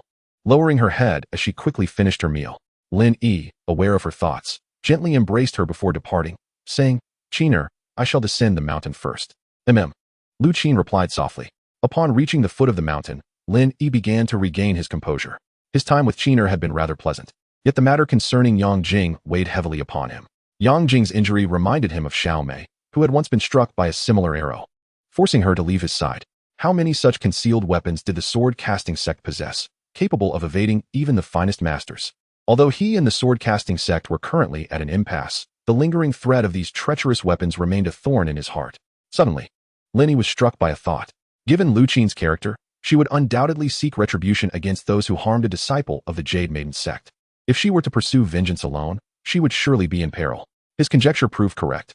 Lu Qin was currently discreetly inquiring with her junior sisters, gathering intelligence on the whereabouts of those who had injured Sister Jing. In a short while, she learned that the assailants from the sword-casting sect had fled on horseback towards Yanglu town after inflicting harm upon Sister Jing. Resolute in her decision, Lu Qin vowed to travel to Yanglu town the following day. The conflict between the Jade Maiden sect and the sword-casting sect had already stirred considerable gossip. Meanwhile, Lin Yi had also gleaned the direction taken by the sword-casting sect. Contemplating Lu Qin's disposition, he surmised that she would likely head to Yanglu town the next day. Upon returning to his small courtyard, Lin Yi found himself unable to focus, anticipating the possibility of confronting the sword-casting sect's hidden weapons. Thus, he refrained from his usual training. Over the past few days, he had been devising strategies to defend against their crossbows. During the last incident involving Xiao Mei, he had been too agitated and forgotten to secure the crossbow. If he could acquire one of those crossbows, he believed he could devise a countermeasure. After much contemplation, he concluded that he would have to rely on his formidable celestial powers to forcefully repel the bolts, or perhaps find a sword akin to the fiery red one possessed by Shang Wanqing. This represented a singular opportunity, having just begun to master the celestial techniques. He felt confident he could obtain a crossbow without sustaining injury. Once he discovered a method of restraint, even if he chose not to confront them in the future, it would be prudent to have safeguards in place. Chapter 63. The search for the culprit. The following day, Lin Yi awoke early, intent on reaching Yanglu town before Lu Qin could encounter the sword-casting sect's members and thus avert potential danger. Shortly thereafter, he procured a horse in the marketplace and set off towards Yanglu town. Observing the dim light of dawn, he mused that Lu Qin had likely not yet begun her journey and resolved to wait for her along the way. This route to Yanglu town was inevitable. He imagined her surprise upon discovering him ahead, and a smile involuntarily crept across his face at the thought. Half an hour later, Lin Yi spotted a chestnut horse resting by the roadside, yet saw no rider. Curiously glancing around but not dwelling on it, he continued on his path. However, as time passed, Lin Yi grew increasingly perplexed. Even by noon, there was still no sign of Lu Qin. Had he misjudged the situation? Or had she taken an alternate path? Suddenly, Lin Yi spotted a woman ahead, adorned with a jade-green butterfly hairpin, clad in a flowing blue gown, carrying a bundle, and wielding a sword, embodying the essence of a weary traveler. Upon recognizing her, Lin Yi was momentarily taken aback, his expression a blend of astonishment and delight, and he couldn't help but exclaim, "Lu Qin." Hearing her name, the woman turned around, her face lighting up with joy as she called out, "Lin Yi." Lin Yi hastened to Lu Qin's side and dismounted swiftly. "What brings you here?" Lu Qin inquired, her eyes sparkling with curiosity. Lin Yi gazed at her in silence before retorting, "Shouldn't I be the one asking you that? What are you doing here?" Lu Qin, her eyes glinting with determination, revealed, "The sword-forging sect has harmed junior Sister Jing, and as her senior, I must seek justice on her behalf." "Is that how you came here?" Lin Yi asked incredulously. Upon hearing his words, Lu Qin clenched her teeth in frustration. "It's all because of that unscrupulous horse trader. I bought a horse from him this morning, and after just a short distance, it fell ill and could go no further." She seemed to recall the situation, wrinkling her nose as if fanning away an unpleasant memory. Lin Yi chuckled at the thought of the chestnut horse they had encountered by the roadside. "What are you laughing at, you scoundrel? You still haven't explained how you ended up here." "Of course, I came to find you. I figured you were off for revenge and, fearing for your safety, decided to follow you." Upon hearing Lin Yi's words, Lu Qin's face blossomed with a sweet smile. "At least you have a semblance of conscience." Lin Yi smiled back, remounting his horse and extending a hand to her. "Come, let's ride." Lu Qin hesitated, a hint of bashfulness creeping into her voice. "Is that really appropriate? Have you forgotten what happened last night? Shall I refresh your memory?" "Enough," Lu Qin retorted, her annoyance evident. Yet, she did not linger on the matter, extending her hand. Lin Yi grasped her hand firmly and, with a swift tug, positioned her securely in front of him, naturally wrapping his arms around her. "Giddy up." Lin Yi gently urged the horse forward. After a while, Lu Qin could no longer contain herself. "Lin Yi, could you possibly ride a bit faster?" "Qiner, with two of us on this horse, it's rather heavy.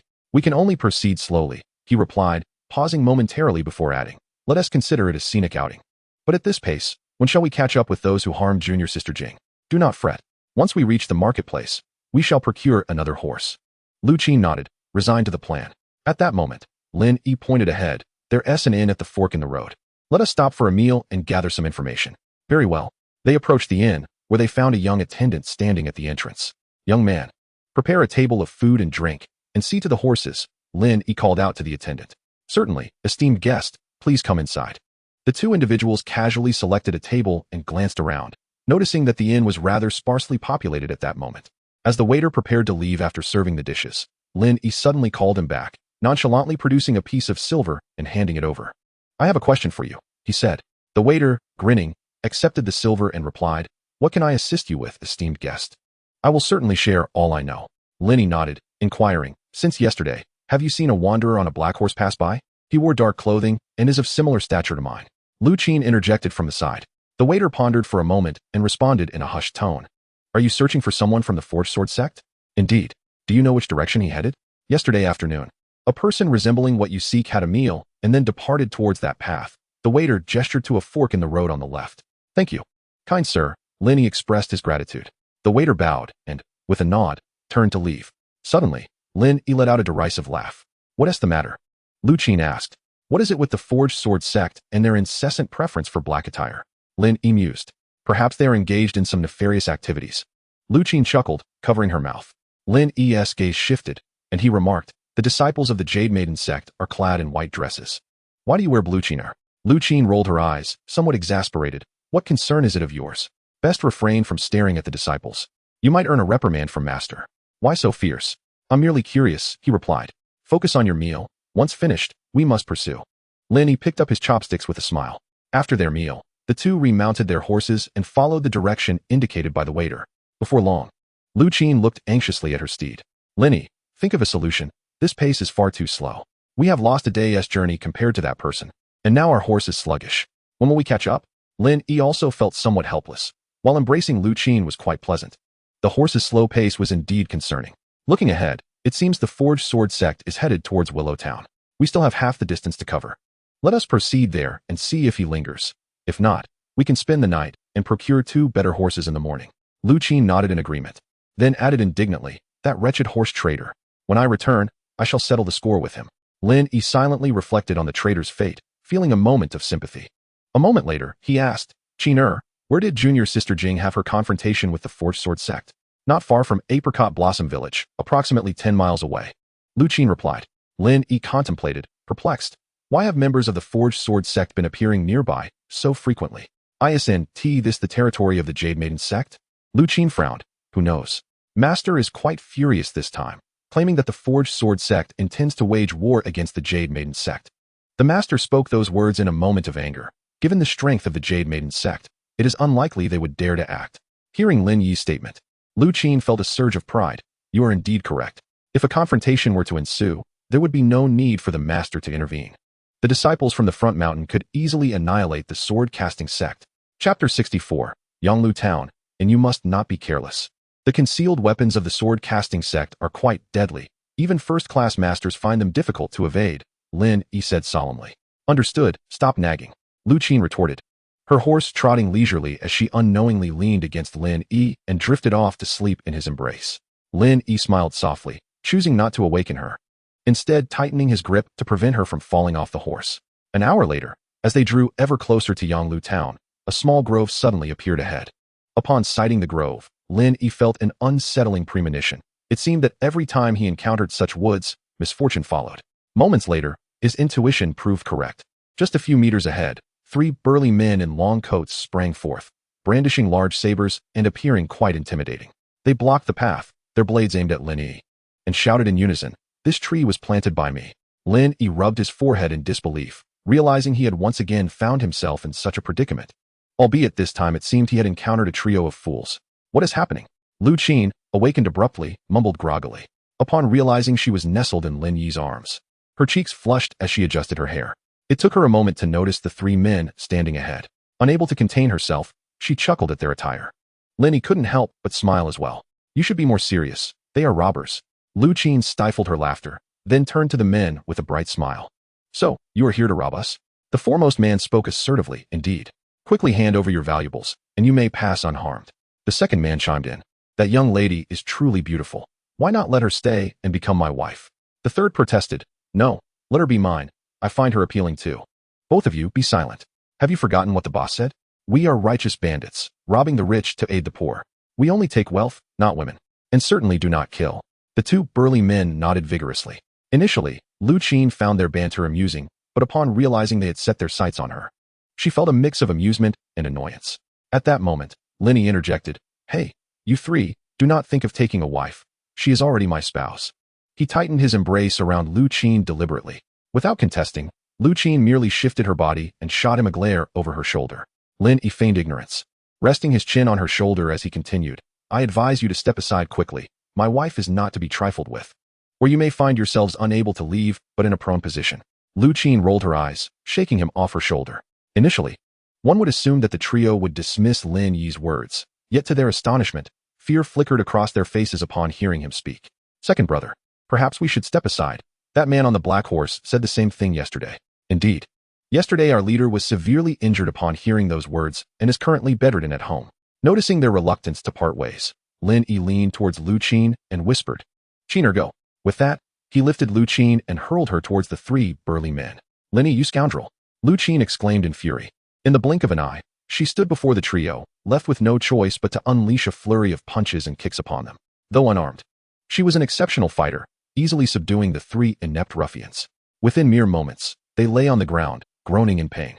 After dispatching them, Lu Qin cast a provocative glance at Lin Yi, who, observing the writhing men, clicked his tongue in disbelief at his woman's ferocity. At this moment, Lu Qin returned and extended her hand towards Lin Yi. He grinned and pulled her onto the horse, wrapping his arms around her once more. Ignoring the fallen men, they continued towards Yanglu town. Once they departed, the three men began to grumble amongst themselves. We told you to move aside, yet you refused to listen. Indeed, we took a beating for nothing. Consider yourselves fortunate. Our leader had his leg broken yesterday. Let it go. Let it go. Next time we shall take another route. This place is too perilous. How long until we reach Yanglu town? Lin Yi inquired. It should be soon. Why not catch a little more sleep? And I shall wake you upon our arrival? No. If I sleep now, I won't be able to sleep tonight. Very well. And so, they ambled along, exchanging soft words until dusk approached, finally arriving at Yanglu town. What shall we do now? Lu Qin pouted. What else can we do? While the sky is still not entirely dark, let us find a place to stay for the night. We can devise a plan tomorrow. All right then. Yanglu town was larger than the average town, as the region of Yunzhu itself was vast, surrounded by towering mountains. Towns were often distanced from one another. Yet when the right conditions arose, a multitude of residents would gather. After a brief search, they found an inn that appeared quite satisfactory and entered without hesitation. Welcome, esteemed guests. Are you here for lodging? Greeted a man who seemed to be the proprietor. Lin Yi nodded slightly. 1 room, please. 2 rooms, Lu Qin interjected, casting Lin Yi a disapproving glance, as if to say, don't even think about it. Lin Yi rolled his eyes and positioned himself to block her, discreetly gesturing to the innkeeper with a coin behind his back. Upon noticing the silver, the innkeeper quickly accepted it without hesitation. What are you doing? Don't obstruct me. Lu Qin pushed Lin Yi aside. At that moment, the innkeeper smiled and said, Ah, it seems you have arrived at an unfortunate time. We have but 1 room left. What about the other rooms? Lin Yi inquired. They are all occupied as well. Lu Qin opened her mouth and said, Lin Yi, shall we find another inn? The owner replied, Ladies, this is the only inn in Yanglu town. If you venture out now, you may find no place to stay. Lu Qin bit her lip. Remaining silent, Lin Yi hastily addressed the proprietor. Then please prepare a room for us. The owner inquired, Would you like to order something to eat? Lin Yi responded, Please send over a selection of your signature dishes.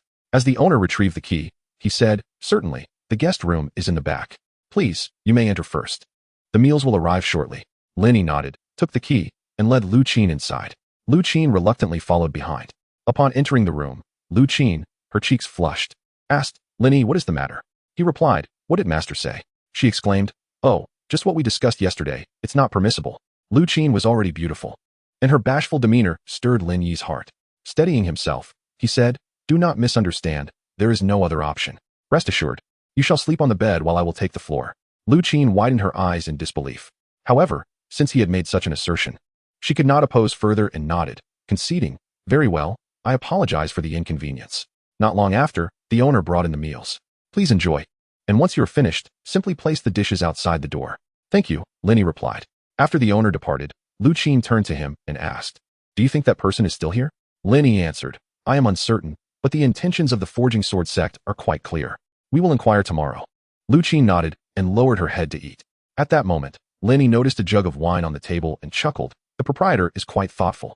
He reached for it, but Lu Qin snatched it away, glaring at him. No drinking. Lin Yi's hand hung in the air, surprised. Why not? It would be a waste. I said no drinking. Lu Qin asserted, her expression resolute. Fine, Lin Yi relented, shaking his head in resignation. As evening fell, Lin Yi surprisingly lay down on the floor. occasionally emitting a sound as if he were cold. Lu Qin turned to glance at his shadowy figure and bit her lip. Lin Yi, why don't you come up and sleep? He replied, but you must not move. How can you be so quick? It's too cold, the bed is warm. Lu Qin exclaimed. No sooner had she finished speaking than Lin Yi had jumped into the covers beside her. Lu Qin quickly turned away, creating some distance.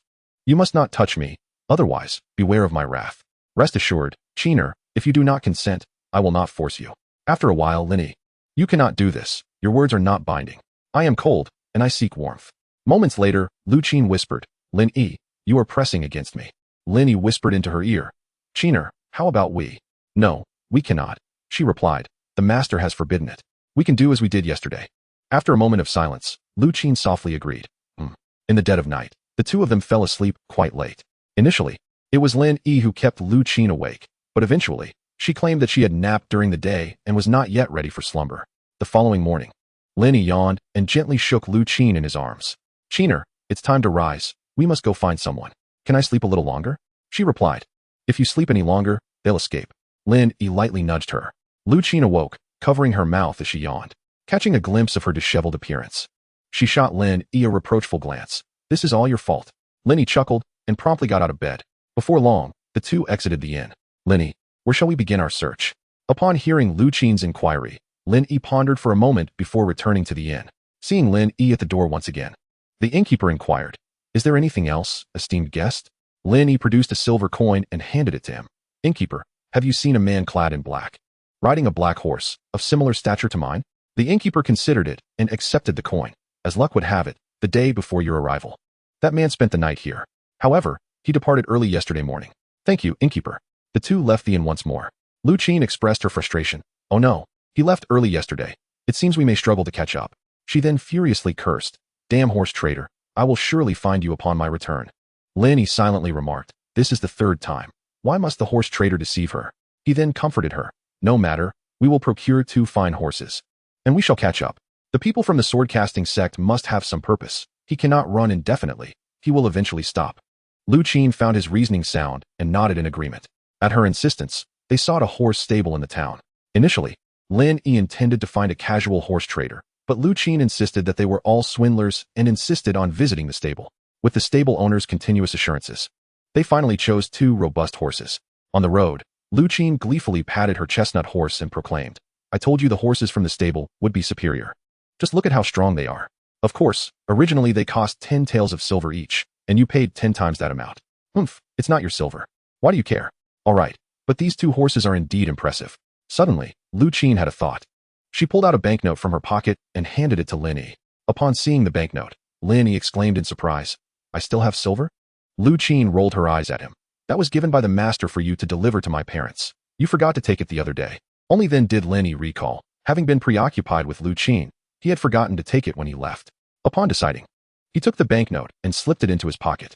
Just as they were about to exit the small town, Lu Qin suddenly halted. Why aren't we moving? Lin Yi inquired. Did that innkeeper mention he was the only one in town? Indeed, isn't that rather coincidental?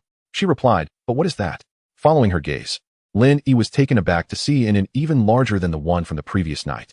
With a sheepish chuckle, he exclaimed, that innkeeper is quite unscrupulous. How could he deceive us? Is that so? Shall we return and confront him?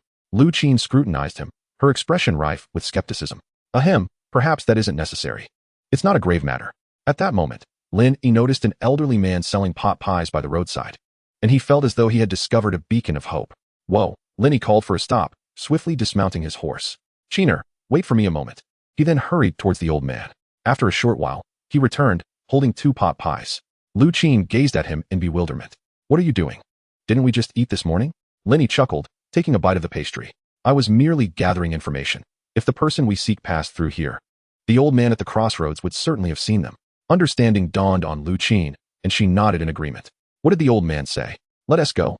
It seems we are indeed a day late, and we are likely to catch up only at the next town. Noticing Lu Qin's hesitation, Lin Yi urged, shall we move? Lu Qin shot him a glare and extended her hand. Give me 1 pie. Realizing her intention, Lin Yi handed over one of the pot pies. As she accepted it, a smile illuminated her face. Let us go, Lin Yi urged as he quickly followed her lead. This time, they did not linger. Their steeds galloped swiftly along the path. By midday, they reached the next town. However, upon inquiry, they discovered that the person they sought had departed the previous afternoon. They were mentally prepared for this news and felt no surprise, given they had lost a day on their journey. Cheater, shall we rest here for half a day or continue onward? Lin Yi, unfamiliar with the route, turned to Lu Qin for guidance. Chapter 66, A Trap After Some Contemplation. Lu Qin replied, "It is still early, let us continue on. I recall there is another inn ahead where we can rest for the night." "Very well. Let us be on our way." As twilight approached, they indeed spotted an inn by the roadside. "Let us rest here for the night," Lin Yi suggested. Lu Qin nodded in agreement. They tied their horses outside and stepped inside. "Innkeeper, we would like a room, and please feed our horses as well." "Certainly. I will tend to them right away." After a brief pause, he inquired, "How many rooms will you require?" Lin Yi cast a furtive glance at Lu Qin, only to find her staring intently at him. Upon discovering that they were being watched, Lu Qin rolled her eyes and instructed the attendant, "One guest room. And please bring the meals inside." Lin Yi burst into laughter. As they entered the guest room, Lin Yi continued to chuckle, prompting Lu Qin to glare at him. "What are you laughing at? If you keep it up, I'll have you book another room." Lin Yi quickly sobered and replied with a serious face, "I won't laugh anymore." Seeing the swift change in his demeanor, Lu Qin couldn't help but giggle. Soon after, the attendant delivered their meals. After savoring the flavors, Lin Yi, unable to resist, began to make advances towards Lu Qin once more. She shoved him away in annoyance, exclaiming, "What are you doing? It's not even dark yet." Lin Yi chuckled mischievously. "Cheater, last time in the attic, I barely got a glimpse before you chased me away with your sword." The memory brought a smile to Lu Qin's lips. The following day, the two continued their journey as planned. Unexpectedly, they missed the people from the sword-casting sect once again. On the third day, Lin Yi exclaimed, "What? They left just yesterday." On the fourth and fifth days, after half a month, they stopped in a small grove. Lin Yi looked around in confusion. "Cheater, don't you find this place familiar?" Lu Qin rolled her eyes. "Of course, in front lies Yonglu town, where we encountered 3 road robbers half a month ago." Lin Yi suddenly realized that after chasing for half a month, they had merely circled back. After a moment's hesitation, Lin Yi asked, "Should we continue the pursuit?" Lu Qin, equally torn, turned to him. "Do you think he knows we're after him and is deliberately leading us in circles?" Lin Yi nodded, recognizing the likelihood of this. However, he pondered why the adversary would do such a thing. Recently, the sword-casting sect had been appearing frequently near Yunnan Mountain, acting with impunity, which suggested they might be involved in something nefarious. This thought gave Lin Yi a sense of foreboding. "Should we head back?" he suggested. At that moment, a cold voice emerged from the depths of the grove. "I fear you will not be returning." A figure clad in black stepped forward. Upon hearing the malevolent tone, the two were not particularly startled, merely taken aback. Upon recognizing the intruder, Lu Qin's anger flared. "It's you. You are the one who severely injured junior sister Jing half a month ago." "Ha ha ha. If you are referring to that little girl from the Yunu sect, then indeed. It was I who harmed her, but I am uncertain if she is still alive." With a scoff, Lu Qin declared, "With Lin Yi here, do you think you can kill anyone from the Yunu sect? Today, I shall avenge junior sister Jing." With that, she drew her sword. Hearing Lu Qin's words, the intruder displayed a peculiar smile. "Little beauty, do not be hasty. Allow me to introduce myself. I am Wu Ji. I have long heard of Miss Lu's beauty, and upon seeing you today, it is indeed as rumored. If you would agree to accompany me for a few days, I might consider letting you go." At this, Lu Qin's chest heaved with indignation as she glared at him. Shameless. She prepared to attack, but Lin Yi intervened. "Cheater, wait." Lin Yi gazed at the figure before him, cloaked in black and claiming to be Wu Ji. Narrowing his eyes, he inquired, "So, your target this time is not the Yunu sect, but rather me, is it?" A mocking laughter erupted from Wu Ji. "Haha, Lin Yi, you are not as foolish as I thought. Had I not deliberately missed my shot? Do you truly believe that your so-called junior sister Jing could have evaded us? That little girl was also an intentional casualty of your reckless charge, was she not? You refer to the child from Xinghua village, do you not? Indeed, it was orchestrated by us. Initially, we anticipated that her demise would incite your pursuit. Yet you unexpectedly revived her." Lin Yi, upon hearing this, felt a surge of indignation. "Since you had already discovered my presence in Xinghua village, why not confront me directly instead of endangering the innocent?" "We had no choice," Wu Ji retorted. "The proximity to the Yunu sect made it perilous for us to act directly there. We likely would not have escaped Yunnan Mountain. Moreover, the sect leader currently wishes to avoid a direct conflict with the Yunu sect." Realizing he had divulged too much, Wu Ji suddenly smirked at Lin Yi. "You won't extract any more information from me. If you wish to know more, you shall have to be captured first." He then posed a final question. "What is your relationship with Wu Hen?" "Humph, Wu Hen is my elder brother. Today, I come to avenge him." Lin Yi regarded him with a nod, his gaze growing colder. "Do you truly believe you can contend with both of us alone?" TSK, how do you know I am alone?" With a flick of his hand, a cacophony of footsteps echoed behind Lin Yi. Immediately, Two horses whinnied in alarm, growing restless. Lin Yi and Lu Qin tightened their reins and turned to look. They beheld a line of over a dozen black-clad figures arrayed across the path, each wielding a crossbow aimed squarely at them. Upon sighting the crossbows, Lin Yi felt a chill of dread. It was bad news indeed. These were the same type of crossbows that had once injured Xiao Mei, and now there were more than 10 in their midst. Should they all be fired simultaneously, even his formidable skills would be insufficient to escape, especially with Lu Qin present. How do you like this, Lin Yi? You must be quite familiar with these crossbows, Wu Ji remarked with a hearty laugh. Lin Yi remained silent, his expression grave as he scrutinized the array of black-clad assailants. What is so remarkable about them? They are merely crossbows, Lu Qin interjected, raising her sword with determination to charge forward. Swoosh! Thud! The sounds rang out simultaneously, and before Lu Qin could react, her sword shattered. Qiner, be careful! Lin Yi shouted urgently. Lu Qin, in disbelief, stared at the broken half of her blade. This was a treasured sword gifted by her master, renowned for its unparalleled sharpness and resilience, yet it had been cleaved by a mere bolt.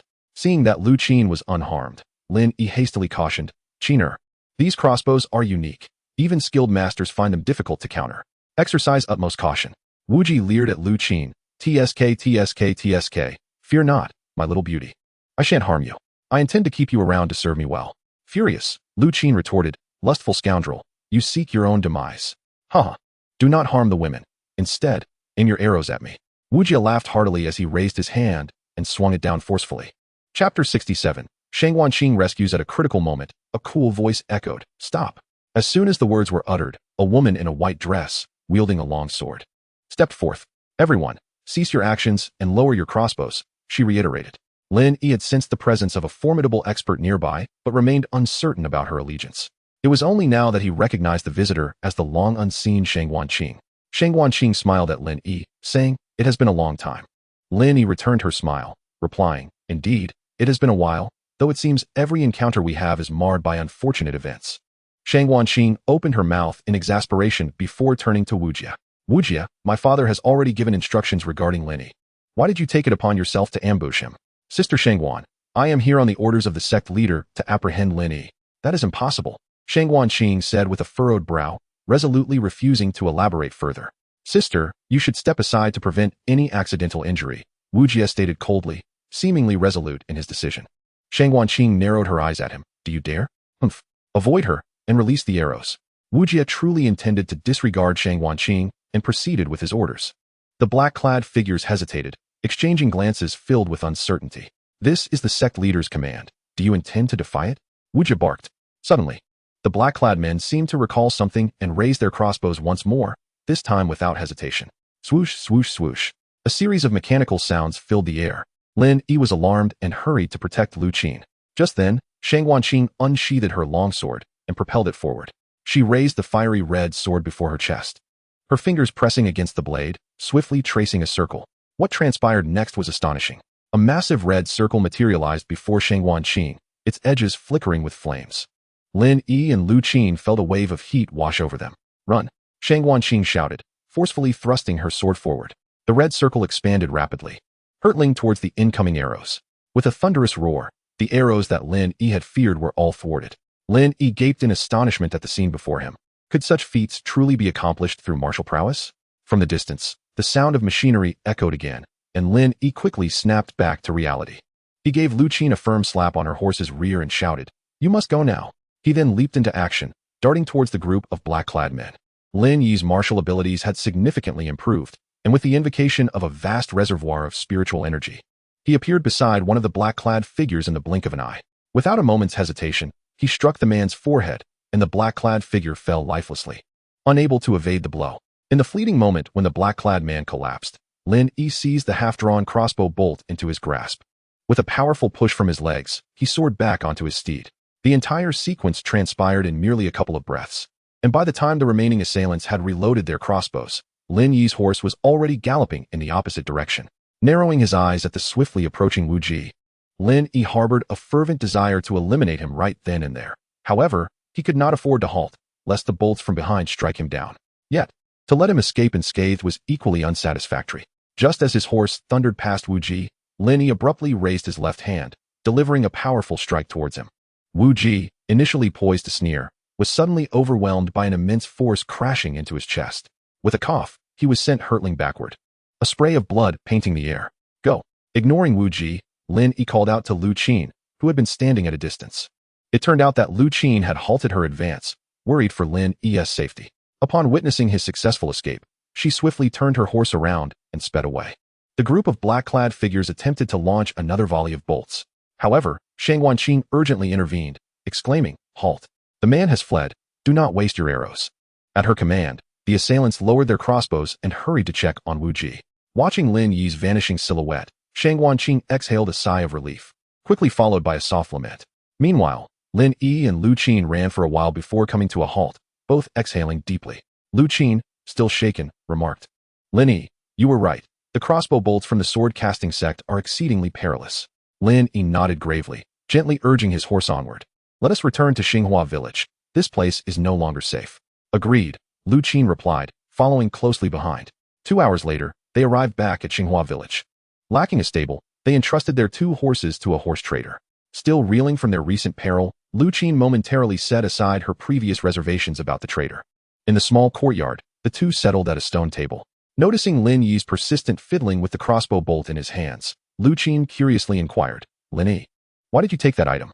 Lin Yi shook the crossbow bolt, responding, "This device poses a significant threat to martial artists. I wish to study it and discern if there exists a means of countering it. Have you gleaned any insights?" She pressed. Both the crossbow and the bolt are imbued with a form of true energy, unlike internal energy, yet far more formidable. It is precisely this enhancement that grants the bolts such tremendous power. In truth, Lin Yi had discerned that the bolts were infused with a celestial energy akin to that of the immortal spirits. But he found it inconvenient to explain this to Lu Qin, opting instead to refer to it as an enigmatic true energy. At this moment, Lin Yi's heart was tumultuous. He had long been perplexed that the covert weapons of mere mortals could pose a threat to the legacy of celestial arts. Now, the riddle was resolved. Only other celestial arts could endanger the transcendental. Not only that, the sword technique recently unleashed by Shang Wanqing was truly terrifying in its power. Yet inexplicably, I felt a strange sense of comfort. Noticing that Lin Yi remained silent, Lu Qin inquired, "Have you found a way to counter it?" After pondering for a moment, Lin Yi replied, "The reason the crossbow arrows are difficult to withstand is due to their indomitable force when enhanced by unknown true energy. Ordinary weapons shatter upon contact. The solution is quite simple. We merely need to find something sufficiently hard. However, the precious sword bestowed upon me by my master has already been severed." The thought of the sword irked Lu Qin, as it was something she had cherished since childhood. Lin Yi chuckled, gazing at Lu Qin. "In fact, you possess such an object on your person, as does my master." Perplexed, Lu Qin began to search herself, suddenly realizing, "Are you referring to the jade pendant?" Her eyes widened in shock as she hastily covered her chest with one hand, shaking her head vehemently. "No way. Absolutely not." Observing Lu Qin's eyes bulging like lanterns, Lin Yi smiled softly, knowing that if he persisted, she would undoubtedly contest him fiercely. Thus, he resolved to employ an alternative approach. Chapter 68. Lu Qin's whims. Upon hearing that Lin Yi had another method, Lu Qin finally felt at ease and lowered her hand from her chest, her face blossoming with curiosity. "What method? Do tell." "The true energy I cultivate is rather unique. It can be infused into blades, rendering them extraordinarily resilient and resistant to crossbow bolts." In truth, Lin Yi had already intended to use this method. He merely mentioned the jade pendant to tease her, fully aware of its significance to Lu Qin. Since discovering the pendant's beauty-preserving properties, he had regarded it as a treasure, unwilling to part with it. At that moment, Lu Qin rolled her eyes and exclaimed, "If you had such a method, why didn't you mention it sooner? Were you plotting to use my pendant?" "I was merely trying to avoid complications," Lin Yi replied. "While my true energy is indeed effective, it requires replenishment after a period of use." Hearing this, Lu Qin shot him a fierce glare. "If I use the pendant, won't it ultimately benefit you?" Laughing heartily, Lin Yi suddenly had an idea. "Qiner, why not stay here tonight?" Realizing Lin Yi's mischievous intent, Lu Qin hastily protested, "No way. You've nearly driven me to my wits' end these past 2 weeks. If this continues, I fear something terrible will happen. At that point, my master might truly castrate you." Over the past fortnight, apart from not advancing to the final stage of their relationship, they had explored nearly every other possibility. In Lin Yi's presence, Lu Qin felt emboldened. "What is there to fear? Besides, my master remains unaware." Lu Qin pouted. "But my master is perceptive. She is incredibly astute." Lin Yi pondered for a moment, considering that perhaps one could discern a person's status by their appearance. He had heard that Yuling Long detested men. Should he provoke her wrath for a fleeting pleasure, he would certainly be in dire straits. Thus, he nodded, expressing a hint of regret. "Very well, You should return to the sect and inform my master of the events that have transpired during this time. Lu Qin exhaled in relief. She was genuinely concerned about Lin Yi's insistence, fearing that she might be unable to refuse him. Well, I shall take my leave now, she whispered softly. Lin Yi nodded, escorting her to the door. Upon returning to the courtyard, Lin Yi picked up the arrow from the table and fell into deep contemplation. Meanwhile, within the sword-casting sect, Father, why did you send Wu Ji to hunt down Lin Yi? Shang Wanqing inquired, a hint of reproach in her tone. Humph, how long do you intend to keep this from me? Wu Hen met his demise at Lin Yi's hands. At this revelation, Shang Wanqing was taken aback. Her heart sinking. It's over. Father has discovered the truth. She hastily interjected, but Father, his martial arts might be compatible with mine. Before she could finish, she was interrupted. The honor of the sword-casting sect must not be tarnished. As for what you mentioned, I have already given my orders. Once we capture Lin Yi, we shall incapacitate him and bring him back to the sect to extract his techniques. Shang Wantie said, his voice tinged with irritation. But no buts. You shall leave now. Wu Ji's fate remains uncertain. Go and ascertain his condition. Yes, Father, Shang Wanqing replied, reluctantly departing. At the foot of Yunu Mountain, 2 female disciples were greeting Lu Qin. Sister, you have finally returned. The sect leader has asked about you several times. Indeed, sister. Last time, the sect leader was furious, claiming that he raised you for nothing, and that you had eloped with Lin Yi. Lu Qin opened her mouth, feeling somewhat speechless. She had initially thought it would be resolved in a day and hadn't informed her master before leaving, never anticipating that this round trip would take half a month. With this thought, Lu Qin hurried past her junior sister towards Yunu Peak, muttering to herself, Master, please don't be angry, otherwise I shall suffer the consequences. Upon reaching Yunu Peak, Lu Qin cautiously peered into the pavilion and noticed her master was meditating. Why are you lingering outside? What are you scheming? Yu Linglong's tone was somewhat unfriendly. Lu Qin's hands fell before her abdomen as she took small steps inside, cheerfully calling, Master. Yu Linglong rolled her eyes and replied tersely, You still remember you have a master? I thought you had run off with Lin Yi. How could that be, master? In my eyes, you are the closest one. Hearing this, Yu Linglong's expression softened slightly, and she gave a light huff. Speak, what have you been up to during this time? Don't tell me you truly eloped with Lin Yi. If that's the case, I shall have him castrated. Yu Linglong's words were spoken in jest.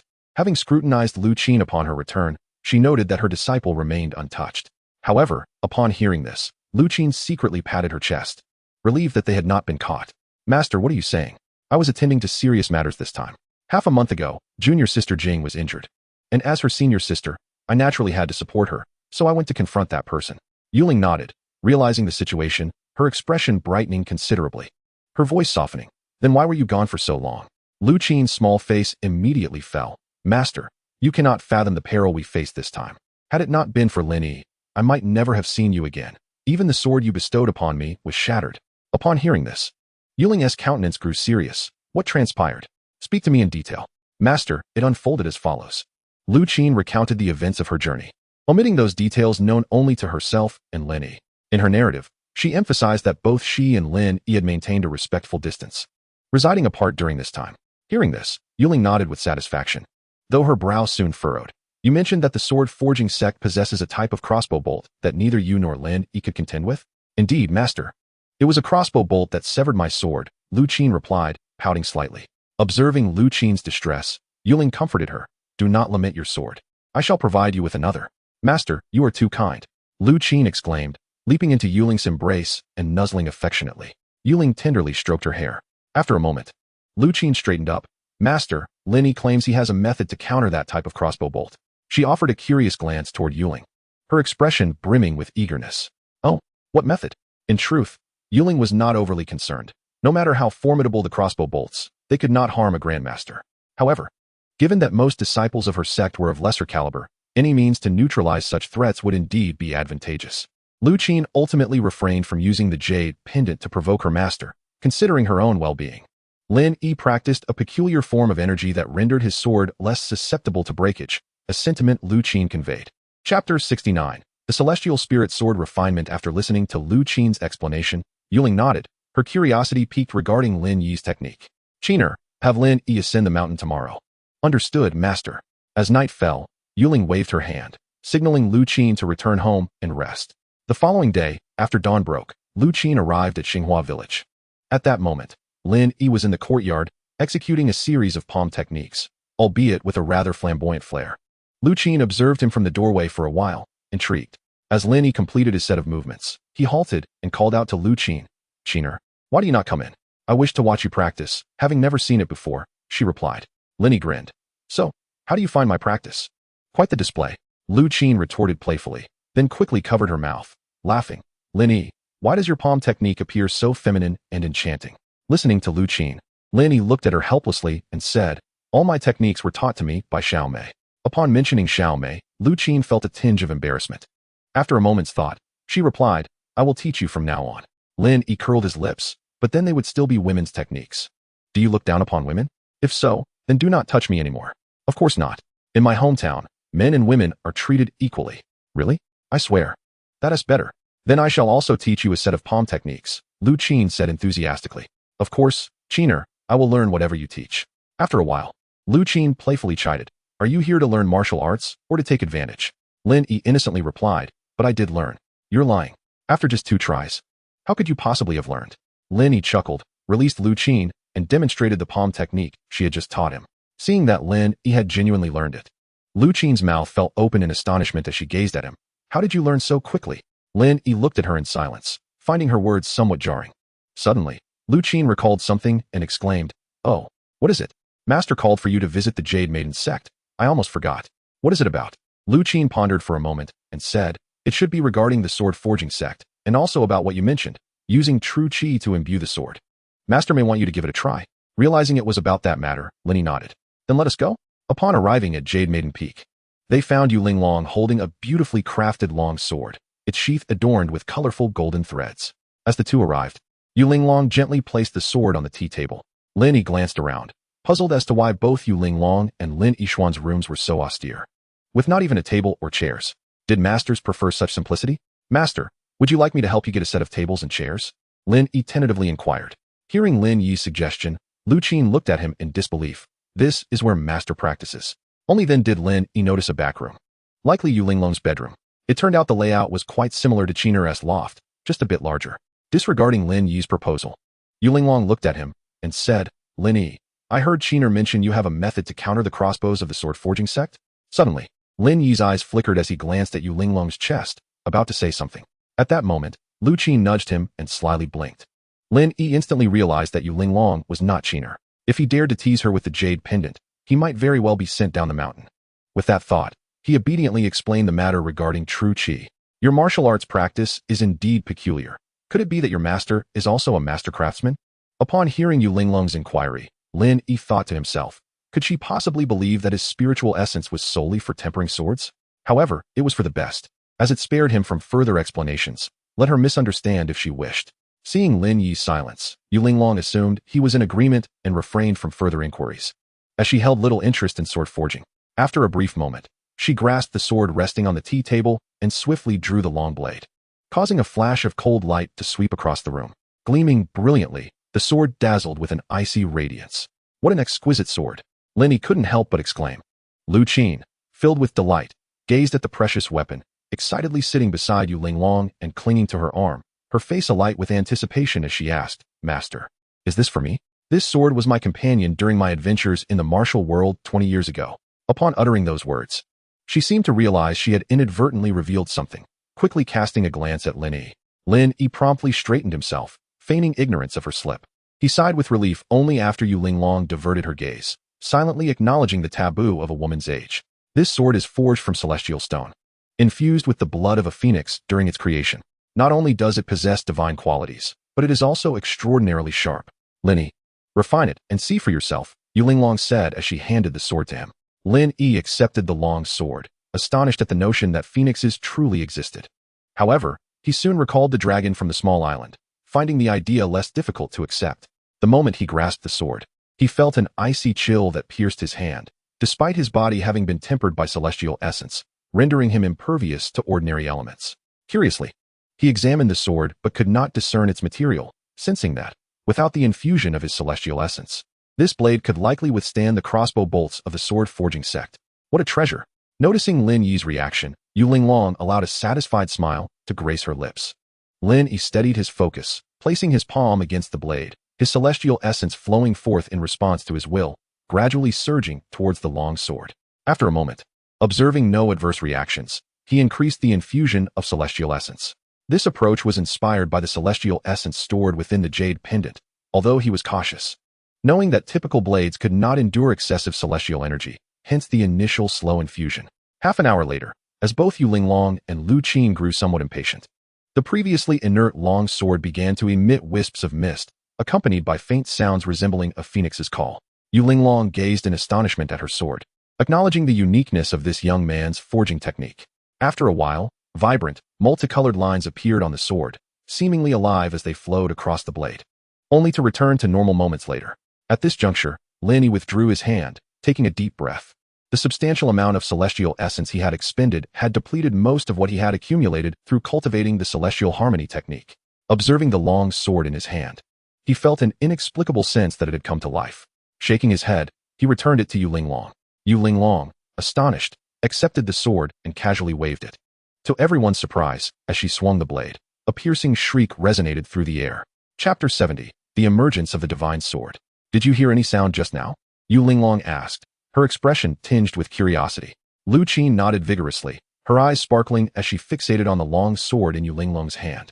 Beside them, Lin Yi also nodded, his face betraying a look of astonishment. Had he inadvertently created a divine weapon?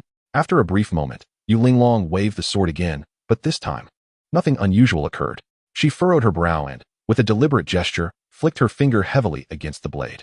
A sharp sound akin to a phoenix's cry resonated, seemingly expressing discontent. Yu Linglong raised an eyebrow. She had exerted 50% of her strength with that flick, enough to penetrate stone, yet the sword remained utterly unharmed. Contemplating this, she lifted her finger once more. Master. At that moment, Lu Qin hastily clutched Yu Linglong's arm, anxiety etched across her face. Don't flick it again. It might break.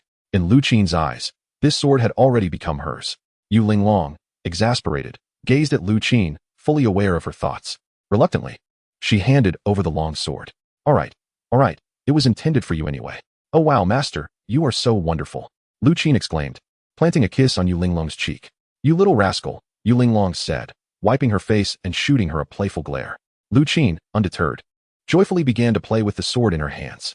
At that moment, Yu Linglong turned her attention to Lin Yi. What kind of weapon do you prefer? I have some collections you may choose from. Lin Yi pondered for a moment before shaking his head. Thank you for your kindness, master, but I am accustomed to using my fists and feet. Weapons feel somewhat foreign to me. Yu Linglong nodded in understanding and asked again. How has your practice of the heart method that Qiner taught you progressed? Lin Yi had previously attempted to cultivate the Jade Maiden sect's heart method, initially believing it would yield no results, just as before. However, to his astonishment, during his very first attempt, a reaction occurred in his dantian, and he found himself generating internal energy. Moreover, this internal energy could be retained in his dantian and did not dissipate. After much contemplation, he discerned the underlying reason. The issue lay within the celestial technique. The spiritual essence inherited from before had been unable to find a proper place for storage, causing it to roam chaotically within his body. Whenever it encountered internal martial energy, it would disperse, explaining his inability to consolidate his qi. It was only upon acquiring the celestial technique that he managed to guide the spiritual essence along the correct path, allowing for harmonious coexistence with the internal energy.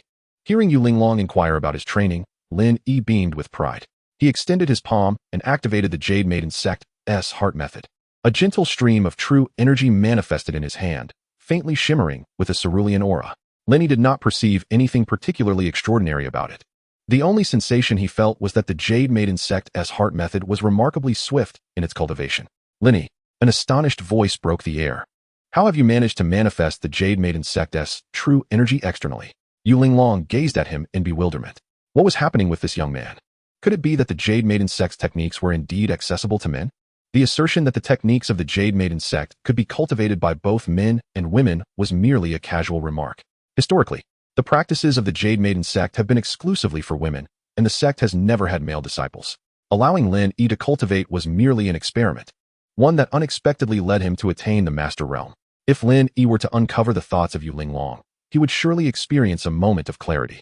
It is no wonder that she has shown such concern for his practice during their encounters. She was merely observing the growth of her little test subject. At this moment, Lu Qin, seeing Lin Yi's silence, gazed at him with envy and inquired, Lin Yi, when did you reach the master realm?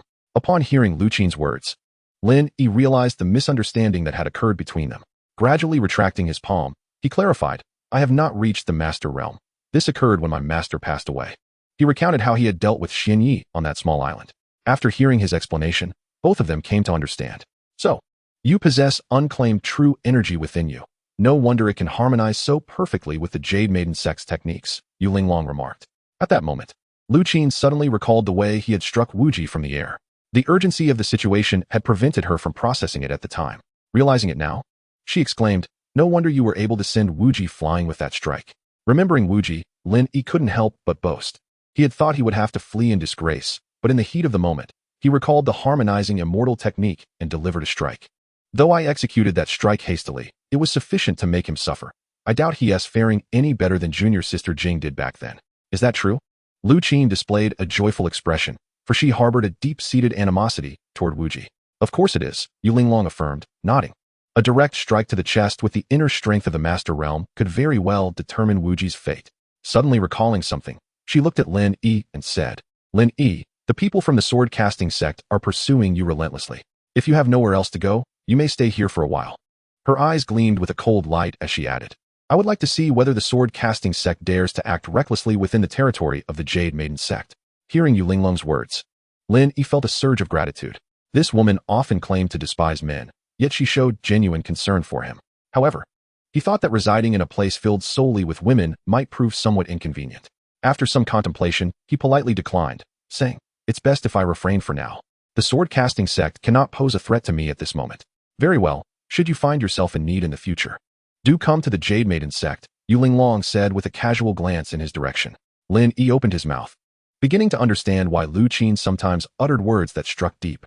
At that moment, Yu Linglong issued an invitation to depart. "Since there is nothing more to discuss, you may leave the mountain." Lin Yi exchanged a knowing glance with Lu Qin and bowed slightly to Yu Linglong, saying, "Master, I shall take my leave now." With that, he turned to depart. "Master, I will see him off," Lu Qin offered.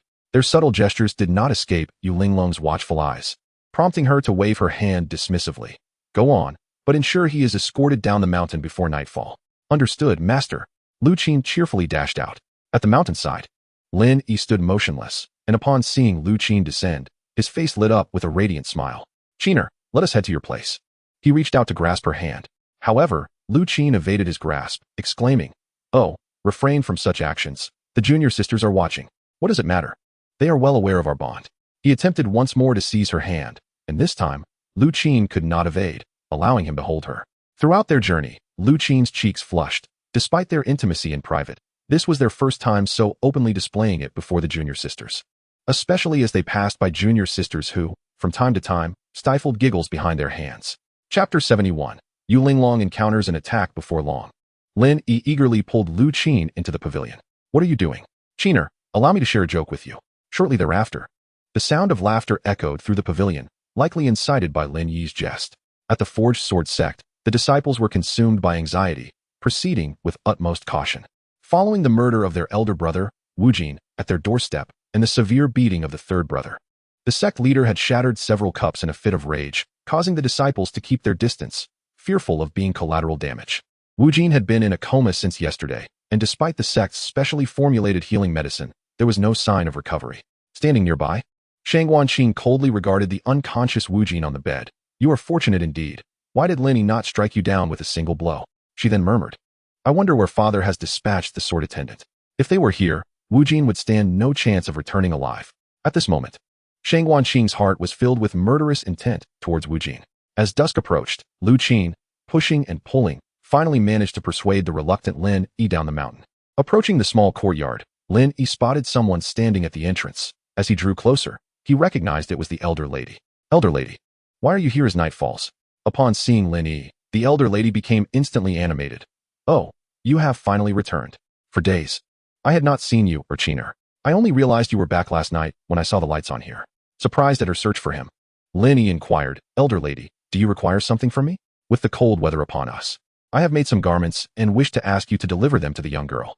Upon learning the reason for her visit, Lin Yi chuckled and replied, "Elder lady, there is no need for you to worry about such matters. The young girl is now the esteemed disciple of the sect leader, with all her needs attended to by dedicated individuals." Remembering Yu Linglong's instructions, he then produced a silver note. "Elder lady, this is from the sect leader for you." Upon seeing the silver note, the elder lady promptly declined. "How can this be? The sect leader's acceptance of the young girl as a disciple is already a blessing of countless lifetimes. How can we accept money in return? Take it. The young lady's status has changed. You cannot live in such squalor, for it would not reflect well on her if word got out. Upon hearing it concerned the young lady, the matron hesitated and accepted the banknote. Glancing at the darkening sky, she remarked, "It is getting late. I shall take my leave now and bring you some vegetables tomorrow." "Very well, esteemed matron, travel safely," Lin Yi replied. Watching her depart, Lin Yi then entered the small courtyard. As was his custom, he first practiced the harmonious immortal technique for a while before lying down to rest. Subsequently, Lin Yi frequently made visits to the Jade Maiden sect under the pretense of training with Lu Qin, always leaving in the evening, often staying until nightfall. Yu Linglong and the other disciples grew accustomed to this, tacitly acknowledging the presence of an additional male disciple in the sect. Meanwhile, the sword-forging sect, having lost Wu Chun and with Wu Ji severely injured, had temporarily ceased to trouble Lin Yi. Thus, Lin Yi enjoyed a rare period of leisure. Time swiftly passed, and one evening a month later, Lu Qin playfully pushed Lin Yi out of the loft, a rosy blush still lingering on her cheeks. After a moment, she handed him a lantern. "I told you to leave early, yet you lingered here. Now that it is dark, take this lantern to guide your way home." Lin Yi laughed lightly. "No worries. Tonight is the 15th. The night is as bright as day." He pointed to the full moon in the sky. Lu Qin lifted her face, gazing where Lin Yi indicated. The moonlight illuminated her visage, accentuating the blush on her cheeks, rendering her akin to a celestial maiden beneath the moonlight. Lin Yi momentarily lost himself in the sight and suddenly leaned in to steal a kiss. Caught off guard, Lu Qin wiped her mouth, shot him an exasperated glare, and with a resounding bang, shut the door. Lin Yi chuckled at the door and prepared to descend the mountain. The Jade Maiden sect was aglow with lanterns at night, creating an ambience akin to daylight. Carrying the lantern, Lin Yi walked leisurely. As he passed Jade Maiden Peak, he suddenly heard raised voices followed by the sounds of a fierce altercation. The peak rose several hundred meters high, and it was only due to Lin Yi's enhanced senses from the immortal spirit refinement that he could faintly discern the commotion above. Frowning, he mused, "Who dares to act violently in Yu Linglong's domain?" He strained to listen more closely, and the sounds of combat persisted. After a moment's contemplation, he set the lantern aside and hastened up the mountain. As the sounds of fighting grew clearer, they were punctuated by Yu Linglong's furious rebukes. Lin Yi's expression shifted drastically. Trouble was afoot. He swiftly employed his lightness skill, leaping several times to arrive outside the loft, holding his breath as he peered inside. At that moment, 3 unwelcome guests had barricaded the entrance, while the usually composed and graceful Yu Linglong had blood trickling from her mouth. A 3-inch steel needle embedded in her left hand, indicating her dire condition. Realizing the gravity of the situation within the loft, Lin Yi furrowed his brow. Suddenly, something seemed to dawn on him. Upon revisiting the silhouettes of the 3 individuals, I discerned that the figure on the left was, astonishingly, Wu Ji, while the one on the right was unmistakably Shang Wanqing. The person standing in the center was a slightly portly elder. Lin Yi surmised that the one capable of injuring Yu Linglong was most likely the master of the sword-forging sect, Shang Wantie. Realizing that Yu Linglong was in imminent peril, Lin Yi hesitated not, summoning his celestial energy with fervor, and struck a powerful palm toward Wu Ji's back. This strike had been meticulously prepared and executed from behind, far surpassed the potency of his initial attack. As for the notion of ambushing, Lin Yi felt no qualms about confronting the members of the sword-forging sect. A resounding thud echoed as his palm connected with Wu Ji, propelling him violently until he collided with the wooden wall, coming to an abrupt halt. A spray of crimson erupted from Wu Ji's mouth, mingled with fragments of his innards. Stiffly, Wu Ji turned his head to gaze at Lin Yi, his fingers twitching slightly before his head drooped, silencing him forever. Seizing the moment while the others were still in shock, Lin Yi swiftly approached Yu Linglong, resting his hands upon her shoulders. "Master, are you unscathed?" Yu Linglong, recognizing Lin Yi, mustered her strength. "I am fine, merely ensnared in their treachery." Suddenly, her gaze darted to Shang Wantie, urgency lacing her voice. "What brings you here? Leave at once." It was only then that Shang Wantie grasped the situation, yet instead of acknowledging the fallen Wu Ji, he squinted at Lin Yi. "You are Lin Yi. Truly, a hero emerges from youth, possessing such prowess at a tender age." Shang Wanqing, taken aback by Lin Yi's appearance, expressed her surprise. Then, glancing at the deceased Wu Ji, she fretted, "What are we to do now? Not only has he slain Wu Hen, but now he has also killed Wu Ji. My father will surely exact vengeance." Upon hearing Shang Wantie's inquiry, Lin Yi fixed his gaze upon him. "Might I inquire why you trespass here in the dead of night and have harmed my master?" "Ha! Your master is now beyond saving. Why not consider allying with us instead?" Chapter 72. The rudeness before death. Yu Linglong, incensed by Shang Wantie's shamelessness, spat vehemently. "How dare you, Shang Wantie? Were it not for your despicable ambush, none of you would leave here alive today. Defeat is defeat, let us not discuss methods. However, I must extend my gratitude to Gu Muhai for the piece of dragon blood he provided. Without it, I doubt I could have dealt with you today. Upon hearing the name Gu Muhai, Lin Yi's brow furrowed. This individual had perished months ago. Why was he being dragged into this? Pretending to be puzzled, Lin Yi feigned ignorance. Who is Gu Muhai? Well, you are quite amusing. Your life is sought after, and yet you inquire about him. It is indeed laughable. Months ago, Gu Muhai sought my sword forging sect's aid to claim your life in exchange for dragon blood, yet he mysteriously met his demise first. A cold smirk then directed at Yuling Long. He continued, the dragon blood contains the essence of heaven and earth. Once introduced into a warrior's body, regardless of their realm, it can cause chaotic energy or, in severe cases, render them a mere cripple. Hearing this, Yuling Long seethed. How could you, a master, be so vile? Enough of the trivialities. Yuling Long, surrender the blood of the Xuanwu, or today shall mark your demise. You must be dreaming. Not only do I lack the Xuanwu blood, but even if I possessed it, I would never relinquish it to you. Shangguan Tie, incensed, retorted, then do not blame me. This predicament is of your own making. Pausing momentarily, he turned to Lin Yi and declared, young man, I offer you one last opportunity. Align yourself with me, and not only shall you become my foremost disciple, but I shall also bestow the hand of Qing'er upon you. Initially, Shangguan Qing was consumed with concern for Lin Yi, deliberating on how best to rescue him. However, upon hearing Shangguan Tie's proposition, her cheeks flushed crimson, and she cast a timid glance toward Lin Yi. Yet, Lin Yi's subsequent words rendered her pallid. I appreciate your kind intentions, sect leader Shangguan, but I share no romantic bond with Miss Shangguan. How could I possibly delay her? It would be best if you withdrew, and we part ways peacefully. Humph, you are blind to the situation. Then you shall accompany your master to death, he retorted, preparing to strike. Just then, Shangguan Qing interjected loudly. Lin Yi, do you truly despise me so? What makes me unworthy of your regard? That you would treat me with such disdain? Lin Yi opened his mouth, gazing at the heartbroken Shangguan Qing, and, filled with remorse, replied, I apologize, Miss Shangguan. That was not my intention. I merely meant that you should not be used as a bargaining chip. At this moment, Shangguan Qing, having lost her composure, seethed with fury and exclaimed, enough. Lin Yi, must you truly make an enemy of the Forging Sword sect? I cannot abandon my master, but you will perish. Lin Yi responded, though I am not a paragon of virtue, I act with purpose. You have rescued me multiple times. Should fortune favor me today, I shall assuredly repay your kindness. I do not seek your repayment. Please, just leave this place. I implore you, Shangguan Qing pleaded. With a sigh, Lin Yi fell silent. Shangguan Tie, having lost all patience, slowly raised his right hand, poised to strike down both of them. Lin Yi, grave and resolute, summoned all his celestial energy. At that moment, he suddenly felt a tightness in his shoulder. Then, with a flash, he heard a resounding crash. When he regained his senses, he found himself and Yuling Long outside the pavilion. In her desperation, Yuling Long had forcefully channeled her inner strength, crashing through the pavilion and arriving at the back mountain of the Jade Maiden Peak.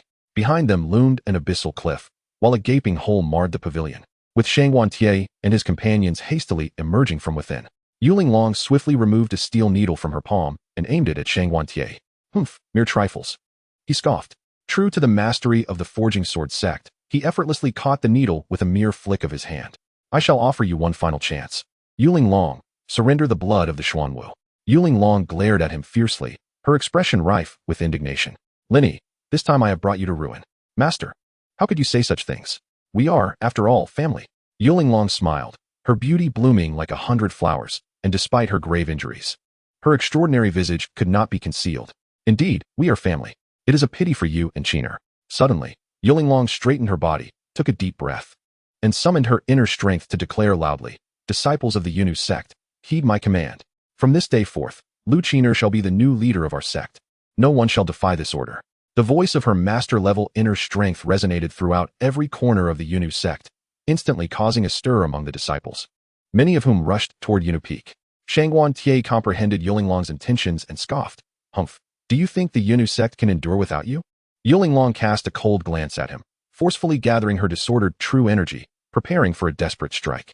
She sought only to injure Shangguan Tie, hoping to afford the Yunnu sect a moment of respite. Lin Yi, witnessing Yuling Long's surging true energy, deduced her thoughts and felt a surge of admiration, only to be reminded of his own fate. Likely, this place would be his final resting ground. It had been nearly a year since he arrived in Dazhou, and he wondered whether Xiaomei had awakened. As for An Yue, it had been such a long time since they last met. He hoped she was well in the palace. Qing'er, I may never be able to marry you. At that moment, Shang Wantie raised his hand, his true energy coalescing like a tempest in his palm. The prowess of a master unmistakable. Shang Wanqing had already begun to weep. Father, I beg you, spare Lin Yi. Lin Yi, please leave, I implore you. Lin Yi cast a sorrowful glance at her and slowly approached Yulinglong. Uncertain of his intentions, Yulinglong urged, Lin Yi, what are you doing? Step aside. He did not respond. Instead, taking a deep breath, turning to her with a smile, Master, you are truly beautiful. Before Yulinglong could react, he pivoted back, coldly fixing his gaze on Shang Wantie. From the very moment he emerged, he had summoned all his celestial energy, awaiting this decisive strike. Although he might not kill Shang Wantie, he was confident he could inflict serious injury. The cost would be that his first-rate self would have to endure the strongest blow from a master. Teetering on the brink of death, Shang Wantie, already impatient, thrust his hand toward the two, and the orb of light in his palm expanded, enveloping them both. Lin Yi bellowed, raising his hands, a surge of golden light erupting from his palms, hurtling toward Shang Wantie. Die. Chapter 73, Mutual Destruction Stop. Father, no. The voices of the two women rang out simultaneously, harmonizing beautifully in the bright night sky, though tinged with panic. Contrary to expectations of a violent clash, the two ferocious forces whizzed past each other. Lin Yi had anticipated this scenario, realizing that in a direct confrontation, he would surely be outmatched. And thus he had conspired with Yulinglong. In his final moments, he sought to severely wound the Yunnu sect's sole master-level expert. Thus, even in the absence of a master, the Jade Maiden sect would undoubtedly find themselves no match for the Forging Sword sect. A resounding crash echoed through the air, followed by a thunderous roar. A torrent of true energy struck Lin Yi's chest with tremendous force. Before he could react, his back collided heavily against Yulinglong, propelling both of them into the air. Moments later, they expelled a mouthful of blood, plummeting straight towards the precipice. Lin Yi, Master, Lu Qin exclaimed, soaring into the air and swiftly reaching the cliff's edge in an attempt to grasp them.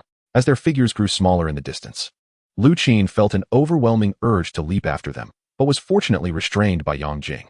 Senior sister, do not be impulsive. Master and senior brother may not be lost yet. Our immediate priority is to address the crisis of the Jade Maiden sect. After a few breaths, Lu Qin took a deep breath, slowly turning to fix her bloodshot gaze upon Shang Wantie. At that moment, Shang Wantie appeared wretched, his garments tattered, his chest stained crimson, and blood continuing to spill from his mouth. Behind him, the wooden wall, already marred by a large breach, was now shattered into pieces. Regret washed over him. Despite having learned that Lin Yi possessed only a first-rate cultivation level, he now realized the truth. Lin Yi had reached the master level. Had he known, he would never have dared to confront him directly. With a brooding glare cast towards the cliff, he swayed slightly before succumbing to unconsciousness. Father. Upon witnessing Lin Yi's fall, Shang Wanqing, who had been in a state of despair, suddenly regained her composure and hurried to Shang Wantie's side to assess his injuries. At that moment, Lu Qin approached them, her hand gripping a sharp longsword. Having exerted herself excessively, blood seeped from her palm, trickling down the hilt and along the blade. Then, an uncanny spectacle unfolded. The once unremarkable sword began to emanate vibrant crimson threads, resembling veins coursing throughout its length. Lu Qin halted, feeling as though she and the sword had become one, her entire being infused with fiery strength. Gazing at Shang Wantie and Shang Wanqing in the distance, Lu Qin slowly raised her longsword and declared in a voice brimming with fury, "You all shall perish." Noticing her erratic state, Shang Wanqing sprang to her feet, drawing her own fiery red longsword and swiftly carving a circle in the air, conjuring a massive light ring before her. In an instant, Lu Qin unleashed a fierce swing of her longsword, the sound of metal clashing resonating alongside a phoenix's cry as a colossal phoenix apparition surged toward Shang Wanqing. Simultaneously, Shang Wanqing propelled the light ring forward. The clash was fierce, accompanied by a blaze of flames erupting across the sky. Seizing the opportunity, Shang Wanqing turned, lifting Shang Wantie from the ground and leaping down the mountainside with remarkable agility. The disciples of the Jade Maiden sect attempted to pursue, but Lu Qin intervened. No need to chase, you are no match for her. With that, she turned back, staring blankly at the cliff. The following morning, a multitude of disciples from the Jade Maiden sect congregated at Jade Maiden Peak. Eldest sister, you have stood all night. You should return and rest, one suggested. Indeed. Eldest sister, the affairs of the Jade Maiden sect require your judgment, echoed another. The disciples exchanged words, their concern palpable. Lu Qin, snapping back to reality, gazed at her numerous junior sisters and took a deep breath, her voice icy as she declared, "Notify all disciples of the Jade Maiden sect to assemble at the square." But eldest sister, you haven't rested at all. Perhaps you should take a brief respite? Another ventured. There is no time for that. The Jade Maiden sect has suffered a grave calamity, and the subsequent matters must be addressed with utmost urgency. Lu Qin waved her hand dismissively. Very well, they acquiesced. Once Lu Qin departed, several female disciples stared at the towering pavilion before them, still in disbelief. The once magnificent structure now teetered precariously, a massive gash cleaving through its center, reaching deep into the ground. Last night, Lu Qin's sword had severed the pavilion in twain. My heavens, when did eldest sister become so formidable? One gasped. Could it be that she has attained the master realm? Another speculated. Enough chatter, we must swiftly inform our sisters. This time, with the sword-forging sect. It is a fight to the bitter end. We shall avenge our sect leader and brother Lin. In the square of the Jade Maiden sect, hundreds of disciples had gathered. The events of the previous night lingered in their minds, and they murmured amongst themselves. Lu Qin, seated at the forefront, noted that the assembly had reached a sufficient number and rose to her feet. Silence, please. Upon hearing her voice, the square fell into an immediate hush. I trust that all of you are aware of the events that transpired last night. The sword-forging sect invaded our Jade Maiden sect, and Master was cast down the cliff. His fate remains uncertain. An hour later, the gathering dispersed. During this assembly, two significant announcements were made. First, Lu Qin officially assumed the position of sect leader of the Jade Maiden sect. Second, the sect declared a full-scale war against the sword-forging sect. Upon returning to her pavilion, Lu Qin collapsed onto her bed, unable to contain her sorrow any longer, weeping uncontrollably, her sobs filled with anguish. Lin Yi, you scoundrel. How could you abandon me? Please come back. I will do anything you ask. Master. Eventually, weariness overtook her, and she drifted into an unknowing slumber. Meanwhile, at the sword-forging sect, Shang Wanqing gazed at her father lying in bed, her expression vacant. Shang Wantie's injuries were far more severe than she had anticipated. Lin Yi's internal force had struck him directly. Had it not been for Shang Wantie's profound energy, he would have perished on the spot. Even so, he had lost a significant portion of his vitality, suffering multiple fractures and severe internal damage. Fortunately, the sword-forging sect had acquired two precious pills known only to the royal court. Wu Ji had been injured by Lin Yi and survived only after consuming one of these elixirs. Now, the other had been administered to Shang Wantie, allowing him to cling to life. Contemplating Lin Yi, Shang Wanqing's once vacant gaze turned to one of bitterness as she murmured, I devoted my heart to you. Why do you treat me so? I have saved you time and again, yet you continuously align yourself with the sword-forging sect. Now, in your quest to assist the Jade Maiden sect, you have even sacrificed your life, leaving me bereft of all hope. And you wish to take my father from me as well. Lin Yi, my hatred for you knows no bounds. Tears began to flow unbidden down my cheeks. Chapter 74. At the foot of Jade Maiden Peak, Master and Linglong at the foot of Jade Maiden Peak, Lin Yi lay amidst a bed of flowers and grass. With Yu Linglong sprawled upon him. Both were in a state of unconsciousness. The previous night, Lin Yi had been struck by a palm from Shang Wantie and collapsed instantly. But fortunately, Yu Linglong had caught him in time. As they fell, he summoned the last vestiges of his vital energy to envelop them. And the dense foliage at the bottom of the cliff spared them from a fate of shattered bones.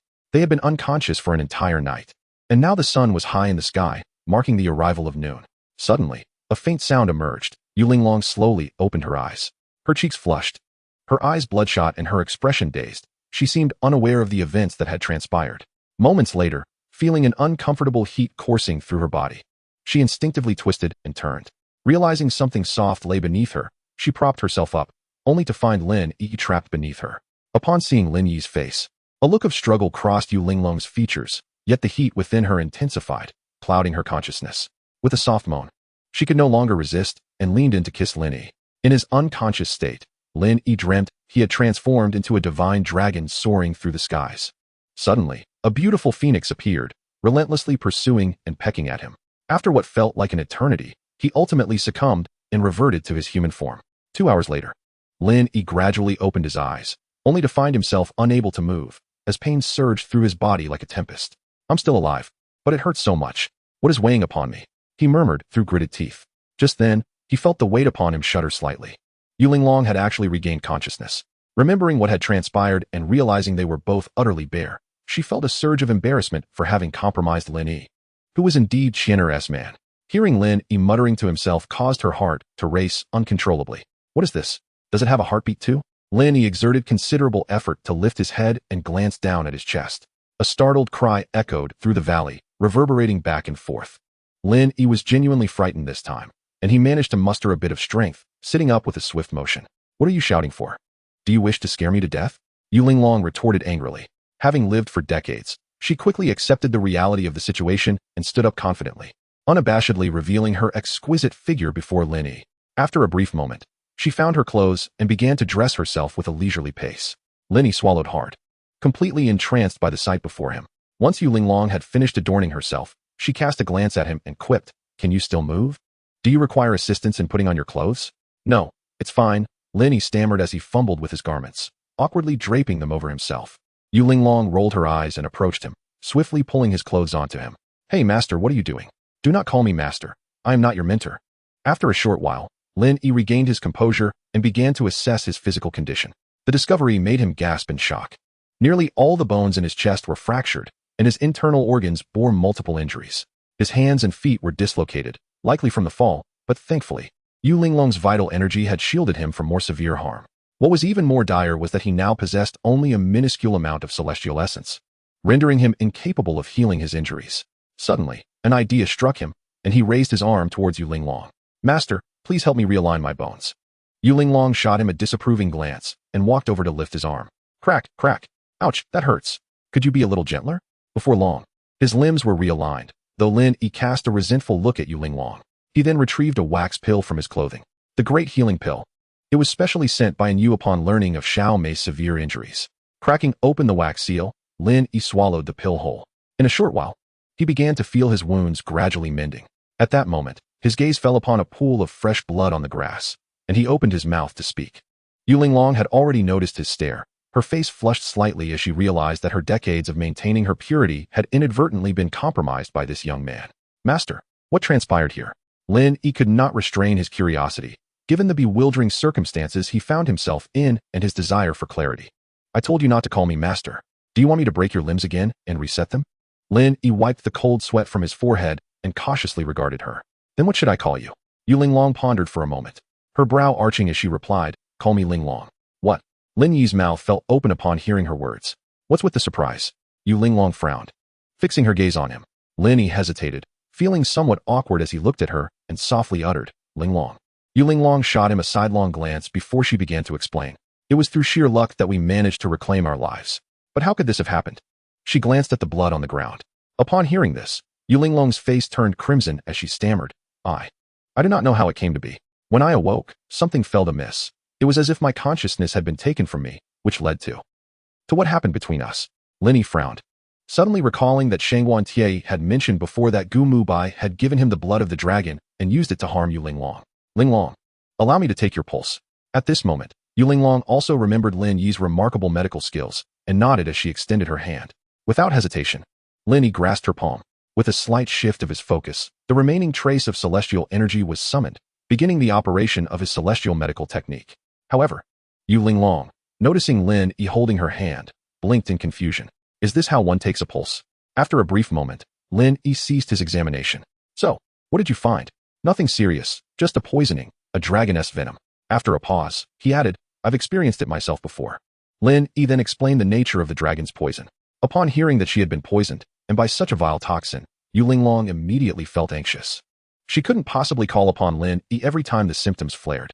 Thinking of this, she hastily inquired, "Is there a way to detoxify?" Lin Yi looked at her with amusement. He had just stated that he had suffered from it before. Was that not clear enough? However, Yu Linglong, seeing his smile, misunderstood his intentions. With her doe-like eyes wide open, she glared fiercely at him. "If there is no solution, I'll have no choice but to castrate you." A chill ran down Lin Yi's spine, and he quickly replied, "I can detoxify, of course. When I took your pulse earlier, I already expelled the toxins for you." "Really? You wouldn't deceive me, would you?" Yu Linglong's expression was one of skepticism. "Of course it's true. Have you forgotten? I did the same for Sister Jing." Yu Linglong nodded, finally exhaling a sigh of relief. Just then, Lin Yi hesitated, as if he wished to say something further. "Speak your mind. Don't be so wishy-washy. It's unbecoming of a man." Lin Yi opened his mouth, but still said, "Your internal energy is currently dispersed. You may have temporarily fallen from the Master Realm." Chapter 75. The Transformation of Yu Linglong to Lin Yi's Surprise. Yu Linglong did not react with much agitation upon hearing this. She merely responded calmly, "Oh, I see." Seeing her demeanor, Lin Yi felt a pang of discomfort. Suddenly, as if recalling something, he looked at her with a peculiar expression. "What are you staring at?"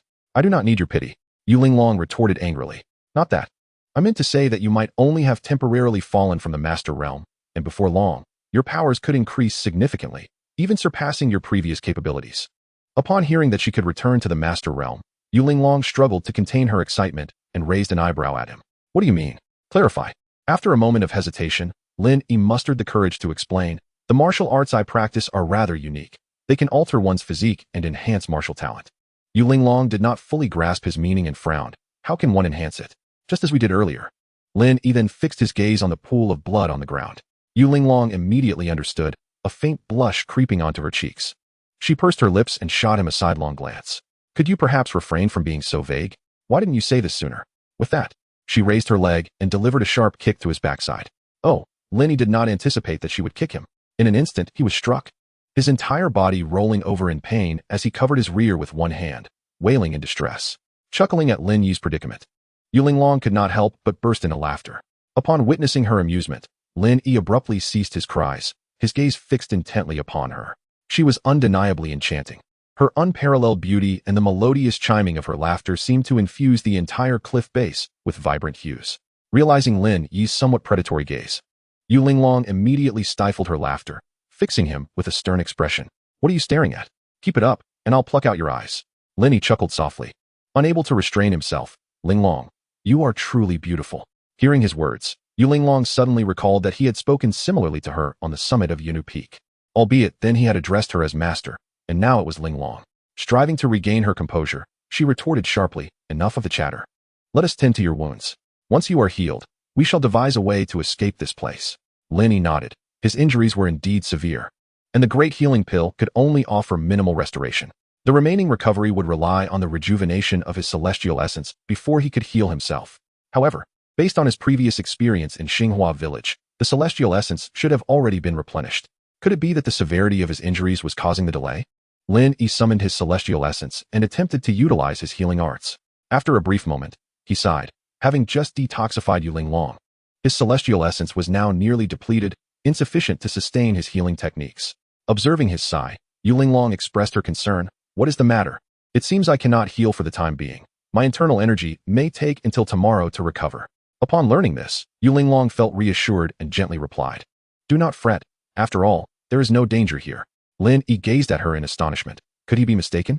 Yu Linglong was exhibiting a softness he had not previously witnessed. Was it a subconscious transformation from girlhood to womanhood? Lin Yi speculated mischievously. Yu Linglong, realizing her tone may have been inappropriate, shot him a fierce glance in return. Instantly, Lin Yi felt defeated, offering an awkward smile. Glancing upward, he noted that dusk was approaching. Linglong, nightfall is near. It seems we must endure the night here. Yu Linglong surveyed their surroundings. Although the base of the cliff was not small, it was adorned only with flowers and grasses, devoid of any substantial trees, surrounded by sheer cliffs, leaving them no shelter from the elements. After a moment of contemplation, she resignedly nodded. It appears we have no choice. She then proceeded toward a patch of grass, only to turn back with a warning glare directed at Lin Yi. To be honest, Lin Yi was indeed feeling a bit restless. Yet more than that, he was filled with regret. Having developed such a relationship with Yu Linglong, he felt utterly numb to it. A woman like Yu Linglong was singular in the entirety of the Great Zhou, and Lin Yi felt as though he had lost a great opportunity. As dusk gradually descended, the sky was still graced by the luminous presence of the moon, which prevented the valley below from being shrouded in darkness. In the deep of night, the two lay on the grassy ground, gazing at the heavens above as they succumbed to slumber.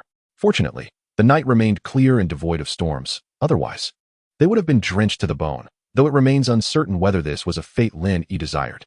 The following day, with the sun already high in the sky, Lin Yi awoke. He yawned and assessed his physical condition. Indeed, after a night of recuperation, he felt revitalized and brimming with vitality. Glancing to his side, he noticed Yu Linglong, with her eyes half closed, engaged in meditative practice. Upon realizing Lin Yi was watching her, Yu Linglong opened her eyes and taunted, awake at last?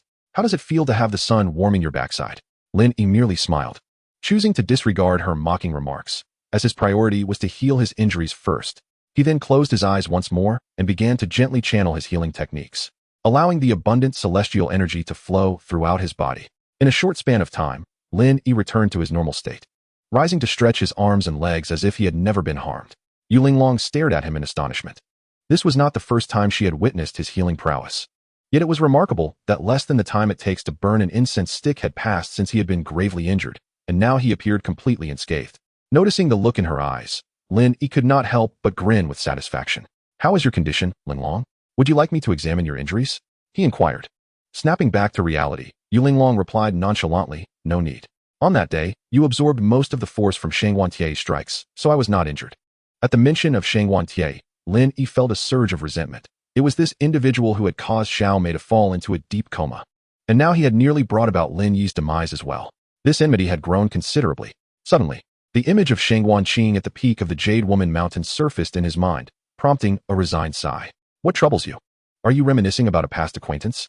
Lin Yi was startled. A woman's intuition was indeed formidable. He quickly clarified, when I struck Shang Wantie, I expended all my strength. He should be at least as injured as I was. Upon hearing this, Linglong's spirits lifted. She had been concerned that after her fall from the cliff, the Jade Woman sect might be obliterated by the sword-forging sect. Having witnessed Lin Yi's injuries firsthand, she understood that even with such remarkable medical skill, it would take a day for him to recover. Shang Wantie, lacking such expertise, would likely take months to heal. Moreover, she was delighted to realize that Lin Yi's earlier words held truth. Upon rising that morning to practice, she found her meridians unimpeded, and the flow of her vital energy had accelerated several-fold. In just a brief morning, she had remarkably regained her mastery level.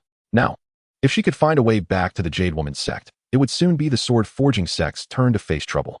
She could not help but wonder what kind of technique Lin Yi practiced that yielded such effects, though she felt a slight blush creeping to her cheeks as she cast a sidelong glance at him. Lin Yi, I just took a look around nearby and found no way out. Do you have any ideas? Lin Yi gazed at the towering cliffs, lost in contemplation. Chapter 76. Life at the bottom of the cliff. Soon after, Lin Yi regained his senses, realizing there was little he could do in their current predicament. However, he recalled the events that transpired on the small island and understood the importance of preparing for the future. Linglong, we can postpone the matter of getting out for now. What is urgent is to resolve our needs for food and drink. Linglong furrowed her brows, as she typically relied on her disciples to prepare meals, and she hadn't considered this aspect until now. At that moment, her stomach let out a loud growl, causing her cheeks to flush with embarrassment.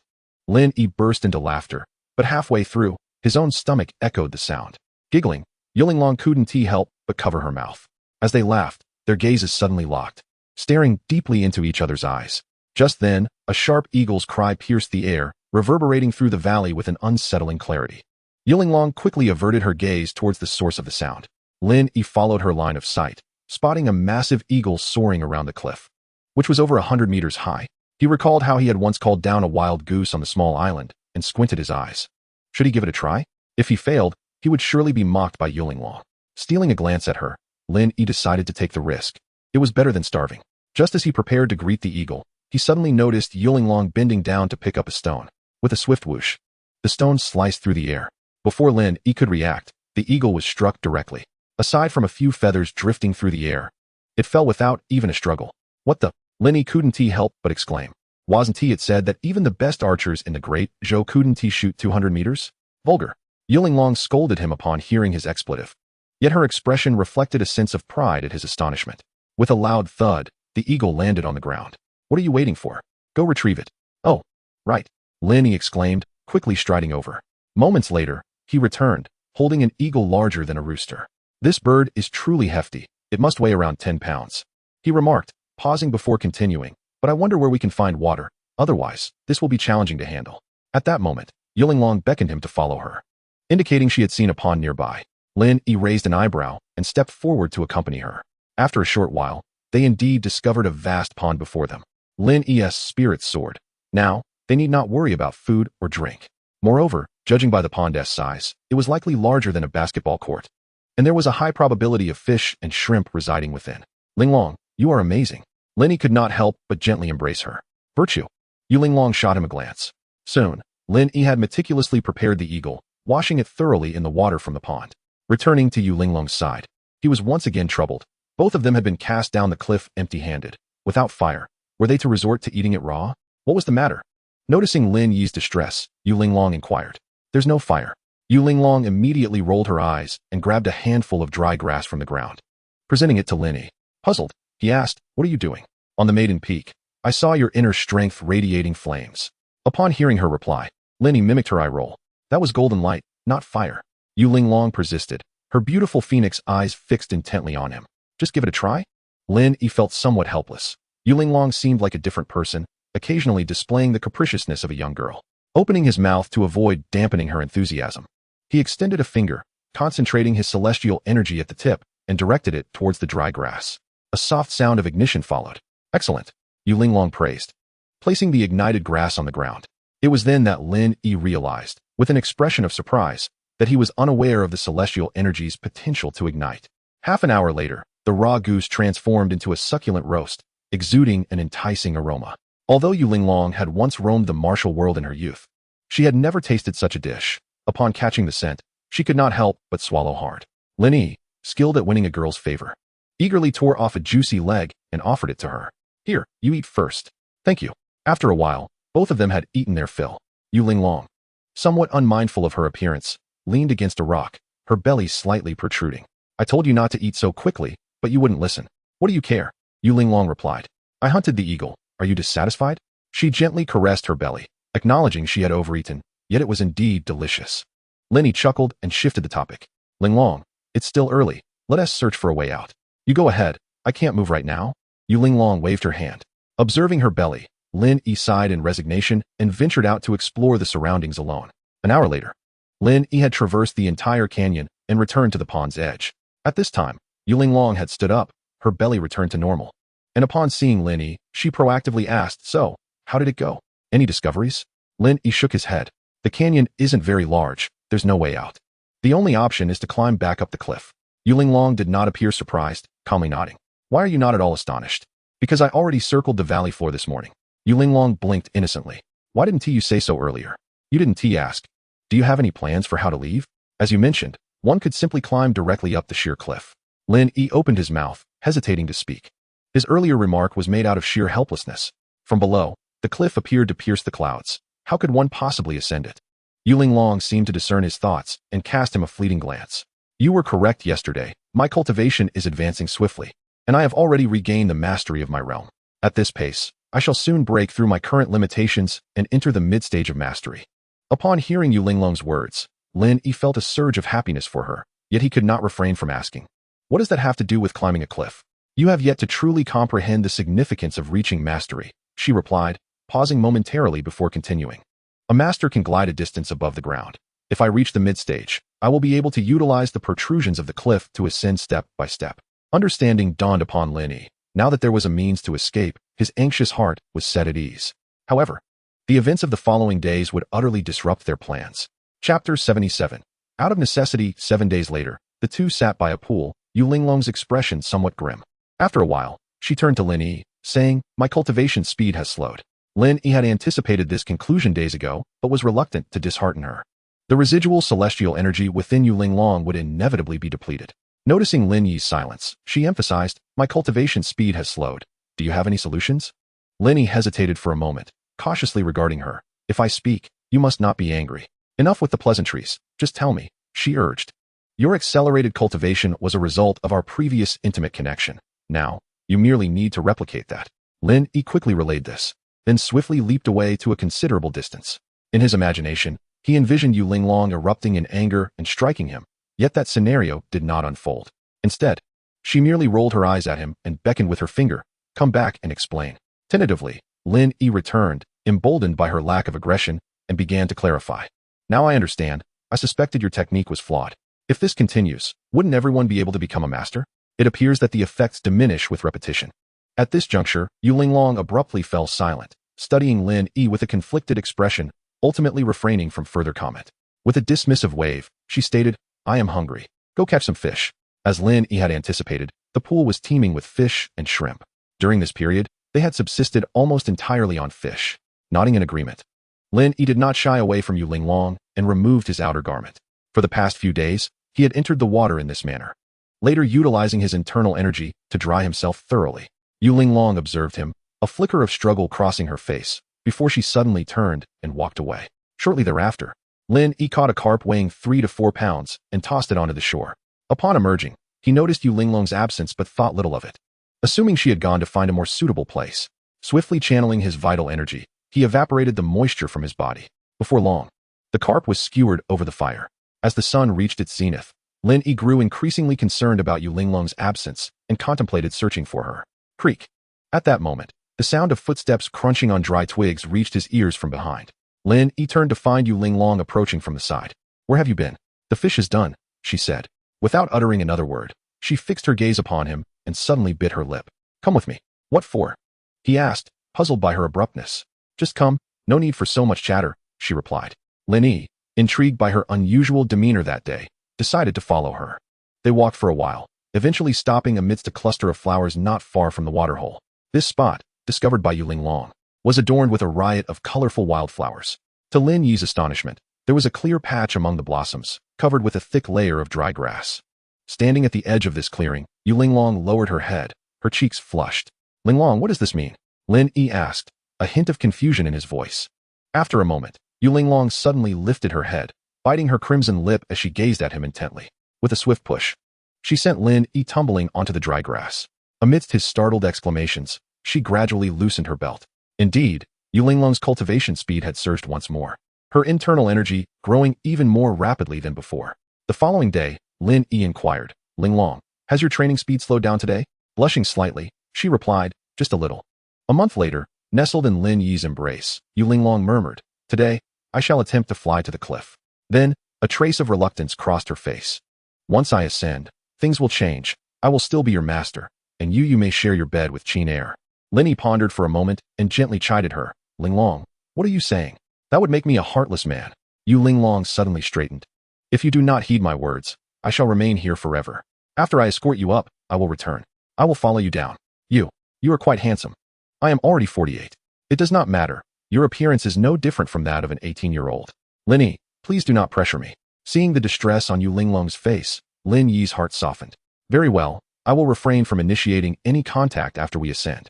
Yu Linglong breathed a sigh of relief and continued, but you must not call me Linglong. That's unacceptable, at most. I shall refrain from calling you Linglong in front of others. After a moment of contemplation, Yu Linglong conceded. All right, let us head to the cliff. Noticing Lin Yi's reluctance to move, she opened her mouth to speak again, but he pulled her into his embrace. Linglong, let us enjoy our final day here. We shall not practice today. Hearing Lin Yi's words, Yu Linglong hesitated. Yet, moments later, her cheeks flushed, and she looked at him with sultry eyes. Very well, then. That afternoon, the oriole in the canyon incessantly chirped until the deep of night, refusing to be driven away. The following day, as noon approached, the two finally awakened languidly. With Yu Ling glancing fiercely at him, Lin Yi feigned ignorance. Linglong, you are awake. Shortly thereafter, at the location where they had initially fallen, approximately 100 meters above, there loomed a sheer cliff. On that day, an eagle had been circling there, only to be brought down by Yu Ling's deft throw of a stone. Let us proceed, Yu Ling declared, wrapping her arms around Lin Yi's waist, and, with a gentle push, they ascended gracefully like wisps of smoke. In no time, they reached the summit of the cliff. The size of the cliff surpassed their imagination. Its cross-section was as large as a room, hidden from view when below. Look over there. Yu Ling suddenly tugged at his arm. Lin Yi turned his neck to glance, astonished moments later. How is there a cave here? Inside the cliff, there lay a cavern larger than a round table. Come, let us explore, Lin Yi urged, stepping forward. Yu Ling blinked, her curiosity piqued, and followed suit. After a while, the cavern showed no signs of ending. Lin Yi's expression grew increasingly peculiar. The space within expanded, and it appeared as though something had once dwelled there. Linglong, has your jade maiden sect ever ventured here? Lin Yi could not help but inquire. Yu Ling, equally astonished, was aware that the Jade Maiden sect possessed a precipice of great height. Yet, no one had ever descended, and she was bewildered as to why such a vast cave existed. The Jade Maiden sect has no records regarding this. I too am at a loss, she replied. Clearly, someone has resided here. Lin Yi pointed to a luminous pearl embedded in the wall. Yu Ling opened her mouth, momentarily at a loss for words. It was astonishing that someone had inhabited the base of the Jade Maiden Peak, and yet the sect remained oblivious. The two ceased their discussion, driven by curiosity to venture further inside. After another interval, a vast chamber unfolded before their eyes. It resembled a grand abode, complete with a bed and a table. Most striking was a colossal circular stone bed nearby. This must have been the original owner's bedroom, Lin Yi remarked. Just then, Yu Ling let out a startled shriek, leaping onto Lin Yi and clutching him tightly with her legs. What is it? Lin Yi, taken aback by her sudden outburst, stumbled backward while holding her. The table. Yu Ling pointed behind her. Lin Yi then realized that the table had disintegrated into a pile of dust. Upon reflection, he understood. The table had succumbed to the ravages of time. Yu Ling soon regained her composure, as if nothing had happened, and jumped down from Lin Yi. He gazed at her in silence. You are a master. How can you be so timid? I am also a woman, she retorted. Very well, Lin Yi shook his head, noting that she had once again adopted a delicate demeanor. The two individuals scanned their surroundings, and Yu Linglong beckoned Lin Yi, saying, "Lin Yi, come and see what this is." Upon hearing his name called, Lin Yi glanced over and noticed her standing beside a massive stone bed, examining something intently. He approached her and inquired, "What have you discovered?" "Look here, there are inscriptions," she replied. Lin Yi then observed that several characters were carved into the edge of the stone. Yushin dance. Yushin dance, who is she? Yu Linglong appeared lost in thought. Not responding to Lin Yi. After a moment, she exclaimed excitedly, "I've remembered. My ancestor was named Yushin Dance." "How could your ancestor be at the cliff beneath the Jade Maiden Peak?" Lin Yi asked, somewhat confused. "The family tree states that the first leader of the Jade Maiden sect was named Yushin Dance, and that is my ancestor," she clarified. Lin Yi, still puzzled, questioned, "Isn't the position of sect leader passed down through the direct line?" "Indeed, what is the issue?" She retorted, "But why did you pass the leadership to Qiner? And you have no descendants?" Upon hearing this, Yu Linglong shot him an irritated glare. "What business is it of yours? Mind your own affairs." Lin Yi smiled and surveyed the area. Suddenly, he turned back, his expression peculiar as he asked, "Are you certain that Yushin Dance is your ancestor?" "Of course. It is written in the family tree," she replied. Lin Yi unexpectedly grabbed her arm and led her away. "What are you doing? Don't touch me like that." "Come look at this," he said, pointing to a large pit beside the stone bed, where a small stone tablet stood. Lin Yi read aloud, "Yushin Dance's shedding place," and then smiled at Yu Linglong. "What does that mean?" she inquired. "Look inside the pit," he urged. It was then that Yu Linglong noticed a stone slab, the size of a round table, which was arched and adorned with peculiar patterns. Suddenly, she frowned, uncertain, and said, "Is this a tortoise shell?" Lin Yi nodded seriously, "Yes. It is the shell shed by Yushin Dance." "Such a large shell. How enormous must that tortoise have been?" Yu Linglong's eyes widened in astonishment. Suddenly, she snapped back to reality, her mouth slightly agape, staring intently at the stone tablet. "Yushin Dance? Ha ha ha." Lin Yi could no longer contain his laughter. "Linglong, your ancestor was a tortoise?" Yu Linglong's face flushed crimson as she bit her lip tightly. After a while, noticing Lin Yi's continued laughter, her frustration boiled over, and she kicked him. "Ah!" Lin Yi fell to the ground, looking at her with a hurt expression. "You said it yourself. Why are you hitting me?" "Deserved it." Lin Yi got up, dusting himself off, and suddenly recalled something. "Linglong, what was the matter with Shangguan Tie forcing you to surrender the blood of the Xuanwu at Jade Maiden Peak?" Upon mentioning Shangguan Tie, Yu Linglong's demeanor shifted to one of hostility. "It has long been rumored in the martial world that our Jade Maiden sect possesses the blood of the Xuanwu. The sword-forging sect, it is said, is collecting the blood of divine beasts to forge swords. Do you truly possess it?" Lin Yi asked with curiosity. "In the past, yes. But I used it up decades ago. What purpose does the blood of the Xuanwu serve?" Lin Yi inquired, intrigued. Yu Linglong suddenly glanced at him, her gaze imbued with complexity. "Years ago, during my ventures in the martial world, I fortuitously acquired a piece of celestial iron. Subsequently, I journeyed to the Fire Spirit Valley beyond the pass, requesting their assistance in forging a longsword, to which I added a single drop of phoenix blood upon its completion." She paused, turning her attention back to Lin Yi. "That is the sword I entrusted to Qiner. Since phoenix blood is unique to the Fire Spirit Valley, I exchanged it for their own precious Xuanwu blood." Upon hearing Yu Linglong's explanation, Lin Yi nodded in understanding. "I see. But why didn't you clarify this with him?" Yu Linglong's anger flared instantly. "Humph. What is he to warrant an explanation from me?" Lin Yi opened his mouth, yearning to retort that they had both been cast down the cliff by him. However, recalling the possibility of being overpowered, he refrained from doing so. "Yu Linglong, do you think this is indeed Xuanwu?" Lin Yi inquired, gazing at the massive turtle shell. "What? Xuanwu?"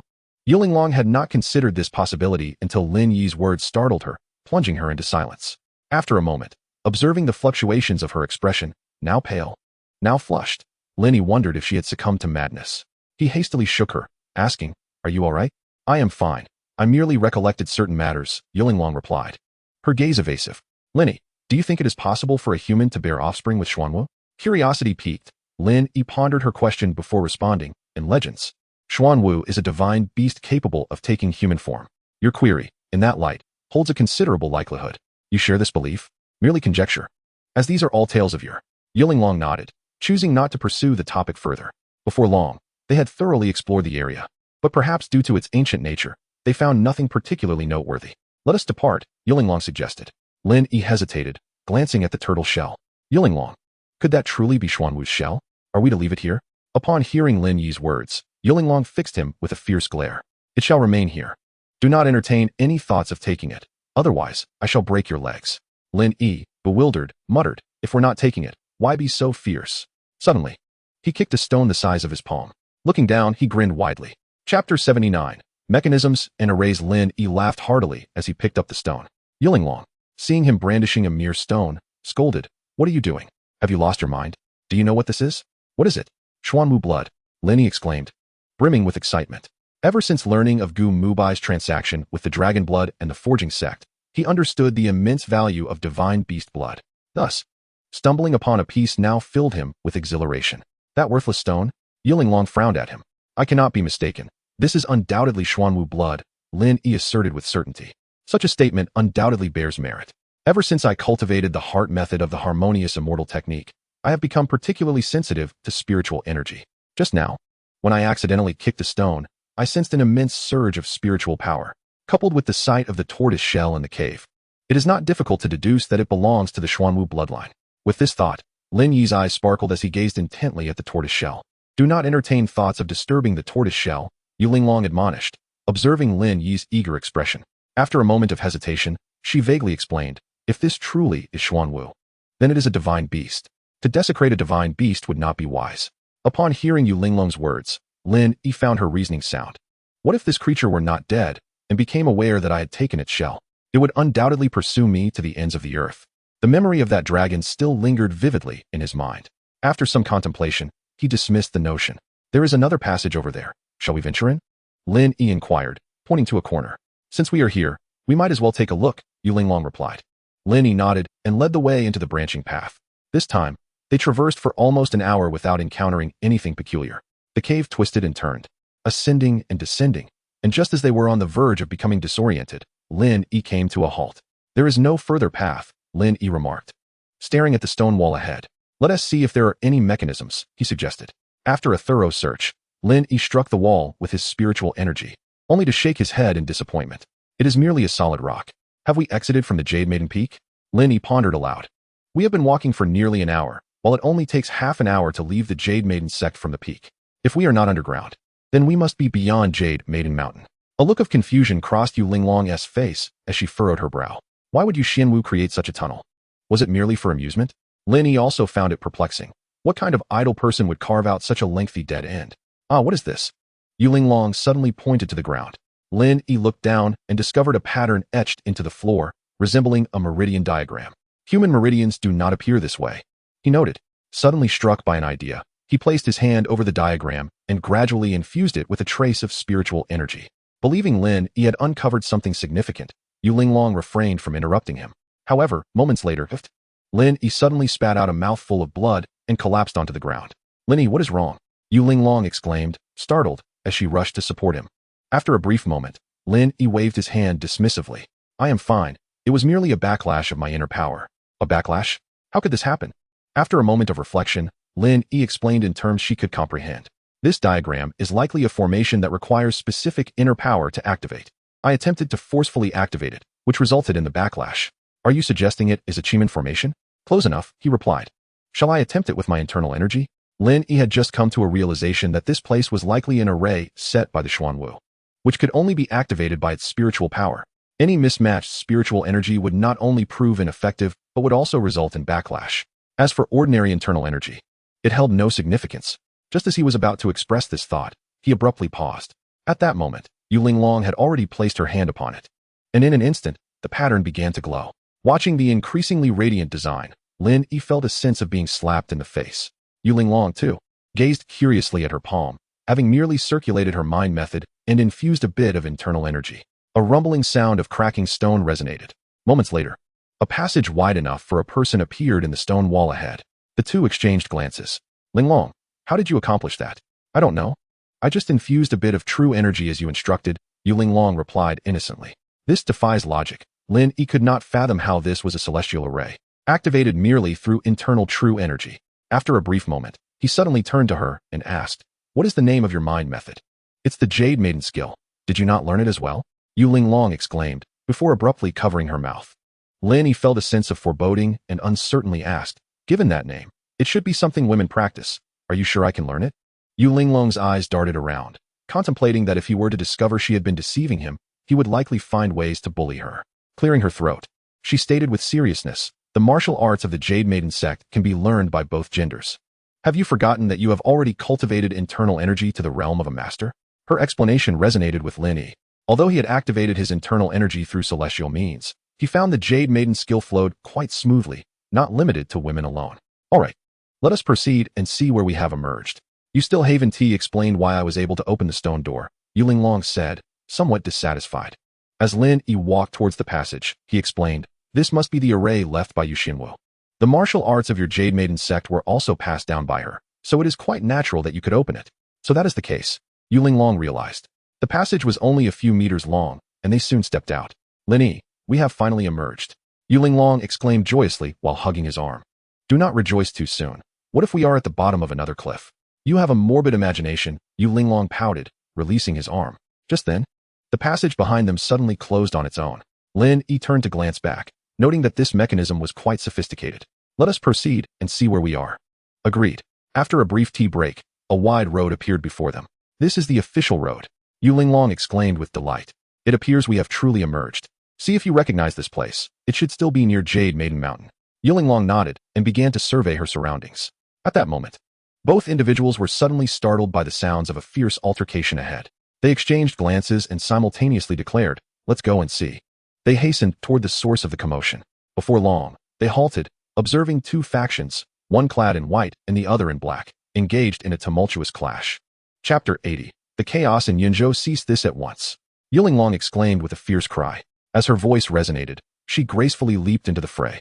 Her figure glided swiftly among the throng, reminiscent of a celestial being dancing elegantly. Lin Yi, captivated by the scene, watched intently until she came to a stop. Moments later, every member of the black-clad faction was sent hurtling backward, collapsing to the ground without uttering a single cry. Lin Yi inhaled sharply, realizing that those individuals had been rendered utterly silent. Yu Linglong's ferocity was alarmingly ruthless. Master, it is wonderful to see you unharmed. A chorus of delighted voices erupted from the group of white-clad women, revealing them to be disciples of the Yunzhou sect. After not seeing them for a long time, Yu Linglong's visage softened with a smile. Soon after, she inquired, what transpired? Why did you engage in combat with the Forged Sword sect? The members of the Forged Sword sect were easily recognizable due to their distinctive attire. One disciple stepped forth to explain, Master. After you and senior brother Lin were cast from the cliff by Shangguan, senior sister Lu assumed the role of the new leader as per your instructions. She subsequently ordered an assault against the Forged Sword sect and devised numerous strategies to search for you at the base of the cliff. But the chasm was far too profound, and all attempts ended in failure. Upon hearing her disciple's account, Yu Linglong's demeanor transformed, radiating a chilling intensity. Reverting to her previous authoritative self. What is the current situation? Fortunately, senior brother Lin inflicted severe injuries on Shangguan that day, resulting in the Forged Sword sect losing its master expert. After several encounters, they have since retreated from Yunzhou and have gone into hiding. Before long, the disciples of the Yunzhou sect recounted the events in broad strokes. Yu Linglong finally revealed a satisfied smile. Since the Forged Sword sect had fled, there was no longer a need for her to personally venture to Yunzhou city. At that moment, one of the female disciples suddenly turned to Lin Yi, hesitatingly stating, Senior brother Lin, there is something you may wish to know. Initially silent, Lin Yi was taken aback when someone called out to him. What is it, junior sister? Please, do speak freely. Shangguan has encountered trouble. She was captured by individuals from the Shaolin Temple a few days ago, the female disciple quickly relayed. It turned out that during Shangguan conversation with Lin Yi at Yunzhou Peak, many disciples had overheard. Lu Qin, after conducting an investigation, discovered that Shangguan had rescued Lin Yi on multiple occasions. For this reason, Lu Qin had specifically instructed that if they encountered Shangguan, they should refrain from engaging her directly. However, ultimately, it was due to her involvement with Shangguan that Lin Yi and Yu Linglong fell from the cliff. Therefore, upon learning that she had been captured by Shaolin Temple, he chose not to intervene. What? Why would Shaolin Temple capture her? Rumors suggested that Shangguan was linked to the disappearance of the Dharma Zen staff. Lin Yi then recalled their encounter on Mount Shaoshi, where he had seen her alongside the sword attendant. Could it be that they had indeed taken the Dharma Zen staff? Shaolin Temple, being the foremost sect in the martial world, was not one that the Forging Sword sect could provoke. With Shangguan now in their hands, it seemed unlikely that she would fare well. Lin Yi's expression shifted, caught in a dilemma. Shangguan had rescued him multiple times and held deep affection for him. If he did not save her, his conscience would be troubled. Yet if he did, how could he alone contend with Shaolin Temple? Just then, a cold snort snapped Lin Yi back to reality. Yu Linglong fixed him with her icy gaze. Enough, master. Shangguan has shown me kindness. I cannot abandon her. Lin Yi insisted, steeling himself. That is your choice. If you wish to go, then go, Yu Linglong replied, her expression darkening. For Shang Wanqing was one of the masterminds behind this incident. Lin Yi opened his mouth, took a deep breath, and said, Master, please tell Qiner that I will come to see her later. After speaking, he turned and strode away. Humph. We shall return to the Yunus sect. Along the way, a female disciple cautiously spoke on Lin Yi's behalf. Sect leader, this is not Brother Lin's fault. Yu Linglong, regaining her composure, sensed that there was more to the story. What is happening? The female disciple then relayed the information she had gathered. After hearing the explanation, Yu Linglong's expression softened, and after a moment of contemplation, she said, let us proceed as Qiner suggested. Half an hour later, Yu Linglong arrived at Yunu Peak, where the pavilion that had been destroyed that day had been rebuilt. The news of her safe return had spread, and the Yunu sect was alive with celebration. As usual, Yu Linglong sat cross-legged in the pavilion. At that moment, a woman in blue rushed in without regard for her appearance. Master, the newcomer flung herself into Yu Linglong's arms. Weeping, Yu Linglong gently patted her back and smiled. There, Qiner, do not cry. Master, I thought you were dead. Silly child, am I not alive and well? After a pause, she added, Lin Yi has also returned. He is occupied with urgent matters and will come to see you later. At the mention of Lin Yi's name, Lu Qin trembled and ceased her tears. Master, in this reunion of life and death, they exchanged many words. Lu Qin felt an overwhelming sense of happiness. She had thought that both Lin Yi and her master were lost to her, leaving her in solitude, but now they had both returned. As for Lin Yi seeking Shang Wanqing, she was unconcerned. With her beauty, only her master could rival her, and she had no reason to fear others stealing Lin Yi away. Master, since you have returned, you should take up the position of sect leader again. I cannot do it well. Yu Linglong waved her hand and said, no need. I have already passed the leadership to you. From now on, the Yunu sect will be entrusted to you. However, Master, rest assured that I shall remain here from now on. Should any insurmountable issues arise, you may always consult me. Yu Linglong, after much deliberation, realized that once she ascended to the rank of Grandmaster, her martial prowess had stagnated. Yet, due to Lin Yi, she has now made a significant breakthrough, advancing to the mid-level of Grandmaster. Given some time, it is entirely possible that she may reach that legendary realm. Upon observing her master's resolute decision, Lu Qin had no choice but to acquiesce. Moments later, Yu Linglong suddenly inquired, Qiner, I heard that on that day you cleaved this place in two with a single sword strike. I was unaware of what transpired at that moment. It felt as though I were under some form of control, and that sword seemed to possess an anomaly. What transpired? Pray, share with your master. On that day, my blood flowed onto the sword, and a woman's voice spoke to me in my mind. She referred to me as her sister and promised to grant me immense power. I acquiesced, and thus I executed that sword strike. Yu Linglong frowned. Ancient texts recount that swords possess spirits. Could it be that Lin Yi's alterations to that sword imbued it with sentience? It is well, you may return to rest for now. Chapter 81. The enormous pit dug by Wuxin Lin Yi traveled tirelessly. Having recently learned that the Shaolin Temple dispatched 3 martial monks of the Zhou character lineage down the mountain, all of whom are said to be of exceptional caliber. 3 days prior, they seized the opportunity during the confrontation between the Sword Forging sect and the Jade Maiden sect to capture Shang Wanqing, issuing a demand for Shang Wantie to bring the Dharma Zen staff to Shaolin Temple for an exchange. 3 days have now elapsed, and according to their pace with the horse-drawn carriage, they should not have yet exited Yunzhou. I must devise a means to rescue Shang Wanqing here, otherwise, once they reach the territory of Shaolin Temple, it will become exceedingly difficult. 2 days later, near the border of Yunzhou, Lin Yi finally gleaned the whereabouts of the group. Esteemed guest, the individuals you seek have just departed from here. Thank you, young innkeeper. Lin Yi, weary from his relentless journey, exited the inn. For the past 2 days, he had traveled day and night, finding rest only in meditation. Following the direction indicated by the innkeeper, he soon discovered fresh horse manure. Lin Yi breathed a sigh of relief. Judging by the signs, they were not far ahead. Continuing onward, a horse-drawn carriage indeed came into view. Just as Lin Yi prepared to pursue it, he suddenly sensed something amiss upon spotting a grove ahead. Instinctively, he halted. His numerous encounters with danger had invariably involved groves, leading him to associate them with peril. Surely, it cannot be this unfortunate. Lin Yi nudged his legs against the horse's belly, ready to press on. At that moment, a stern-looking middle-aged man emerged from the thicket, landing steadily a short distance away. The man, clad in the attire of a wanderer, bore a few gray strands in his hair, and his eyes shone with intensity. Lin Yi found himself compelled to stop once more. Who are you, sir? Why do you obstruct my path? The middle-aged man scrutinized him for a moment before slowly replying, Lin Yi? Lin Yi narrowed his eyes, contemplating that trouble had indeed come to find him. With an impassive demeanor, he remarked, I am Gu Muhai, Have you perhaps mistaken me for someone else? Suddenly, the intermediary paused momentarily before erupting into a thunderous laugh that startled a flock of sparrows into flight. Lin Yi felt a jolt of apprehension. The man's internal power was formidable. Why do you laugh, esteemed one? The intermediary ceased his laughter, casting a cold glare upon him. The master of the manor foolishly believed you to be a man of great renown, yet you do not even dare to acknowledge your own name. After a brief pause, he snorted disdainfully. How dare you usurp the name of the young master? Upon hearing this, Lin Yi's heart sank. Trouble was indeed upon him. I apologize. I truly am Lin Yi. I have shared trials with Brother Mubai. I wonder if he is well. The intermediary shook his head. Continuing this charade serves no purpose. I have been investigating you for several months, and without concrete evidence, I would not have intercepted you here. I shall pose but one question. Is the young master still alive? It turned out that several months prior, Wu Hin had overheard news of Gu Muhai's demise. Despite numerous inquiries, he had found no trace of a body, only confirming that Mubai was indeed dead. He then framed Lin Yi for Mubai's death, hastily writing an anonymous letter and sending it to the Tianxiao Manor. Upon receiving this news, Tianxiao Manor dispatched their chief leader to investigate. However, they insisted on seeing the living or the dead, yet no trace of Gu Muhai could be found. Consequently, they decided to interrogate Lin Yi first, intending to capture him for questioning.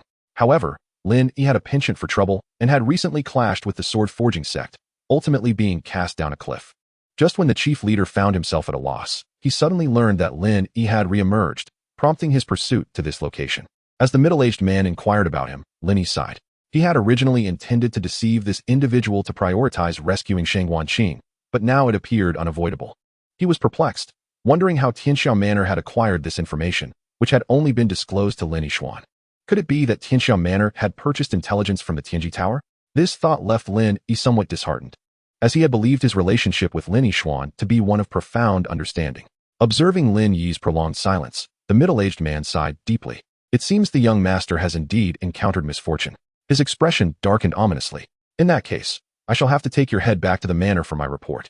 Without granting Lin Yi an opportunity to respond, he propelled himself upward with a powerful leap, swiftly launching an attack towards Lin Yi.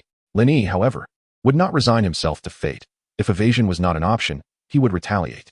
Gathering his celestial energy in his left hand, he struck towards the middle-aged man, intent on resolving the conflict in one blow. The intermediary sneered, dismissing Lin Yi's challenge. A mere first-tier realm practitioner dared to contend with him, a half-step master. With a resounding thud, Lin Yi was thrown from his mount, a trickle of blood escaping from the corner of his mouth. He had underestimated his opponent. This man was indeed a notch above him in prowess. At this moment, the middle-aged man found himself in a far more dire predicament than Lin Yi. After exchanging a powerful strike, he was sent flying several yards, tumbling multiple times before regaining his footing. However, his arm was left in an irregularly bent position, incessantly dripping blood onto the ground. Despite his grievous injuries, the middle-aged man did not furrow his brow. He merely cast a grave glance at Lin Yi before turning to depart. He understood that he had sustained internal injuries, and continuing the fight would only lead to mutual destruction. Seeing the man leave, Lin Yi refrained from intervening. Both were injured, and forcing a confrontation would serve only to worsen their conditions. Remounting his horse, he resumed his pursuit of the carriage while employing his healing arts. After half an hour, he finally caught up with the carriage near the border, his injuries largely mended. Reflecting on the situation, he retrieved a bronze mask from his pocket, designed to conceal the upper half of his face. This was a precaution he had prepared before his journey. Previously, as an inexperienced wanderer, he had not understood the importance of maintaining a low profile, which had resulted in considerable trouble. Having learned from past experiences, he had devised a strategy beforehand. With the mask in place, Lin Yi approached the carriage with haste, muttering to himself, "So, you know the importance of disguises when engaged in nefarious deeds. I too shall employ one." Before long, the occupants of the carriage noticed Lin Yi, and upon seeing the mask on his face, recognized his intentions were not benevolent. He positioned himself in front of the carriage, blocking their passage. The driver, a youthful monk, performed a Buddhist greeting and inquired, "Might I ask why you obstruct our path?" "Release the woman from the carriage," Lin Yi stated bluntly, getting straight to the point. The monk's gaze sharpened. "You jest. There are only my 2 senior brothers within. No woman to be found. Enough of your prattle. If you do not comply, we shall be forced to engage in combat. Are you affiliated with the swordsmith sect? I shall ask once more, will you relinquish her or not? Do you think Shaolin Temple fears you?" At that moment, 2 more monks emerged from the carriage, and the 3 of them fixed their gazes upon Lin Yi. Taking a breath of relief, Lin Yi recalled seeing the bound figure of Shang Wanqing the instant the carriage curtain had lifted. She was restrained, her limbs bound, with a piece of cloth stuffed in her mouth. Chapter 82. Shang Wanqing having confirmed her presence, Lin Yi leapt from his horse, simultaneously thrusting both palms towards the monks, aiming to subdue all three at once. Arrogant, the three monks exclaimed, also extending their palms toward Lin Yi. However, the anticipated collision never transpired. Lin Yi unleashed his inner energy, producing a thunderous blast that struck the three monks squarely. They were caught off guard and sent hurtling away. In the blink of an eye, they lay on the ground, staring at Lin Yi in shock, before gradually succumbing to unconsciousness. Lin Yi was quite pleased with the outcome, pondering that this tactic worked splendidly for ambushing foes, as they would assume he was merely of first-rate prowess and remain unsuspecting. Disregarding the fate of the three monks, Lin Yi dove into the carriage. Upon beholding Shang Wanqing, his eyes widened in astonishment. These monks are truly lacking in virtue. Do they even resemble practitioners of the monastic life? They have bound a young girl in such a manner. Over the past few days, Shang Wanqing has been seething with rage, her teeth nearly grinding to dust. Since those three monks captured her and tied her up in this way, they have not loosened her bonds. They only removed the cloth from her mouth during mealtime, forcing her to endure their feeding. Just a moment ago, she heard voices outside calling for her rescue and was immediately filled with excitement, yearning to escape the carriage. Unfortunately, in her fervor, she stumbled and fell to the ground. At that moment, as she writhed and attempted to rise, she was spotted by Lin Yi, who had just entered. Brutes, he cursed, referring to the three monks. Shang Wanqing noticed a man with a bronze mask had entered and her face flushed with a mix of anger and embarrassment as she glared at him. Their relationship was complicated, and Lin Yi was reluctant to reveal his identity before her. Thus, he altered his voice, adopting a raspy tone. "Fear not, my lady. I am here to assist you." He then squatted down, intending to lift her up. Shang Wanqing attempted to evade him, but her limbs were bound, leaving her no choice but to allow him to carry her back to the seat. She whimpered softly, casting him meaningful glances. It was only then that Lin Yi realized his oversight. He had forgotten to untie her. "My apologies, dear lady. My mind was momentarily distracted, and I did not intend to be forward with you." He hastily began to free her from her restraints. Upon realizing he had removed the rag from her mouth first, Shang Wanqing deemed him somewhat slow-witted and chose to overlook the earlier incident of him lifting her. The moment she regained her freedom, she quickly removed the cloth from her mouth, spitting out several times. Her cheeks had nearly gone numb from the discomfort. After a brief moment, she adjusted her clothing and turned her attention to the masked man, gently bowing. "I am Shang Wanqing. I thank you for your act of salvation." "It was nothing. I merely intervened upon witnessing injustice," he replied. Shang Wanqing nodded, feeling a hint of regret that he was not a member of the sword-forging sect. She then scrutinized the masked man, noting his commendable physique, though wondering why he concealed his true visage. "Might I ask why you wear a mask? Would it be possible for me to see your true face? I would like to repay you in the future." Lin Yi quickly shook his head. "I apologize, dear lady. My face has been disfigured since childhood, and I fear it may frighten you." Upon hearing this, Shang Wanqing felt an unexpected twinge of sympathy. He was meant to be a dashing young man, yet he hid his face due to its disfigurement. "What name do you go by, kind sir?" she inquired, her tone softening. Hearing her gentle voice, Lin Yi felt a whirlwind of emotions. Previously, when Shang Wanqing spoke to him, she had always maintained a calm demeanor, only expressing her feelings at Yunu Peak, which had made him aware of her femininity. Now, she was speaking so tenderly to a stranger. Regaining his composure, Lin Yi replied hoarsely, "They all call me a Cho." Upon hearing the words, Shang Wanqing could not help but let out a sigh. She was unaware of which scoundrel had coined such a name, one that rubbed salt into the wounds of the injured. If she were to discover the identity of this individual, she would certainly teach him a lesson. "Acho, let us disembark," she instructed. "Indeed," Lin Yi nodded, taking the lead as he stepped out, with Shang Wanqing following closely behind. Suddenly, Shang Wanqing spotted three monks sprawled on the ground. Initially, she had believed they had merely been frightened away, but to her astonishment, they had been rendered unconscious. Observing the monks, she could not help but admire Acho's martial prowess. However, recalling how they had treated her during their journey, her brows furrowed in anger, and her eyes glinted with menace as she approached the trio. With a flurry of kicks, Shang Wanqing struck the three men with her toes, each blow falling like raindrops. Lin Yi watched in horror from the side, trembling with each of her strikes. Seeing that Shang Wanqing showed no signs of stopping, Lin Yi hurriedly intervened. "Cease. If you continue, you may kill them." "I intend to kill them," Shang Wanqing retorted angrily. Lin Yi opened his mouth in disbelief. This woman was truly merciless.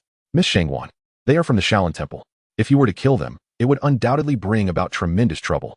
After venting her frustrations, Shang Wanqing had calmed down enough to recognize the wisdom in Acho's words. "Consider yourselves fortunate," she spat, delivering one last kick to the trio. After a moment, Lin Yi thought it best to distance himself from her. After all, the Jade Maiden sect and the sword-casting sect were bitter enemies. And being caught in the middle was quite uncomfortable. Miss Shangwan, you should leave this place quickly. If any monks come after us, it could spell trouble. And what about you? She inquired. They are not after me. I am merely passing through. Shangwan Qing opened her mouth to respond, but ultimately decided against it. Never mind. I must look out for myself for now. I shall find a way to repay you in the future. Acho, I shall take my leave now. May fate allow us to meet again. Lin Yi replied hoarsely. May fate allow us to meet again. Shangwan Qing then untied the horse from the cart, elegantly mounted it, and cast one last glance at him before urging the horse forward. As she slowly disappeared from view, Lin Yi sighed and made his way to his own horse. He sought out the nearest town, intending to rest and recuperate after several days of relentless travel, during which he had not enjoyed a proper night's sleep. The next day, just around noon, he was awakened by the growling of his stomach. Stretching languidly and freshening up, he made his way to the dining hall. Innkeeper, prepare a grand feast with plenty of food and drink, Lin Yi called out. Certainly, sir. Please take a seat. Your meal will be served shortly, the innkeeper replied. Lin Yi surveyed the room and found an empty table where he settled down. Bored, he listened in on various conversations, but none piqued his interest. Before long, the innkeeper brought forth a sumptuous spread of food and drink. Given his training in the celestial harmonization technique, Lin Yi naturally had a hearty appetite. In a fleeting moment, the table was nearly empty, drawing the astonished gazes of those around him. Just as Lin was settling the bill and preparing to leave, he suddenly overheard a conversation. Have you heard? The young lady of the sword-casting sect was captured by the Shaolin Temple this morning. Chapter 83. Rescuing Shangwan Qing. Lin smiled softly and made his way toward the exit. The information circulating among these individuals was woefully outdated. He had rescued her just the day prior, and they remained oblivious. Lin abruptly halted, a thought striking him. She was captured this morning? Is that what I am to infer? Lin felt somewhat speechless. After rescuing her only the night before, how could she have been apprehended again? With a resigned sigh, he pondered the possibility of his efforts being in vain. Lin retraced his steps back into the hall. After a brief respite, he exited the inn once more, determined to pursue her again. At that moment, on the borders of Yunzhou, a carriage slowly emerged. At the front, 2 monks sat. If Lin were to see them, he would undoubtedly recognize them as the ones he had injured just yesterday. Inside the carriage, Shangwan Qing was bound just as she had been the previous day. Her gaze burned with fury, directed at the elderly monk seated across from her. It was this very monk who had subdued her with a single move just moments after Lin had departed. Initially, the old monk had merely intended for her to accompany him back to Shaolin, but after her 2 attempts to escape, she found herself bound in this manner. In a fit of rage, she had unleashed a torrent of curses at him, only to have her mouth silenced in response. The old monk then spoke, awakening. As you mentioned, the bronze-masked figure who injured you yesterday was indeed a young master? The monk seated beside him nodded respectfully. What Master Uncle says is indeed accurate. The bronze-masked figure defeated the 3 of us with a single strike from afar. He must be a master. Fortunately, he harbored no intent to kill and merely gave us a sound thrashing. Otherwise, we might have faced dire consequences. Shangwan Qing, initially seething with anger as she glared at them, suddenly found her expression shifting to one of peculiar astonishment upon hearing this. The old monk nodded again. To repel 3 first-rate martial artists with a single strike undoubtedly confirms his mastery. After a moment of silence, he suddenly instructed the monk driving the carriage. Awakening action, awakening evil, take the carriage along a small path and divert back to Shaolin. Yes, Master Uncle, came the reply. Shangwan Qing, who had been listening to their conversation, felt a mix of shock and exhilaration upon hearing that Cho was indeed a master. However, when she heard the old monk's directive to change course, her anxiety surged, and she began to struggle frantically. She had hoped that since Cho was so formidable, upon learning of her capture, he might come to her rescue again. In such a scenario, the old monk and his companions would surely be no match for him.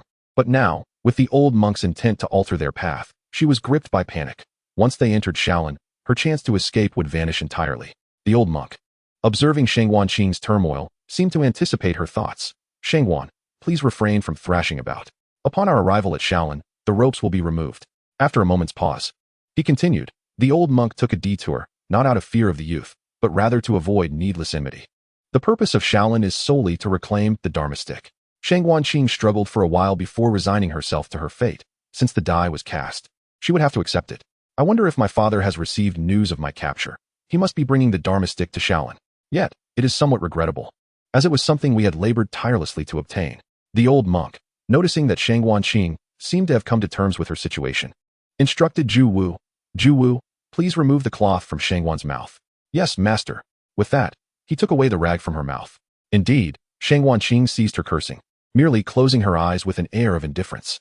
2 days later, Lin Yi had pursued the trail all the way from Yunzhou into the territory of Zhongzhou. Yet he had not caught a glimpse of Shang Wanqing. This is troublesome. We are now within the sphere of influence of Shaolin Temple. 2 days have passed, and it is highly likely they did not take the main roads. I must rescue Shang Wanqing before they enter Shaolin. Lin Yi felt somewhat at a loss, pacing in place for an extended period. Suddenly, his gaze drifted towards a distant range of mountains, and an idea struck him like a flash of lightning. That is the one-line sky. Xiaomei had once told me that it is the essential route to Shaolin. Why not intercept them there?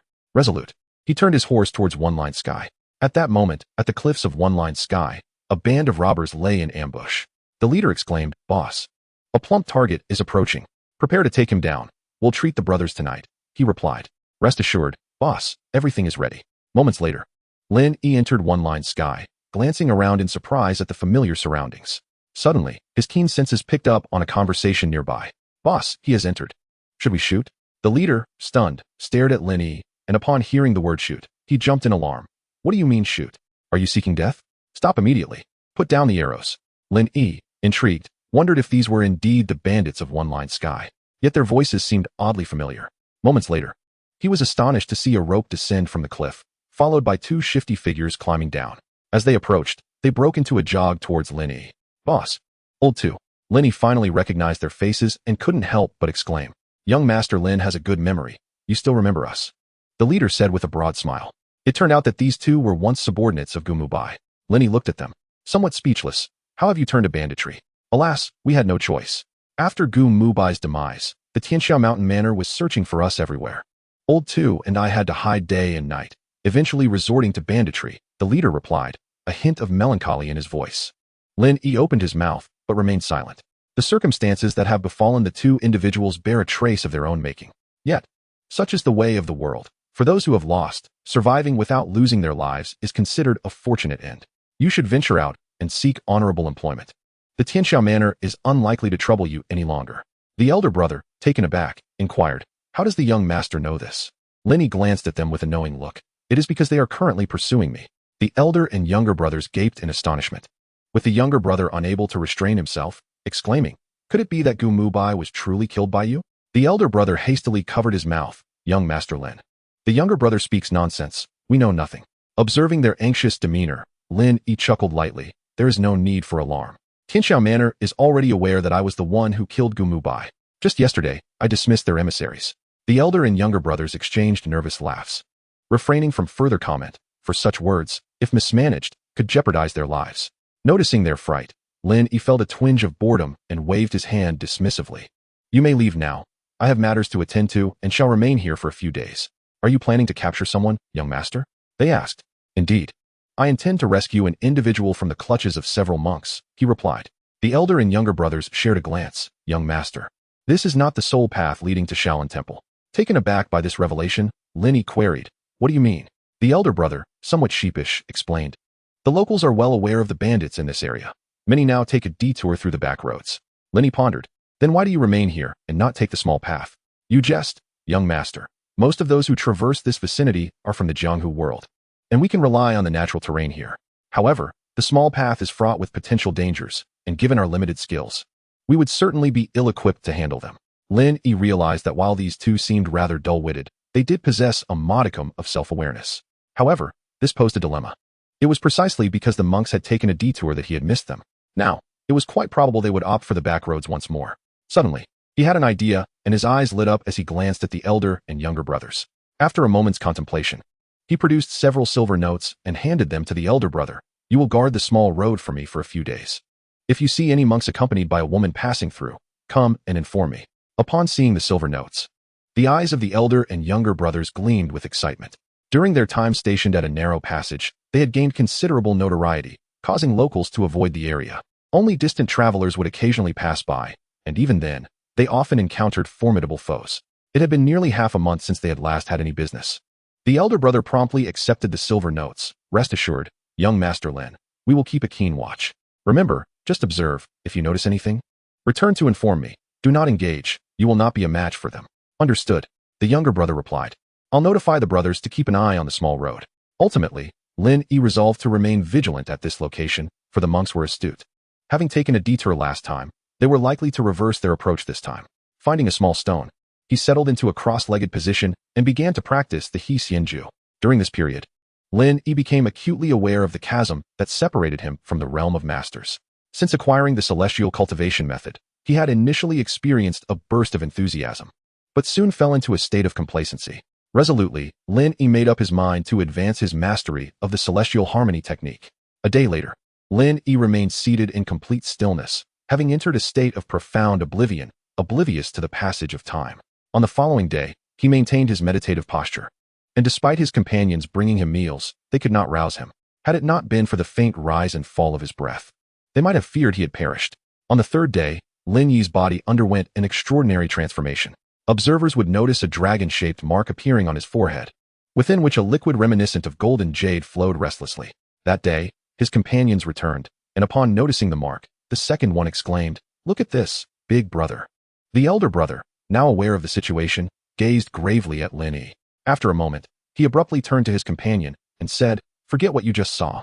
Confused, the younger brother scratched his head in bewilderment. Sighing, the elder explained, "Lin Yi's cultivation is remarkable, akin to the legendary celestial arts. If word of this were to spread, we might find ourselves in peril. Do you understand?"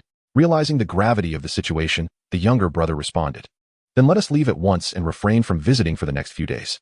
On the fourth day, Lin Yi continued his meditation, yet encountered a formidable dilemma within his consciousness.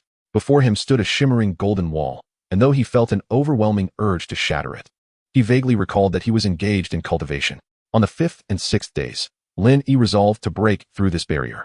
Clenching his fists and channeling the celestial harmony technique, he prepared to strike the wall with all his might, when suddenly he hesitated.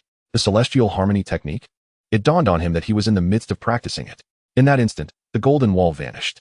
In the external world, Lin Yi abruptly opened his eyes, a flash of brilliance illuminating his surroundings. He sensed a profound change within himself, as if an inexhaustible well of energy had been unlocked. With a slight stir of his spirit, he discovered that his celestial essence had more than doubled. At that moment, the principles of the Xianxian technique in his mind underwent a transformation, revealing the foundational entry of the celestial harmony technique. After a brief pause, Lin Yi returned to reality with a peculiar expression. He realized that his prior practice had merely skimmed the surface, lingering at the threshold. The advancement of the celestial harmony technique came with annotations, indicating that the foundational entry was equivalent to the master's realm of ordinary mortals, while the subsequent level paralleled the martial realm of ordinary beings. In a fit of frustration, Lin Yi muttered, "That old man." Leaving behind a cultivation method without clear instructions, if others fail to break through, they might never discover the subsequent segments of the celestial harmony technique. Just then, he spotted his companions rushing towards him, carrying a food box. "Ah, young Master Lin, you have finally awakened. We brought you something to eat." The elder and the second brother swiftly brought out several plates, casually placing them on a stone.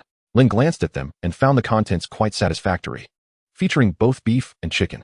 Though these two were not of reputable character, they still showed him a degree of respect. "I appreciate your kindness," Lin said as he picked up his chopsticks. "Oh, what are you saying? Young Master Lin is a benefactor to both me and the second brother. Offering you some food is nothing," the elder replied. The second brother nodded in agreement. "Indeed, young Master Lin, you haven't eaten for 6 days. You must eat something quickly." Just as Lin placed a slice of beef into his mouth, he suddenly spat it out. "What did you just say?" he exclaimed. "You must eat something," the elder repeated. "No, the previous part," Lin insisted. The second brother, somewhat perplexed, pondered before responding. "You haven't eaten for 6 days?" Lin was taken aback. "Are you saying that I meditated for 6 days?" The elder and the second brother nodded affirmatively. Lin took a deep breath, exhaling slowly. This revelation was difficult to comprehend. He had felt no passage of time, yet 6 days had elapsed. Suddenly, a thought struck him. "Have the monks already passed?" he inquired urgently. "Rest assured, they haven't arrived yet. Over the past few days, we observed you practicing. So we divided our group into 2 to keep watch over the small path and the narrow passage," the elder reassured him. Lin breathed a sigh of relief, grateful that no critical matters had been overlooked. "You two go ahead to the small path. I can manage here alone." "Understood. We shall proceed," they replied before departing. Once they left, Lin resumed his meal. Meanwhile, at a distance from the narrow passage, a conversation unfolded. "Master, are we still taking the small path?" one asked. "The journey from Yunzhou here was supposed to take only 3 days, yet we have already delayed for 8 days. The narrow passage is too constricted. If we take it, we must abandon the carriage." At that moment, Shang Wanqing, still bound, felt a surge of anxiety upon hearing the old monk speak. Without a carriage, how would she manage to walk? Surely, she couldn't expect a few monks to carry her. What would become of her dignity? Despite their monkhood, they were still men. Suddenly, the old monk added, "If the copper-faced man pursues us and does not encounter us along the way, he will surely deduce that we took a detour. This time, we shall take the opposite route and proceed through the narrow passage." As the carriage slowly entered the narrow passage, it came to an abrupt halt. "Master, there are people blocking the road ahead. It is the copper-faced man." Shang Wanqing, feeling despondent, suddenly perked up upon hearing the mention of the copper-faced man, her eyes darting with suppressed excitement. The old monk frowned, realizing they had not evaded him after all. Awareness, enlightenment, and recognition of evil. "I will hold off the copper-faced man. You must drive the carriage forward." "Yes, master," the three responded in unison. At that moment, Lin stood in the middle of the road, wearing a bronze mask, his gaze fixed unwaveringly on the approaching carriage. He felt an inexhaustible surge of energy, unafraid of the carriage barreling towards him. "Pray tell, why have you halted?" Lin mocked. At that moment, a voice emerged from the carriage, belonging to an elderly man. "Why not step aside, benefactor, and grant Shaolin Temple a measure of respect? I share some ties with Shaolin and have no desire to be adversarial with you. However, Miss Shangwan is a dear friend of mine. If you allow her to depart, you may leave unscathed." Shang Wanqing's heart swelled with joy. He had indeed come to rescue her, and she immediately cried out, "Acho, save me." Upon hearing her voice, Lin Yi raised an eyebrow, confirming her presence within. Finally, he had succeeded in intercepting her. A sigh echoed from within the carriage. Suddenly, the curtain was drawn back swiftly, and a golden figure surged forward with an almost imperceptible speed, charging directly at Lin Yi. "Excellent," Lin Yi bellowed, taking to the air and rushing towards the golden figure. Instantly, the two moved like shadows, darting back and forth, causing the onlookers to forget their intention to drive away. "Good heavens, is this the clash of masters?" one exclaimed. "Damn it, this copper-faced man is exceptionally formidable. Ju Wu, you have disregarded the warning." At that moment, the voice of the old monk resonated. "Aren't you all leaving yet?" Lin Yi scoffed. "It's too late to leave now." With that, he suddenly unleashed a strike, aiming at the two horses.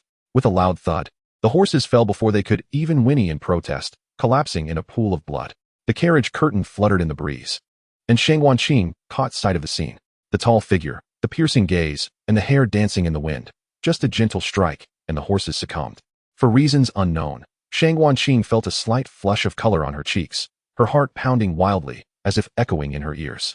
At that moment, the old monk and Lin Yi abruptly separated, each standing a distance apart. After a brief pause, the old monk sighed and said slowly, "Benefactor, you have triumphed." The old monk was being modest. Their strengths were evidently matched. "You possess a compassionate heart. Your previous strike only targeted the horses. Had it been aimed at Zhu Xing or Zhu Yi, they would surely have met their demise. They have twice owed you a favor, and I, too, cannot surpass you." After a moment's deliberation, he continued, "Let us put today's events to rest. Zhu Xing, Zhu Wu, Zhu Yi, return with me to the temple." The three remained silent, their faces marked by shame as they approached the old monk. As they departed, the old monk addressed the carriage once more. "Benefactor Shangwan, I kindly request the swift return of our temple's demos and staff, lest we send others to trouble you." The old monk's martial prowess was merely average within Shaolin. With that, the group did not linger and departed from the narrow passage. Once the old monk had left, Lin Yi finally relaxed his guard. This old monk was indeed formidable. Had it not been for his recent breakthrough, he would have found himself in a precarious situation today. However, judging by the recent confrontation, he believed he had ascended to the mid-stage of mastery within the martial world. "Acho, are you still there?" A gentle voice pulled Lin Yi from his reverie. Returning to his senses, he hurried toward the carriage. Upon entering, Lin Yi was surprised to discover that Shang Wanqing had been bound once again. However, this time, it lacked the artistry of the previous occasion, which left Lin Yi feeling somewhat regretful. "Acho, you've come to rescue me again," Shang Wanqing exclaimed, her eyes sparkling with delight. Lin Yi cleared his throat, saying, "I happened upon this situation and shall untie you first." "Very well," she replied. Lin Yi lifted her foot, and as he worked to free her from the ropes, some physical contact was inevitable. Shang Wanqing did not flinch. Instead, her cheeks flushed slightly as she lowered her gaze, a hint of joy evident on her face. "Miss Shangwan, you are free now." Regaining her composure, Shang Wanqing felt a tinge of embarrassment for the sensations she had just experienced and softly said, "Acho, thank you for rescuing me once more." "It was merely a coincidence," Lin Yi replied nonchalantly. "Is it truly just coincidence?" Shang Wanqing chuckled softly. Suddenly, she recalled something and exclaimed, "Your voice." Lin Yi realized he had forgotten to disguise his voice this time. He hastily altered his tone, rendering it hoarse again. During their earlier skirmish, his internal energy had surged throughout his body, causing a temporary change in his voice. Noticing the shift, Shang Wanqing, without suspicion, nodded gently, her admiration for his martial prowess shining through her eyes. "Ah Cho, your skills are remarkable. Even that old monk was no match for you." "Haha, you flatter me." "Mississippi, I am merely his equal," Lin Yi responded modestly. "There is no need for such humility. The monk is quite aged, while you are still so young. In due time, I fear no one will be your equal." She added suddenly, "You may call me Qing." Lin Yi, not pondering much, replied, "Qing, what are your plans now?" Upon hearing Lin Yi refer to her as Qinger, Shang Wanqing opened her mouth, hesitated, and then said nothing. "I plan to find my father." "What about you, Ah Cho?"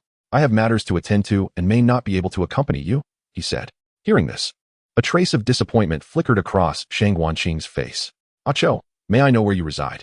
Lin Yi contemplated for a moment and replied, "I currently have no fixed abode. I roam the world and spend most of my time in Yunzhou City." Upon hearing Yunzhou, Shang Wanqing was taken aback, then felt a pang of self-pity. Having spent so many years in Yunzhou City, why had she not encountered Ah Cho sooner? Instead, she had met Lin Yi. That heartless man. The thought of Lin Yi's demise brought an uncomfortable feeling to her heart. "Ah Cho, I suppose we must part ways here." "Wait a moment." Lin Yi called after her. After a brief moment, he returned, this time leading a horse. "Qinger, this horse is for you." "Thank you," she said, not declining the offer, as she indeed needed a horse to avoid being captured by those monks again. With a reluctant glance at Ah Cho's mask, Shang Wanqing mounted the horse. "Until we meet again." "Until we meet again," Lin Yi echoed as Shang Wanqing departed. Afterward, he sought out the first and second brothers. "Thank you both. There is no need to keep watch any longer, for the person has been found." "Young Master Lin, you are being too courteous. Is there anything else we can assist you with?"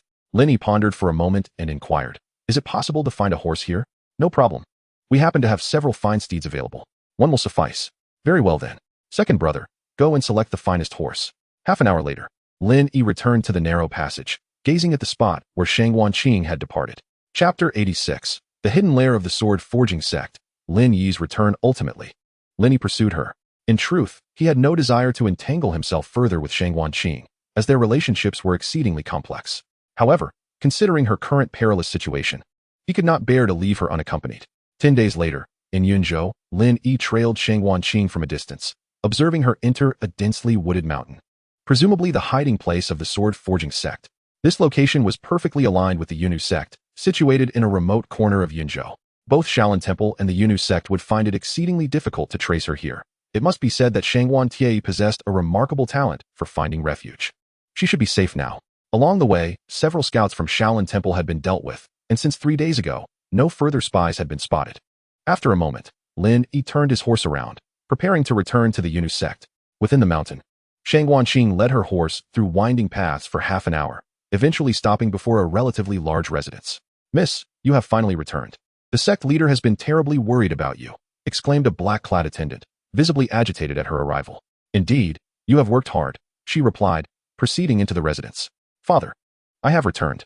My daughter, you have finally come back." Shang Wantie approached from afar, appearing to have fully recovered from the injuries inflicted by Lin Yi. "Father, is this place still safe? Have the people from Shaolin Temple or the Yunnu sect discovered it?" "Do not worry, my daughter. Yunming Mountain is sparsely populated, and they will not find us here." It turned out that Shang Wantie was acutely aware that in gathering the materials to forge the god-slaying weapon, he would inevitably offend many powerful factions. Years ago, he had begun to plot his escape route. Yunming Mountain was the refuge he had chosen. "Father, how is your condition?" "I am fine, but you, my daughter, were captured by Shaolin Temple. I have been unable to eat or sleep, and was preparing to exchange the dermic staff for your release." Upon hearing this, Shang Wanqing felt deeply moved. Her father still cared for her so profoundly. "Father, I was rescued." She recounted the recent events in detail to Shang Wantie. To her surprise, upon hearing the tale, Shang Wantie erupted in anger. "A mere chance acquaintance. The copper-masked man has saved you multiple times. Yet the one you have been longing for, Lin Yi, knowing well that you were captured, remains hidden in the soft embrace of Yunnu Mountain." "What? Lin Yi has returned?" Shang Wanqing exclaimed, incredulous and agitated. "Humph, he returned half a month ago, along with his paramour master." Shang Wanqing gradually calmed down, yet the excitement on her face transformed into anger. "Lin Yi, you truly do not regard me, and I have ultimately misplaced my trust." 7 days later, at Yunnu Mountain. "Sisters, do you not recognize me? I am Lin Yi, senior brother Lin. The sect leader has instructed that no men are allowed to ascend the mountain, especially those with the surname Lin. Lin Yi was at a loss for words. Yu Linglong had indeed stated at the cliff that upon her return, she would sever ties with him. Yet, he never anticipated her resoluteness in barring him from the mountain. Sisters, could you kindly inform Qiner that I have arrived? The two female disciples exchanged puzzled glances. That was a directive from Sister Lu. She is now the newly appointed sect leader. What? Lin Yi's mouth fell agape, his tone heavy with disbelief. What is that girl thinking? I hastened back with thoughts of her, only to be turned away at the door. If I am not permitted to enter, I shall find my own way. Just wait and see how I will deal with you. A wicked smile crept across Lin Yi's face as he cast a glance at the two disciples before turning to leave. Did you see the look in his eyes just now? It was so sinister. Indeed, quite frightening. It feels as though he might strike. Should we report this to the sect leader? Perhaps not. The sect leader has forbidden his entry. After departing from Yunnan Mountain, Lin Yi arrived at Xinghua village. He devoted himself solely to his training, as his interest had surged upon discovering that the He Xianju had subsequent stages. As dusk fell, while the sky was still dimly lit, Lin Yi donned a black cloth to conceal his face and stealthily infiltrated the Yunnu sect, easily evading the disciples at the front mountain. Shortly thereafter, outside Lu Qiner's loft, Lin Yi stealthily pressed his ear against the door. There was no sound. She must not have returned yet. I will enter first and wait for her, to surprise her later. Hee. Lin Yi gently pushed the door open and strode inside. Just as he passed the screen, a long sword suddenly came at him, accompanied by a sharp rebuke. Thief, behold my sword. Startled, Lin Yi swiftly dodged. Upon halting, he realized Lu Qiner stood before him in a nightgown, wielding a sword, her expression one of fury, and her hair still damp. Understanding dawned on Lin Yi. No wonder he had not heard her earlier. She must have just bathed and was in the midst of dressing. Seeing him gaze at her, Lu Qiner's anger intensified. Having hastily thrown on her nightgown upon hearing someone stealthily enter, she now appeared disheveled. Wretched scoundrel, how dare you intrude upon the Yunnu sect? Lu Qiner declared in anger. Thrusting her sword, Lin Yi had intended to remove his mask, but upon recalling her command forbidding him from ascending the mountain, he decided to tease her instead. Oh, what a lovely scene of a beauty emerging from her bath. Alas, I have arrived a moment too late. But fear not, dear sister. I can assist you with another wash. As Lin Yi dodged, he jested. Silence, you rogue. Lu Qiner's strikes grew fiercer. The girl has quite the fiery temperament, but I revel in it. You are the 600th delicate flower I have picked, and tonight, it perfectly rounds up to an integer. With a swift motion, Lin Yi struck a certain part of her. At that moment, the previously furious Lu Qin suddenly halted, gazing intently at him. What? Are you not resisting anymore? Lu Qin remained silent, then unexpectedly nodded and thrust towards him again. However, this time, her aim was lower, and with each strike, her speed intensified. Each move targeting Lin Yi's vulnerable spot. Lin Yi thought to himself, is this woman out of her mind? Why is she fixated on one area? Before long, evasion became increasingly arduous, yet he could not truly harm Lu Qin, which left him feeling anxious. A single misstep could jeopardize his lifelong happiness. Stop it, Qiner. I am Lin Yi. With that, he swiftly removed his mask. To his surprise, Lu Qin did not relent. Instead, she became even more ferocious. I am Lin Yi Qiner. I am the one you were targeting. At this point, Lin Yi felt utterly helpless, contemplating whether Qiner had lost her memory, as she seemed not to recognize him. Recalling the words of two female disciples at the entrance, he grew increasingly anxious. Seizing the opportunity, he deftly disarmed her of the sword in her hand, and in a swift motion, he positioned himself behind her. As Lu Qin attempted to turn, she felt her hands seized. Let go of me, you scoundrel. Qiner, are you unwell? Let me take a look. With that, he reached for her wrist. Chapter 87. A long-awaited reunion. Lu Qin's tenderness while struggling, Lu Qin retorted. It's none of your business. Go see your Shangguanqing. Upon hearing this, Lin Yi's mind cleared, and he suddenly understood. Qiner, are you jealous? Get lost, who are you? Qiner, ever since my master and I fell off the cliff, I have thought of you every day, yearning to return to see you. Lu Qin pouted, you liar. Don't think I don't know. You came back only to find Shangguanqing. That was merely to repay a kindness. How could she possibly compare to you? You are more beautiful, have a better figure, and superior martial skills. Really? I swear. Humph, I suppose you have a point. What are you doing? Lin Yi leaned closer to her ear and whispered, Qiner, after such a long separation, did you miss me? Not at all. Don't move your hands. I haven't forgiven you yet. Qiner, my master said at the cliff that we could. Lu Qin's face flushed at once, recalling her master's words upon his return. Qiner, during my month at the cliff's base with Lin Yi, I found that both his character and appearance deem him a suitable match for you. If it seems right, you may consummate your union. With this thought, Lu Qin whimpered, not today. Suddenly feeling a chill, her nightgown slipped to the ground, prompting her to struggle. Lin Yi, this is truly not permissible. Moments later, Lin Yi indeed halted, his face a mask of curiosity. What is this? Lu Qin lowered her gaze to the object in his hand, her cheeks flushing to the roots of her neck. Seizing the moment, she extricated herself from his embrace and snatched it away, exclaiming, "How can you take a girl's belongings? Have you no shame?" Lin Yi, taken aback, looked at her with innocent eyes, replying, "Why didn't you say so earlier?" Noticing his lingering gaze, Lu Qin hastily lifted her nightgown to shield herself, protesting, "I did say it, you just weren't listening." After a moment, her demeanor softened. "Lin Yi, can we do better next time?" However, Lu Qin suddenly leaned in close to whisper a few words into his ear, her face turning crimson as she bowed her head. "Really?" he asked. 2 hours later, Lin Yi wore a broad smile as he gazed at Lu Qin. She, breathless and struggling to rise, coughed repeatedly, finally managing to calm herself after sipping water. Catching Lin Yi's gaze, she shot him a glare. "Are you satisfied now?" Lin Yi, unperturbed, merely smiled with pride. After a while, Lu Qin spoke again. "You should return now. I'll stay here today." Lu Qin shook her head vigorously, resembling a rattling drum. "No way. If someone sees me, it'll be over." Lin Yi pondered for a moment. Having sneaked in, being discovered would indeed pose a problem, so he nodded in agreement. Shortly thereafter, he opened the door and stepped outside. Lu Qin's voice followed him. "Don't you want a lantern?" Lin Yi glanced at the moon above and casually replied, "No need. The moonlight suffices." "All right then, be careful," she said, watching him leave, muttering softly, "This stubborn mule is becoming increasingly difficult to manage." As Lin Yi passed by the Jade Maiden Peak, he noticed the lights still aglow atop the mountain, stirring a sense of restlessness within him. Just as he was about to ascend, he abruptly halted, furrowing his brow. Something felt amiss. For some reason, he felt an unusual surplus of energy, having just left Qin. A flicker of doubt crossed Lin Yi's mind as he hastily returned to Xinghua village. Upon reaching his courtyard, he quickly found a spot to sit cross-legged, his spirit stirring as a wave of celestial energy enveloped him. Moments later, Lin Yi opened his eyes, puzzled. His body felt fine, yet the celestial energy seemed different. Almost frenzied. Concern crept in. Was he on the verge of losing control? With this thought, he practiced his celestial medicine technique again. Aside from the unruly energy, no anomalies surfaced. After some contemplation, he attributed the issue to his enhanced capabilities after breaking through the celestial control technique. As for his abundant energy, that was trivial. Many would envy that. With this in mind, he laid his worries to rest and peacefully retired to bed. Unbeknownst to Lin Yi, this seemingly trivial matter would soon lead him perilously close to becoming a notorious scoundrel. The next morning, Lin Yi awoke feeling somewhat dejected. He washed his face with cold water in the courtyard, seeking to regain his composure. He contemplated seeking out Yuling long, as it had been over half a month since they last met, and he found himself missing her dearly. Upon recalling her words as she departed from the cliff's edge, he dismissed the thought.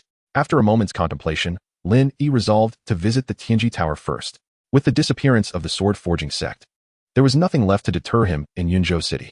It had been several months. He wondered how Xiaomei was faring. Lin Yixuan had promised to inform him of any news, yet in her recent flurry of activity, she likely found it difficult to relay any messages. In the afternoon, Lin Yi arrived at Tianji Tower. "Young Master Lin, you are back." A sweet voice greeted him as he stepped inside. Lin Yi chuckled. "Zhiyu, it has been a while. You have become even more beautiful." Zhiyu smiled shyly. "Do not jest, young master. You are the one who has grown increasingly handsome." "Oh, flattery, flattery," he replied. "Is the Tower Master present today?" "Yes, young Master Lin can go directly upstairs. Then I shall go up first and chat with you later." "All right." On the 5th floor of Tianji Tower, Lin Yi approached the room stealthily, almost as if he were a thief. He wondered if Lin Yixuan could always detect his presence beforehand. Despite having broken through with the immortal technique, he still lacked such capabilities, which piqued his curiosity. "Brother Lin, why are you being so sneaky?" A melodious female voice floated from within the room. Lin Yi cleared his throat awkwardly and stepped inside. Lin Yixuan was seated there, adorned with a phoenix crown, unchanged in appearance. "Yixuan, it has been a long time. Have you grown more beautiful?" Lin Yixuan interrupted. "You are quite mistaken." Lin Yi found himself momentarily speechless, discomfort washing over him as he sighed. "Yixuan, if your martial skills were employed for surveillance, I fear no one in the world could escape your gaze." Upon uttering these words, he looked up to find Lin Yixuan observing him with a peculiar expression. "What is the matter? Brother Lin, you speak the truth." "What do you mean?" Lin Yi was taken aback, and after a moment, he suddenly realized the implication. Indeed, Tianji Tower's business revolved around information, and their channels relied heavily on the art of surveillance. After conversing for a while, Lin Yi broached the main topic. "Yixuan, have you heard any news about Xiaomei recently?" Lin Yixuan gazed at him quietly, a twinge of envy for Xiaomei stirring within her. After a moment, she slowly replied, "Miss Xiaomei is in good spirits. She should be awakening soon." Lin Yi nodded, excitement swelling within him at the prospect of reuniting with Xiaomei. Just as he prepared to express his gratitude, he noticed Lin Yixuan watching him intently and exclaimed, "Yixuan, has Brother Lin become more handsome?" Lin Yixuan chuckled softly. "I was merely observing Brother Lin's martial prowess. It seems significantly heightened since our last meeting." At the mention of martial arts, Lin Yi's eyes sparkled with interest. The last time they were here, she had bested him quite thoroughly. Perhaps it was time to return the favor? He cast her a spirited glance. "Yixuan, shall we engage in a sparring match once more?" he suggested with a grin. To his surprise, Lin Yixuan shook her head. "Not convenient today, Brother Lin." Lin Yi was momentarily taken aback, a sudden thought striking him as he closed his eyes briefly before snapping them open again. Upon examining the screen, it became evident that the old woman was present. Just moments ago, Lin Yi had focused intently and discerned the sound of breathing emanating from behind the screen. Very well. Their next encounter could be akin to this one. Lin Yixuan observed his actions with a surge of excitement. His ability to detect elder son indicated that he had undoubtedly ascended to the realm of a master. At this rate, perhaps he could indeed seek his assistance. However, upon further reflection, a sense of melancholy washed over her. His strength was still vastly inferior, which could lead to his downfall. "Brother Lin, it is getting late. I shall not keep you any longer today." Lin Yi was taken aback by the abrupt dismissal. She must have felt some discomfort due to the old woman's presence. "Then I shall visit again another time. I bid you farewell for now." As he turned to leave, Lin Yixuan suddenly called out to him, "Brother Lin, wait a moment." Lin Yi halted, puzzled by her urgency. Suddenly, Lin Yixuan reached behind the screen and retrieved an unsheathed longsword, its scabbard exquisitely adorned, with lifelike mandarin ducks intricately carved into the hilt. It was the same sword he had seen previously. Lin Yi blinked in confusion as he regarded her. "Brother Lin, I noticed you lack a suitable weapon. This sword is my personal blade, and I bestow it upon you." Lin Yi had indeed admired the sword before, recognizing its quality. Yet he was not adept at wielding one. Just as he was about to decline, he saw Lin Yixuan extend the sword toward him, her gaze unwavering. For reasons unknown, he changed his mind and accepted it. "Then I shall express my gratitude to you, Yixuan. Your kindness in gifting me this sword shall not be forgotten. Should you encounter any troubles in the future, I will certainly not stand idly by." Lin Yi emphasized his words with conviction. Lin Yixuan smiled and nodded. "Indeed, Brother Lin. Travel safely." Shortly after Lin Yi departed, the old woman emerged unexpectedly. "Did he truly not notice me? You are a master. How could he possibly detect your presence?" Lin Yixuan's expression remained calm. The old woman nodded, then suddenly chuckled. What a pair of lovers, one gifting a sword, the other offering a promise. Furious, Lin Yixuan retorted, "Old woman's son, you court death. Do you truly think I cannot handle you? Is that not the case? You have even given the Zhuke away. I wonder how you intend to explain that upon your return to the sacred land. That is my personal sword. I owe no explanation to anyone. Oh, I shall see how long you can maintain your arrogance." With that, she vanished in an instant. Lin Yixuan let out a deep sigh. As Lin Yi descended to the first floor, Zhiyu gazed in astonishment at the sword in his hand, taking a while to regain her composure. "Brother Lin, are you leaving?" "Yes, it is getting late, and I must return to the Yunus sect." Zhiyu nodded. She was well aware of his movements. "Then travel safely. Brother Lin, I shall not see you off." "Very well." Once Lin Yi had departed, Zhiyu's expression shifted dramatically. Why did the master give him the treasured sword? That is, after stepping out of the Tianji Tower, Lin Yi wore a look of perplexity. Moments ago, it seemed that Lin Yixuan had something to express. Yet she appeared to harbor some reservations. From the very beginning, there was a profound sorrow reflected in her eyes, as if she were entangled in some unresolvable predicament. After a brief pause, Lin Yi shook his head. The Tianji Tower was a place that none dared to provoke within the vast realm of Dezhou. As the master of the tower, Lin Yixuan was unlikely to be embroiled in any troubles. However, as Lin Yi examined the sword before him, an enchanting fragrance wafted into the air. After contemplating for a moment, he unsheathed it slightly. Indeed, it was a fine blade, and Lin Yi couldn't help but express his admiration with a soft click of his tongue. Suddenly, he noticed some inscriptions near the hilt. Upon closer inspection, he discerned the name, Zhuke. Was this the name of the sword? After a brief moment, he returned the treasured sword to its sheath. Lin Yi had no intention of lingering, for though Yunju City was now safe, he had long grown accustomed to residing in Xinghua Village. Yet, on his way back to Xinghua Village, Lin Yi encountered a rather perplexing situation. He observed two factions engaged in a fierce battle not far off, one clad in white and the other in black, comprising a male and a female. Without needing to guess, he knew they were disciples of the Yunus sect and the sword-casting sect. This was troublesome. While this matter was indeed connected to Lin Yi, he had no desire to engage directly in combat with the disciples of the sword-casting sect, save for Shang Wantie. His intentions were clear. He merely sought to eliminate Shang Wantie, treating any other minor players as mere pawns in his quest to preserve his relationship with Shang Wanqing. Sigh. Consider it a debt I owe you. Lin Yi retrieved a bronze mask from his pocket. As the combatants clashed fiercely ahead, they were suddenly startled by the appearance of a figure adorned with a copper mask descending from the sky. Following this, a cacophony of sounds erupted, and the combatants were forcibly separated. Everyone, cease your fighting. It is better to resolve enmity than to deepen it. Let us disperse peacefully. Lin Yi declared in a hoarse voice.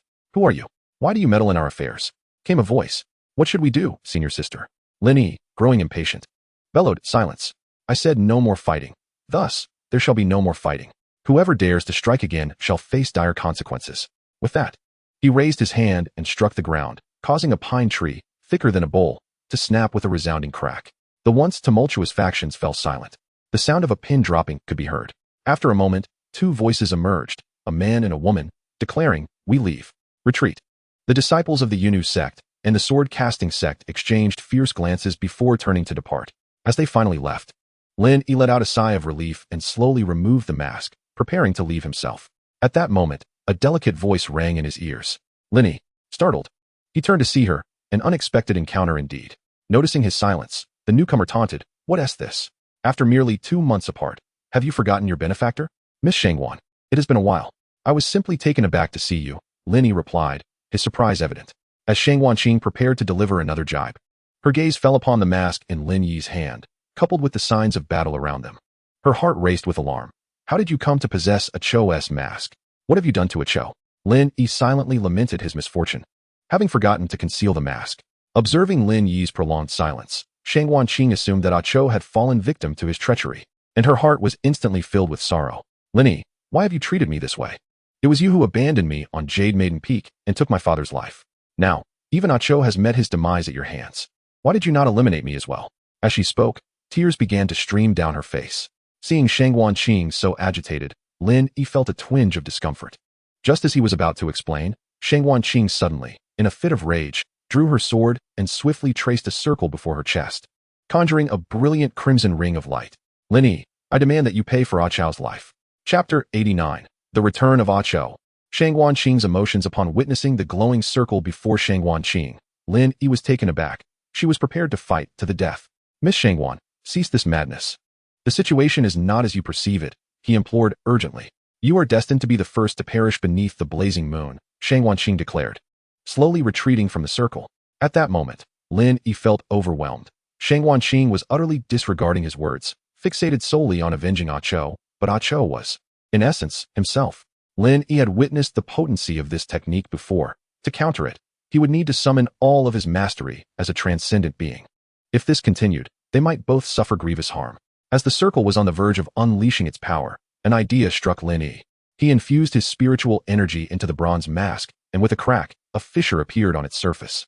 Ah Cho is not dead, Lin Yi exclaimed anxiously. Just as Shang Wanqing was prepared to perish alongside Lin Yi, the revelation of Ah Cho's survival caused her to retract the circle. What did you say? You claim Ah Cho is alive. Where is he? What have you done to him? Noticing Shang Wanqing's sudden calmness, Lin Yi breathed a sigh of relief. I previously heard sounds of conflict from over there, which prompted my arrival. However, by the time I got here, the battle had already concluded, and I found this fragment of the mask. Shang Wanqing's demeanor softened somewhat at his words, yet she still gritted her teeth and replied, Why should I trust you? Lin Yi pointed towards a nearby pine tree. That tree must have been broken by Ah Cho. With his exceptional martial prowess, how could I possibly be his equal? At last, Shang Wanqing began to comprehend. Indeed, she had been too impassioned earlier, forgetting that Ah Cho was a master. Even the venerable monks of Shaolin would not stand a chance against him. But how did the mask end up in your possession? She inquired. It stands to reason that during the struggle, it was shattered, and he discarded it, Lin Yi explained, indicating the crack on the mask. As Shang Wanqing examined it closely, she noticed the fissure on the mask and began to believe him with a measure of certainty. Stowing her fiery sword, she threatened, If I discover that you have deceived me, I will not hesitate to kill you. After uttering this, she prepared to depart, but suddenly halted, viciously snatching the mask from Lin Yi's grasp. Even if discarded, Ah Cho's belongings are not for you to touch. With that, she cast him one last glance before storming away without a backward glance.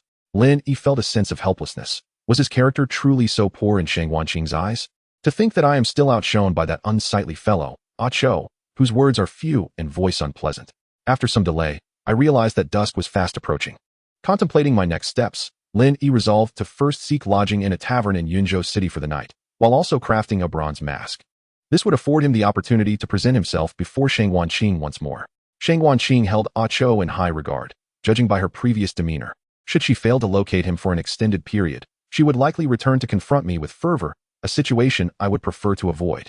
On the following day, Lin Yi found it rather fortuitous that, at the very spot where the altercation had transpired the previous day, he spotted a lady dressed in white, seemingly investigating something from a distance. With his remarkable eyesight, he focused and realized it was indeed Shang Wanqing. What a stroke of luck, he mused. As it spared him the trouble of searching for her, he casually retrieved the newly crafted bronze mask and, taking advantage of her unawareness, swiftly donned it. Subsequently, he feigned a light cough and rode his horse leisurely towards her. After returning to Yunzhou City the previous day, Shang Wanqing had employed the spies of the swordsmith sect to inquire about Ah Chao's whereabouts, only to find herself at a dead end. This led her to suspect that Lin Yi was deceiving her. Therefore, she had returned early this morning, intent on uncovering any trace. Upon hearing Lin Yi's cough, she paid little mind to it, assuming he was merely a passerby. It was only when he approached that she lifted her gaze and, upon recognizing him, exclaimed with delight, "Ah Cho, you are unharmed." Lin Yi, in a husky voice, replied, "Ah, it appears it is Lady Qing. We truly are fated to meet." With a chuckle, she responded, "Ah Cho, you can jest. I specifically came here in search of you." Shang Wanqing laughed, her demeanor a stark contrast to the fierce determination she had exhibited the day before. "Pray tell, what brings you to seek me?" Lin Yi inquired. Shang Wanqing ceased her laughter and gazed at him with soft, crescent-shaped eyes. "I heard you encountered danger here yesterday, so I came to check on your well-being."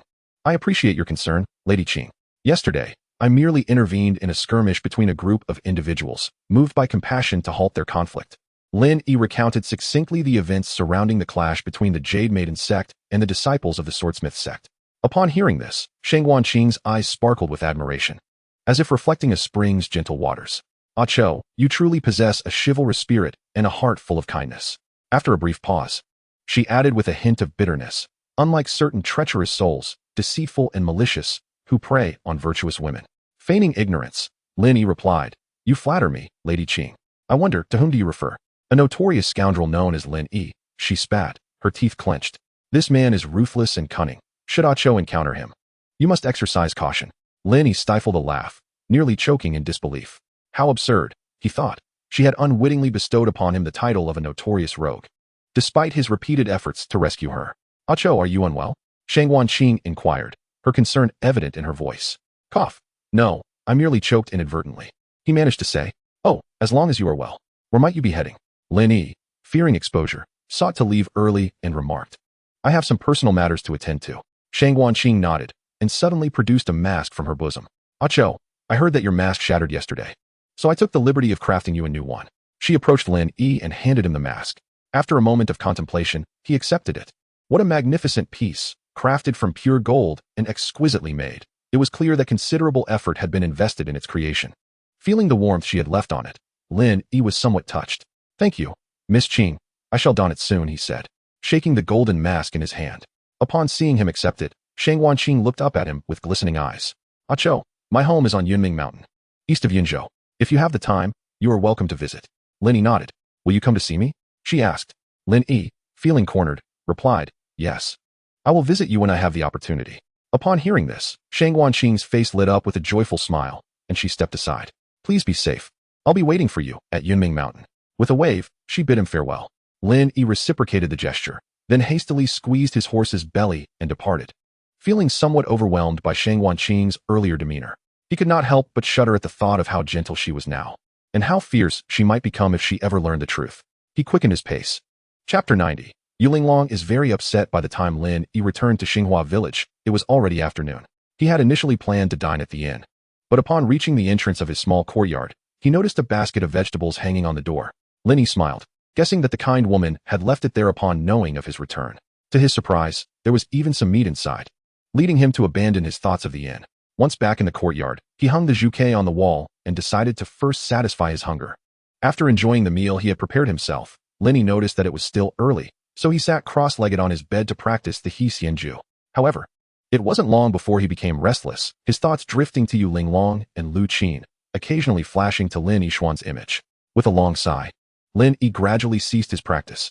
There was no choice. If he continued, he might fall into a state of madness. He gazed at his abdomen, exhaling in exasperation.